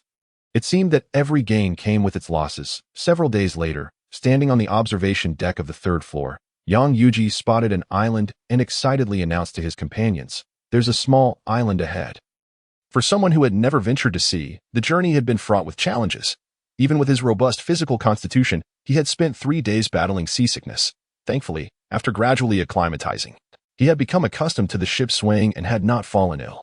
Still, he yearned for the solid ground beneath his feet, where he could rest peacefully for 2 days. As soon as Yang Yuji's words left his lips, a figure darted from the ship. "That I'll go find the chef," Chenos exclaimed, racing toward the island. The other crew members erupted into laughter, as none of them possessed culinary skills. Shaq joined in the mirth, steering the ship while shouting, "Brothers, brace yourselves. The Freedom is setting sail at full speed." After which, he pushed the throttle to its maximum, propelling the Freedom toward the island. Leading the charge, Chenos surged forward, now capable of absorbing energy from his surroundings since enhancing his fruit's powers. While he could not achieve a complete absorption, he managed to absorb 50% of the air resistance generated by his swift dash, increasing his speed to a level approaching supersonic. In less than a minute, he had reached the island. Upon arrival, he was struck by the peculiarity of the dock. Typically, one would expect to see a pirate flag or a navy ensign.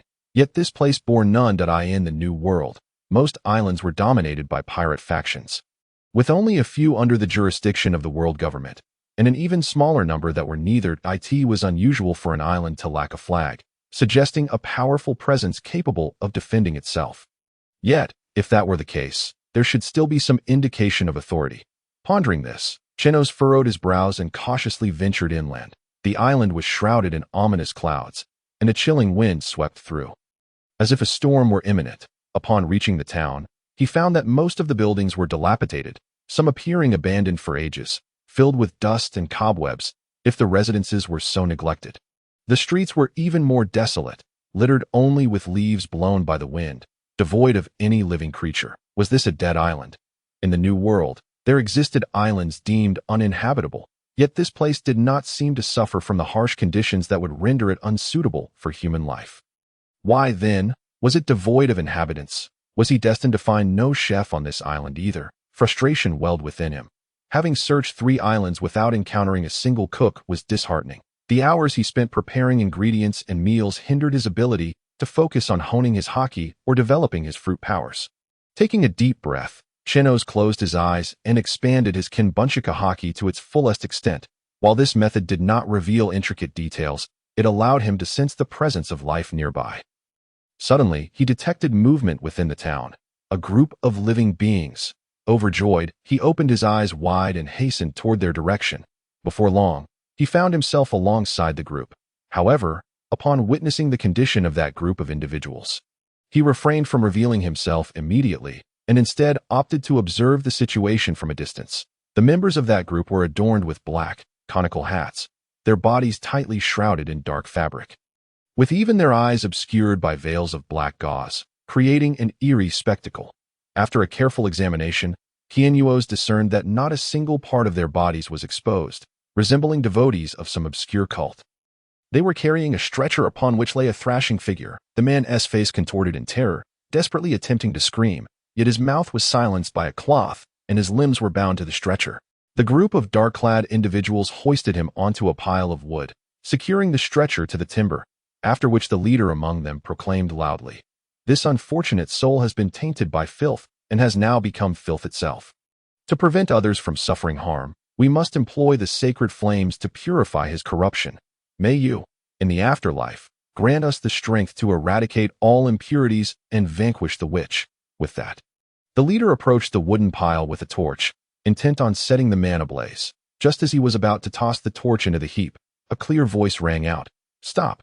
Yet the man paid no heed. Continuing to aim the torch at the piled in the next instant, the torch was seized by a pair of delicate, fair hands, which swiftly extinguished the flames with a vigorous motion. The owner of those hands was none other than Chenos, who, despite not fully understanding the situation, could not allow a person to be burned alive, a notion ingrained in him through his 9 years of compulsory education. Chenos' intervention immediately incited chaos among the dark-clad figures. "What are you doing? Do you know what this person is? He is tainted by the witch's corruption. Even if we do not burn him, he will die soon, having become a source of the witch's pollution. Do you understand the dire consequences of not acting swiftly?" The leader's roar caused Chenos to furrow his brow. A witch? Corruption? What on earth was that? In this fantastical world of pirates, Chenos had never encountered a profession known as a witch. He speculated that this witch was likely a user of a devil fruit. But what kind of fruit could infect a person? A virus fruit, perhaps? Chenos turned his gaze to the bound man and reached out to grasp him. The dark-clad individuals, initially poised to confront Chenos, recoiled in fear upon witnessing him touch the filth. They instinctively stepped back, striving to distance themselves from him. However, they dared not flee entirely, apprehensive that Chenos might become tainted and spread the corruption to others on the island. Thus, they encircled him from a distance, sending someone to summon reinforcements from their untainted stronghold. The leader of the dark-clad figures addressed Chenos. "Indeed, you are a foreigner oblivious to the circumstances. That man has become filth. And yet you dare to touch him. Now, you too have been infected and are tainted. Submit to the sacred fire for purification, or you shall perish in excruciating agony." Chenos regarded the leader with a look of incredulity. Did he truly believe that being burned alive was free of suffering? Such reasoning was absurd. Just then, As Chenos held the man's hand, an unusual sensation coursed through him, a strange energy infiltrating his body through his arm. Upon feeling this energy, Chenos released the man's hand and gazed at his own arm, where he noticed the veins turning black, the darkness creeping upward as the corruption spread. Chenos felt nausea, dizziness, and other unsettling symptoms, though mild.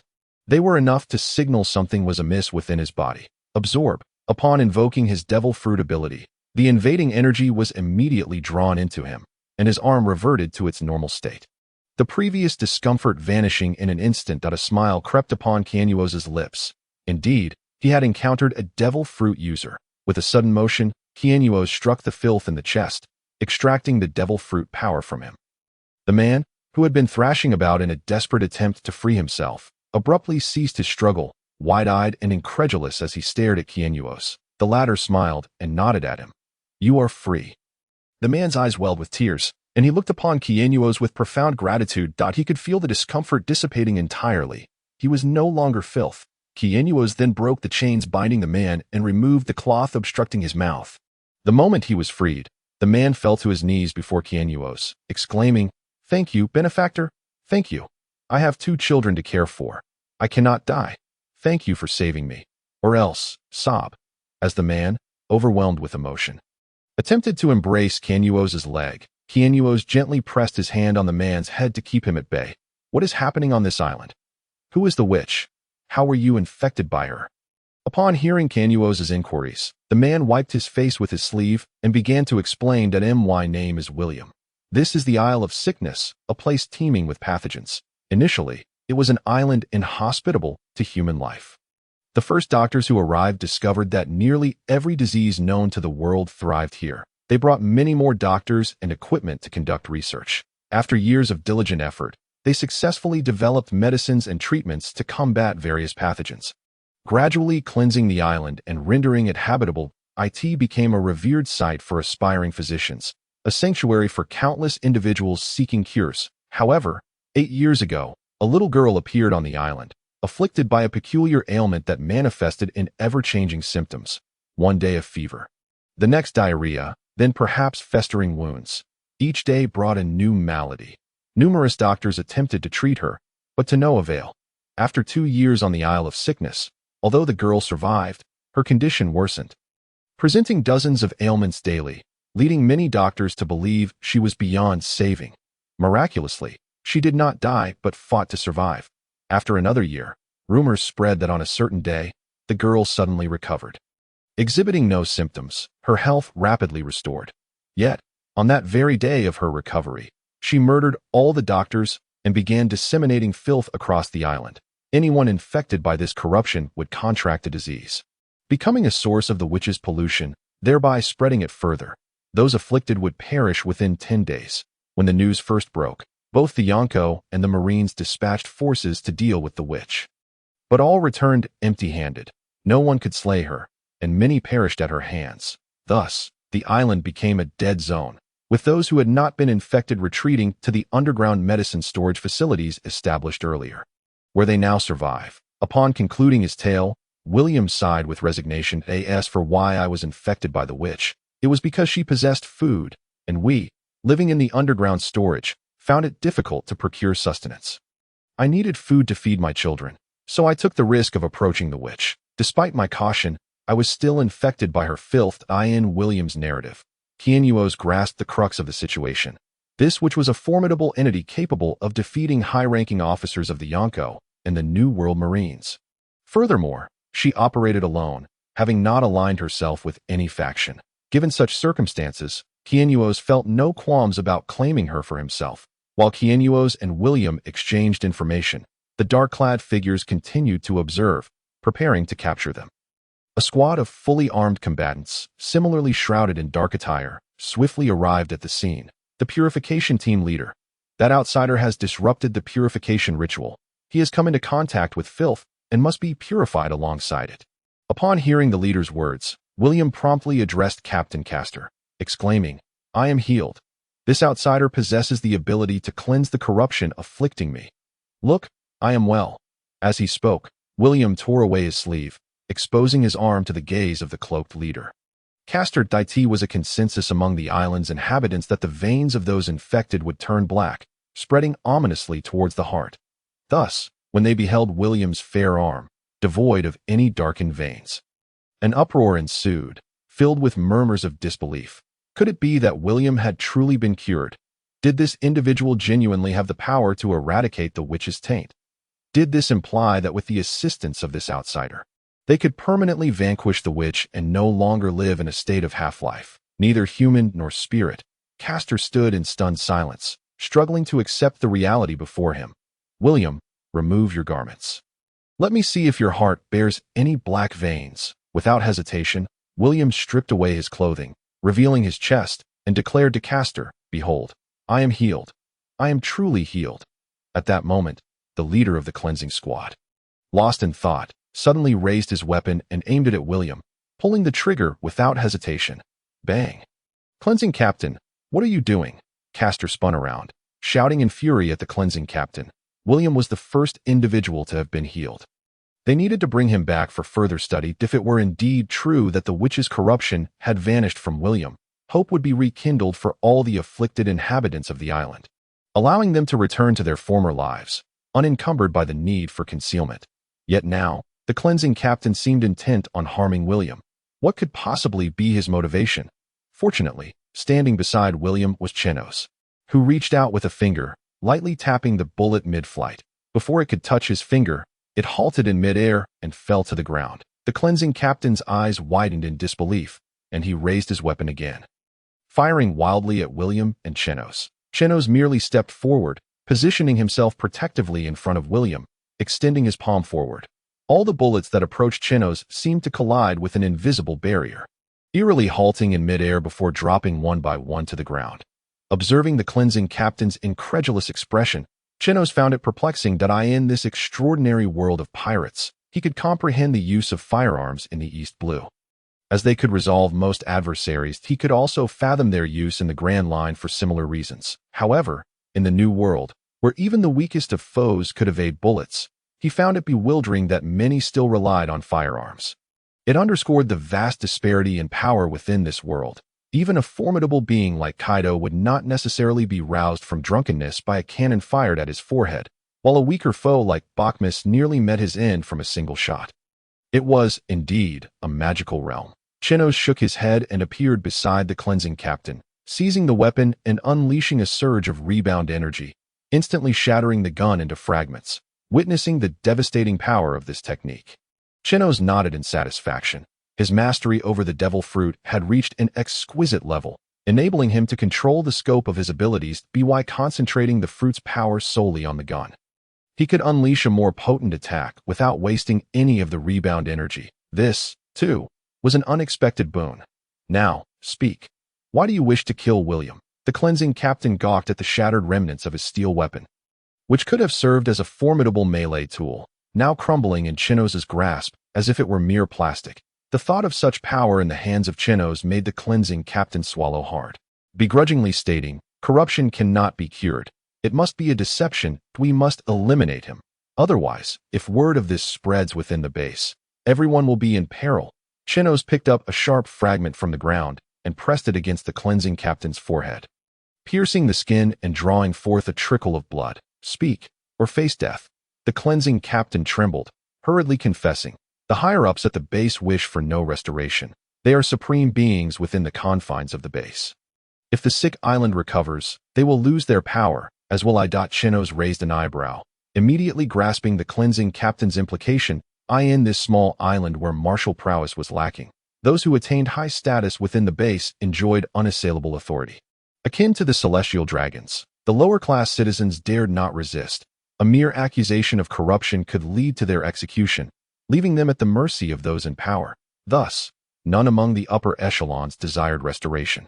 The cleansing captain was among those who relished such privileges. Why would he wish for the island's revival? They all understood that in the New World, a realm teeming with monsters, the moment the island regained its former state, myriad factions would vie for its control. Regardless of which group ultimately seized it, the current privileges would vanish to them. The witch and the corruption she represented were inconsequential. Even in her absence, they would conjure another witch to maintain their dominance. Yet for Chenos, these high-ranking individuals embodied the true corruption of this world. Perhaps the island's plight was not solely the witch's doing, but rather a consequence of their insatiable greed for power. With this realization, Chenos, who had initially intended to seek out the witch and invite her to join him on his next voyage, now resolved to investigate the base, to discern whether its leaders were akin to celestial dragons. If they were, he would not hesitate to treat them as such and hone his skills in the process. Meanwhile, Fisher and his companions had also arrived at the sick island, upon encountering the desolate terrain. They could not help but chuckle. Shaq took the opportunity to jest. It seems Chenos is still unable to find a cook on this forsaken isle. The others joined in hearty laughter, as the search for a cook had become an obsession for Chenos, prompting him to frequently express his determination to locate one on the next island. Alas, fortune did not favor him, as he remained unsuccessful. After the banter, Shaq addressed the group. Let us venture onto the island to assist him. If we leave him to his incessant ramblings, we may soon be driven mad. With that, Shaq was the first to leap from the ship, making his way towards the shore at this juncture. Fisher turned to the others, saying, "You all go on ahead. Although the island appears deserted, we must remain cautious. I will stay behind to watch the ship." Young Yuji and Teslo nodded in agreement and followed Shaq. Left alone, Fisher prepared to train along the shore. Recently, due to the fierce competition among the crew of the Varus pirates, everyone had been diligently striving to enhance their strength. As the third strongest member aboard, Fisher felt the weight of stagnation, which troubled him greatly. His training regimen diverged significantly from that of his peers. He practiced fishman karate, making him one of the strongest among his kind. Consequently, there were no fellow fishmen to instruct him, nor anyone to illuminate his path. His progress relied solely on his own efforts. Fishman training often revolved around water. To unleash powerful techniques, one had to delve into the integration of water with fishman karate. As Fisher concentrated, he formed a sphere of water in his hand, gazing at it lost in contemplation. Suddenly, he heard a noise and shouted towards a nearby thicket. "Who goes there? Step forward." Fisher executed a striking motion, splashing water with determination. The moment he detected even the slightest anomaly, he would not hesitate to disperse the water. From the thicket emerged a young maiden, clad in a pure white dress, her beauty striking yet tempered by a hint of timidity. However, rather than fear Fisher, she regarded him with sympathetic eyes. "Big brother, are you unwell? Why do you have webbed feet, and your skin has turned so red? Is it some illness? How pitiable." Fisher felt a wave of frustration. It was clear this was yet another human ignorant of the existence of fishmen. Nevertheless, he did not allow her words to provoke anger within him. Instead, he patiently explained, "I belong to the fishman tribe, specifically the snapper variety, which naturally possesses webbed feet and red skin. I am not ill." The girl tilted her head in contemplation, then furrowed her brow and pouted at Fisher, declaring, "You're lying. There's no such thing as a fishman tribe in the New World. Speaking to a doctor like that is quite improper." Fisher, feeling somewhat helpless, pondered how he could convince a human unaware of fishmen that he truly was one. That moment, he lowered his guard, intending to follow Chenos' advice to befriend someone on every island he visited, and he had resolved to make this girl his target for friendship. Just as he was about to articulate his thoughts and properly introduce the fishman tribe to her, he was suddenly struck by a dizzying sensation, collapsing weakly to the ground. "What is happening to me?" he wished to exclaim, but no matter how hard he tried, the words eluded him, as though his tongue had been numbed. "Poisoned? When did that happen? How did I not notice?" These three questions flickered through Fisher's mind before he succumbed to unconsciousness. A smirk crept across the girl's lips, her face illuminated by a satisfied smile. "Humph, my skills have improved recently, and the dosage was just right. Now, it's time for the doctor's examination." With that, she withdrew a scalpel from her bosom and leaped onto Fisher, commencing her examination of his body. Fishmen generally towered over humans, and at over 5 meters tall, Fisher was considered a small giant among them. Just as the girl was about to pry open Fisher's chest for treatment, a cold voice rang out. "Stop! Let go of Big Brother Fisher, or I will shoot you dead with an arrow." The speaker was young Yuji, who had returned after initially departing. It turned out that while pursuing Shaku alongside Teslo, young Yuji had sensed a gaze fixated on their direction. Those who lived on Bow Island were acutely aware of such scrutinizing stares, as neglecting them could lead to a surprise attack by a divine eagle. Initially, young Yuji had dismissed the feeling, believing they were no longer on Bow Island. Thus, he quickly regained his composure, assuming it was merely a small creature observing them. However, after walking for some time without encountering another soul or even a living being, he began to feel uneasy. The realization that they were being watched on an island devoid of life signified danger. Consequently, Yang Yuji hastily informed his companions and rushed back to the port. As he returned, he could not help but feel relief upon seeing the surgical knife poised dangerously close to Fisher's chest.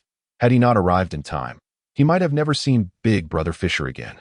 The girl ignored Yang Yuji's bow and arrow, standing with her hands on her hips, pouting angrily, and said, "Please do not disturb a doctor while she is treating someone that it could lead to complications."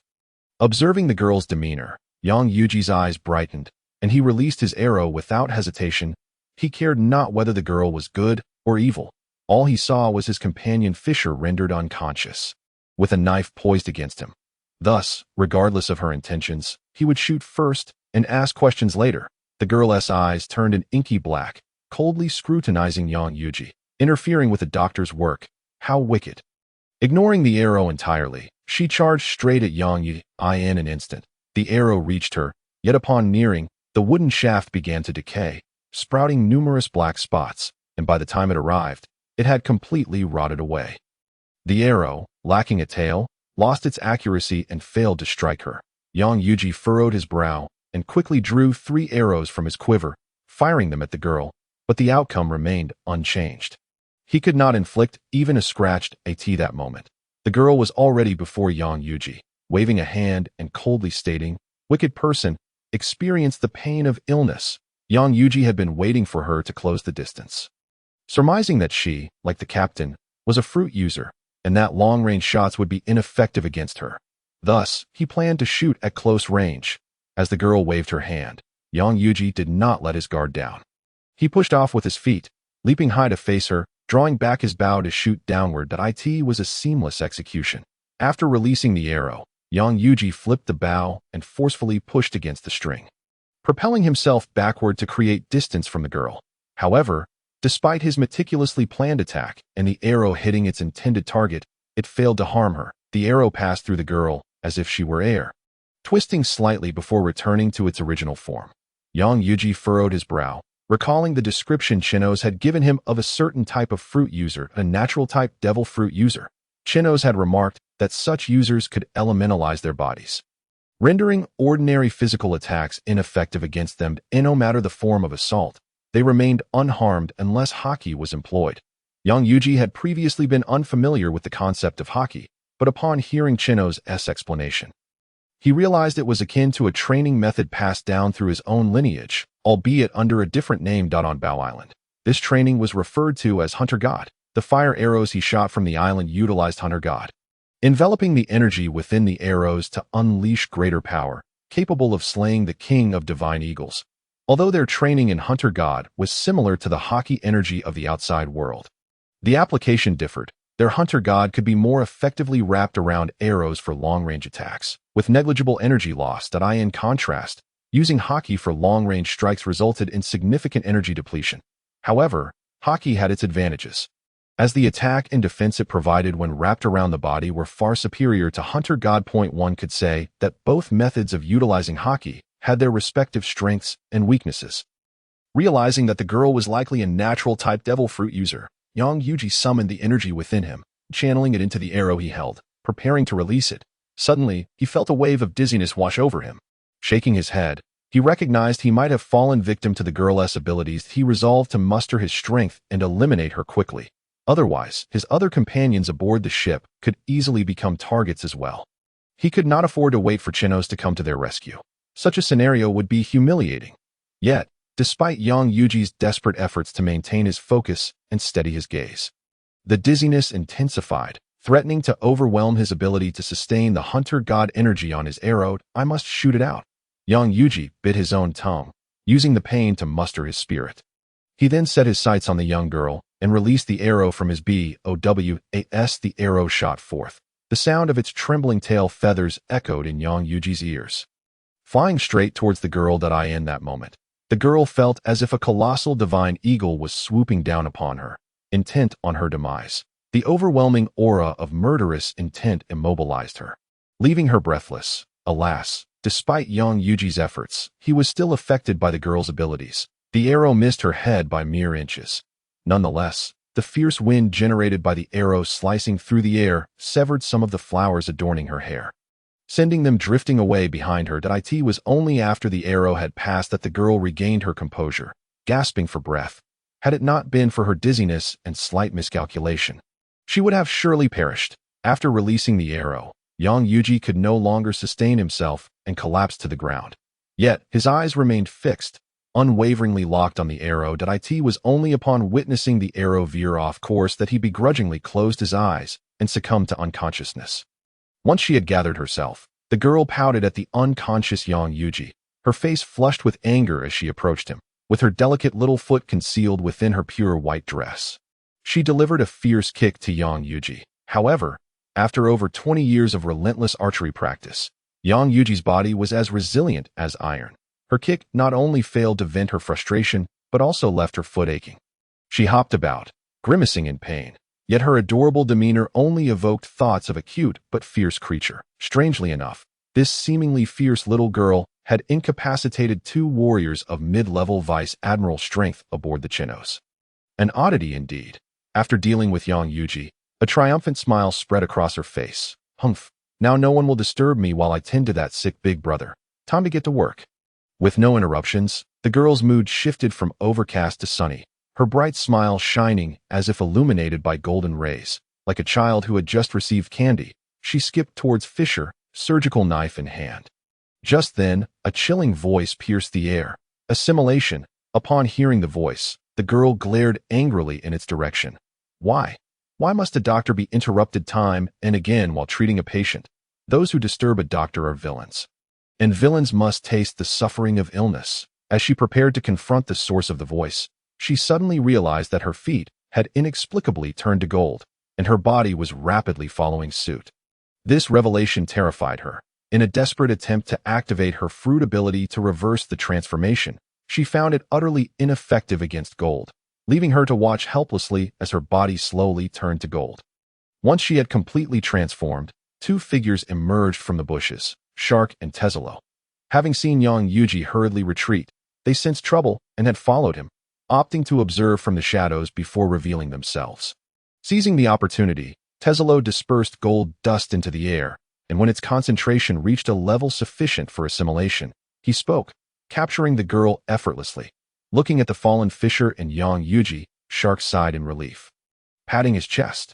Thank goodness you stopped me earlier, or I might be lying there too. By the way, what kind of ability does this beautiful girl possess to take down both Yang Yuji and Fisher? Teslo furrowed his brow as he examined the two, noting the dark veins spreading across their arms. His expression darkened. Shark, quickly find Chenos. They appear to be poisoned, and I can't guarantee that killing the fruit user will restore them. We must see if Chenos can use his abilities to save them. Upon realizing the gravity of the situation, Shark wiped the grin from his face, his demeanor turning serious. He nodded at Teslo and retrieved Chenos' life paper. After confirming Chenos' location, Shark activated his propulsion device and sped towards him without hesitation. Meanwhile, Chenos, accompanied by William and Castor, was making his way towards the base. Castor, filled with excitement, hurried along, fixated solely on having Chenos lead them in eliminating the witch.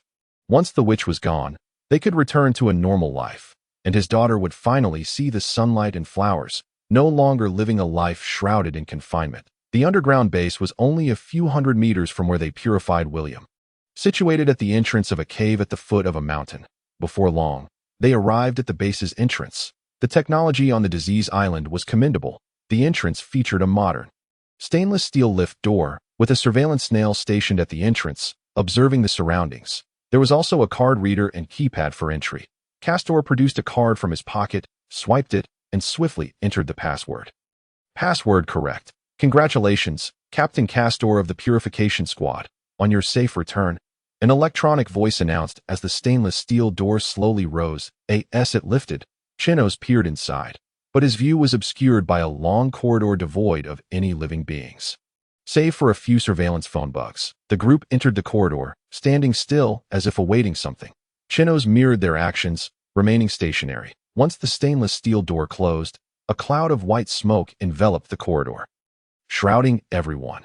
Observing the others' unperturbed reactions, Chenos stayed put, noting the smoke's similar scent to disinfectant that he mused. It seems to be a disinfection process. This island truly lives up to its name, resembling a vast hospital. Requiring disinfecting before entry and exit, it reminded him of a time before his transmigration when a peculiar disease necessitated wearing masks everywhere, with the scent of disinfectant lingering in the air, making the world feel ill. Fortunately, his homeland was prosperous, and soon people could abandon their confined lives. However, the inhabitants of this island were far less fortunate, having been trapped in the underground base for years, most never seeing the sunlight and living solely within its confines. After the disinfection, the door at the corridor's end finally opened, revealing the underground world. Following Castor inside, Chenos was greeted by massive pillars. Upon closer inspection, they were individual living quarters. The rooms were stark and cramped, barely measuring 30 square meters, only accommodating a bed and a simple restroom, with little room left for anything else. Yet, families resided within these modest spaces. Inside the base, a swarm of people bustled about on assembly lines, transforming the underground facility into a colossal factory producing pharmaceuticals. Witnessing this scene, Chenos furrowed his brow. The disease island had become a dead island, unable to engage in external trade. What purpose did all this medication serve? He inquired of William with a hint of bewilderment, to which William shook his head and replied, "I am equally in the dark." However, it seems that the higher-ups possess a means to communicate with the outside world, allowing them to procure some food supplies. Otherwise, with so many of us, the rations would scarcely suffice. Exchanging medicine for food? Chenos was incredulous, for it is well known that whether in times of peace or turmoil, medicine remains one of the most lucrative commodities. Particularly during wartime, medicine is far more precious than gold by weight. Often, even possessing wealth is insufficient to secure it in a world rife with piracy, where conflict is incessant. Medicine is exceedingly valuable, arguably the most coveted item beneath the allure of the devil fruits. Now, if the higher-ups on the island of sickness have channels to negotiate with the outside world, it is implausible that they would limit their trade to mere food, neglecting other valuable resources, such as devil fruits or formidable combat power. With sufficient financial backing, the elites of the island could easily cultivate individuals with devil fruit abilities to confront the witch. Moreover, the high-ranking officials on the island could engage in trade with the outside world. By amassing some wealth, they could certainly enlist top-tier commanders from the Yonko crews or high-ranking naval officers to assist them in combating the witch, while the officers of the Yonko and mid-ranking naval officers might falter against the witch. It does not imply that the highest-ranking commanders or admirals would be incapable. Should they intervene, subduing the witch would not pose a significant challenge, enabling the island to return to its former way of life. Yet, many years have elapsed, and the higher-ups of the island seem entirely disinterested in seeking assistance. Instead, they allow others to perceive this island as a forsaken land. This further corroborates Chenos's earlier suspicions. The higher-ups of the island do not wish for its restoration. They are content to maintain the status quo, indulging in a life of privilege. With this realization, Chenos silently condemned the elites of the island to a metaphorical death sentence. Throughout the journey, he remained taciturn, following the group to the base, where the decontamination captain, concealed behind a mask, bore a faint smirk at the corners of his mouth. This outsider had been rather careless, assuming that no formidable individuals resided on the island. Brazenly entering the base, an act tantamount to courting death. Despite the outsider's strength, could any foreigner truly rival the director's prowess? Even the formidable, which could not contend with the director. How, then, could this outsider? Just wait, outsider. I shall relish witnessing your downfall at the hands of the director. Chenos continued to follow the group into the depths of the base, as Castor intended to introduce them to the ruler of the establishment.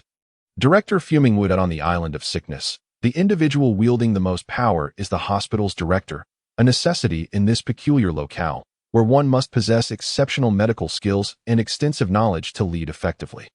It is essential to recognize that this island harbors a veritable cornucopia of viruses and diseases from across the globe. Without exceptional medical expertise, one cannot hope to guide others in conquering these afflictions. The director has long spearheaded efforts to research and combat myriad ailments, making him arguably the most skilled medical practitioner in the world. However, once inside the base, ordinary individuals rarely have the opportunity to interact with the director. Only a select few among the elite have that privilege. Nevertheless, all inhabitants of the island hold the director in high esteem, for he is diligently working on a cure for the filth that plagues them. Should he succeed, they could leave the base and return to life above ground. The director is, in essence, their beacon of hope. As Chenos walked, he listened attentively to Castor's introduction of Fumingwu, and he couldn't help but furrow his brow. This was not aligning with his expectations. He had envisioned the base's commander as a figure akin to the celestial dragons. However, after hearing Castor's narrative, Chenos promptly revised his earlier assumptions. A hospital director, who had dedicated decades to healing and vanquishing countless diseases, would not resemble the mindless vanity of the celestial dragons. Yet, Fumingwu was behaving in a manner reminiscent of the celestial dragons, subtly corralling all the inhabitants of the island into servitude, transforming them into his slaves, laboring for him, and generating wealth. What could possibly be the motive behind such actions, if Fumingwu were not driven by a desire for indulgence akin to the celestial dragons? There must be a deeper purpose behind his actions. However, as Chenos had only just arrived on the island and possessed limited information, he could only speculate thus far. The true nature of the situation would only be revealed upon meeting Fumingwu. The director had previously been engrossed in research, striving to conquer the filth, yet now that he had arrived, Chenos could assist in eliminating the witch. Once the witch was vanquished, the world would no longer be plagued by filth, allowing them to reclaim their lives above ground. Castor, his face alight with reverence, stated that not only he, but the vast majority of the island's residents longed to return to the surface after several years of subterranean existence. It was likely that many would succumb to madness. Observing Castor's admiration, Chenos felt a twinge of reluctance to disillusion him. Based on his analysis, whether the director was motivated by power and pleasure or harbored ulterior motives, it seemed implausible that he would permit them to leave the base and return to the surface. If not for Chenos's arrival and his ability to counter the filth, it was highly probable that the island's inhabitants would be condemned to a lifetime underground, with their descendants enslaved by the base's elites, a reality they had yet to recognize. Given your director's apparent busyness, do you think we will be granted an audience with him? Chenos queried. After all, for the director, Castor, as the captain of the purification team, was merely a laborer tasked with menial duties, not a member of the privileged echelon of the base. Chenos harbored doubts about Castor's ability to secure an audience with Fumingwu. Furthermore, having entered the base, Chenos was already resolved to confront the higher-ups. His current compliance was merely a means to avoid unnecessary complications. Otherwise, should the base's residents perceive his sudden aggression, they would surely heed Fumingwu's orders to attack him, viewing him as an enemy, thus precipitating a catastrophic scenario of universal hostility. This was a penchant for chaos that one might attribute to Luffy, but who could blame the protagonist? Chenos preferred a more calculated approach, aiming straight for the heart of the base's power, eliminating all the high-ranking officials. Afterwards, he could clarify matters with the remaining inhabitants, simplifying the situation significantly. This way, he could avoid the moral dilemma of harming these innocents and sidestep the ensuing complications. Confidently, Castor asserted, under normal circumstances, it might be challenging to see the director, but with you here, someone capable of killing the witch and curing the filth, the director will undoubtedly wish to meet us.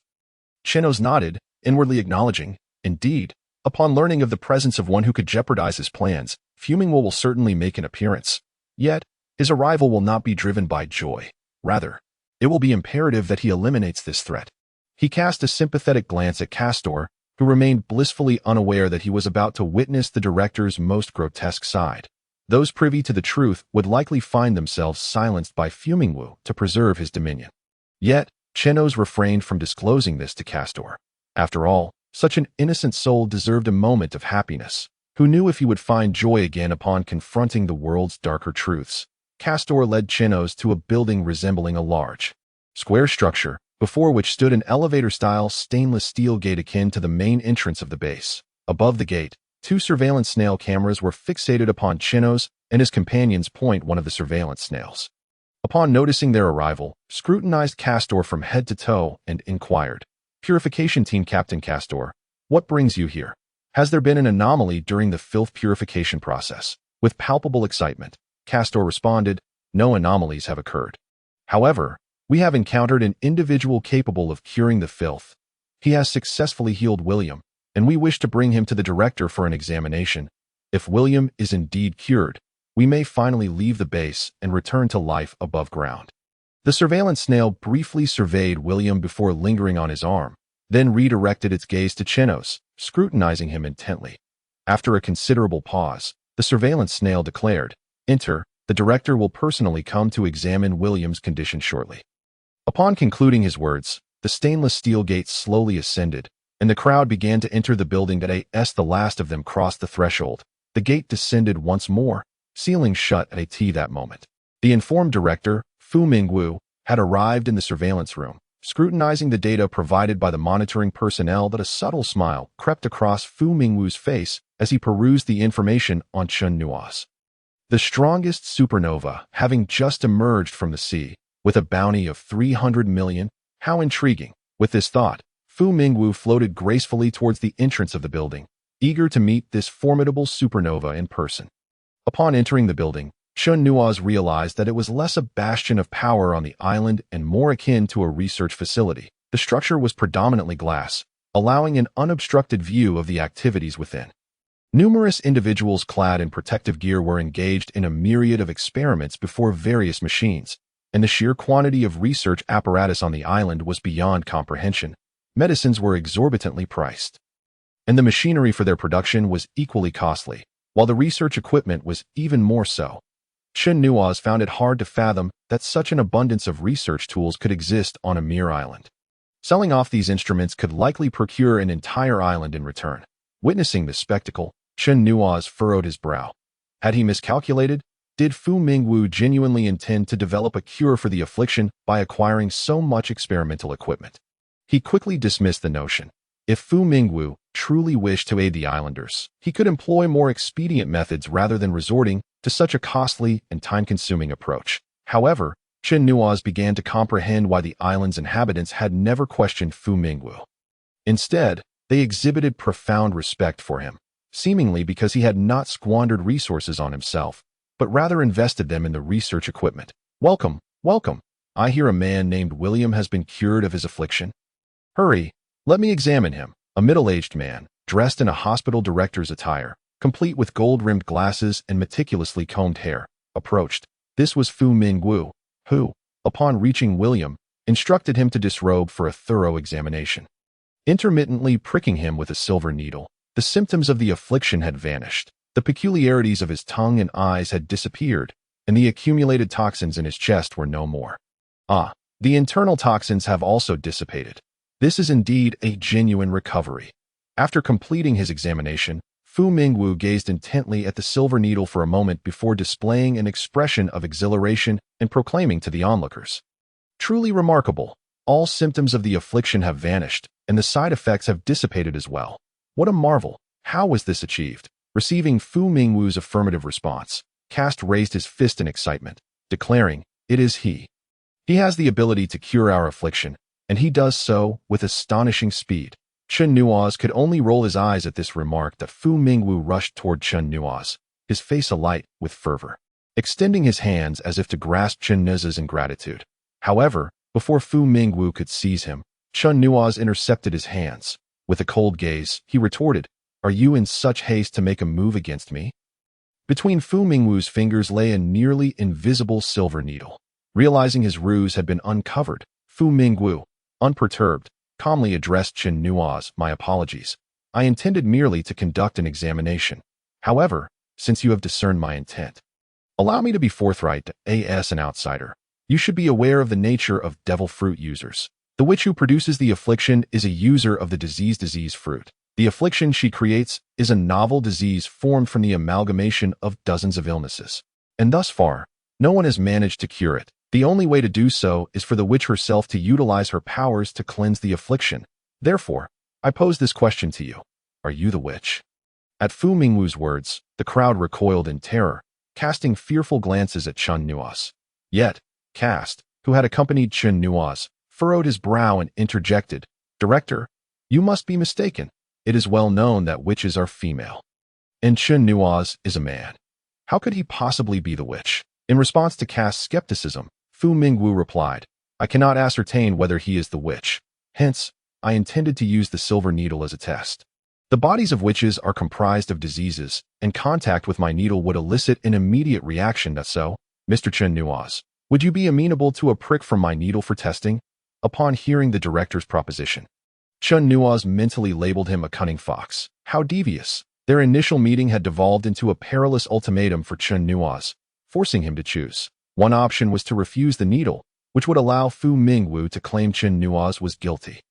Too cowardly to undergo the test, thereby branding him as a potential accomplice of the witch. In such a case, Fu Mingwu would justify an attack against him, and the uninformed populace would rally in support of Fu Mingwu, turning against Chenos. The other option was to acquiesce to the needle prick, but it was evident that this wily fox would surely tamper with the needle, ensuring that any reaction would be detrimental to Chenos. Thus, it became clear that whether he chose to be pricked or not, Chenos would fall into Fu Mingwu's trap. However, Chenos was no naive protagonist driven by emotion. He would not be swayed by the opinions of others. His purpose here was to liberate the people and return them to the surface. For him, Fu Mingwu's intentions mattered little. The fact remained that he had confined the island's inhabitants within an underground facility, enslaving them to produce medicines for profit, which he then used to acquire medical equipment.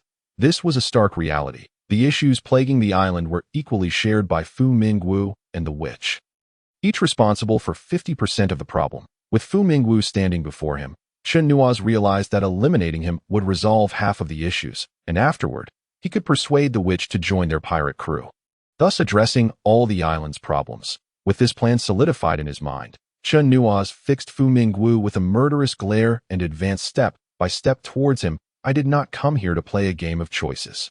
As Fu Mingwu observed Chenos' approach, exuding an aura of lethal intent, he shouted to the surrounding crowd, run, activate the isolation barriers, and immediately release high-temperature steam.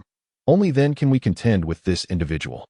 Upon hearing Fu Mingwu's command and witnessing Chenos' menacing demeanor, the onlookers instinctively obeyed, rushing towards the exits. Chenos paid little mind to the fleeing enslaved individuals. Their absence merely alleviated his burden, allowing him to fixate solely on Fu Mingwu. Blast step. In an instant, Chenos materialized beside Fu Mingwu, delivering a powerful punch to his abdomen. Quake fist. Fu Mingwu's eyes widened in shock as his body transformed into a mist, narrowly evading the strike. Yet, Chenos' training had honed his reflexes to the point where his punches now carried the weight of armament Haki. Just as Fu Mingwu's misty form began to coalesce, Chenos landed another punch, sending Fu Mingwu crashing into the stainless steel wall. With a resounding crash, the impact left a dent in the wall, showcasing the newfound strength Chenos had developed since gaining power on Gun Island. Even a simple attack like the Quake Fist was enough to send Fu Mingwu hurtling back, causing a significant dent in the stainless steel surface. Cough, cough. Fu Mingwu struggled to rise, feeling as though his entire waist was on the verge of being shattered by that singular punch. Yet, as soon as he managed to stand, Chenos appeared beside him without giving him a moment to react, seizing his head and forcefully pressing it against the wall. After pinning Fu Mingwu's head to the wall, Chenos' palm emanated a rebound energy, coldly declaring to Fu Mingwu, die. Rebound shockwave. Fu Mingwu's eyes widened in disbelief as he gazed at Chenos, unable to comprehend how such overwhelming strength could belong to him. As a user of a natural-type fruit ability, he found himself unable to withstand the onslaught for even a few seconds. That moment, Fu Mingwu realized that if he did not take action, he would truly perish at the hands of this suddenly appeared strongest supernova. Suddenly, Fu Mingwu's body boiled like water reaching its boiling point. The steam rising continuously, he directed this vaporous energy to his arm and forcefully pushed against Chenos' hand that was gripping his head. Chenos furrowed his brow, glancing at his arm, where a handprint had formed, the skin covered in blisters as if it had been scalded, although his shockwave had blasted a hole through the 3-meter-thick stainless steel wall. It had not managed to kill Fu Mingwu. Humph, you managed to slip away. This is rather interesting. Just as Chenos was about to continue his assault on Fu Mingwu, a thick white mist enveloped the surroundings, obscuring Chenos' vision and rendering him unable to see the situation around him. Moreover, the mist was intensely hot, causing Chenos to hesitate to open his eyes, lest he risk burning them. Chenos promptly closed his eyes and activated his observation Haki to sense the surroundings. Upon detecting Fu Mingwu's presence, he immediately chased after him. As Fu Mingwu ran, he cursed under his breath. Damn it, Chenos is unbelievably strong, like a monster. No wonder he has a bounty of 300 million as soon as he sets sail. I was careless, however, after casting a glance behind him. Fu Mingwu's eyes widened in shock. His feet emitted steam as he accelerated away into the distance. Meanwhile, the spot where Fu Mingwu had just dashed from was shattered by a kick from Chenos, who pursued him closely. Soon after, Fu Mingwu reached a door. Hastily pressing a button on the wall, a large door swung open, and he transformed into a cloud of vapor, slipping through the gap at the bottom of the door. Upon entering, Fu Mingwu pressed another button inside, attempting to close the door behind him. The door began to descend once more, but at that moment, Chenos executed a sliding kick and lunged into the doorway. Just as he entered, the door began to close slowly. You've trapped yourself in a dead end. Chenos observed the room, realizing it was a sealed chamber, constructed entirely of stainless steel, with no visible gaps. Inside, there was nothing but an immense, empty space. Yet, Fu Mingwu looked at Chenos and laughed. Regaining his previous composure and confidence, he even proceeded to introduce the room to Chenos. This chamber is known as a sealed steam room.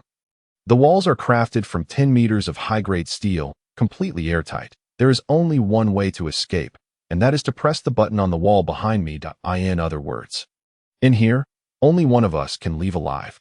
Chenos gazed at Fu Mingwu in astonishment. The very person who had nearly been killed by him now had the audacity to declare that only one of them could survive. Before Chenos could ponder this further, jets of white mist began to spew from the walls, causing the temperature within the chamber to soar.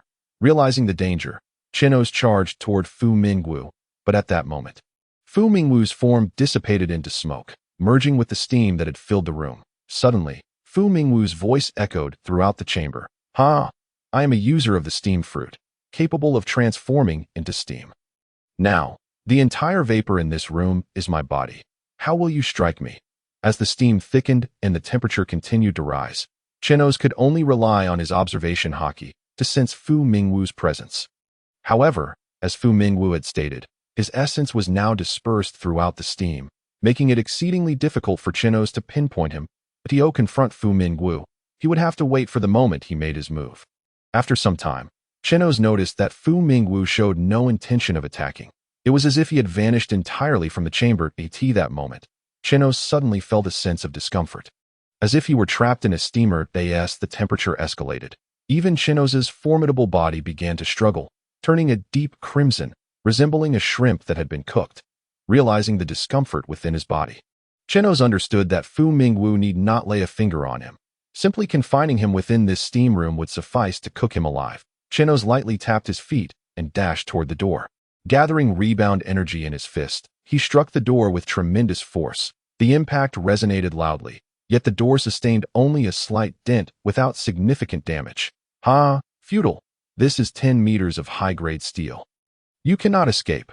Meanwhile, Shark was racing towards Chenos's life card, swiftly arriving at the entrance of the Disease Island base. Observing the tightly closed gate, Shark furrowed his brow. He had attempted to use a Den Mushy earlier, but Chenos's device had not connected, likely due to the underground research facility obstructing the signal. Approaching the door, Shark glanced at the electronic keypad lock, shaking his head in disdain. Nonchalantly, he pressed a button beside the electronic lock, revealing a stainless steel cover that opened to expose several connection ports. Shark pulled out a data cable from his chest and connected it to the electronic lock. In less than 3 seconds, an electronic voice chimed. Dear programmer, welcome to the inspection. You have now entered programmer mode. You may proceed with program operations. Shark pressed a couple of buttons on the electronic lock, and the door began to rise slowly, without triggering any alarms. Upon seeing the door open, Shark did not pause, but continued manipulating the electronic lock. Shortly after, a door that required disinfection to open swung open as well, thanks to his programming that bypassed the time-consuming steps. Once both doors were ajar, Shark pressed a spot on his thigh, causing a few blank magnetic cards to spring forth. He then swiped one of the cards through the card reader, setting it to the highest authority within the base. Thus, after entering, he would have unrestricted access to any location within. After creating the universal card, Shark disdainfully regarded the machine, This is merely a low-level intelligent control system. Can there really be fools willing to buy this? Truly, the foolish have money to burn. The reason Shark could so easily control the machinery was that the intelligent control system used by the Disease Island base was developed by him. However, this system was merely the initial version, the most basic one, riddled with vulnerabilities that in the current iteration, anyone with a modicum of technical skill could freely enter and exit, if it were his latest version. Even Vegapunk would struggle to infiltrate it. Recalling that this was not the time to ridicule those who had purchased his system, Shark hurriedly dashed into the base's interior. Upon entering, he disregarded the presence of others and sprinted toward the direction of Chenos' life card. Before long, Shark arrived at the entrance to the Director's Research Institute, where Chenos had entered. That he glanced at the door, ignoring the surveillance, and swiped his card at the entrance, causing the Research Institute's door to swing open for him. However, just as the door opened, a fully armed squad of personnel turned to face Shark. That he felt a bit awkward looking at the 100-strong team, managing a forced smile as he waved his hand at them. Excuse me, I seem to have taken a wrong turn. Could you kindly direct me to the nearest restroom? At that moment, the captain of the decontamination team, upon spotting Shaku, instantly recognized that he was not one of the inhabitants of the sick island. He shouted to his team, "This man is an outsider and a companion of the intruder. Eliminate him." All the members of the decontamination team raised their weapons in unison, aiming them at Shaku. In a swift motion, Shaku brought his arms together to shield his head, and as his arms merged, a protective shield emerged, enveloping him entirely. What a stroke of bad luck, he thought. Nonetheless, he regarded these minions with disdain. Manipulating a mechanical arm from behind to grasp a sonic grenade, once the decontamination team ceased their assault, he would lower his shield and hurl the grenade at them as the grenade landed amidst the decontamination team. It emitted a blinding flash, followed by a shockwave that rendered all the team members unconscious. Only after witnessing them all collapse did Shaku retract his shield and mechanical arm, resuming his hurried stride toward the location of Chenos. As he ran, he muttered complaints about Chenos, questioning why he had to search for a mere chef in such a secluded place, surrounded by so many lackeys. It was indeed a considerable waste of time. Upon entering the research facility, Shaku's eyes widened in astonishment at the plethora of research apparatus scattered about, nearly drooling at the sight. Wow! Ultra-precise mechanical arms, nanoscale research workstations, the latest generation of laser equipment. Could this be heaven? Chenos truly has an eye for locating treasures. I must devise a plan to transport this equipment onto my ship. That way, I can avoid purchasing many of the devices I need. Shaku continued to press his face against the glass walls, marveling at the innovations, occasionally exclaiming in admiration, his eyes gleaming with excitement. After a considerable time, he gradually emerged from his treasure-hunting euphoria. Remembering his purpose for being there and resolving to find Chenos first. However, as he departed, he cast a lingering glance at the equipment, his gaze filled with reluctance, akin to a lover about to part ways for just a few minutes. Following the life paper, he arrived at the sealed steam room, where Chenos and Fu Mingwu had entered. Shaku furrowed his brow as he gazed at the confined steam chamber. Noticing that the life paper appeared somewhat wilted, it seemed that Chenos was not in good condition, which explained the life paper's state. This realization caused Shaku to feel a twinge of anxiety. Upon inspecting the steam room before him, he discovered that its system was not the same as the one outside. Rather, it was a different model entirely, developed by Vegapunk. Although this version was also a primitive model, it had been improved upon by Vegapunk after reviewing Shaku's original design, rendering it nearly flawless. If Shaku wished to enter, he would require a bit of time to bypass the system. Damn that Vegapunk. Even here, he has outdone me. What a scoundrel, Shaku lamented. His system was designed for external basic protection, while Vegapunk's was implemented in the most critical areas. Though he acknowledged that Vegapunk's system was superior, the disparity in treatment still irked him at that moment. A loud crashing sound erupted from within the door. Bang! Shaku glanced at the life paper in his hand, noting its further decline, prompting him to shout anxiously. Chenos, are you all right? Regrettably, the heavy steel door muffled his voice, preventing it from reaching the room. Shaku hastily began to hack into the steam room's system, striving to open the door and assist Chenos. Inside the steam room, the high temperature caused by the steam distorted the surrounding in the confined space. The steam's temperature continued to rise, reaching an astounding 300 degrees that a normal individual would not withstand even a second in such an environment, as the extreme heat would prove fatal. Yet, despite the oppressive heat, Chenos relentlessly pounded against the 10-meter-thick steel door. Chenos, a newly emerged supernova in the New World, had a bounty of 300 million upon setting sail. Impressive. Many members of the four Emperor's crews had yet to achieve a bounty exceeding 100 million, while he had done so immediately. His starting point was already far beyond that of most pirates. Moreover, given his displayed prowess, he could easily serve as a captain or even ascend to a high-ranking position within a four Emperor's crew. Such talent was not something Shaku could easily bring himself to eliminate. Fu Mingwu, observing Chenos's attempts to breach the steel door, remained unfazed, leisurely engaging him in conversation. "You, who cannot last 10 seconds in my presence, dare to speak to me so, were it not for this room. Would you truly have a chance to kill me? Now you wish to recruit me. Are you not afraid I would step outside and take 10 seconds to eliminate you?" Upon hearing Chenos's words, Fu Mingwu felt no shame. Instead, he burst into laughter. "Haha, I am not a powerhouse by any means. The reason I consumed this steam fruit was merely to ensure a modicum of self-preservation. Furthermore, does sheer strength guarantee dominion over this world? Is it only through might that one can become the king of this realm? No, you are mistaken. Overwhelming strength is but a fraction of what it takes to rule." Chenos had no time to entertain Fu Mingwu's ramblings that in this world, where power was revered, if one was strong enough to instill fear in all and render their decisions unquestionable, they could ascend to kingship. Whitebeard never became the king of this world for two reasons. He was unwilling to do so, and he lacked sufficient strength, even though he was considered the strongest in the world. Could he take on one adversary, or two? What if Sengoku and Garp teamed up? If push came to shove, could the three admirals unite against him? Ultimately, Whitebeard fell short. Had he possessed the strength to subdue the entire navy single-handedly, he would have been the king of the world. Chenos's ambition mirrored this. Should he defeat all the forces under the world government, then those celestial dragons, and him would be compelled to kneel before him.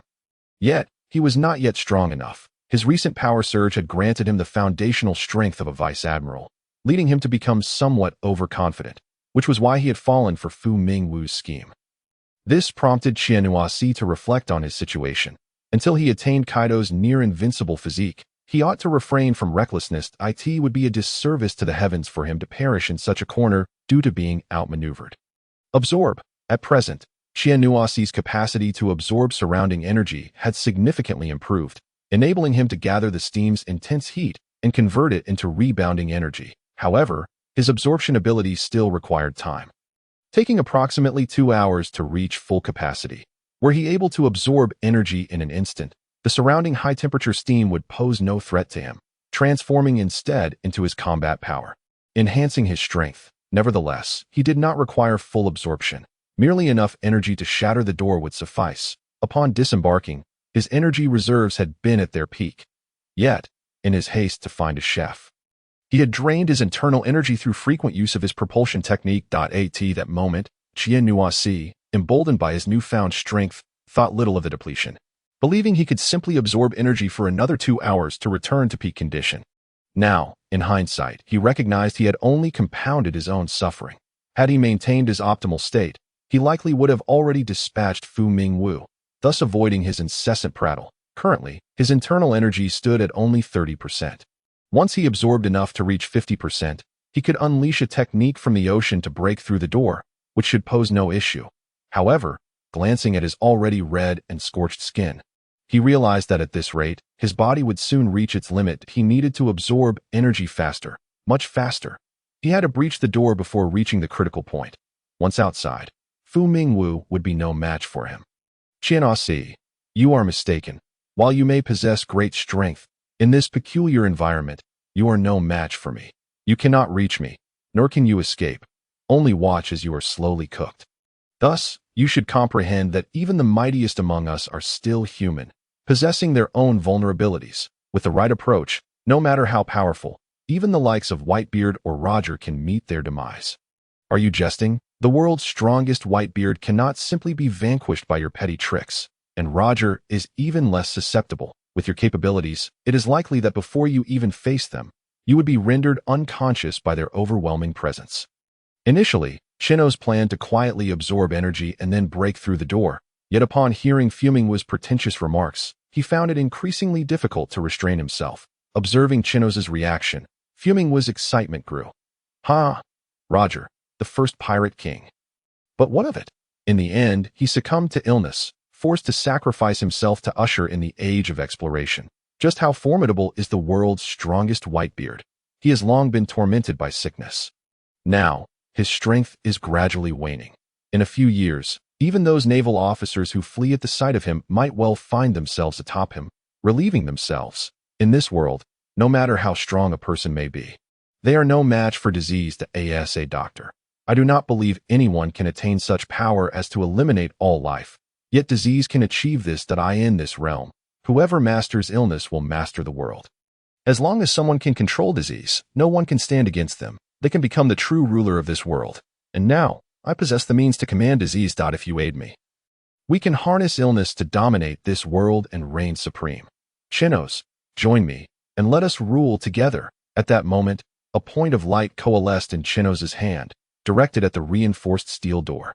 He calmly replied, "Thank you for the invitation, but I shall handle the matter of world domination myself." The light in Chenos's hand shot forth like a laser towards the steel door, seamlessly penetrating it without encountering any obstruction. In the next instant, a massive crater appeared in the steel door, a smooth cylindrical hole carved through the 10-meter-thick steel, as if the door had always been designed this way. Yet, despite creating a colossal void, Chenos still failed to breach the reinforced door. Fumingwu, witnessing Chenos's display of power capable of such destruction, swallowed hard. This attack, even the 4 emperors would struggle to withstand, right? If it struck them, had the gate remained closed. Chenos could have utilized his newly acquired absorption ability to consume all the steam, subsequently unleashing a widespread attack that would swiftly eliminate Fumingwu. However, just as Sheik intervened, it allowed Fumingwu to escape. Yet, Chenos remained unfazed. Despite suffering a minor setback, he had gained significant insights, balancing the scales of loss and gain. "What brings you here?" At this moment, Sheik recalled and urgently addressed Chenos. "Chenos, hurry and rescue Fisher and Yang Yuji. They have both collapsed beneath the skirt of a beautiful girl. Now, Teslo's gold has merged with her, controlling her. We must rush to their aid." Chenos, after grasping the situation, understood that Sheik was referring to both Yang Yuji and Fisher falling prey to the witch's grasp, and that Teslo had assimilated with her using his fruit ability. Chenos looked at Sheik with exasperation. "You truly are a genius." Just as he spoke, his expression shifted dramatically, and he hastily seized Sheik, charging towards Teslo's location. Just moments ago, Sheik's interruption had allowed Fumingwu to flee. Chenos had previously engaged in casual conversation with Sheik, because Fumingwu's fruit ability could only manifest its formidable power under specific circumstances. It was ineffective in the open. Regardless of whether Fumingwu encountered Yang Yuji or Fisher, neither stood a chance against him. However, both had succumbed to unconsciousness, leaving Teslo, the weakest member aboard, in peril, though Teslo was diligently honing his fruit ability and Haki. He remained the least powerful on the ship, while Fumingwu, despite his shortcomings, was still a natural fruit user in a fair fight. Teslo would scarcely be a match for him. Moreover, with Teslo now tasked with caring for his 2 unconscious comrades, he was even less capable of defending himself. Fumingwu, while attempting to recruit Chenos, had made his intentions clear. He sought to harness Chenos' formidable strength to subdue the witch, subsequently implanting a bomb on her to control her, thereby seizing dominion over the world. Facing the threat of being pursued by Chenos, he might resort to locating the witch in a desperate bid to subdue her, thus regaining leverage against Chenos. Presently, the witch was with Teslo and the others. In simple terms, Teslo was in grave danger. Thus, Chenos hastened towards Teslo's position. Meanwhile, Teslo, observing Fisher and Yang Yuji, noted their alarming conditions. One was icy cold and trembling violently, while the other was burning hot, even beginning to smoke. Teslo, utterly unversed in medicine, could only watch in desperation, pacing anxiously without any means to help. After a considerable wait, with Sheik still absent, Teslo's anxiety intensified. The only solution he could conceive was to wrap his clothing around Yang Yuji to stave off the cold, while repeatedly plunging into the sea to fetch water to cool Fisher down. After sweating profusely, he realized that their conditions had not improved and had, in fact, worsened. With no other option, Teslo turned his gaze to the girl. He released the girl's head from assimilation, allowing her to communicate. You immediately revoke your fruit ability, or I shall kill you. Upon regaining her senses, the girl, unfazed by Teslo's menacing threat, retorted, Humph, you are a villain too, capturing a doctor and preventing them from treating the sick. I will not revoke my ability. Teslo, indifferent to her gender or beauty, prioritized the lives of his comrades. Golden energy surged from him, forming a golden arm that grasped the girl tightly. Revoke your ability. Or else, Teslo warned, tightening his grip at that moment. The girl struggled within the golden grasp, feeling as though her body might be crushed. Her eyes turned black as she shouted defiantly at Teslo. Now, your two comrades' lives are in my hands. If you kill me, they shall perish too. Teslo's grip slackened slightly. The thought of his powerful companions dying at the hands of this unknown girl, because of him, was unbearable. Let us negotiate. You revoke your fruit ability, and I shall release you. What do you say?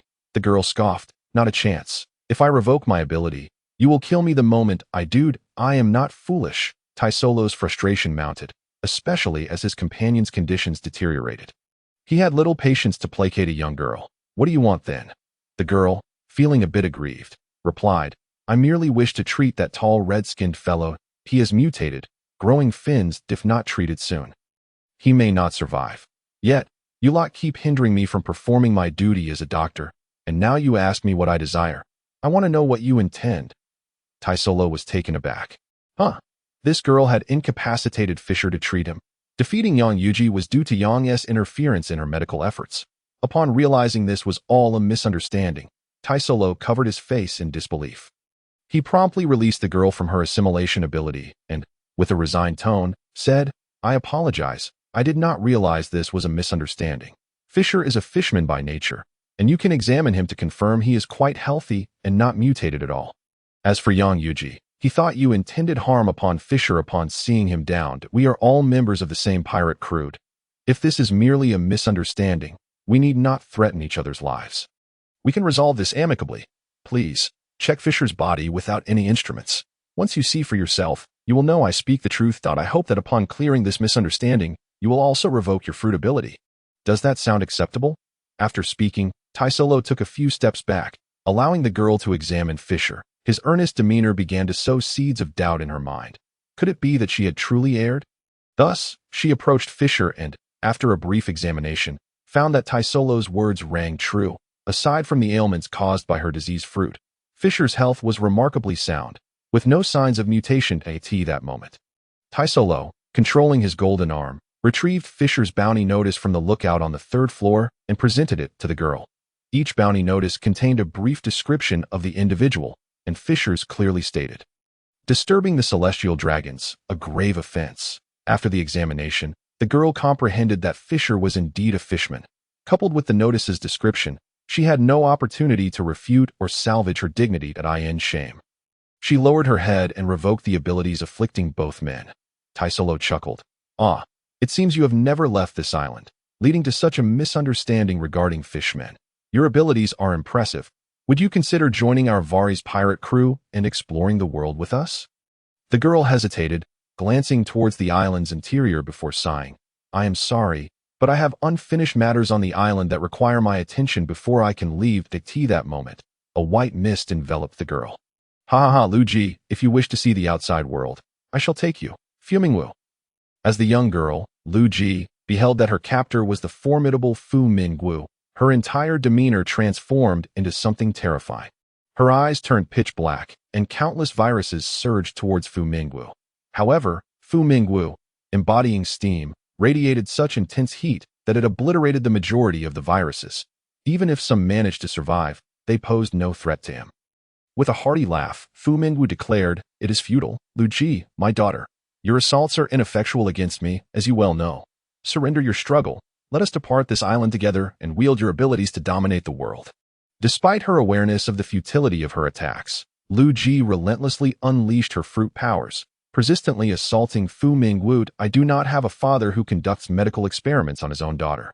Nor would I ever conspire with you to rule the world. My very existence is now dedicated to your demise. Subsequently, disregarding Lu Ji's response, Fu Mingwu seized her, intent on fleeing the island, for there was a god of death awaiting him.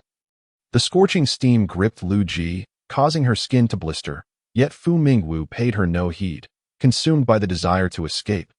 He had already concocted a remedy for Lu Ji's illness and found little to cherish on this desolate isle.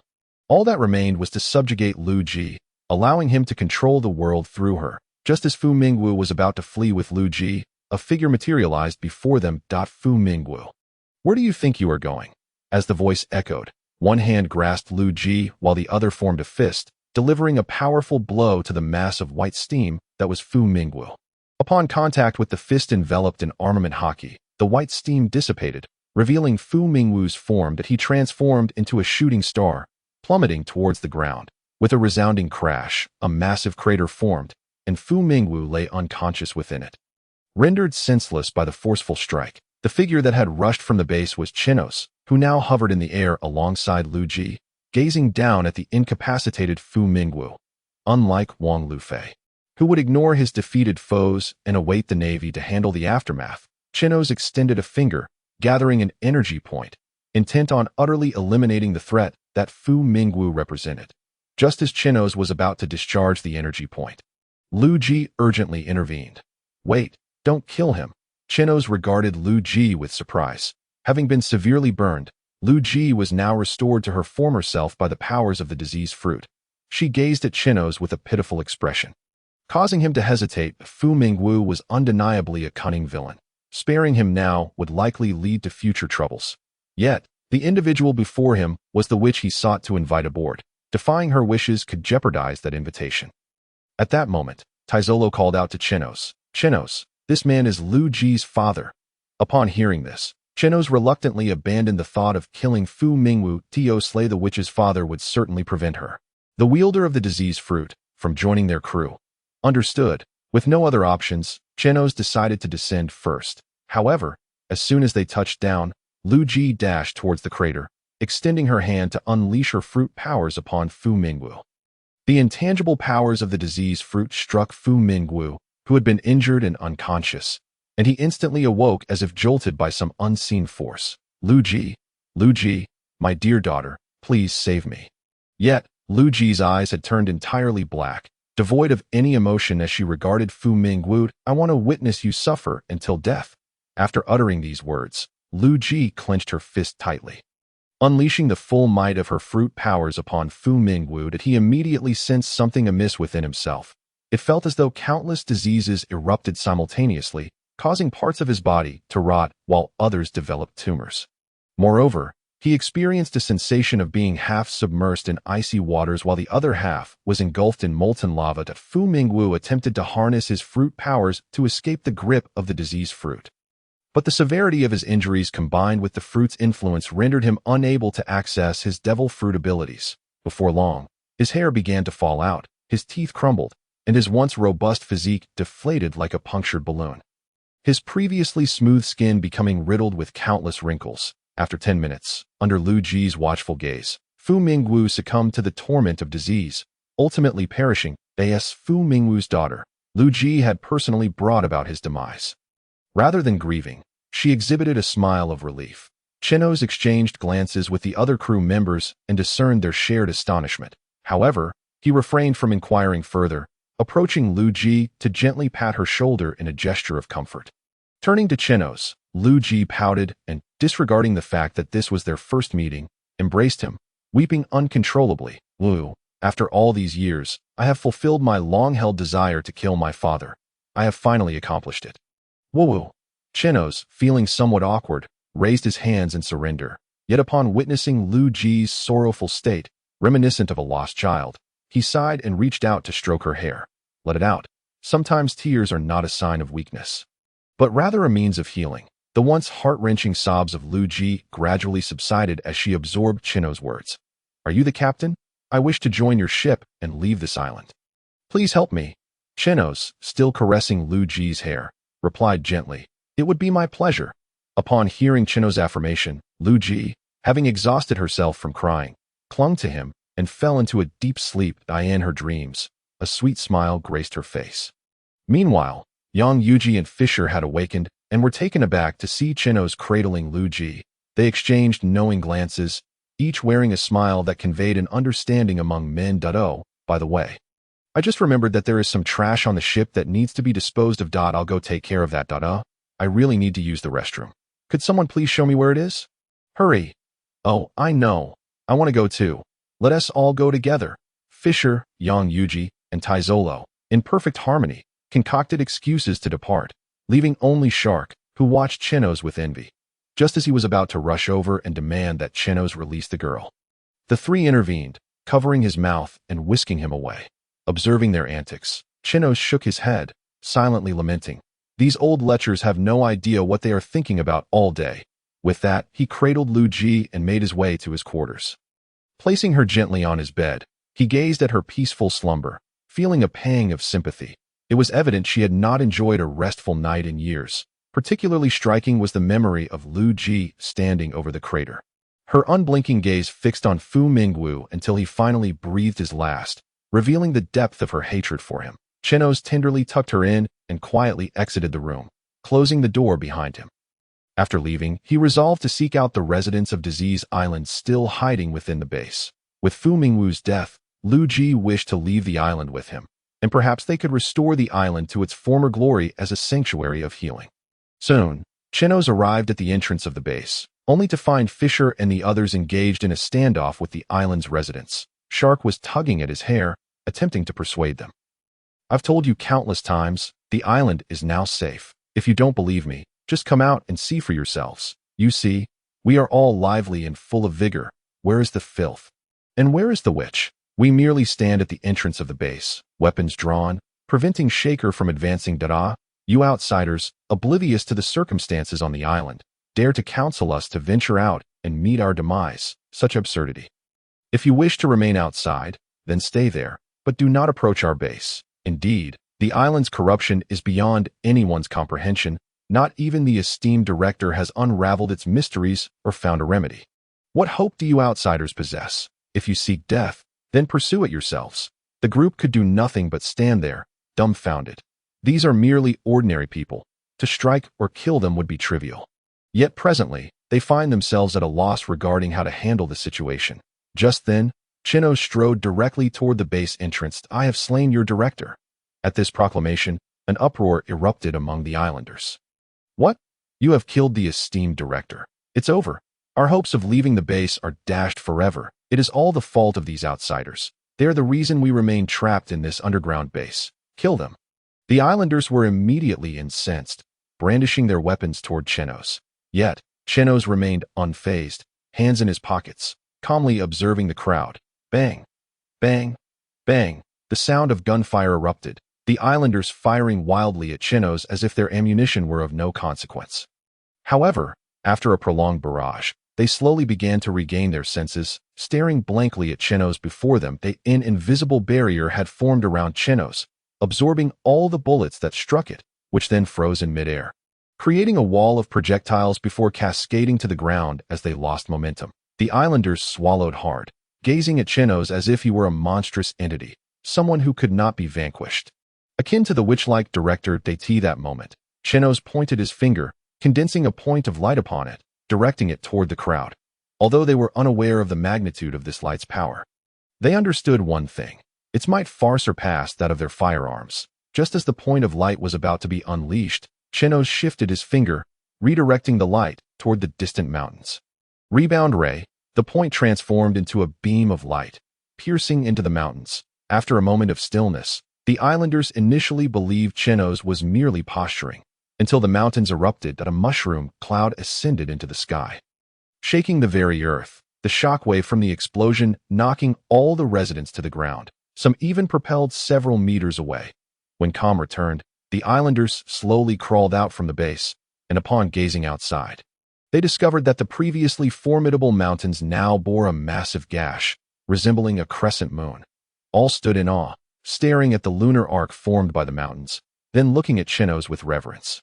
As if he were a deity, the being of such power could easily obliterate them with an attack similar to the one they had just witnessed. rendering any temptation to lure them outside utterly unnecessary.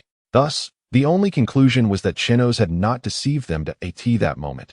A figure dashed out from among the islanders. It was William, the individual whom Chenos had saved earlier. Chenos did not lie. Our comrade would not deceive us. Look, I was once infected by the corruption, and it was Chenos who saved me. His strength is undeniable. He has no reason to mislead us. The islanders exchanged glances. Gradually beginning to step out of the base, Chenos and his companions made way for the islanders, and after a time of tentative exploration outside, the expressions of surprise on their faces transformed into exhilaration.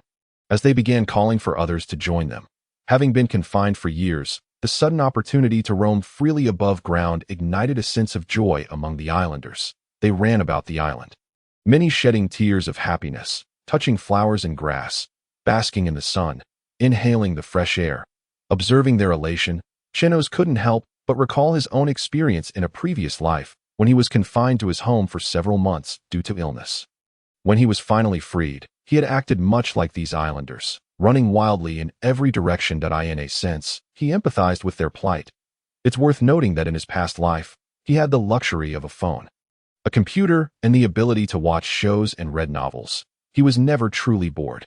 Yet, these residents, trapped underground, were far less fortunate. They had no means of entertainment, confined to a cramped space, their hopes resting on a director who cared little for their well-being. Reflecting on it now, he realized how fortunate he had been in his previous life. After this moment of contemplation, Chenos led his companions back into the base, capturing the leader of the purification squad to guide them. Chenos was determined to uncover how the director had established contact with the outside world. The purification squad leader, having witnessed Chenos's immense strength, dared not utter a word of dissent as he led them toward the director's secret trading location. They arrived at a massive freight elevator, which descended for a while until it reached the third underground level. Upon exiting, they found themselves in a vast underground port, bustling with people transporting goods to warehouses across the way. However, Chenos's attention was not directed at these warehouses, but rather at the flags hanging over the port. Once again, the beast pirates. It seemed they were set to clash with Kaido. Who are you? Do you not know this is Lord Queen's territory? A muscular man clad in black armor, adorned with a horned helmet and gnawing on a colossal piece of meat, emerged from the warehouse. It was Queen the Plague, one of the three calamities of the beast pirates, ranked second. Despite his robust appearance, Queen had previously collaborated with Vegapunk and Sanji's father, Vinsmoke Judge, renowned for his expertise in viruses. He had developed biochemical weapons such as the mummy virus and the ice demon virus. Additionally, he had conducted extensive research on Judge's genetic factors and battle suits, integrating these advancements into his own work, showcasing remarkable scientific prowess. Not to mention, Queen possessed the abilities of the ancient Zoan-type dinosaur fruit, granting him formidable combat strength. Chenos felt a pang of regret that Queen was not present on the island. Only one of his subordinates remained. Otherwise, Chenos would have relished the opportunity to spar with Queen and assess his own progress, gauging whether he had reached the level of engaging the strongest under the four emperors. Fisher furrowed his brow and inquired of Chenos, "What shall we do about Kaido's men?" After a moment of contemplation, Chenos replied, "Kill him, and raise our pirate flag." The crew members stared at Chenos in astonishment upon hearing his words. "Chenos, have you thought this through?" "Chenos, while killing him poses no issue, are we prepared to go to war with the beast pirates? Hoisting the pirate flag would be tantamount to provoking the beast pirates and contesting their territory. At that point, Kaido would surely retaliate. "Chenos, you must remain calm," several crew members urged him, though they too yearned to test their mettle against the four emperors and aspire to become the new emperors. They realized it was premature, as they had yet to gather their full crew. Other pirate crews, even those desiring to challenge the four emperors, would typically ally with other similarly powerful crews to confront them, fearing that a direct confrontation would result in total annihilation. Although Chenos had demonstrated formidable strength, and a few among their ranks possessed vice admiral level combat abilities, they still felt inadequate. After all, they were up against the indomitable four emperors. Chenos analyzed, the geographical position of the disease island is remarkably advantageous. Currently, it is perceived by most pirates as a desolate isle, making it an ideal location for us to secretly cultivate our strength. The four emperors are indeed formidable, yet that does not equate to invincibility. Kaido may be the strongest creature, But he is not the mightiest man in this world that at present. I am confident that even if I cannot defeat Kaido, escaping will pose no issue. Lastly, and most crucially, just moments ago, I was confined alone by Fumaming, who employed high-temperature steam against me in that extreme environment. Under the looming threat of death, my devil fruit abilities have seen further advancement, significantly enhancing my capacity for absorption. This leads me to believe that my fruit is on the verge of awakening. However, normal development for such an awakening requires an extensive duration, yet, under the threat of death, there exists the possibility of an earlier awakening. Once my abilities awaken, I shall possess the strength to contend with the 4 emperors at that time. The new world will no longer be solely dominated by the 4 emperors. It shall welcome an additional sea emperor. The others gazed at Chenos in astonishment, taken aback by the rapid pace of his progress, realizing he was on the brink of awakening his devil fruit. Even before achieving that awakening, the power he exhibited was already formidable. Were he to truly awaken his devil fruit, he would indeed be capable of battling the 4 emperors. Fisher, with a grave expression, turned to Chenos and asked, "Do you comprehend what it signifies if you fail to awaken?" Chenos remained silent for a moment before solemnly addressing Fisher and the other crew members. "I understand. Should my fruit fail to awaken, my fate will be sealed. Death awaits me. Moreover, I might drag you all down with me into that abyss. What lies before us is a gamble. Should we win, we will establish ourselves in the new world as the 5th emperor. Should we lose, we may all perish. You are all aware that my ambitions have never been merely to become the 5th emperor. My goal is to unify the new world. Even achieving the status of the 5th emperor would merely mark the beginning of our journey.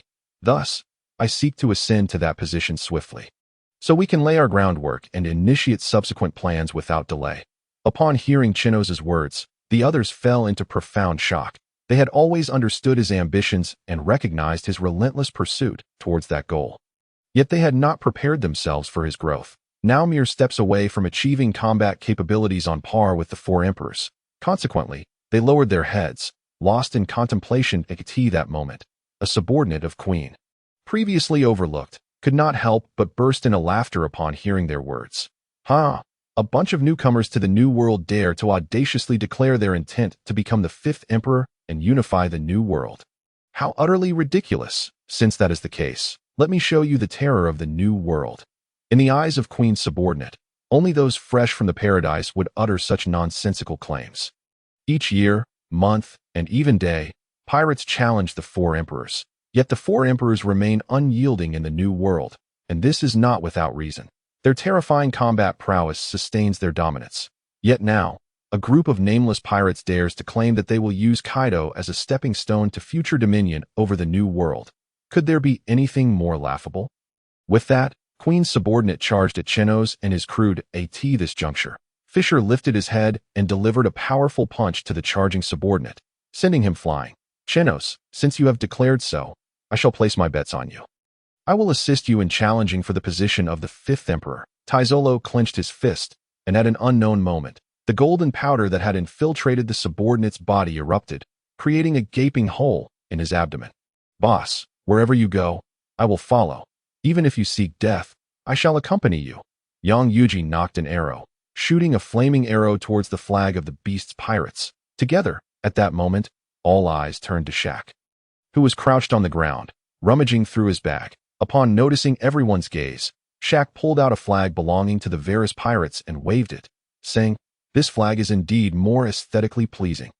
The crew exchanged glances and erupted into laughter. In a corner of the underground warehouse on Disease Island, a pirate looked on in terror at Chenos. "Bulu bulu bachia. How dare you disturb me while I sip my red bean soup? Speak. If there is nothing of importance, your fate is sealed." Upon hearing this, the pirate trembled but proceeded to report the situation to Queen. "Lord Queen, this is Disease Island. The strongest supernova has arrived and taken down our flag, replacing it with theirs." "What? Those reckless supernovas again? Wait, I shall come at once. I am in need of some good experimental materials." After hanging up the den mushy, the pirate breathed a sigh of relief. As long as Lord Queen arrived, no so-called strongest supernova would pose a threat. However, he still needed to devise a way to hide. When Lord Queen arrived, it would mark the end for that strongest supernova. Yet, as the pirate turned to observe Chenos once more, he found a shadow blocking his view. Looking up, he saw Chenos pointing a finger at his forehead. With a gentle prod, Chenos's finger penetrated the pirate's brain. After dispatching the pirate, Chenos thoughtfully picked up the fallen Den Mushi and tucked it away. We must depart. The beast's pirates are already aware of our presence and will soon seek us out. We must locate the chef before they find us. The remaining crew exchanged knowing glances before bursting into laughter once more. All right, let's find the chef. It was evident to all that Chenos had developed an obsession with finding the chef. Yet, oftentimes, the more one desires something, the more elusive it becomes.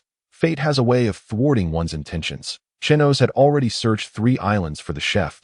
He had found the scientist Shak, the marksman Yang Yuji, and the doctor Lu Ji. Yet the chef remained elusive. One could only conclude that Chenos's luck had run thin. Upon returning to the surface, the island's inhabitants appeared to have gone nearly mad. Many lay sprawled on the ground soaking up the sun. Even as the sun blazed down, reddening their skin, they reveled in their leisure. Just then, someone shouted, "The witch! It's the witch! Run!" The islanders, struck by terror, dashed towards the base's entrance, only to find Chenos and his crew blocking the way, preventing their escape. "What are you afraid of? Lu Ji is our crew member now. She will not harm you." Upon hearing Chenos's words, the crowd recalled that while the witch was fearsome, Chenos was even more so. Lu Ji, upon spotting the group, broke into a joyful expression and rushed towards them. The islanders parted, creating a clear path for Lu Ji to reach Chenos and his crew.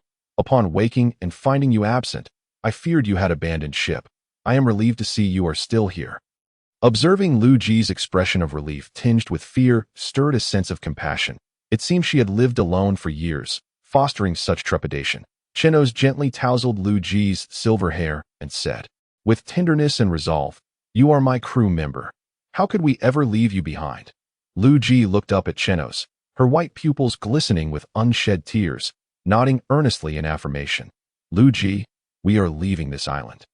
Before we depart, do you have any matters to attend to or belongings to gather?" Liu Ji turned her gaze towards the fearful residents, hesitating momentarily before nodding once more at Chenos. She then pivoted and approached the island's inhabitants. "Greetings, I am the witch you speak of. My name is Liu Ji, which, in our local dialect, signifies disease. I understand that you regard me as a malady to be avoided, yet before you flee, I wish to convey this. I have never unleashed my powers upon you, and not a single soul among the islanders has perished due to my abilities. They all succumbed at the hands of my father, the esteemed Director Fumingwu, whom you hold in high regard." Upon hearing Liuji's words, the residents, initially inclined to retort, stifled themselves upon noticing Chenos standing behind her, their eyes nonetheless brimming with skepticism. Unfazed by their doubtful gazes, Liuji had grown accustomed to such scrutiny over the years. "Ah, I know you do not believe me. I neither expect your faith. Before I depart, allow me to share a tale from my life, and I hope that you shall not heed the words of others so readily thereafter. Years ago, my father inadvertently discovered a devil fruit known as the disease fruit on this island, a fruit reputed to grant its consumer dominion over the afflictions of the world. At that time, my father had already consumed a devil fruit and was unable to partake of another. Thus, he compelled his younger brother to consume it instead. Tragically, within 3 days, his brother perished. To wield the power of this fruit and command the world's maladies. One must endure every ailment, survive the torment, and one may acquire the ability to control diseases, fail to endure, and death awaits. Initially, my father mourned his brother's demise, but eventually, he stumbled upon another of the same devil fruit on the island. It was then he realized that the fruit had an affinity for this island. When a consumer died, it would reappear at random. Consequently, my father devised a plan to control the fruit's bearer to achieve global dominion through disease. And thus, he descended into madness. He compelled all his close friends and brothers to consume the fruit, leading to their collective demise. When he was left alone, he turned his gaze upon me, insisting that I consume the devil fruit. A most fortunate yet tragic fate befell me, as the fruit seemed to take a liking to me, subjecting me to a myriad of diseases daily, forcing me to endure relentless suffering while denying me death. For 3 years, I languished under the torment of illness, with my father coldly observing my plight. After 3 years, I recovered, and for the first time, I witnessed my father's ecstatic expression. Regrettably, his joy stemmed not from my recovery, but from my ascension as the wielder of the devil fruit. A master of disease, he sought my assistance to realize his dream of controlling the world through sickness. However, I refused. For every day I was ill, he never cared for my well-being, but instead harvested the viruses from my suffering. Intending to control the world with the ailments he collected to him, I was merely a tool for extracting viruses, and he never harbored hope for my survival. Upon my refusal, he plotted to implant explosives within me. Intending to use death as a threat to coerce compliance, that he sought to incapacitate me with anesthetics. Yet the powers of the fruit endowed me with formidable regenerative abilities. No sedative could subdue one such as I, who bore the disease fruit. He attempted as the words were spoken. Everyone resolved to apologize to Lu Ji. When a throng of people reappeared before her, this time they did not shun her as if she were a plague, but instead stood in front of Lu Ji, kneeling in unison to express their contrition. My Lady Lu Ji, we are truly sorry. We have misjudged you. The islanders chorused their apologies, and upon concluding, they bowed their heads to the ground. The magnificent sight reminded Chenos of ancient emperors in a past life, receiving homage from their subjects. Lu Ji observed the collective act of penance, a flicker of emotion passing through her eyes. I do not accept your apologies. You shall remain in repentance and forever remember this lesson. A day later, in the uncharted waters of the New World, Chenos was engrossed in studying a newly acquired map of the New World he had discovered in Fuming Wu's office. In this realm, Kaido frequently incited nations on various islands to engage in warfare, subsequently profiting immensely through the sale of weapons and drugs. Fuming Wu served as the supplier of these substances to Queen, ensuring their distribution across the islands of the New World. Thus, the accuracy of this map was somewhat reliable. Although it merely outlined some of Kaido's territories, it sufficed for Chenos, as it at least indicated the extent of Kaido's influence. Upon examining the map, Chenos noticed that among the several routes traversing the New World, Kaido occupied nearly one of them. Initially, Kaido's trajectory resembled a straight line, but as it progressed, the path became increasingly convoluted, with some islands appearing on the left while the next was situated on the far right. This indicated that by the midpoint of the route, there was significant competition from the four emperors' fleets. Even Kaido was constrained to this less favorable passage. The journey was long, and should any issues arise at the farthest island, the other islands would need to traverse the greatest distance, resulting in the longest delay for support. What intrigued Chenos most was the presence of a naval base along their route, marked on the map with a note indicating that a rear admiral was stationed there, along with a caution for ordinary sailors to steer clear. This was indeed fascinating. It suggested that the Navy had established strongholds in the New World, particularly at this location along Kaido's route, which Kaido had not eliminated, indicating that the naval force there was formidable enough to deter him. However, if only a rear admiral was stationed, it would not be sufficient to hold the island. Initially, a marine admiral must have been stationed there, and only after a significant battle had it been left to the rear admiral. Surrounding this base, there likely existed other naval stations capable of providing reinforcements. Chenos aimed to lure the strongest forces of the beast pirates, possibly even Kaido himself, to assist him in awakening his devil fruit powers. Yet, before that, he desired to find a chef among his crew, making a visit to the naval base a prudent choice to allow the Navy to fend off the beast pirates momentarily. Once he had secured a crew member, he could then confront the mightiest forces of the beast pirates or even Kaido himself. With this in mind, Chenos instructed Shak, set our course in this direction. We shall pay a visit to the naval base. Shak, preoccupied with the new machinery he had acquired from the sick island, merely glanced at the map's orientation before establishing the ship's course and returning his focus to the installation of the machinery. Muttering excitedly, "This is a fortune indeed. So many rare instruments that are hard to come by are now within my grasp. That MY machine will be ready for unveiling soon." On the deck, Yang Yuji was diligently practicing the six forms. For someone with Yang Yuji's formidable physique, the six forms were not particularly challenging, but he especially favored the moonwalk, which allowed him to hover in the air for extended periods, enabling him to launch ranged assaults on his adversaries. Teslo was also engrossed in honing his Haki and devil fruit abilities. Observing Chenos' rapid progress, he realized that if he did not strengthen himself soon, he would be unable to assist Chenos in the future. Meanwhile, at the front of the ship, Fisher was swimming, having spent most of his time in the sea rather than aboard the vessel, either training in karate or building his strength. He was rarely seen except during meals and sleep. As for the newly joined Lu Ji, She sat beside Chenos, somewhat bewildered as she watched her companions training vigorously. Chenos, why are they all training so hard aboard the ship?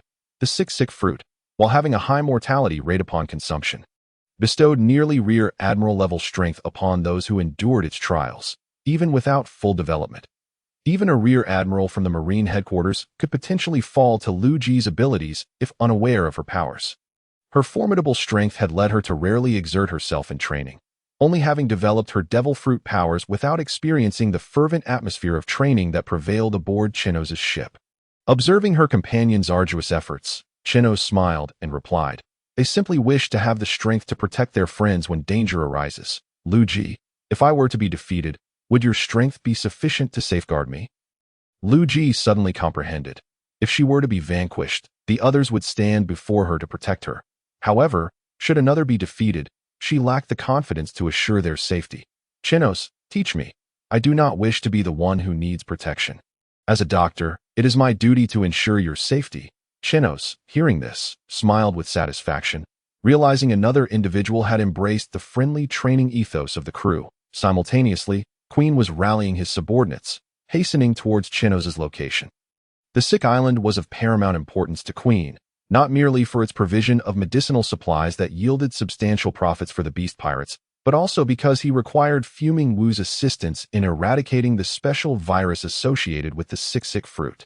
Having developed a research direction for the virus, he intended to engineer a potent infectious strain to outfit his bioweapon fleet. Initially, he regarded the sick island as a well-concealed stronghold, with most dismissing it as a dead isle, especially with a sick fruit user residing there. Even if someone reached the island, discovering the underground base would be exceedingly difficult, let alone surviving the encounter with the sick fruit user. This had allowed him to remain unconcerned about the island's safety. However, now that this secret base had been overtaken, the sick fruit user had been abducted, and his supplier, Fuming Wu, had been killed. He could hardly contain his ire.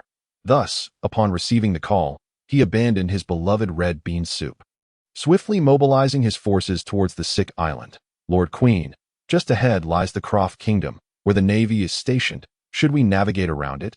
Queen scowled darkly, glaring at his subordinate. The occupation of the sick island was now his foremost concern. Overshadowing all else, they would charge straight through. If the Navy dared to engage, they would experience the devastating power of his viral artillery. "Accelerate. If that strongest supernova escapes, I will use you all as my test subjects." Upon hearing their fates as potential test subjects, Queen's subordinates trembled in unison, responding, "Yes, Lord Queen."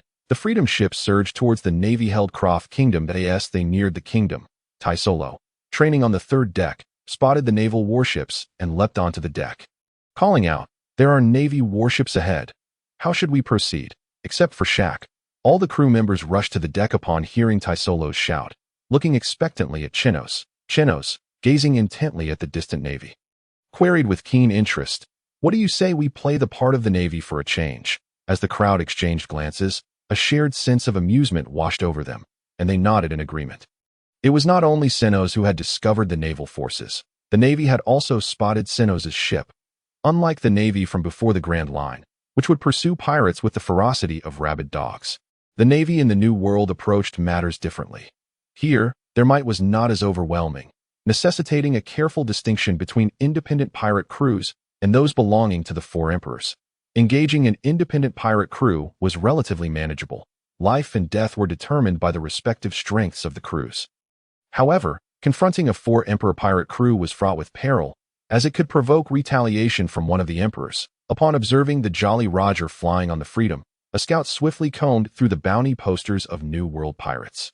Before long, he located Chenos' bounty. "Major, the pirate ahead belongs to the Varis pirates, the crew of the formidable supernova Chenos. This could be our chance." Upon hearing Chenos' name, a greedy smile spread across the Major's face. "Ha ha! A bounty of 300 million for his head. Since he has come to us, my comrades, let us vanquish this strongest supernova. Once the bounty is secured, we shall feast and revel together." The Navy soldiers' eyes gleamed with the allure of berries as they brandished their weapons and shouted in unison. Defeat the pirates and indulge in luxury. To an unknowing observer, the ferocity displayed by the Navy would undoubtedly resemble that of a den of thieves, as their demeanor mirrored that of the pirates. Yet, The navy in the New World had to adopt a similar ruthlessness. The pirates here were exceptionally fierce, and to subdue them, the navy was compelled to exhibit even greater ferocity amidst the fervent shouts of the navy. A clear voice rang out from the naval vessel. The major looked up, realizing that the figure before him was none other than Chenos, prompting him to shout, "It's the strongest supernova! Ha! He has come to deliver himself."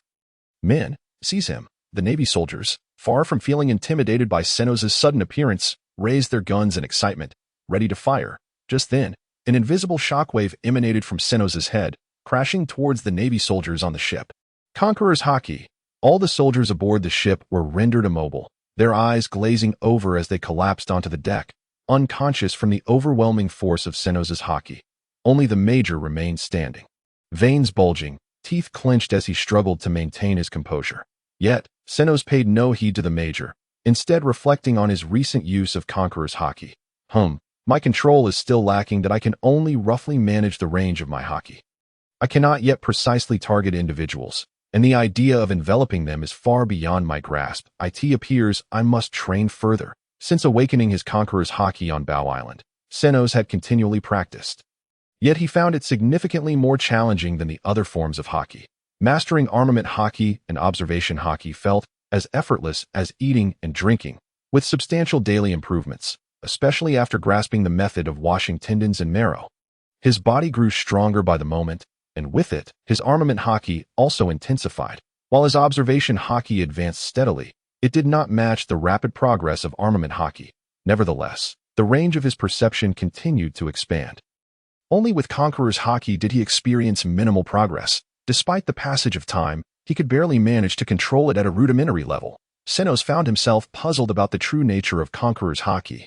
Unlike armament Haki, which was a manifestation of physical energy, stronger bodies wielded more potent armament Haki, and observation Haki, which pertained to mental energy and could be cultivated like muscle. He initially believed Conqueror's Haki to be a form of mental power, differing only in application. However, upon awakening it, he realized that it was not a form of mental strength at all. Frequent use merely honed his technique without enhancing the power of his Conqueror's Haki. Chenos concluded that his slow progress stemmed from a lack of understanding of Conqueror's Haki. Once he comprehended its true nature, he believed his training would accelerate. The major, observing Chenos in his moment of weakness, did not seize the opportunity to strike, but instead fell into contemplation, feeling a surge of hope. Silently, he drew his sword and crept closer to Chenos. When he reached an optimal distance to unleash his full might, he sprang into action. A flash of white light erupted as the major's sword sliced through the air like lightning, a wave of cutting energy racing towards Chenos. Yet Chenos remained lost in thought. Just as the invisible sword energy was about to cleave him, it vanished as if it had struck an alternate dimension. The major blinked in disbelief, rubbing his eyes. When he opened them, he found a wave of cutting energy barreling toward him at high speed. The speed was so swift that he had no time to react. The energy sliced through him, cleaving him in two in his final moments. He could not fathom how the energy he had unleashed as his strongest slash had returned to strike him. Had he inadvertently slain himself? Chenos, witnessing the demise of the major by his own hand, felt a mix of admiration and astonishment at the capabilities of his fruit. Attacks of such caliber from a major were inconsequential to him. The fruit's power enveloping him would automatically rebound such damage that in fact, only attacks from those of vice admiral rank posed a genuine threat, requiring him to actively manipulate his fruit's abilities to counter. Thus, any assault from those below vice admiral level, regardless of numbers, would be futile against Chenos. Even if he stood still, he could obliterate them effortlessly. At this juncture, the number of adversaries held no significance for Chenos. This was precisely why he chose not to emulate the likes of Kaido or Big Mom by amassing vast forces, opting instead to seek out elite crewmates. For no multitude of weaklings could ever hope to defeat a strong adversary, let alone tire them out. Before long, the Freedom drew near to the naval vessel. The crew, spotting the fallen Navy soldiers sprawled across the deck, regarded it with indifference, aware that Chenos was merely training his Conqueror's Haki. They eagerly leapt aboard to select suitable naval attire. Only Shaq remained on the Freedom, addressing Chenos and the others. "I'm currently in a critical phase of my research, so I shall remain here to guard the ship. If anything arises, contact me, and I will come to your aid." Chenos, having studied the map surrounding the Croft Kingdom, was aware that there were no uninhabited islands nearby. prompting concern as he queried Shaq. With no uninhabited islands around, and you needing to conduct research, what if others attack the Freedom? You may not even notice. Should we leave someone else to watch over you? Shaq wore a dismissive smile as he responded. Who says there are no small islands to dock at? With that, Shaq pressed a series of buttons on his arm, activating a mechanism that opened 2 hatches on the sides of the Freedom's deck. Out popped several deflated balloons, which began to inflate with a roar as they filled with as the balloons expanded. They lifted the Freedom off the water, ascending toward the sky in no time. The Freedom had risen nearly to the clouds. Shortly thereafter, Chenos' transponder snail began to ring. I'll wait for you up here. If you arrive and cannot locate the ship, simply call me as soon as the words left his lips. Shaku abruptly hung up the phone. Chenos chuckled nonchalantly, aware of what Shaku was experimenting with, and had even provided him with numerous suggestions. Ha! I wonder what Shaku will create? Iron Man? Or perhaps a Terminator? The anticipation is truly exhilarating. At that moment, the underside of the Freedom ship changed color, transforming from a black hull to a brilliant white, blending seamlessly with the clouds above. If one did not pay close attention, it would be nearly impossible to discern the Freedom's location. Let us board the ship and seek out a chef. It is said that the Craft Kingdom is quite large, so we should be able to find one. After this proclamation, the group erupted into laughter, steering the warship towards the Craft Kingdom. The vessel was not far from the kingdom, within less than half an hour of sailing. They reached the kingdom's harbor. Initially, Chenos believed they could easily deceive the authorities. After all, many pirates possessed rather limited intellect, with mere facial hair sufficient to pass as a disguise, fooling the majority. Absurd indeed. However, upon the arrival of their warship at the harbor, the naval forces did not grant passage simply because it was a naval vessel. Instead, they maneuvered their ship closer, intending to board for an inspection. The warship ahead has come to a halt for a routine check. Please refrain from any actions that may be misconstrued. Failure to comply may provoke an attack from the harbor's artillery. Thank you for your cooperation. The group turned their gazes towards Chenos, who raised his hand, signaling for calm. He intended to test whether they could indeed evade scrutiny. If that failed, they would retreat and devise another plan to enter. The warship gradually came to a stop, and the harbor's naval vessel drew nearer. Just as the naval personnel were preparing to board for inspection, an alarm blared throughout the port. Woo woo woo. I am Vice Admiral Blake. The Plague Science Division of the Beast's Pirates is attacking. All naval personnel, prepare for battle. All returning warships must immediately dock for ammunition resupply and join the fight. Upon hearing the alarm and Vice Admiral Blake's declaration, all naval personnel rushed onto their ships, quickly assembling. The warships promptly set sail, heading out of the harbor. The naval vessel that had been poised to inspect Chenos' ship also swiftly departed. Heading towards the open sea, Chenos chuckled and remarked to his companions, "It seems the Beast's pirates have truly come to our aid, with the conflict unfolding between them and the Navy. We should seize this opportunity to infiltrate the Craft Kingdom." His companions nodded in agreement, laughter echoing as they steered their warship towards the harbor. Upon entering the harbor, they found that most naval personnel had rushed out. Leaving minimal guards as they made their way into the Craft Kingdom, they encountered little resistance and successfully gained entry. Once ashore, they spotted a vast city not far from the harbor, its towering walls visible even from the docks. They soon arrived at the city walls, walking directly towards the grand entrance. However, just as they approached, they were halted by the kingdom's soldiers stationed at the gate. The leading officer barked at them. "What are you doing? Do you not understand the rules?" Rules? Chenos' mind raced as he produced a sum of 10,000 berries from his pocket, discreetly slipping it into the officer's hand. With a sly grin, he replied, "We understand the rules." After handing over the money, he attempted to lead his companions through the gate. However, all the guards suddenly drew their weapons, aiming them at the group. "Who are you?" "The Craft Kingdom has an agreement with the Navy. They are permitted only to remain at the harbor and may not enter our territory. Even if a vice admiral wishes to enter, they must submit a request to our kingdom. This is a rule every Navy officer knows. Furthermore, given the recent alert regarding the Beast's Pirates Plague Science Division's attack, it seems you are underlings of that scoundrel. Quinn, seize them." Chenos was momentarily at a loss for words, the logic of their accusations leaving him speechless. Faced with such astuteness, he could only address his companions. "Yang Yuji, you protect Lu Ji. The rest of you act independently. If there is any news, we will contact each other as usual. Now, Let us go.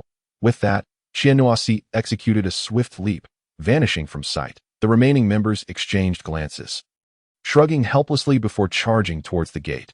Just as they were about to engage, Lu Ji waved her hand and commanded the guards, "Sleep." Instantly, the officer and soldiers appeared dazed, their eyelids fluttering. In no time, all the guards at the entrance collapsed to the ground, sound asleep. The group looked at Lu Ji in astonishment, taken aback by her remarkably convenient ability. Flushed under their gaze, Lu Ji puffed up her chest and declared, "It's no big deal.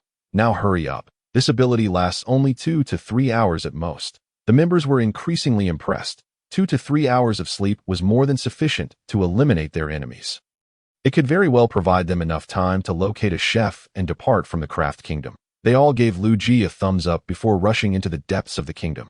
Meanwhile, the Plague Science Division faced off against the Navy at the harbor. Vice Admiral Blake stood at the forefront, shouting towards Quinn, "Quinn, do you intend to declare war on the Navy?" Quinn, preoccupied with finding the strongest supernova, had no intention of engaging with the Navy. "I have no time to waste with you. Clear the way." Blake, however, was not convinced that Quinn, known for his penchant for biochemical weaponry, was merely looking to pass through. If any other pirate had requested passage, he might have considered negotiations, but not with Quinn.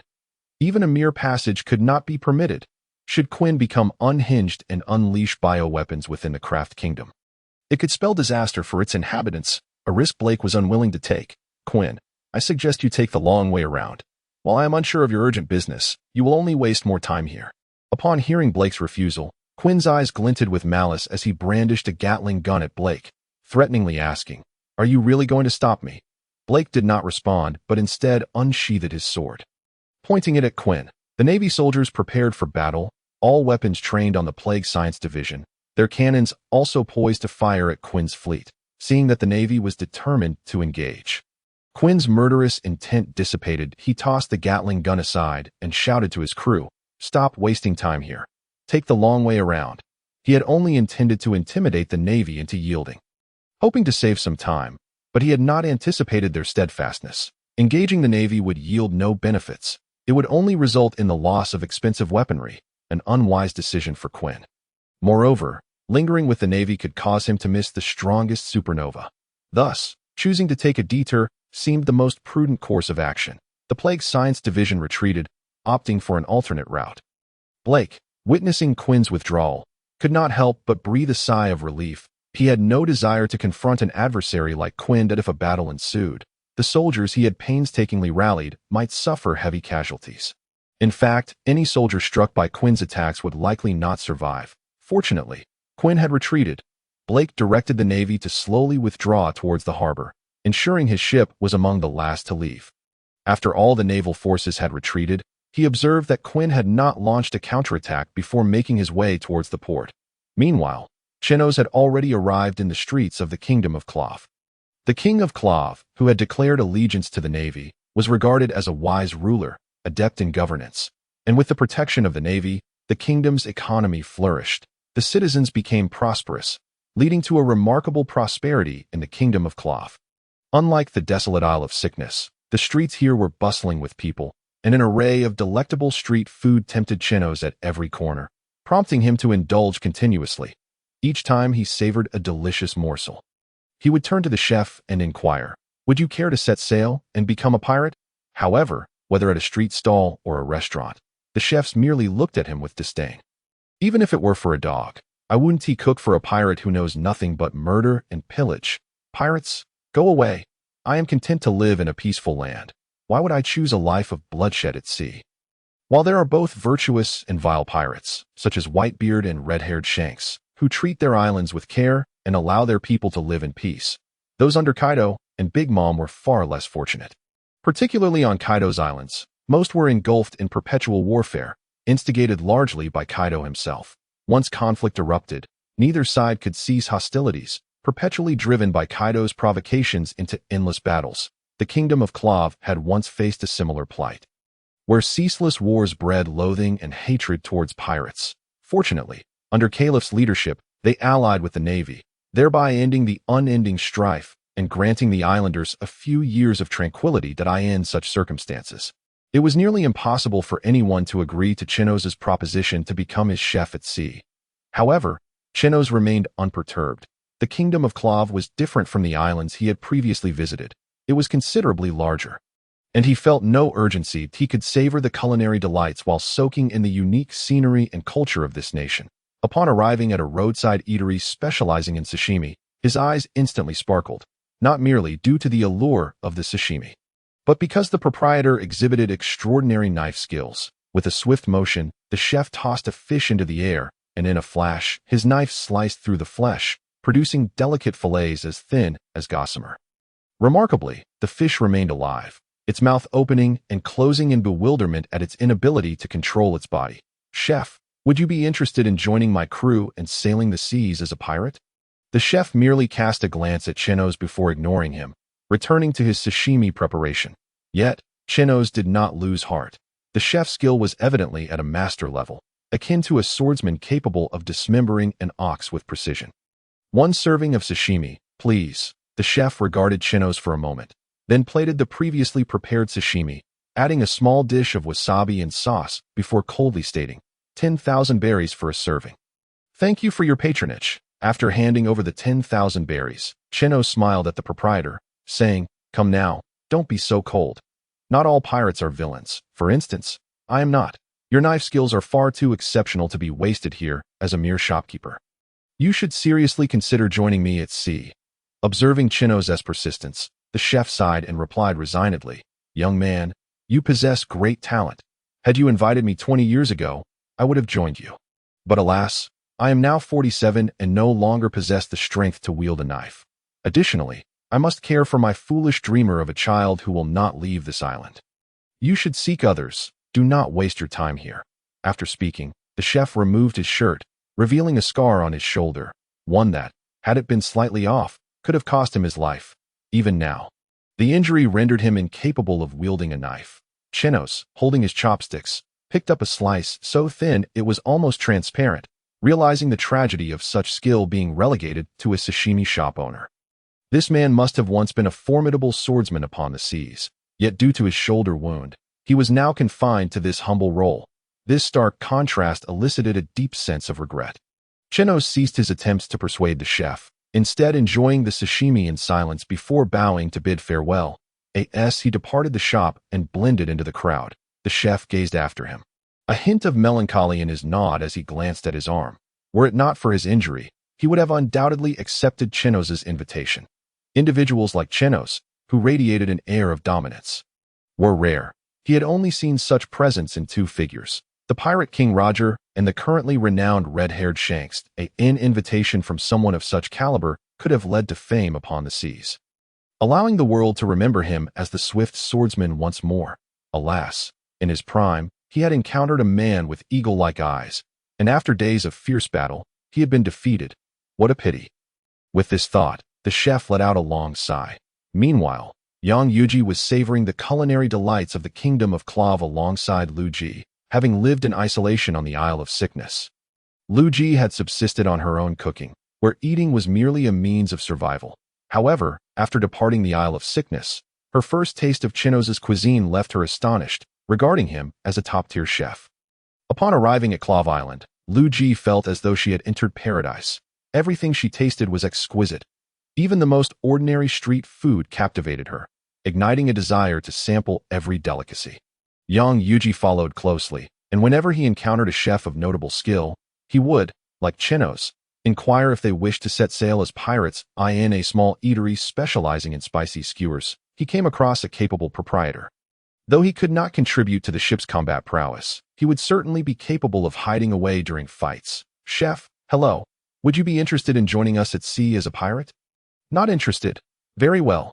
Yang Yuji clapped Lu Ji, who held dozens of skewers, on the back, preparing to move on to the next establishment in search of a chef.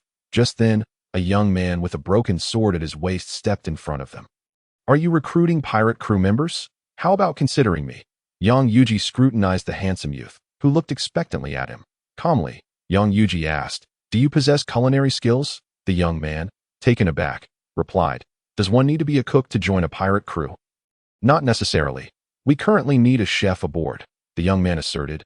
"I cannot I am a swordsman, and I aspire to defeat the world's greatest swordsman, Mariejois. At that moment, young Yuji suddenly drew his bow and knocked an arrow. His aura locking onto the young man as the arrow became enveloped in divine energy and was shot forth. The young man immediately placed his hand on the broken sword at his waist. Eyes fixed on the arrow. As the arrow approached, he swiftly drew his broken sword to cleave at young Yuji's projectile. A blade of energy erupted from the young man's sword, dissipating the divine energy of the arrow. And then the broken sword struck the arrow, splitting it in two. The severed arrowheads plunged into the ground, embedding themselves in the stone pavement. The young man, radiating a fierce aura, pointed his broken sword at young Yuji and coldly demanded, "What do you mean by this?" Initially exuding a murderous intent, young Yuji, sensing the young man's formidable presence, smirked slightly. "That was merely a test. You performed admirably and should qualify for the ship. By the way, what is your name?" Upon hearing that it was merely a test, the young man's fierce demeanor subsided, and he retorted with displeasure, "My name is Haki. And what do you mean by saying my performance was merely adequate? Do you imply that my strength is not sufficiently impressive? On this island, aside from my father, none can best me." Young Yuji chuckled heartily, proclaiming, "Ha ha ha. On our ship, I dare say you would likely replace Teslo as the least formidable." Lu Ji, with her mouth brimming with food, nodded in agreement. At that moment, young Yuji realized that the crew aboard their vessel were predominantly formidable beings. In accordance with Chun Nua's assertions, nearly all possessed the strength of a rear admiral. Although they may be on the lower end of that spectrum, such a crew of pirates was indeed a rarity. Despite their previous brief skirmish, young Yuji could estimate that Haifeng's capabilities barely reached the lower tier of a rear admiral's strength, a level that would earn one a position as first mate in other pirate crews. Yet within their own, he was relegated to the role of the weakest. While they had not succeeded in finding Chun Nua a chef, discovering a relatively capable swordsman should surely bring him some joy. Fisher strolled along King S Street, a bustling locale within the mixed-race realm of the Croft Kingdom. Yet, his appearance as a fishman drew the gaze and murmurs of many Croft citizens. Initially, Fisher paid little mind to their curious stares, for he had grown accustomed to such scrutiny. However, as the onlookers observed that he remained unperturbed by their discussions, they began to view him as an easy target. Emboldening their audacity, the group of ruffians blocked Fisher's path. Their interest piqued as they inquired, "Hey, big guy, what tribe are you from? You look rather peculiar." Fisher regarded the group with indifference, recognizing them as nothing more than weaklings lacking any notable prowess. "I am of the Fishman tribe." "The Fishman tribe? The one from the sea?" exclaimed the leader of the ruffians, a red-haired thug, his eyes sparkling with intrigue. Upon Fisher's nod, "It's true. We are about to strike it rich." His companions exchanged puzzled glances. Questioning the worth of a fishman, the red-haired leader scorned their ignorance, exclaiming loudly before Fisher, "Are you fools? The depths hold pearls and corals, treasures indeed. If we capture him, he could dive for pearls and mine corals for us. Imagine the fortune." Upon hearing these words, the eyes of his companions lit up with greed, gazing at Fisher as though he were a golden goose. At that moment, the red-haired thug brandished a gun, menacingly aiming it at Fisher. "So, big guy, will you willingly become our tool, or shall we have to beat you into submission first?" Fisher's expression darkened. Until now, he had adhered to a principle of not harming humans, aiming to lessen the strife between their species. Yet, after spending time with Chun Nua, he had been urged to abandon this feudal code. Chun Nua had remarked, "In this world, humans cannot refrain from killing their own kind, nor will they treat other races kindly merely because they abstain from violence. Such races are seen as weak and vulnerable. My rule is simple. When friends arrive, there are fine wines. When wolves come, there are rifles. One must not allow others to trample upon one's dignity without consequence. To merely retaliate with a beating would only suggest that the cost of bullying you is negligible." From that moment forth, Fisher revised his stance on violence, adopting the principles espoused by Chun Nua. Ignoring the thug's firearm, he coldly declared, "Step aside, or perish." Accustomed to dominating in the Croft Kingdom, where the populace was largely uninformed, the red-haired thug scoffed at Fisher's defiance and pulled the trigger, with a mere flick of his hand. Fisher conjured a wave of water that enveloped the bullet, compressing it into a droplet that hung from his palm. Water strike. The droplet, now imbued with greater speed than the bullet itself, shot forward and pierced through the thug's skull. "Ah, murder! The fishman has killed someone. Run!" The onlookers who had previously relished the spectacle of Fisher being bullied scattered in terror upon witnessing the aftermath. Not a single soul applauded his retaliation. Instead, they fled as though confronted by a monster. This left Fisher with a heavy sigh, for despite his prolonged interactions with humanity, he remained baffled by their mindset. Why did doing the right thing seem to be perceived as wrongdoing in their eyes? It appeared that on this island, he would be unable to fulfill Chenos' mission of making a friend on each island, let alone find a chef. Best to depart and seek out Shaku, lest he hinder others in completing their tasks. With a sense of melancholy, Fisher turned his back and walked toward the outskirts of the city. That moment, a figure moved against the tide of fleeing crowds. Approaching Fisher. "Hey, brother of the Fishman tribe, I witnessed everything. It wasn't your fault. You need not leave." Fisher lifted his gaze in surprise, astonished that someone in this kingdom would speak up for him. "You are not afraid of me?" The stranger erupted into laughter. "Why should I fear you? A person as powerful as you can endure the mockery of others and only retaliates when attacked. Truly, a remarkably gentle soul. I have nothing to fear from you." As Fisher listened to the stranger's words, a smile gradually returned to his face. Chenos was indeed correct. Among humanity, the majority were ignorant and harbored dark inclinations, unworthy of companionship. Yet, a rare few truly perceived the world with clarity. Unclouded by appearances, these were the individuals worth befriending. "How delightful. I am Fisher of the Fishman tribe. May I ask your name? Would you care to be friends?" "Friends? Ha ha ha. Splendid. I have yet to befriend a fishman. I am Croft, a human." Thus, the two exchanged laughter and conversation as they made their way to a tavern, eager to toast to their newfound friendship. Meanwhile, Quinn, navigating the waters, received a call from an informant on the Isle of Illness. "Lord Quinn, the strongest supernova has departed the Isle of Illness for a day, taking with him Lord Fu Mingwu's trading map. He has learned of our beast pirates' control over those islands if they did not take a detour. They should now be in the Croft Kingdom. If they did, they may have reached the Jykes Kingdom. You may wish to confirm with the Jykes Kingdom whether the strongest supernova has arrived there. If not, they must have gone to the Croft Kingdom." Upon concluding the call, Quinn swiftly verified with the Jykes Kingdom, confirming that the strongest supernova had not made an appearance there. Consequently, he refocused his attention on the Croft Kingdom. "Turn back. We must return to the Croft Kingdom." A piercing alarm blared once more at the port, and fortunately, the assembled navy had not strayed far. They quickly mobilized, steering their warships toward the sea. Rear Admiral Blake's countenance darkened. He had just witnessed the footage relayed by the monitoring snail and realized Quinn was retracing his steps, likely to engage in battle with them, that he immediately ordered all medical units to converge at the port. Anticipating a possible outbreak of the virus among Navy personnel, he instructed the Croft Kingdom's authorities to evacuate civilians, lest Quinn unleash the virus within their territory, leading to widespread fatalities. All remaining Navy personnel, prepare for battle with me. After giving his orders, Blake retrieved his telephone bug and dialed the admiral stationed at the naval headquarters. "Admiral, the plague known as Queen from the Beast Pirates is attacking.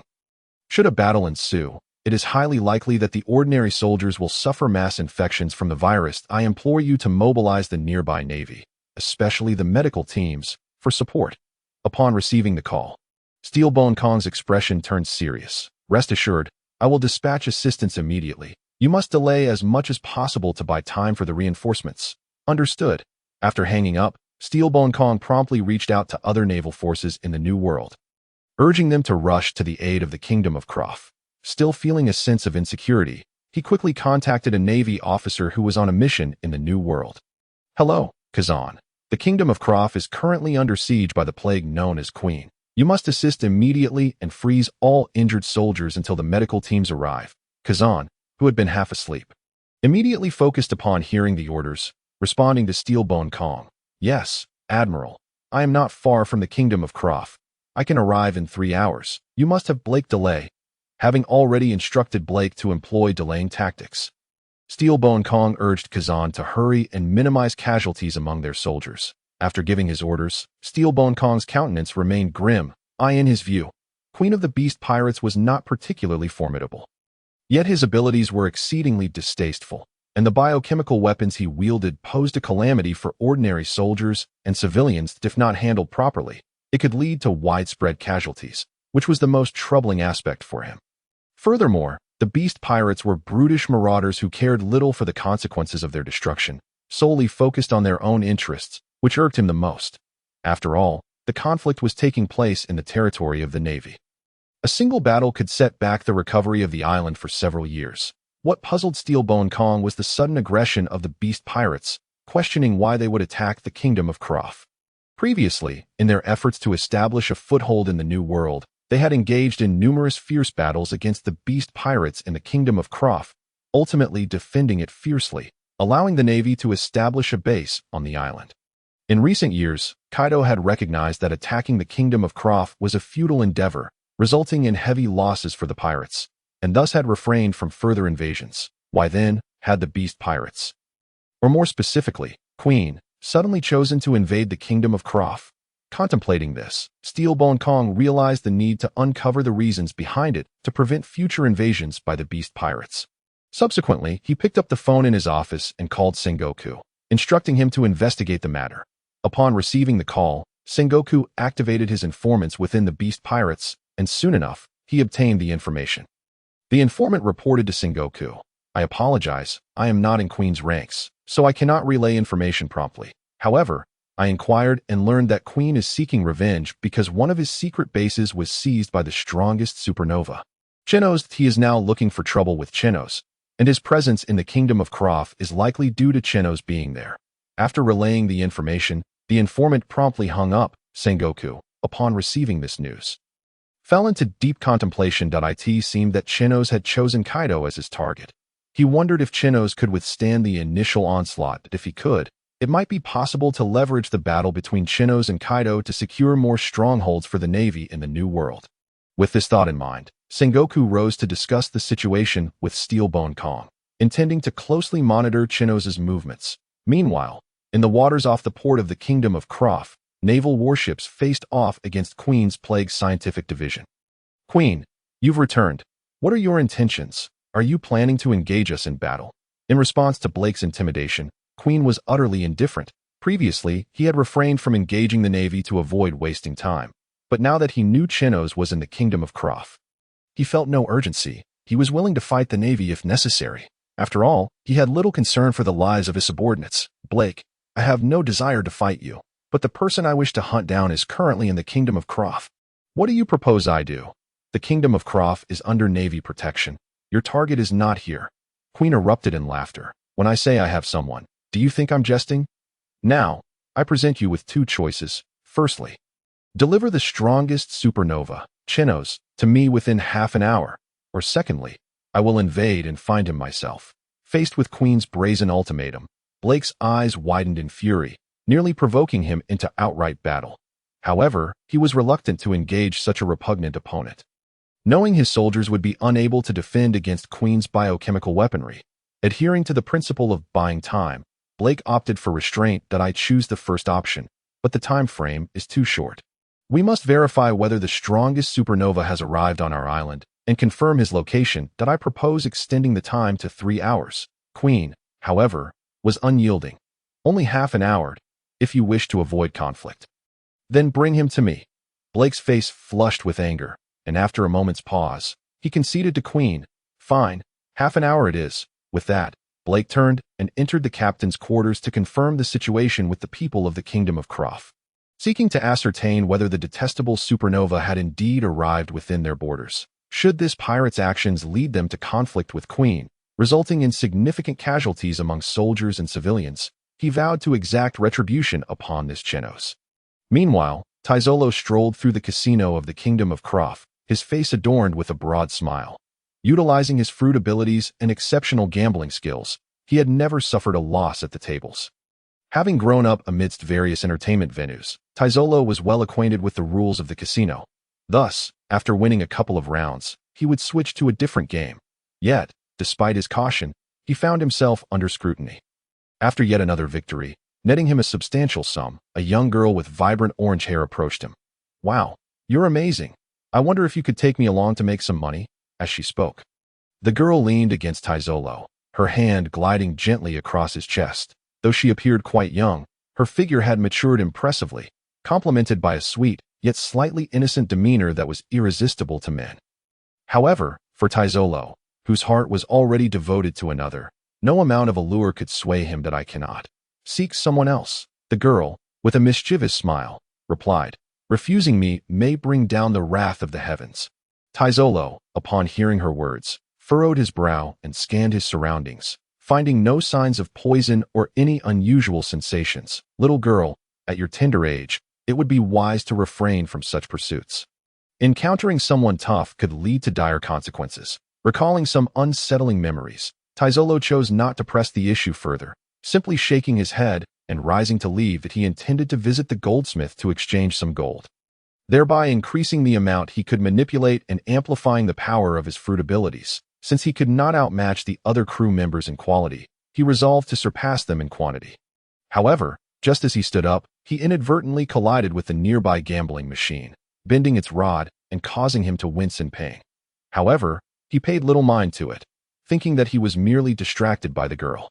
He offered her an awkward smile while rubbing his head and continued to stroll outside. Just then, an exuberant gambler nearby, having won a bet, excitedly flung a banana peel from his hand and leaped up to dance in jubilation. The banana peel landed right at Teslo's feet, who was still oblivious as he rubbed his head, and he stepped squarely on it, slipping violently to the ground. Above where he fell, a screw from a grand crystal chandelier had become loose, and the force of his fall caused it to detach, sending the entire chandelier crashing down towards his head. Had he been an ordinary person, the weight of the chandelier, easily exceeding 100 pounds, would have been fatal. However, Teslo was no ordinary individual. He instinctively commanded the gold on his person to envelop him, forming a magnificent suit of golden armor that shielded his entire being. When the crystal chandelier struck him, it shattered into countless pieces, but simultaneously, the wires connected to the chandelier made contact with him. Gold, being an excellent conductor, allowed the electricity to course through his body. With a sizzling sound, sparks danced around Teslo, causing him to emit a crackling noise. Drawing upon his formidable physique, he rolled to the side with great effort, narrowly avoiding the fate of being electrocuted as he removed the gold from his head. His charred face was revealed, his formerly smooth golden hair now transformed into tight curls, and a plume of black smoke escaped from his mouth. Cough, cough. How am I so unfortunate? Teslo suddenly recalled the girl's words, his gaze fixating on her. Was this your doing? The girl looked at Teslo with a measure of astonishment, surprised that he had not lost consciousness in the face of such an attack. This realization dawned on her that the situation was precarious, prompting her to retreat into the crowd behind her. But Teslo's eyes sparkled with intrigue. It seemed that the girl possessed abilities related to luck, entirely without visible traces of her power. That if he could collaborate with her, he could potentially plunder every casino. With wealth, he could amass even more gold, increasing the quantity he could manipulate. This girl was undoubtedly his ideal partner. With this thought, Teslo harnessed his powers to gather the scattered chips on the ground and dashed toward the spot where the girl had vanished. However, just as he took a couple of steps, a deafening alarm blared from outside. Warning, warning, the beast pirate's plague is upon us. All citizens are advised to seek refuge in the royal palace's basement immediately. Warning, warning. The gamblers around him erupted into chaos upon hearing the alarm. Hastily collecting their chips and rushing towards the exit, Teslo clenched his fist in frustration. If only the situation hadn't descended into turmoil, he might have had a chance to find that girl. Yet now, with everyone in a frenzy, locating her was an impossibility. Meanwhile, on the opposite side, Fisher, enjoying a drink with Clove, was animatedly discussing matters pertaining to Fishman Island. However, after their conversation, Fisher's expression turned somber as he lamented. Clove, you have no idea how our kind suffers. Before we fishmen joined the world government, do you know how humanity defined us? Clove, intrigued, asked. How so? Haha, we were considered mere fish, not even human, merely a type of fish that humans could hunt at will. It's as if they were slaughtering a fish. Fisher laughed, but his laughter was devoid of joy, laden instead with sorrow. Clove placed a comforting hand on Fisher's shoulder, saying, "This too shall pass. You are on land now. In the future, more fishmen will stand upon the land. Indeed, to fulfill this dream, my captain has given me a task, to make a human friend on every island I visit." Clove burst into laughter, exclaiming, "Your captain is quite astute. What a splendid method. By the time you've traveled the globe, every island will boast a friend from your kind." Fisher grinned in agreement. Yes, I find this approach quite promising. And you, Plav, are the friend I have made on this island. Their eyes met, and they roared with laughter once more, raising their glasses in a toast to one another. Just then, a squad of soldiers burst in, aiming their guns at Fisher's back, commanding, "You there, giant. We have received reports of you committing murder in the streets. Come with us."